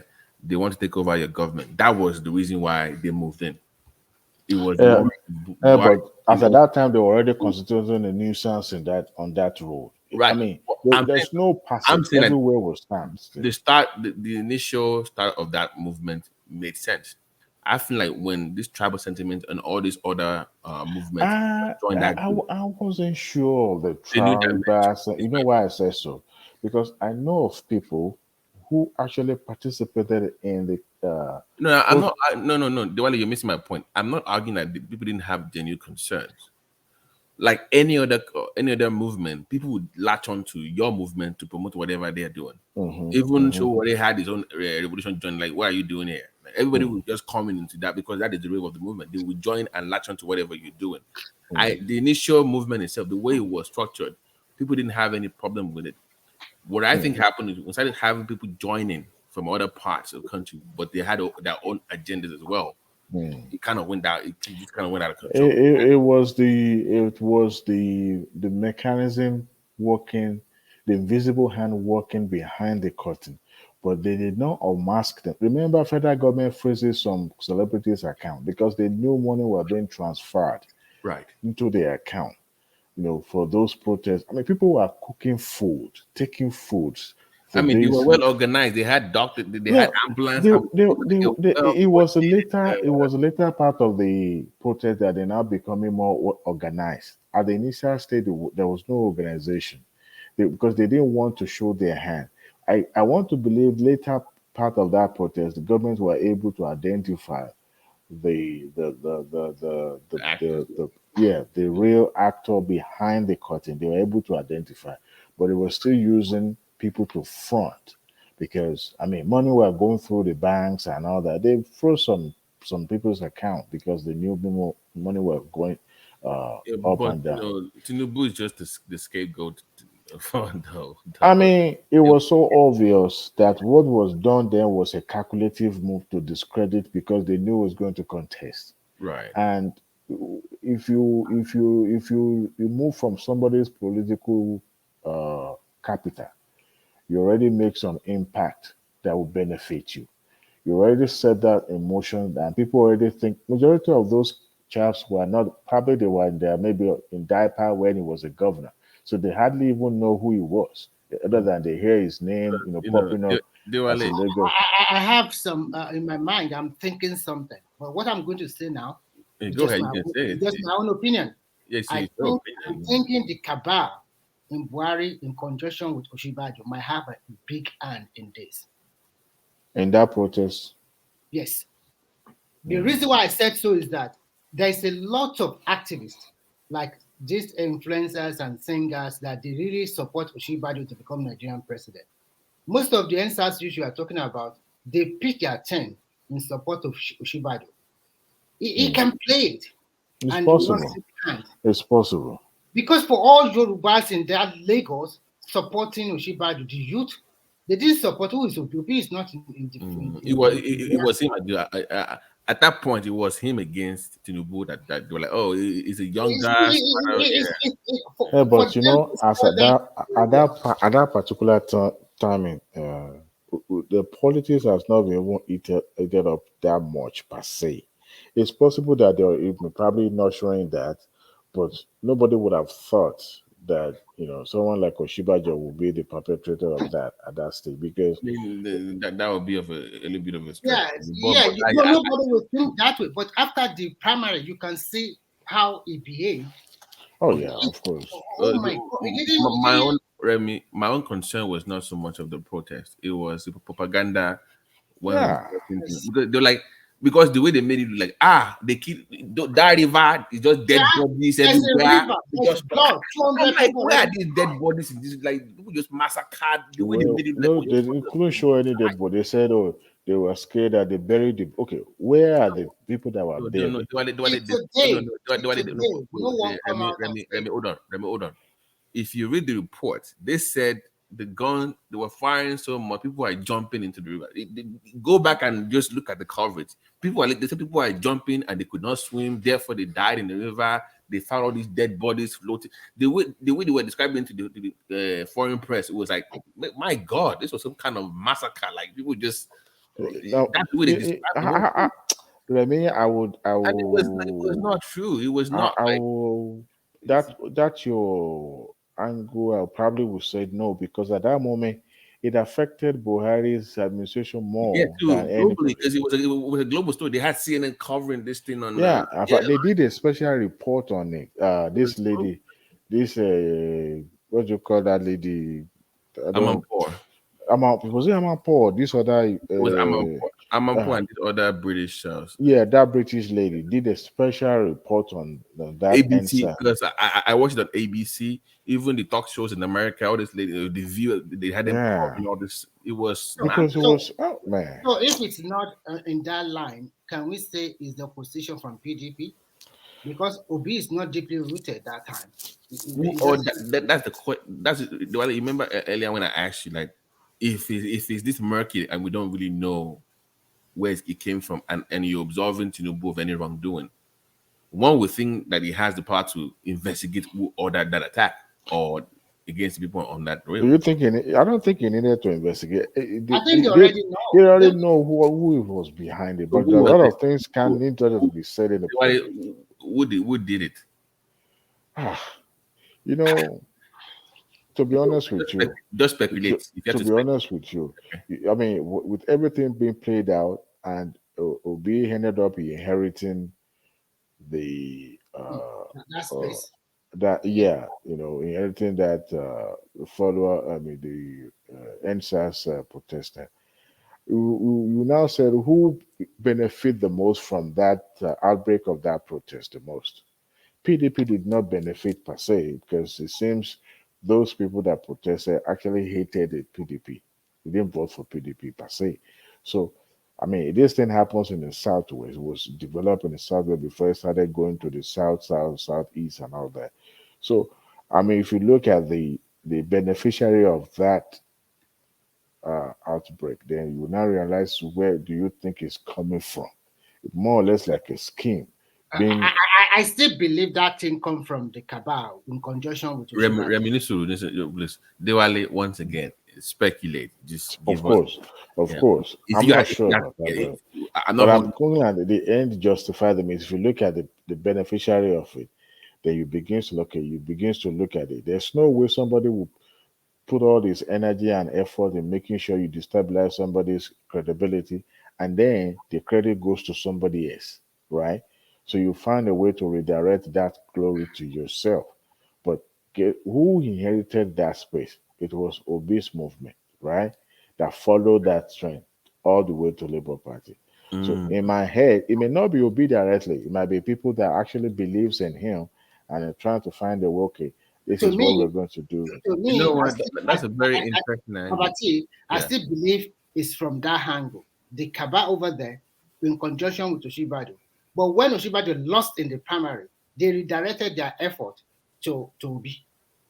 To me, I think that's what really plays out. Because Obi was nowhere in contention at all. So you pretty much, Remy, anybody but Tinubu is just, that was it. Anybody but him. And it can't be PDP. But the finger point more to people in APC and the obedient and the other, not from the PDP at all. That's a very. It's an in-house. It's an in-house from opposition. You know what, Remy? You two, you're not far. Yeah, but before we finally conclude, during the primary, and at the time when Obi had already left PDP and went to the Labour Party, that movement wasn't much on the on the Oshibajo's side per se, because if you also look at it, yes, the youth love Oshibajo, but at that moment, that NSAS movement had already moved en masse to Labour Party. As with PDP had their primary first before APC, and at that time, Obi had already left PDP. Adewale, you are forgetting one thing. Obi left PDP 3 days. 3 days. We are comparing timelines now. Yeah, so you cannot say that. He left and quickly joined Labour Party within 3 days or 1 week. But APC had not done their primary after that time. I don't think they have done their primary at that time. I said they are still waiting that if Oshibaju have won that primary, I think all these NSAS men would have voted for him. But when he lost out, remember, Obedient wasn't already established then, but majority of the people already thinking towards that end. I mean, as at the time, Oshibajo should be selling ice cream. There wasn't much about Oshibajo at that time. There wasn't much about him. Yeah, but they want to capitalize on the NSAS movement. I think a lot of youth in Yoruba land, especially in Lagos, they were rooting for Oshibajo. As at the time, Obi went to Labour, it was already popular. You understand that most of the obedient, they will say that they wouldn't prefer Oshibajo.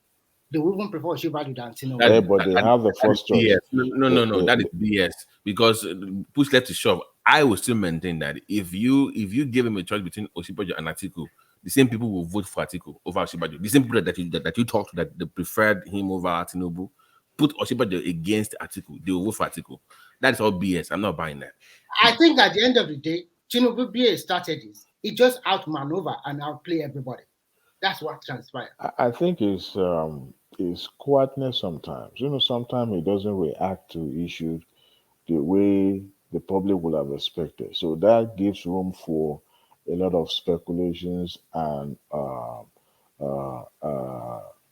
and then he uses that space of silence to be able to calculate. But that is real power. When nobody can predict your next move. Exactly. When they fear you, they make mistakes, and then you jump on their mistakes. And so at that moment, you already knew that Lagos State votes were probably going to be a little bit shaky, and working towards it. Now, him coming out to work on his image in Lagos will be a more or less like a fruitless effort. Now, why would I say that? Is because I mean, this is a state you've governed before. Now you now begins to employ PR to help you launder your image. You are already the news. You are the image. Remember when Tinubu went to Aso Rock to inform Buhari about his ambition, every media already following him up and down. As a matter of fact, it was like the number one, just waiting for him to make that pronouncement. At that moment, he said he has not made up his mind yet, that he's still consulting.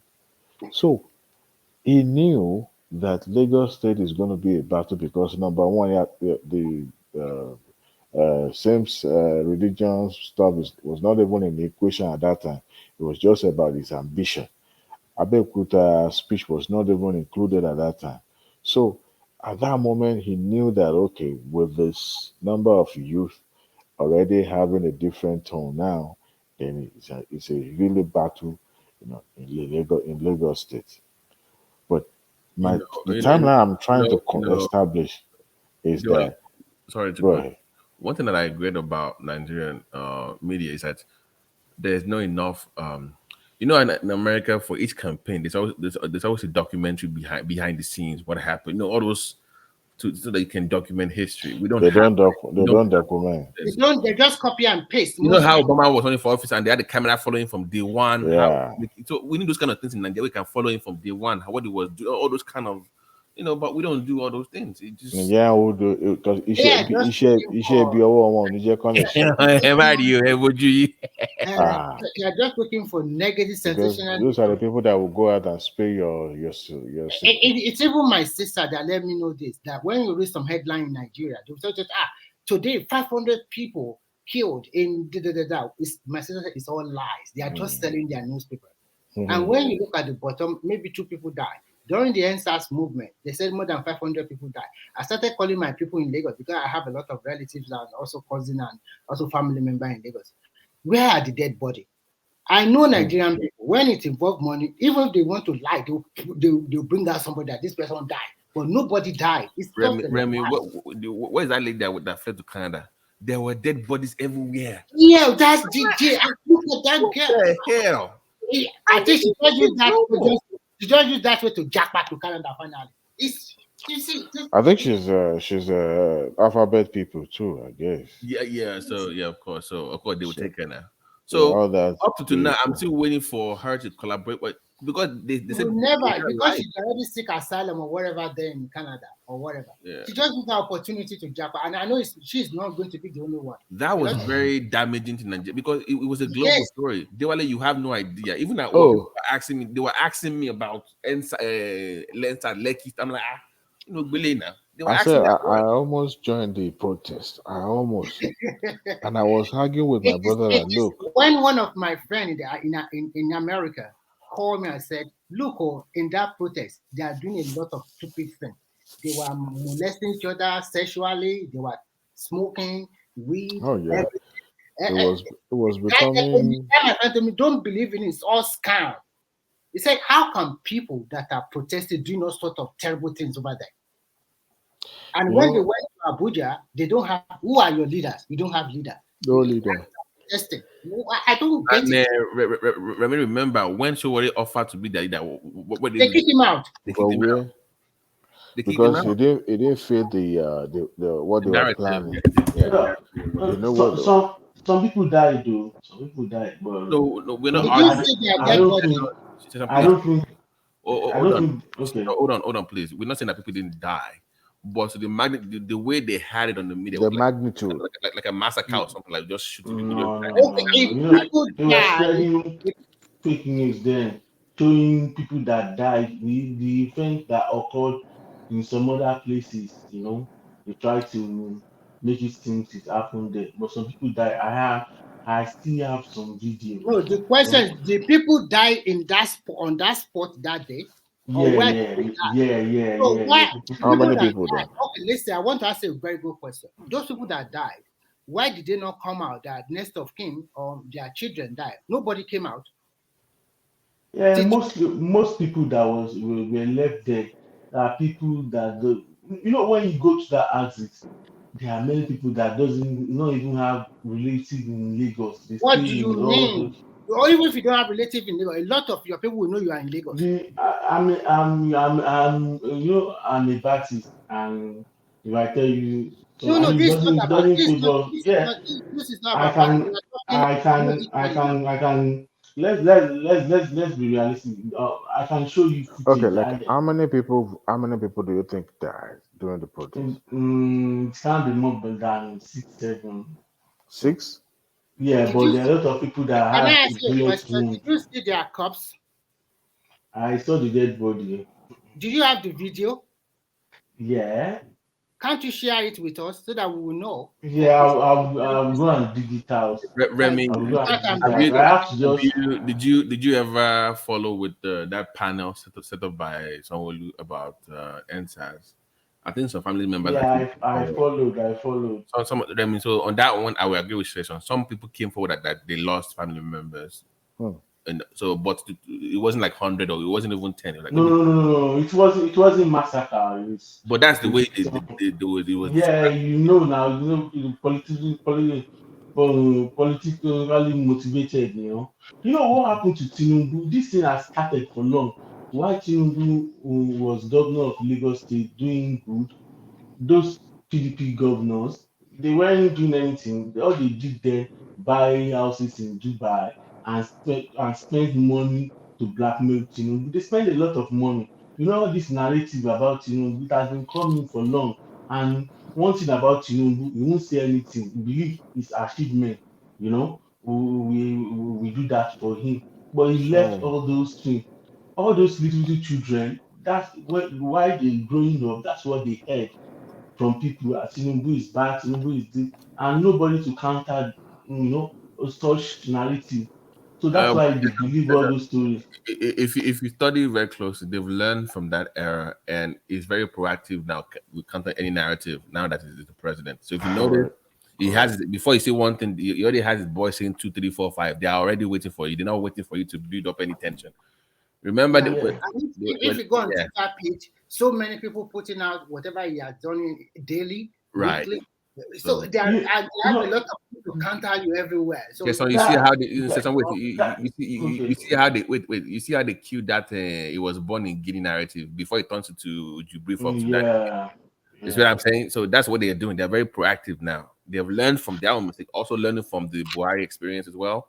And they did and not you can think that see that his first appointment is that digital media, that G Olusegun or whatever the name of the guy was. And where Tinubu's problem came from, like, when those PDP governors were doing that, only people were planning to do the he had problem in Southwest as well, mostly Lagos. Yes. Where he started having his problem is In that Lagos and that on show. the problem, yeah, the mistake, it wasn't a mistake. He has a lot of politicians that works with him, and those people they work with him with the belief that, oh, he's going to make one of them the next governor. And what Tinubu does, he won't pick any politician, to be a governor in Lagos. He would rather pick a technocrat. Go and look at those people that rule Lagos State. So those politicians that have been working, for him, waiting to become governor, they now become enemy. So they too, they fuel up all those narratives and all these afenifere. He had problem with them. So those afenifere, they too, they connive with all those Igbos, Igbo PDP, to fuel all those narratives as well. And all these Gen Z, they don't even know when Tinubu ruled Lagos. Most of them were They still just young. accept anything online. They Anything just, yeah. So, and what caused everything? Those people, they believe Tinubu held on to Lagos State money, so it's affecting their life. and they don't do, and most of them they don't like Buhari, and they believe Tinubu put Buhari there to suffer them. So everything just mixed up.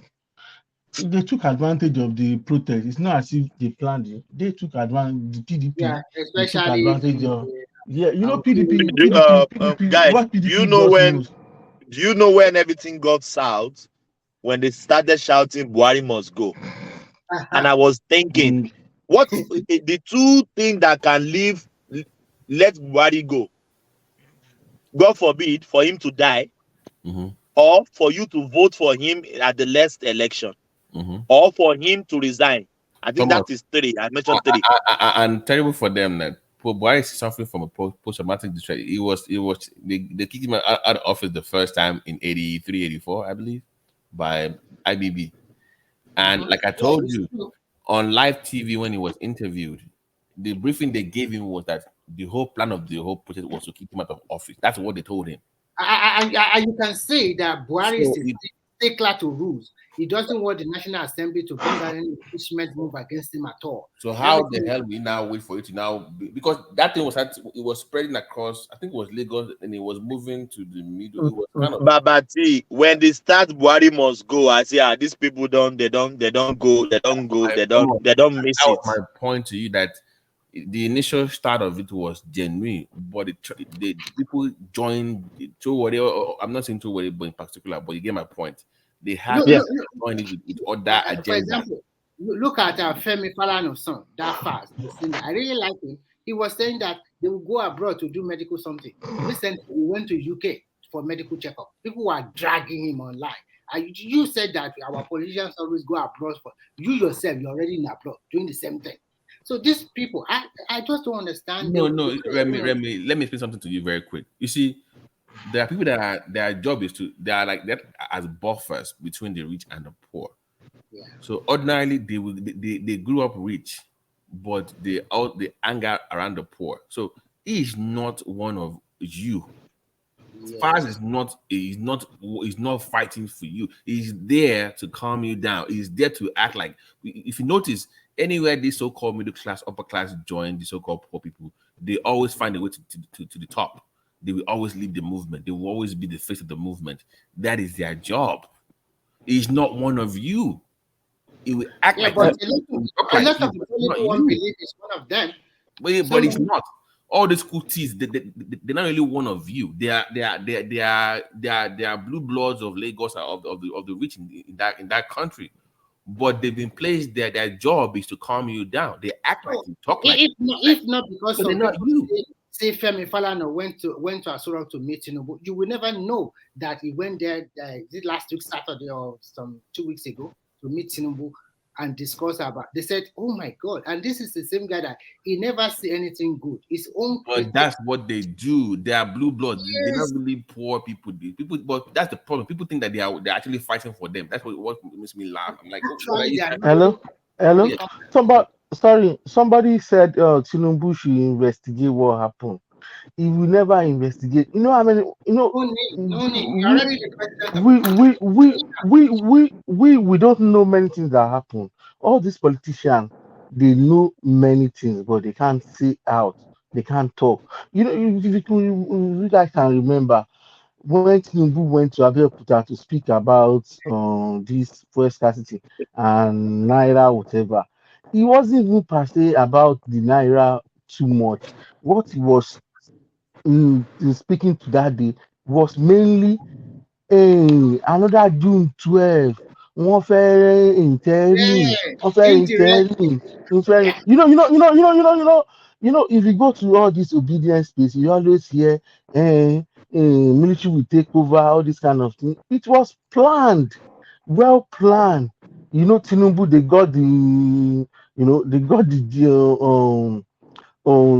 it was leaked out to them, so they quickly fought back then. You know what the obedient plan? In what we don't know in Nigeria, almost everybody in Nigeria, they are politicians. In the military, most of them are politicians. the doctors, they are politicians, the professors. That's why you see them on television. One, you see a professor criticizing the government, the other one, backing the government. So everybody, they have their own people. So the obedient, they've gone through, to the military that they know, you know, they've talked to them how they can get how they can take power after Buhari might have, that on that inauguration day, if Buhari might have left there, how they can take over and stuff. So they got the gist and they quickly blocked that all those loopholes. And if you listen to all this, the obedient, they did a lot. No, their plan was they, this. Their plan was let that. me please let me finish. Let me just finish this.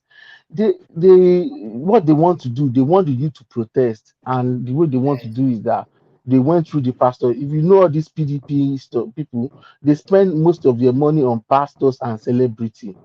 That's what they do. And all these pastors they spend money on, those pastors, they went to the people, they start preaching to people that, oh, God said, OB is coming, something will happen, something will occur, the military will take over.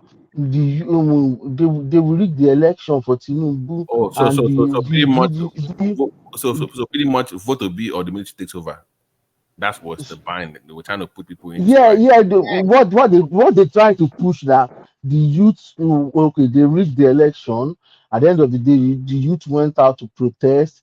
I want during the protest, because of the rowdiness and the unlawfulness to the situation of Nigeria, the military Yes, took military will over the take over. government. Yes, exactly. They will take over, So and when they take I don't know over, whether you they plan. It's all planned, all it's a those things do you know the there's a pastors.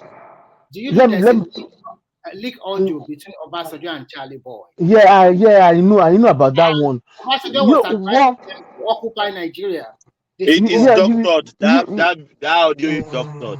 doctor, all Okay. those one are doctor. So what they're trying to do with the pastors, they know all this obedience, they listen to pastors, and the pastors started telling them God said to them that there will be an uprising in Nigeria. You know what that means? They want to use that to push the youth out to go and protest. So during the protest, so the military can take over. After taking over, they can they have their own military too, like Irabo.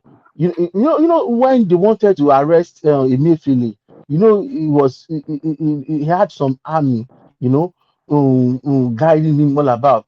Yeah, it was Irabo that gave him all those military, and Irabo's wife was the one that printed all those naira. So Irabo is supporting the PDP and the obedient, so they have their own military.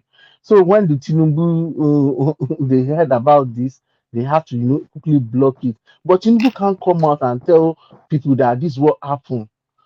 We just he just be telling you briefly, like briefing people, but they won't tell you. They have to keep secret. That's what I'm trying to say.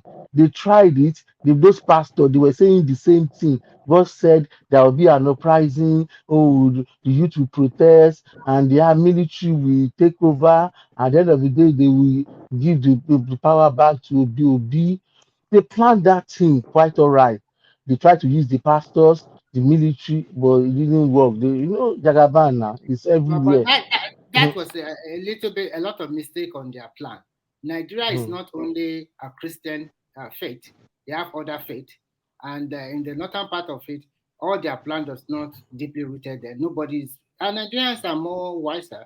If you go and protest and soldier kill you, you just died for nothing. That's over because Yeah, they nothing. they, they, they believe the northern youth, they are not after Tinubu. They believe it's between the southerners, it's between Yes, Tinubu so if and you say just kill Obi. yourself, no problem now. You say if you go and put and you kill, that you just die for nothing. So that's why a lot of people does not put. And Nigeria now, the election has come and has gone, and a lot of people in the southwest probably they might have different ideology. But when the election has been called and the winner has been announced, everybody just move on, and you can see that the space moved to the southeastern part of Nigeria, or people from that origin continue to agitate till today. So and now even the agitation have slowed down drastically after the inauguration. So people already move on. And if you are following the court cases, you can see that there's no substance, nothing to really defend there. I was even expecting the article will bring that this is my vote in River State. Yeah, right. There's nothing going to come out of it. Obi brought television to court from this back. Television, He even brought a mathematician professor. The mathematician with the blood and Tinubu, I think for his part, he just want to discredit the election. Is he coming to do Is he coming to do tabulation or calculation? It's for you're right, Raven. Is to discredit the election. Then yes, that's why they want to discredit the election. Both of them. I was thinking that by next week Friday they are done. Yeah, but Remy, if you notice, Obi, the only people that are left behind Obi are his lawyers. Everybody has pretty much abandoned him now. He doesn't know yet, but just does he even go to court again? He's abandoned. Nobody. I'm telling you, it's just his. Once next week comes around and he loses, you will not hear anything. Who is paying for those lawyers? Who is paying for those? That's what I'm trying to figure out. It's the money from diaspora now. You know, a lot of people are dummy headed, contribute a lot of dollars. Diwali, I have friends. I have friends that are paying for that. I'm not kidding you. I have a friend. I haven't spoken to him for a long time. I called him. That your friend was paying for the service fee. Because in that space, do you know they have WhatsApp group all over the place contributing money? So give me a second, Diwali. Wow. He said that they have been reassured by the lawyers that they are going to win the case. And when he was telling me, I could not, because this guy has a PhD. He's a smart guy, but he's mentally. He's there to recover from that. I have to even encourage him to even come up a little bit. Like, guy, it's not that. You see that that obedience space here. Oh, what's do? I'm not kidding you. Wow. People are really emotionally invested in this guy. I'm not kidding you. They had everything, money, passion. I'm telling you. But Jonathan should have taught them a lesson when he became president, and the man with no shoe, only for him to get there and became a monster. Diwali is more than Diwali. This guy is from the east, so he can't, and they're from the same state, so he kind of is deeper than just money, or is more because he told me. You know what happened? People, not even about people in Nigeria. You know, my partner, she's from South Africa, and she told me where she works. All those Nigerian Igbos in their workplace, they were all down. Yes, yes. I said, don't worry. My bias. The guy told me he was literally crying, almost. It's like, wow. Jerry, are we not Nigerians? It's like Jerry, talk to me. Are we not? I'm like, I've never seen. Like I told you the other day, I said it's about identity politics. You want to see someone that looks like you. Right. Not necessarily that what it's going to do is going to affect you directly. As a matter of fact, if Obi wins the election, you won't even remember who you are. You won't even remember you abandon everything you have and go and vote for him. So, but it's about somebody who look like me, and I get it. As a matter of fact, that was my bias towards Obi. I wanted him to win so that at least we can have at least one Igbo man becoming president in the lifetime of these folks that believe in him. But I don't even believe that he's coming to do any good job. The reason why I said that is that Nigerian space, it's only if you're a godfather of the godfather, that you have the gut and the political backing to undertake some changes like what Tinubu is doing. Jonathan could not even do it because he had to take order from people that put him there. I mean, hey, can Jonathan say no to Obasanjo? But as things stands now, you could see the emissaries, the previous former head of government coming to meet Tinubu in Ascot, maybe probably to plead on behalf of somebody or some causes or some interests and whatever.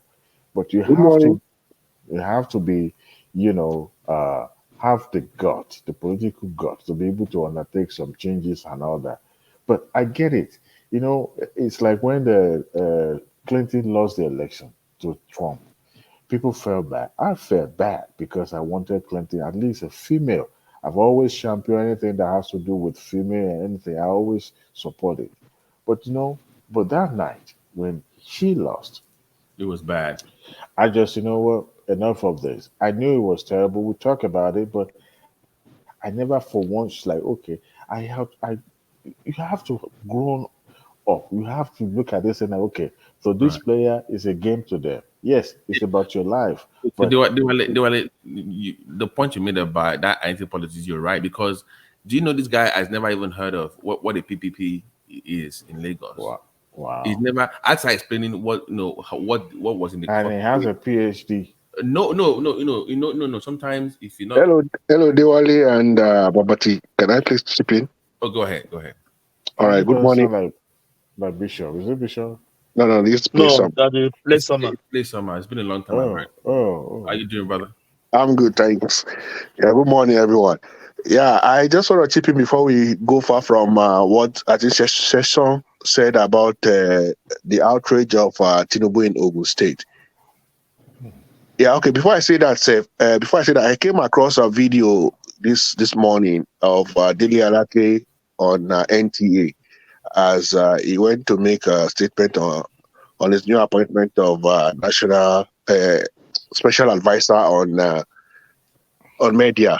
And one thing that fascinated me was when I read the comments, it was on NTA, and people were applauding the Tinubu's government of bringing back NTA to life. You see, that's a strategy. So your first appearance as an essay on media was on NTA, early hours of today. Play summer. Sorry for cutting you, Joe. Do you know the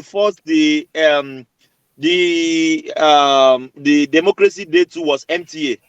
Yeah, you can see all the platform joined from NTA. Yes, you can imagine. I was just reading the comments, so I was surprised too. And NTA now still alive. Wait, NTA still around? I'm telling you, with good quality now. Their production now is with good quality and everything. Wait. So NTA in HD, really? In HD, you can say that again. In HD, they're on YouTube too. Yeah, I saw it on Twitter. On I watch NTA them from Twitter. Sometimes I watch them. I watch their interviews sometimes. They're on YouTube as well, live. They are not coming to limelight.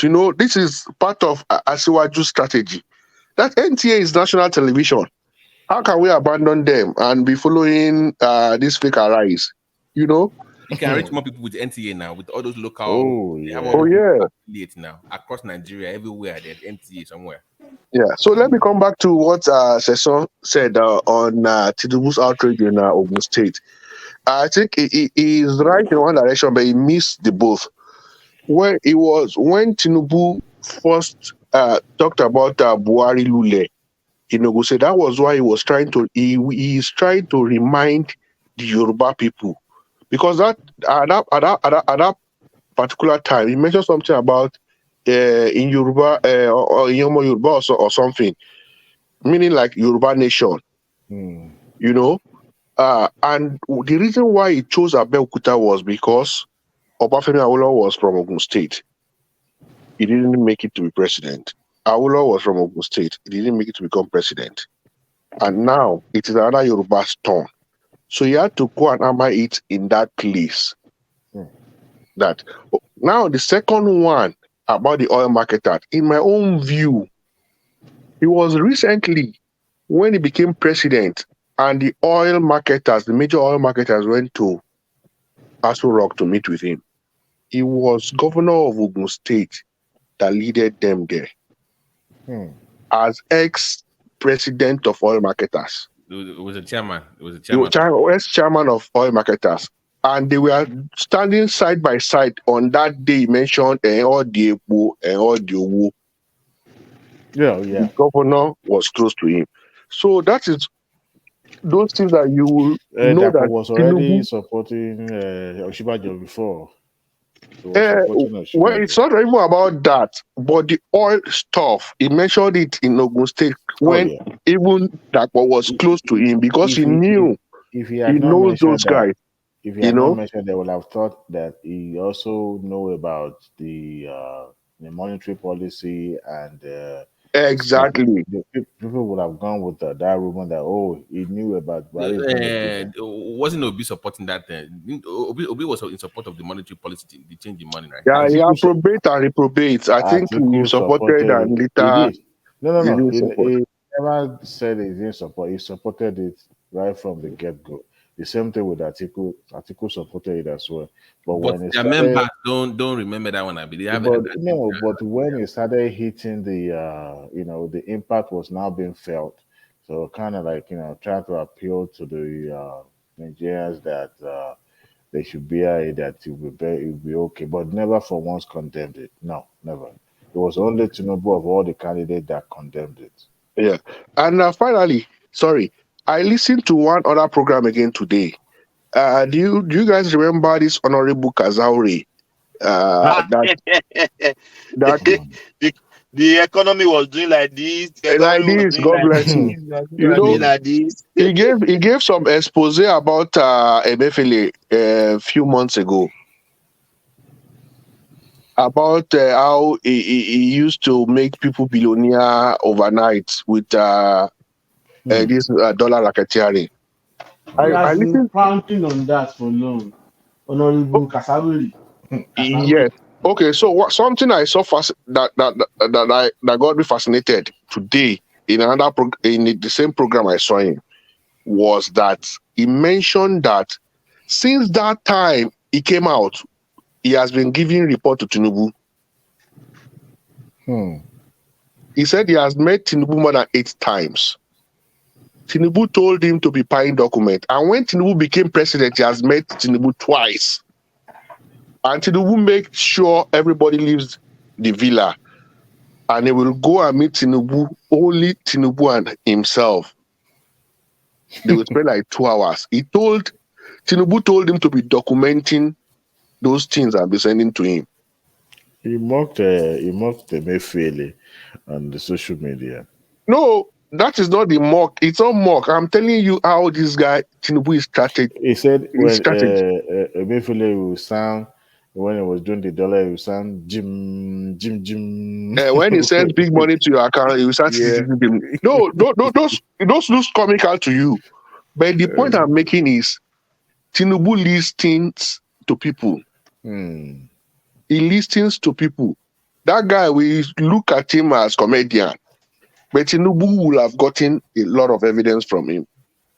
He met him even before he became president. After he became president, I met him like twice. Sorry, sorry, my brother. Let me just say something real quick. By the appointment of this special Wale Edun as a special advisor on monetary policy issue, is it trying to establish a different ministry on monetary policy, or is it going to bring him as a governor of CBN? Because I've never heard of the monetary policy before, economic planning, finance, or whatever, but monetary policy is what I'm not a little bit sure of now. I don't know if it's going to merge it together. It will bring Wale Edun to head the special advisor at the same time, CBN governor. Okay. In my own view, what I see with these advisors is that you see, Nigeria is large, departments are large, ministries are large. That is what run Buhari down. In fact, you guys should go and listen to this guy. I sent some of the clips to Waman if you can play it tomorrow. This same guy mentioned it. He said there was a time he visited Buhari when he was giving him the expose on Emefiele. And before Buhari came, he saw some document on his desk. He flipped over a document and he saw that they were going to change this DSS director. But Buhari's cabinet, it's not that they want to change. Tenor was almost going to be over, and they wanted to suggest another DSS DG to Buhari. So the paper he saw, they suggested 3 names, and this guy there now, his name is not there. So it was like it's gonna be like 20 page of documents. So when he flipped into it, he didn't see this current guy's name there. And when Buhari came, he told him, you are going to appoint new DG. Buhari said yes. But how come you are not considering this current DG? He said, no, who told you that? So I saw this document they suggested to you now. His name is not there. Buhari said, is that so? He's in his own mouth. He's saying it maybe, or if it's lying now, they will come and debunk him. Buhari said he didn't know. That is how they pass those things to him and he will just sign without knowing. Buhari alone cannot scroll through that document. It was his kitchen cabinet dependent on that will prepare those things and tell him we have done the right thing. So what Tinubu has done now, him alone cannot face MD of Petroleum, NNPC. Only him cannot face Minister of Finance. So all these things, these are the guys who will diffuse those stuff to the LCM for him. It's not like he doesn't understand because he has a lot of stock on his head.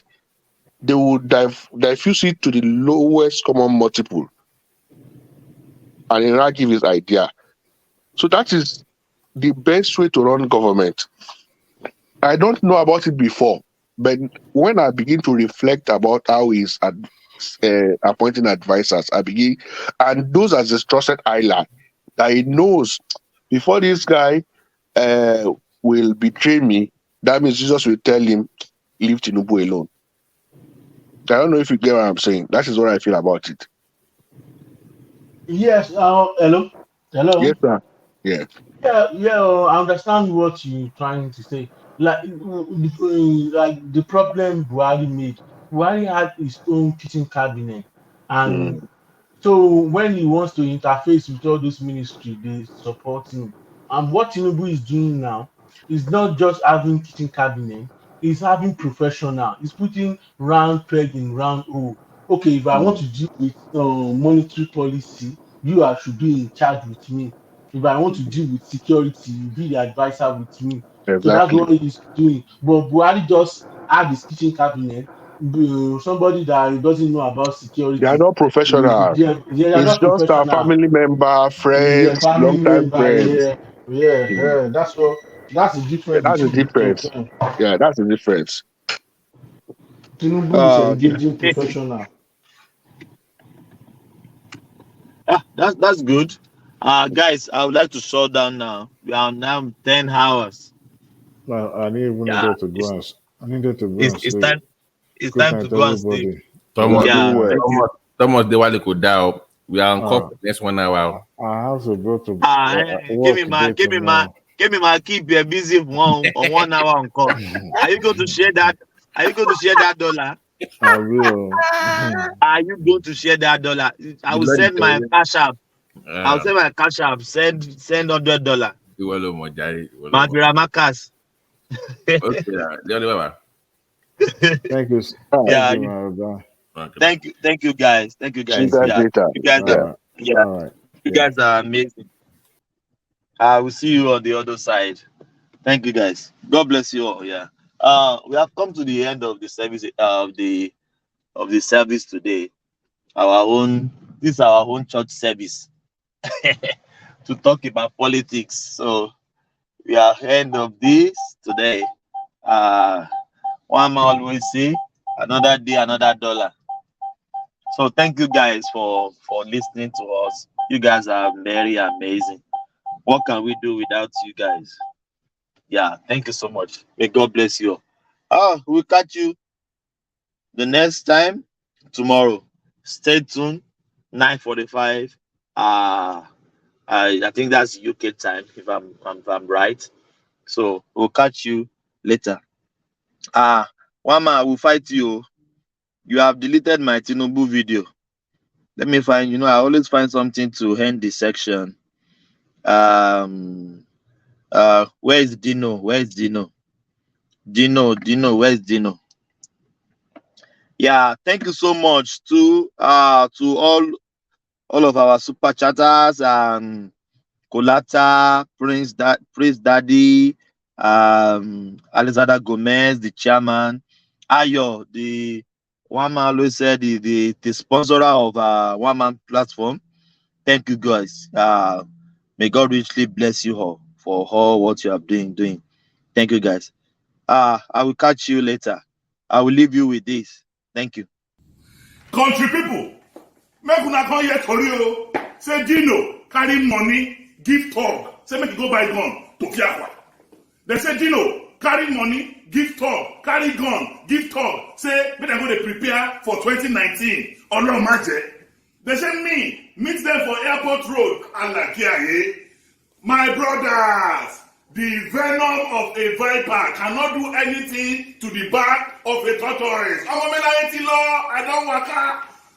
But make I tell you now, Yaya Bello, do you know Yaya Bello máa ṣẹ̀wọ̀n lẹ́yìn ìjọba? I know Yaya Bello máa ṣẹ̀wọ̀n lẹ́yìn ìjọba. Do you know GYB máa ṣẹ̀wọ̀n lẹ́yìn ìjọba? We know GYB máa ṣẹ̀wọ̀n lẹ́yìn ìjọba. Ìwọ Yaya, you Yaya, kí ló tún kù tí ó sọ? Kí ló tún kù tí ó sọ? Ẹ̀mí tí mo bẹ́ lórí tó ń ṣẹ̀nu wúyẹ́. Kí ló tún kù tí ó sọ? Àtẹ̀kùn ìyá ni ó jẹ. Yaya Bello, àtẹ̀kùn ìyá ni ó jẹ.